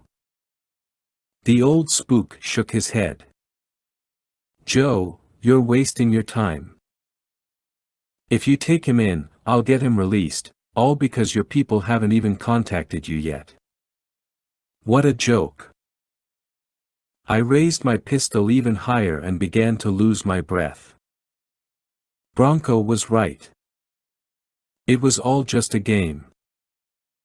I could bring in Zahed, and yes, they probably would get him released. Nothing would change. The satellite phone tucked into my back pocket began to ring. So I guess you know the rest, I tell Blaisdell, as she scrutinizes me with those lawyer eyes flashing above the rim of her glasses. She glances down at my report. Yes, it's all here. She sighs. I don't want you to have any unreasonable hope. You admitted what you did right here. In addition to the obvious charge, they're going for dereliction of duty.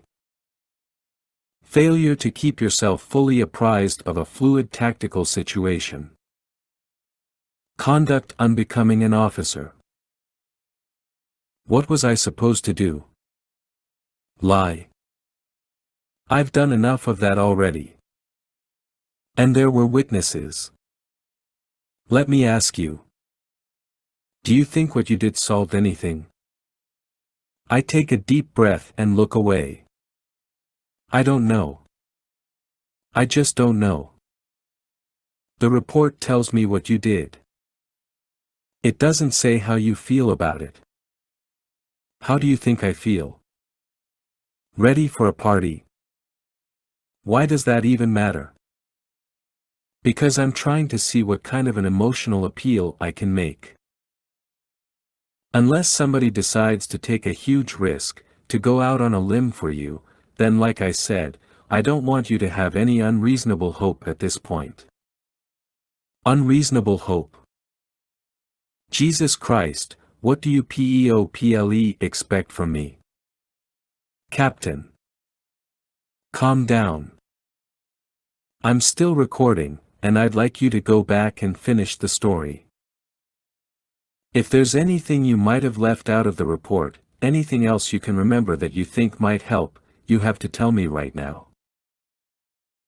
I served with a guy named Foyt, a good captain who wound up getting killed in the Philippines. I was his team sergeant, and he used to give me all kinds of advice about leadership. He was a really smart guy, best read guy I'd ever met. He could rattle off quotes he'd memorized about war and politics. He always had something good to say. When he talked, we listened.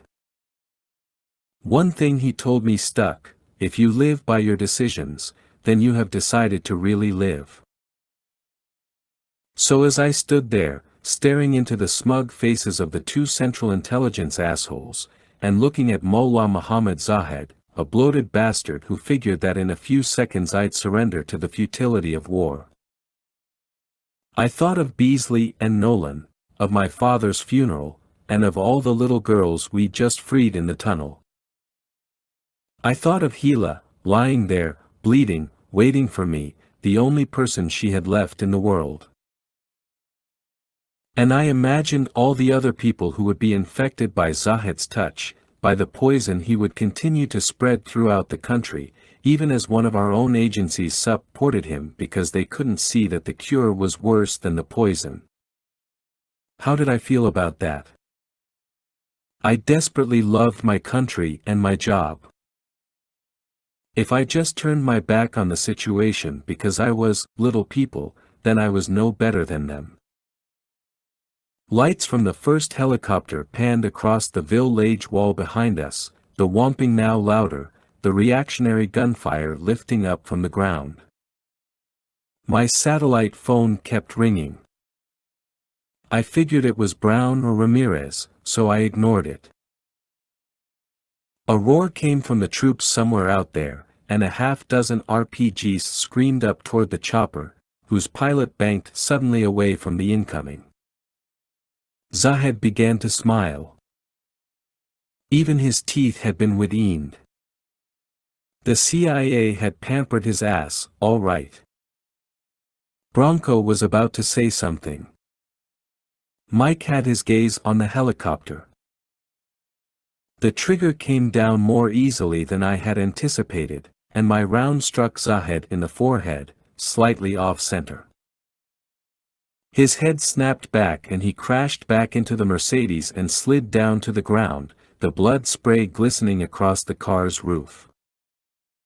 Bronco and Mike reacted instantly, drawing their weapons. I shot Bronco first, then Mike. But I didn't kill them. I shot them in the legs, knocked them off their feet as I whirled and sprinted back toward the shattered window. My phone had stopped ringing. "You're going down for this, Joe. You have no idea what you've done. No idea." There was a lot of cursing involved, by both of us, but suffice it to say I ignored them and climbed back into the bedroom, where Hila lay motionless. I was panting, shaking her hands, gently moving her head. I panicked, checked her neck for a carotid pulse. Thank God. She was alive but unconscious. I dug the crosscom out of my pocket, activated it, changed the magazine on my pistol. I gently scooped up Gila, slid her over my shoulder, then started out of the room, my gun hand trembling. Predator Control, this is Ghost Lead, over. A box opened in my HUD. Where you been, Ghost Lead? Busy. CAS units moving into your area, over. Got M. Can you lock onto my location? I've got it. Good. I need hellfires right on my head. Everything you got. There are no civilians here. I repeat, no civilians. We got a weapons and opium cache in the basement. I want it taken out, over. Roger that, Ghost Lead. I still have no authorized tie-in for fires at this time, over. I understand, buddy. Tell you what. Give me 10-minute utes, and then you make your decision, and live by it. Roger that, Ghost Lead. With a few hundred Taliban fighters to defend the village, I had a bad feeling that they'd manage to either move or simply secure all those weapons and opium. Better to take the cash out of the picture, blow it all back to Allah. I wasn't sure how committed Herrick's close air support was, either. I had considered for the better part of 2 seconds taking Gila straight outside and trying to link up with one of the choppers, but the place still swarmed with Taliban. I'd rather take them out one or two at a time in the tunnels. So I carried her back to the basement and descended the stairs. Ghost Lead, this is Predator Control. I've just received an override order. I have clearance to fire. But I will lose the target in 4 minutes, 15 seconds, over. Let the clock tick, I told him. But don't miss your shot. I'm getting the hell out of here.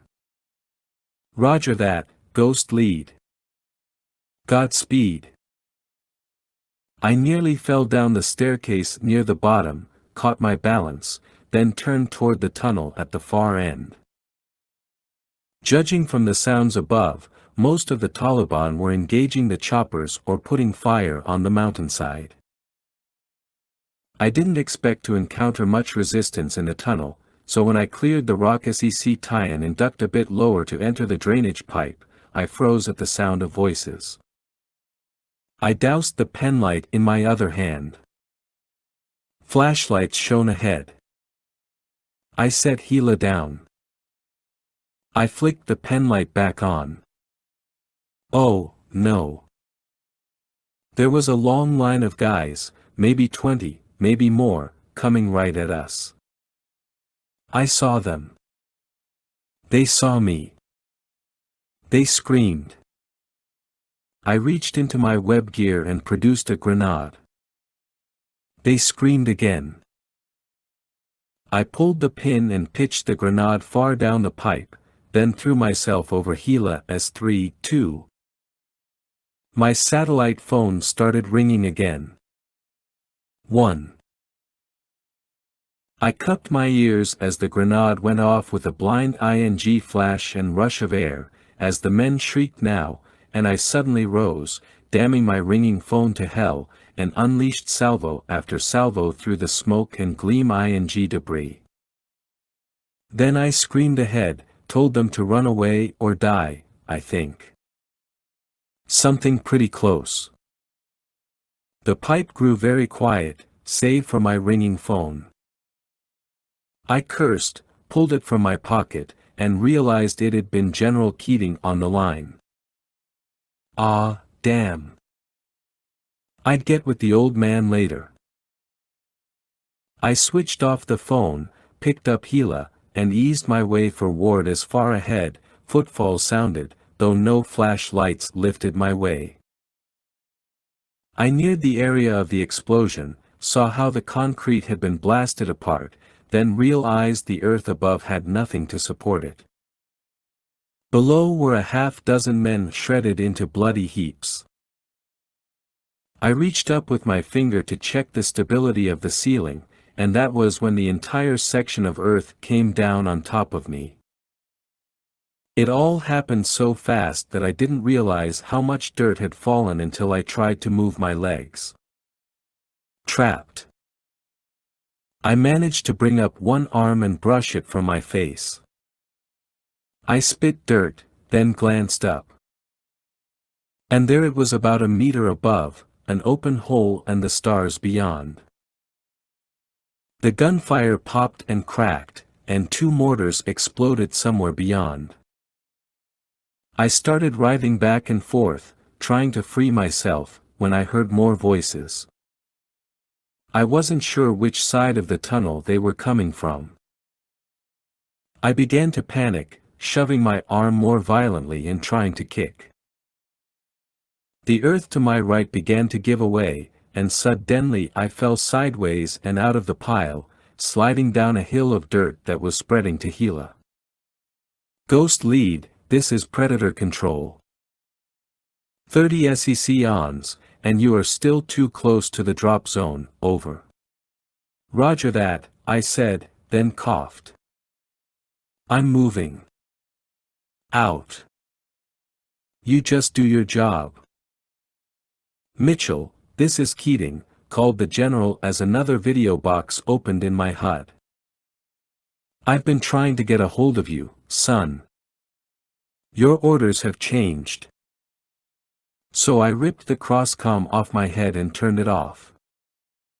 It was a little late for that shit.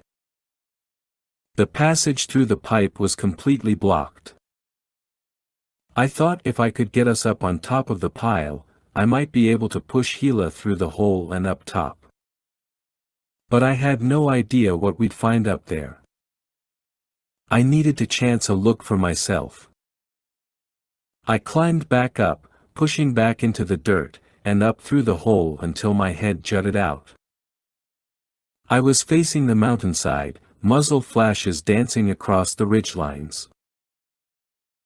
I turned around to face the village and saw at least 40 Taliban fighters racing directly toward me, running behind a pair of pickup trucks with 50 calibers mounted on the back, the guns spewing rounds. But then, from somewhere behind me came the hiss of rockets, and just as I turned my head, I saw an Apache roar overhead and the pickup trucks explode in great fireballs not 30 meters from my head. I ducked back into the hole. The Predator controller was about to drop his bombs. I hustled down and grabbed Gila. I moved her higher across the dirt mound and toward our escape hole. I shifted around to try to shield her from the blast, then took 2 long breaths and listened for the first impact. 30. I tucked in as tightly as I could, and the next few SEC-ons felt like a lifetime. For a moment, I thought the controller had changed his mind or been ordered to abort. But then, just as my doubts were beginning to take root, twin detonations, somewhat muffled at first, originate from behind us, well off into the basement. Not 3 heartbeats later came a roar unlike anything I'd ever heard, followed by a massive tremor ripping through the ground. As the earthquake continued, a wave of intense heat pushed through the tunnel behind me, and I gasped and started dragging Gila higher toward the hole, fearing that all the air would be consumed before we escaped. That I moved farther up was the only thing that saved us from a wave of fire that rushed through the pipe. I kept groaning and dragging her higher, my boots slipping on the dirt, as dozens of smaller explosions began to boom, and I knew that was all the ammunition beginning to cook off. Then came a horrible stench as the opium began to burn. My eyes filled with tears, and for a few seconds I thought I'd pass out before someone grabbed my arm and began pulling me up. There was screaming, but I couldn't identify anyone above the cracking and booming from below, as well as more booming from the village as I was suddenly hoisted out of the hole and plopped down in the sand. I blinked hard, saw Brown and Smith there, with Brown digging back into the hole and pulling out Gila. He was wearing the crosscom I'd given to Ramirez. Behind us, the helicopters were still engaging the Taliban fighters on the ground, but most of them were retreating back toward the walls. However, at least one machine gunner set up behind a jingle truck opened fire, and we all hit the deck a moment before the Apache gunship whirled around and directed a massive barrage of fire that not only tore through the gunner but began to shred the truck itself. "I've got her," yelled Smith, scooping up Gila and gesturing toward the mountainside. "The tunnel's up there. Let's go." Brown pulled me back up. "We locked onto your chip as soon as you got close to the top. You okay?" "More than okay. I got Zahed." Brown was all pearly whites. "Hooah. Mission complete, baby. Let's roll." The three of us ran back toward the hills, with the choppers covering our exit. Brown was in direct contact with them, and he said that he'd sent the others off toward 2 rifle squads that had come up through the defile. They were bringing back 1 Bradley to pick up the girls. We took a tunnel I hadn't seen before, which Brown said led up to one of the mountain passes. As we neared the exit and emerged onto the dirt road, we looked down toward Senjure and saw the Bradley pulling away. The girls we'd rescued were, I later learned, safely on board. We were almost home. "Hold up," I said, as we crossed around some boulders. We squatted down. "We need to get her out of here faster than this." I looked to Brown. "Can we get a Blackhawk to pick her up?" "I'm on it. But we'll still have to get down to the valet over there." "All right." I dug into my pocket, switched on my satellite phone, and saw there was a message from General Keating. I took a deep breath, dialed, and listened. And my heart sank. "I repeat, son, we need to pull you off this mission. Abort. Abort. Stand down."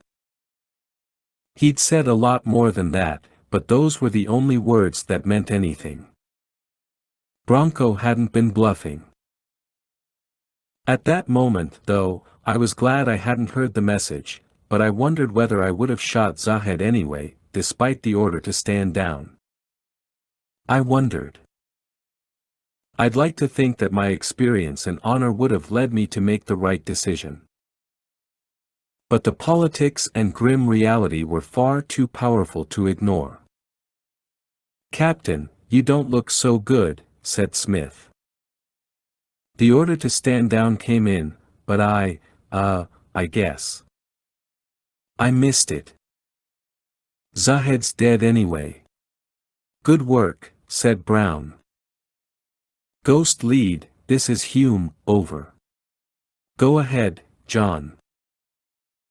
Jenkins and I got on the Bradley, but we got cut off from Voorhees and Ramirez in the tunnels. We figured they'd link up with us down here, but they didn't show up, over. "Roger that, we'll find them. Paul, you get her down there to link up with the chopper." Brown asked Smith. "I'm on it." "Then I'm with you, Captain, let's go." We rose and jogged off, back into the tunnel, while Smith carried Gila toward the valley. "I'm afraid of what we'll find," said Brown. We linked up with another section of tunnels, ones we'd already marked with beacons, and we stepped over 4 or 5 bodies of Taliban fighters. Brown and I spent nearly an hour combing the tunnels. No tracker chips were detected during those moments when I'd slip outside to search for a signal, so we had to assume both men were still underground. Sighing in disgust, I told Brown we needed to get back and see if we couldn't get a search team in the tunnels by morning. You think they got captured? I don't know what to think, I told him. But we can't stay up here all night. We hiked down from the mountains and toward the village. The firing had all but stopped, and the gunships had already pulled out and were heading toward Kandahar. As Brown and I reached the defile, we were met by a horrible sight. Anderson and Herrick were standing in the smoking ruins of the school, shattered by Taliban mortar fire. The once tall walls of the police station, whose roof was about to be constructed, looked like jagged teeth now, with more smoke coiling up into the night sky. Anderson was crying. Herrick glared and cried, "Thanks a lot for all your help." 15 minutes later I was getting my gunshot wound treated. All the girls had been taken back to the hospital as well, and they were all staring at me, as if to say thank you. Hila had been rushed into surgery. I was patting my fresh bandage when Brown came running into the hut and cried, "Captain! Get out here! You're not going to believe this." I rushed away from the nurse and made it outside, where Warries was being helped out of a Hummer. He was ragged and filthy and still reeked. His eyes were bloodshot and he just looked at me vaguely as I rushed up to him. "Fred, where the hell were you?" It took a few seconds for him to focus on me. "They found me down in the valley." "Where's Ramirez?" He swallowed. I don't know." I raised my voice. "What do you mean?" "I mean, I don't know." "Now get out of my goddamn face." He shoved me aside and headed toward the hospital. I grabbed him by the shoulder and spun him around. "You're going to talk right now." "I'll talk, all right. No worries about that." "Where's Ramirez?" "We got separated. I don't know what happened. I looked for him, and he was gone. That's all I know." "Where is he?" He glared at me, then turned and walked away. I started after him, but Brown grabbed my shoulder. "Don't." I talked to one of the doctors, who told me Hilo would pull through just fine. They'd removed the bullet. The doc did take me aside and tell me she'd found evidence of rape on all the girls. I explained the situation, and she said, as I already knew, that none of the families would want these girls back, and if we revealed what had happened to them, their fates could take an even sharper turn for the worse. "We'll see if we can get them to an orphanage," I said. "The woman who's in charge of the school project, Anderson. We'll see if we can get help from her." I still vowed to find Shomani and tell him I had got his daughter out of there. I wanted to tell the man how bravely she'd fought and how she'd literally saved my life. I wasn't sure if that would change anything, but I wanted him to know. However, the fan was dialed up to 10, and the camel dung was about to hit it and fly for miles. I was ordered to Herrick's office before I even returned to my billet. When he was finished cursing his head off and suck ing down his drink, he looked at me and said, "I hope to God you think this was worth it. At least give me that much. At least let me know that you still believe in what you did, because if you don't, Zahed needed to die. I'm sorry about the consequences. He's dead. Maybe things will change here. Maybe not. Well, I'm done here. I'm out. That's a change. You win. I lose. We did nothing here. Nothing. I might have stolen 2 hours of sleep before I dragged myself back up and fought with the guards at the gate, who wouldn't let me and Brown leave the base. I have direct orders from the CO. Your team is confined to the base. You'll have to take that up with the CO, sir. I did. Herrick was sleeping, but the XO spoke to us. Word came down. There are some boys from Kandahar flying in to talk to you guys. Army intel? He shook his head. Spooks. Do you realize what you've done? Bronco screamed, and that was the edited version of his question, which in truth had contained curses and combinations of curses I hadn't heard before. He and his sidekick had escaped from Sangsar, gotten treated for their gunshot wounds, and linked up with their superiors. The group of 4 decided they would interrogate the hell out of me all morning. I'd grinned at the crutches both Bronco and Mikey had used to get into the room. With arms folded over my chest and a bored look on my face, I repeated, I don't have to talk to you, and I won't. So piss off. Bronco attempted to describe the length and breadth of their operation, and he leaned forward and told me that I'd ruined years' worth of work, murdered an unarmed man, and that the agency would see me hang. Blah. Blah. Blah. I told them all where to go, then stormed out. They couldn't hold me. They couldn't do jack. I went back to Herrick and told him I was going to see Shomani and that if he tried to stop me, I'd have him brought up on charges. He started laughing and just waved me off. His laughter sounded more unbalanced than cynical. Brown and I caught up with Shomani at the shacks on the outskirts of town. He was loading water and would not look at me as we approached. Listen to me, please, I began. We got Gila. She's in the hospital. She's okay.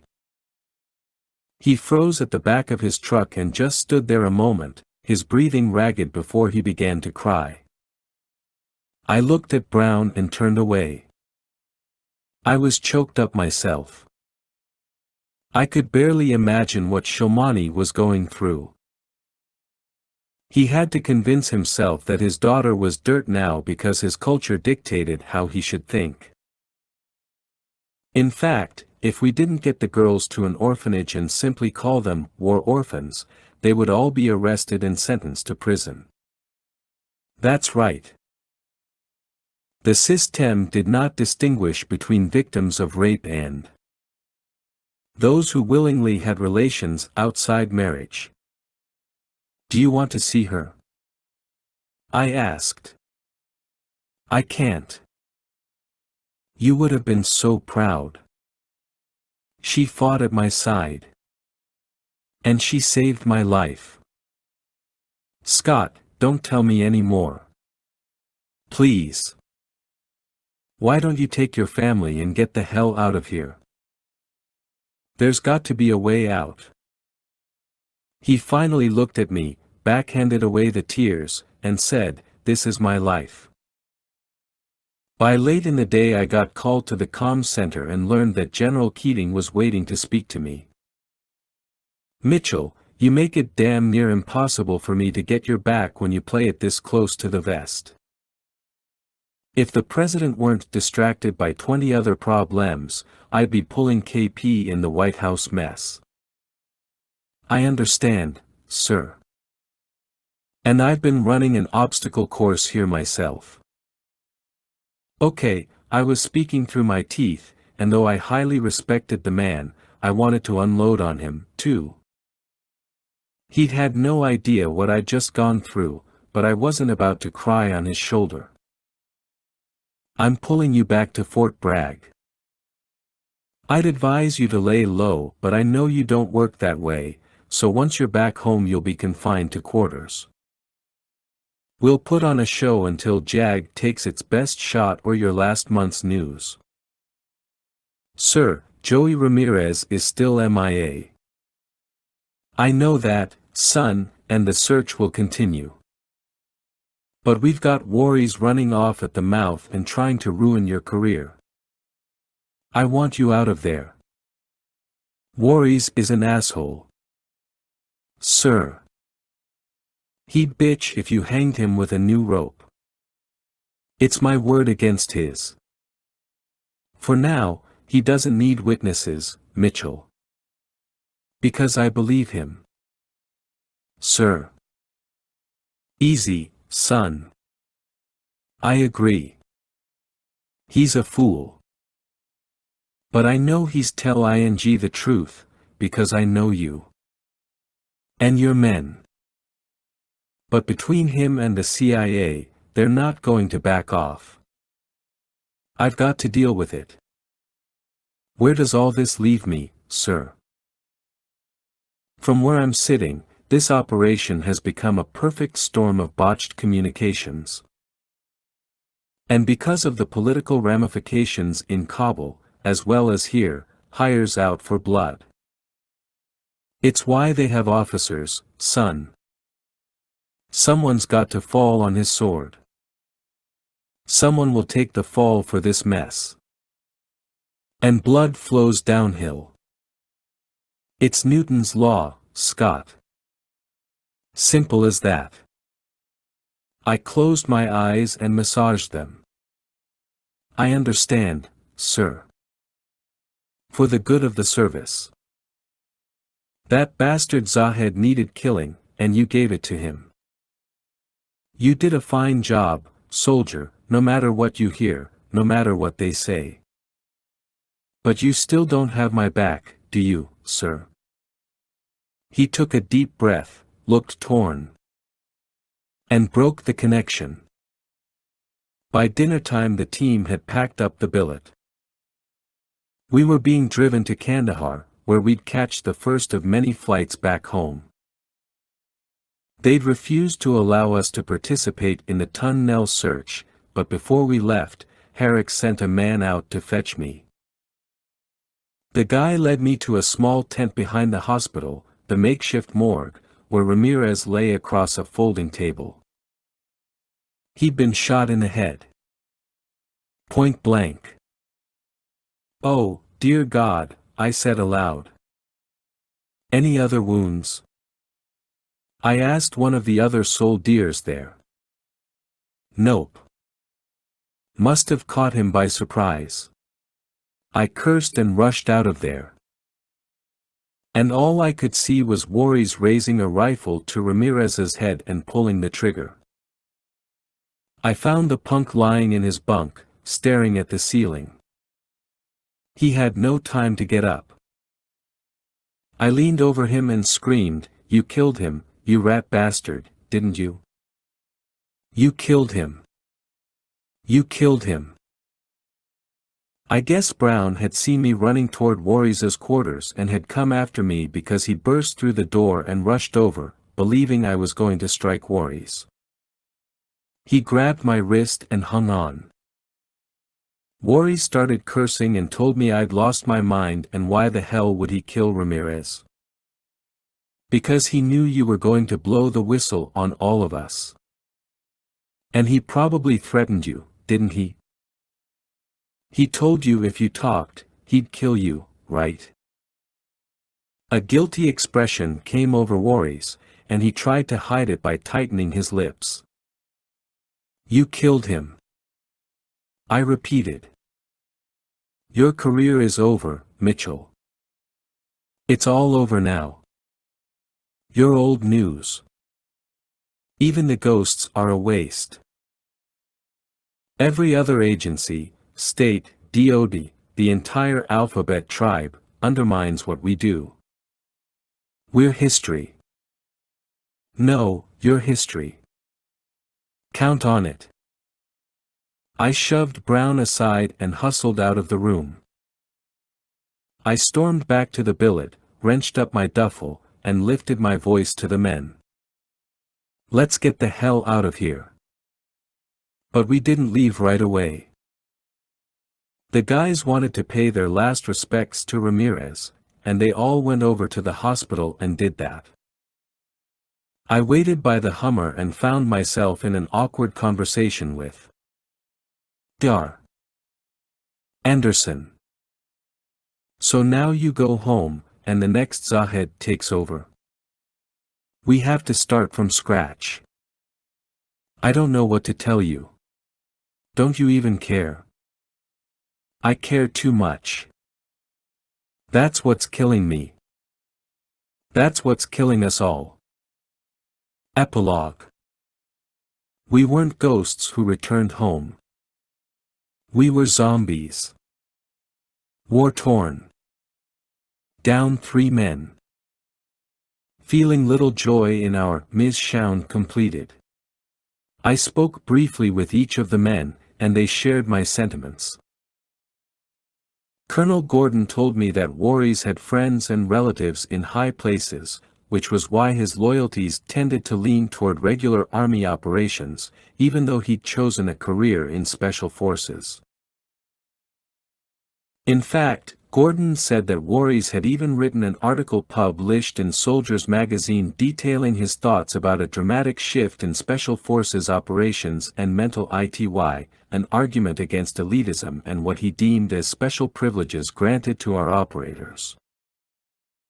Well, the punk really got a taste of our special privileges by spending some time in a hole full of crap. That's how we prima donnas in SF live the high life. During one layover, I got a call from Herrick, who told me Anderson had placed the girls in a good orphanage, but then the facility had been raided by Taliban who said the girls had been raped and that they were all going to face charges. Hilo was, of course, among that group. Would she spend 20 or more years in jail? I didn't know, but Herrick said he had a few ideas. He then surprised me. You were wrong about me, Scott. I'm not a politician. And I'll prove it to you. And then, as we were boarding our final flight back to Fort Bragg, Gordon called again to tell me the spooks were going for a charge of murder. Apparently, Mullah Muhammad Zahed wasn't just the Taliban commander in the Jari district. He was the warlord leader of a network of men, warlords, Taliban leaders, and corrupt public officials, who were part of a massive protection racket in the country. It seemed the United States was paying tens of millions of dollars to these men to ensure safe passage of supply convoys throughout the country. We imported virtually everything we needed: food, water, fuel, and ammo, and we did most of it by road through Pakistan or Central Asia to hubs at Bagram Air Base north of Kabul and the air base at Kandahar. From there, local Afghan contractors took over, and the POW heirs that thought hiring local security was a brilliant idea so we could promote entrepreneurship.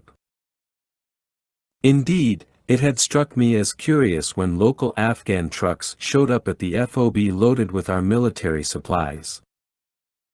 I'd assumed the Chinooks had brought in everything, but I was wrong. So, Zahed was indirectly being paid by the United States to provide protection to the trucks delivering supplies to our base, even though we were his mortal enemies. What an opportunist. He had to profit in every way imaginable, from our supply lines to each and every improvement we'd made in the village. If he could, he would have been the one to sell us the guns we'd use to kill him. Gordon said the network was making more than $1 million a week by supplying protection. There was a symbiotic relationship between the network and the Taliban, who were being paid not to cause trouble and were also being employed as guards. Many of the firefights, Gordon said, were the result of protection fees being docked or paid late. The gunfire had nothing to do with purging the foreign invaders from their country. Hell, the invaders were paying their salaries. So this was the lovely oasis that Zahed had nurtured. And there wasn't a single piece of high-tech weaponry, no laser-guided bullet, radar, super bomb, nothing, that would change that. One ghost unit had taken out a man. We couldn't reinvent an entire country. And then, the final kicker, Gordon had learned that the CIA was already negotiating with Zahed's number 2 man, Saeed Ola, who had taken up residence in that opium palace in Kabul. Pretty much everything Bronco had told me about the agency's intentions and desires had been a lie. And I felt certain that they had supplied the HERF guns to Zahed's men and attempted to use the Chinese as fall guys. So nothing would change. I'd taken out a thug, but in a country with very little, thugs were not in short supply. As I wrote a letter to Joey's parents, I once again tried to convince myself that my life, my job, everything was still worth it, even as murder charges loomed. I'm sorry to inform you that your son died for nothing and that this war messed him up so much that he killed an innocent American soldier in order to protect our unit. I typed that twice before I got so mad I slammed shut the laptop. If the plane seat could have swallowed me, I would have allowed it. All I could do was throw my head back and think about how badly they were going to burn me. And when my mind wasn't fixated on that, I'd see Shomani crying. And think about Gila being thrown in a rank cell. And see some yellow-toothed scumbag count cash handed to him by Bronco. I reached down under my seat, dug into my carry-on bag, and produced a letter that had been part of a care package sent to me by the Volunteers of Operation Shoebox, a remarkable organization that sent personal care items, snacks, books, and dozens of other items we all needed so desperately. The folks even included toys we could hand out to children during our missions.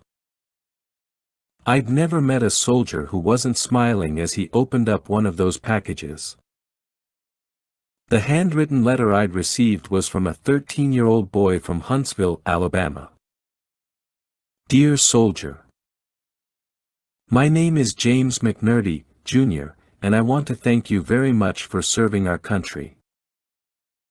I know it must be hard out there for you, but if you take good care of yourself and eat good, you will have a good day of fighting. I want to tell you about my dad, who was also a soldier. He died in Iraq while trying to protect us. He was a very great man and he told me that whenever I see a soldier I should thank him or her. So while I cannot see you, I still want to thank you for helping us and for believing in our country. My dad always said that no matter what happens, he loved us and the United States of America. My dad said being a soldier is a great honor, so maybe I will be one someday, too. I hope you can stay happy. I know it is hard. Thanks very much. Your friend, James McNerney, Jr. See this? I tell Blaisdell, pulling the letter from my breast pocket. This is the only thing keeping me sane right now. Some kid in Huntsville actually believes in what we're doing. She sighs. That's nice.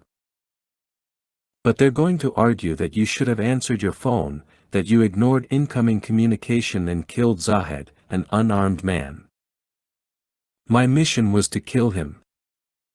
I carried out my orders. The abort came too late. I was the commander on the ground, I saw the opportunity, I made the decision, and I completed the mission. That's what you're going to argue. If higher can't make up their minds about what to do, then it's my job to make that decision. They're not going to see it like that.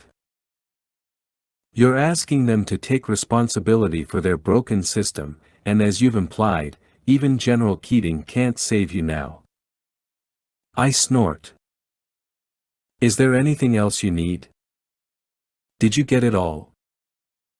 Because I'm going to be very busy for the rest of the day, trying to get drunk. She rises and pushes her glasses farther up her nose. Off the record, Captain, I'm very sorry about what's happened to you. In some respects you're a victim of the system, but you had a choice.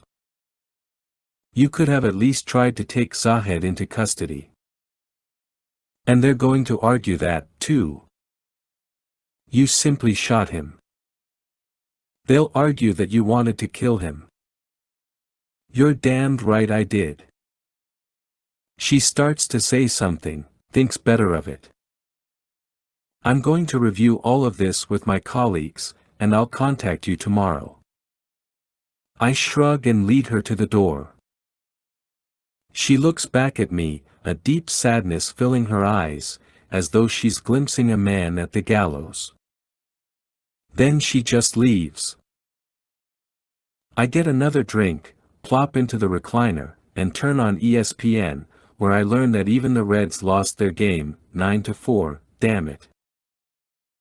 I must have dozed off and the knocking at my door continues for a while until I suddenly rush up and answer it. Holy shit. The curse escapes my mouth before I can censor it. It's General Keating himself, out of uniform, wearing a golf shirt and dockers. He pushes past me, slams shut the door, then lifts his voice. What the hell are you doing here?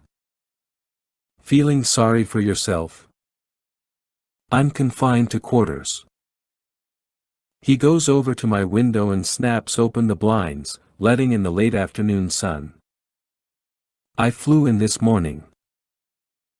Then I spent the whole day in a video conference with those assholes in Langley. Well, I'm sorry I upset your day. Don't flatter yourself, son.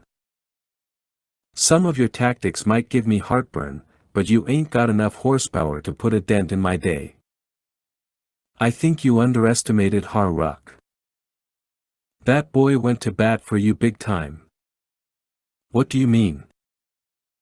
He used his friend, the humanitarian worker, to do some digging. Turns out that little girl you saved witnessed Bronco and Mike on the scene of Wariza's torture, and they failed to report any of it. I frown. Then Wariz can burn them, maybe get me off. He shakes his head. We called in Wariz. He made a deal with the CIA to keep his mouth shut, so long as they helped him burn you. He admitted that. No, Bronco and Mike did.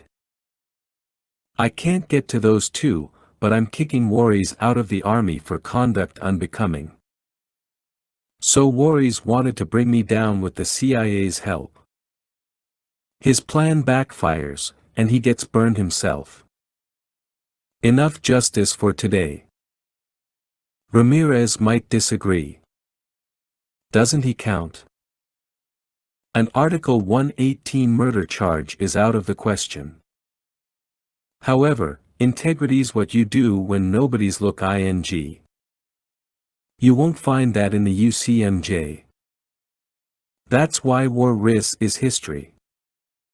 What about me? Am I free? You're going on temporary duty to Walter Reed for evaluation. What? You think I'm crazy? Nah. I might if you'd answered that phone. Scott, you bivouacked a long time in that fucking valley of woe. Let's placate them for now, okay? I sigh deeply. Look, son, this has been tough for all of us. Tough.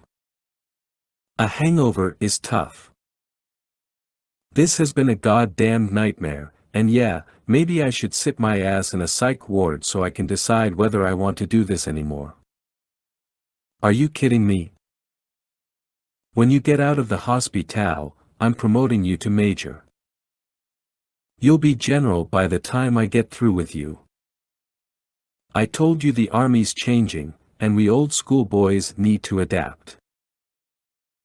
I couldn't hide my twisted grin. 1 minute I'm going to Leavenworth, the next I'm being promoted. I'm crazy. The system's crazy. Keating crosses to the kitchen, lifts my empty scotch bottle. You're crazy drinking this crap. We only drink Glenfiddich single malt. Didn't I teach you that? You did, sir. All right, then, pack your bags, soldier. I will. But first I want you to read something. I hand him the note written by James McNerney, Jr. He reads it, then looks up, a sheen now in his eyes. Being a soldier is a great honor, I remind him. But are we honoring the profession? Or maybe, just maybe, they're asking too much of us. Just a little too much. He takes a deep breath, returns the letter, then says, hurry up and pack. Then we'll get some real scotch.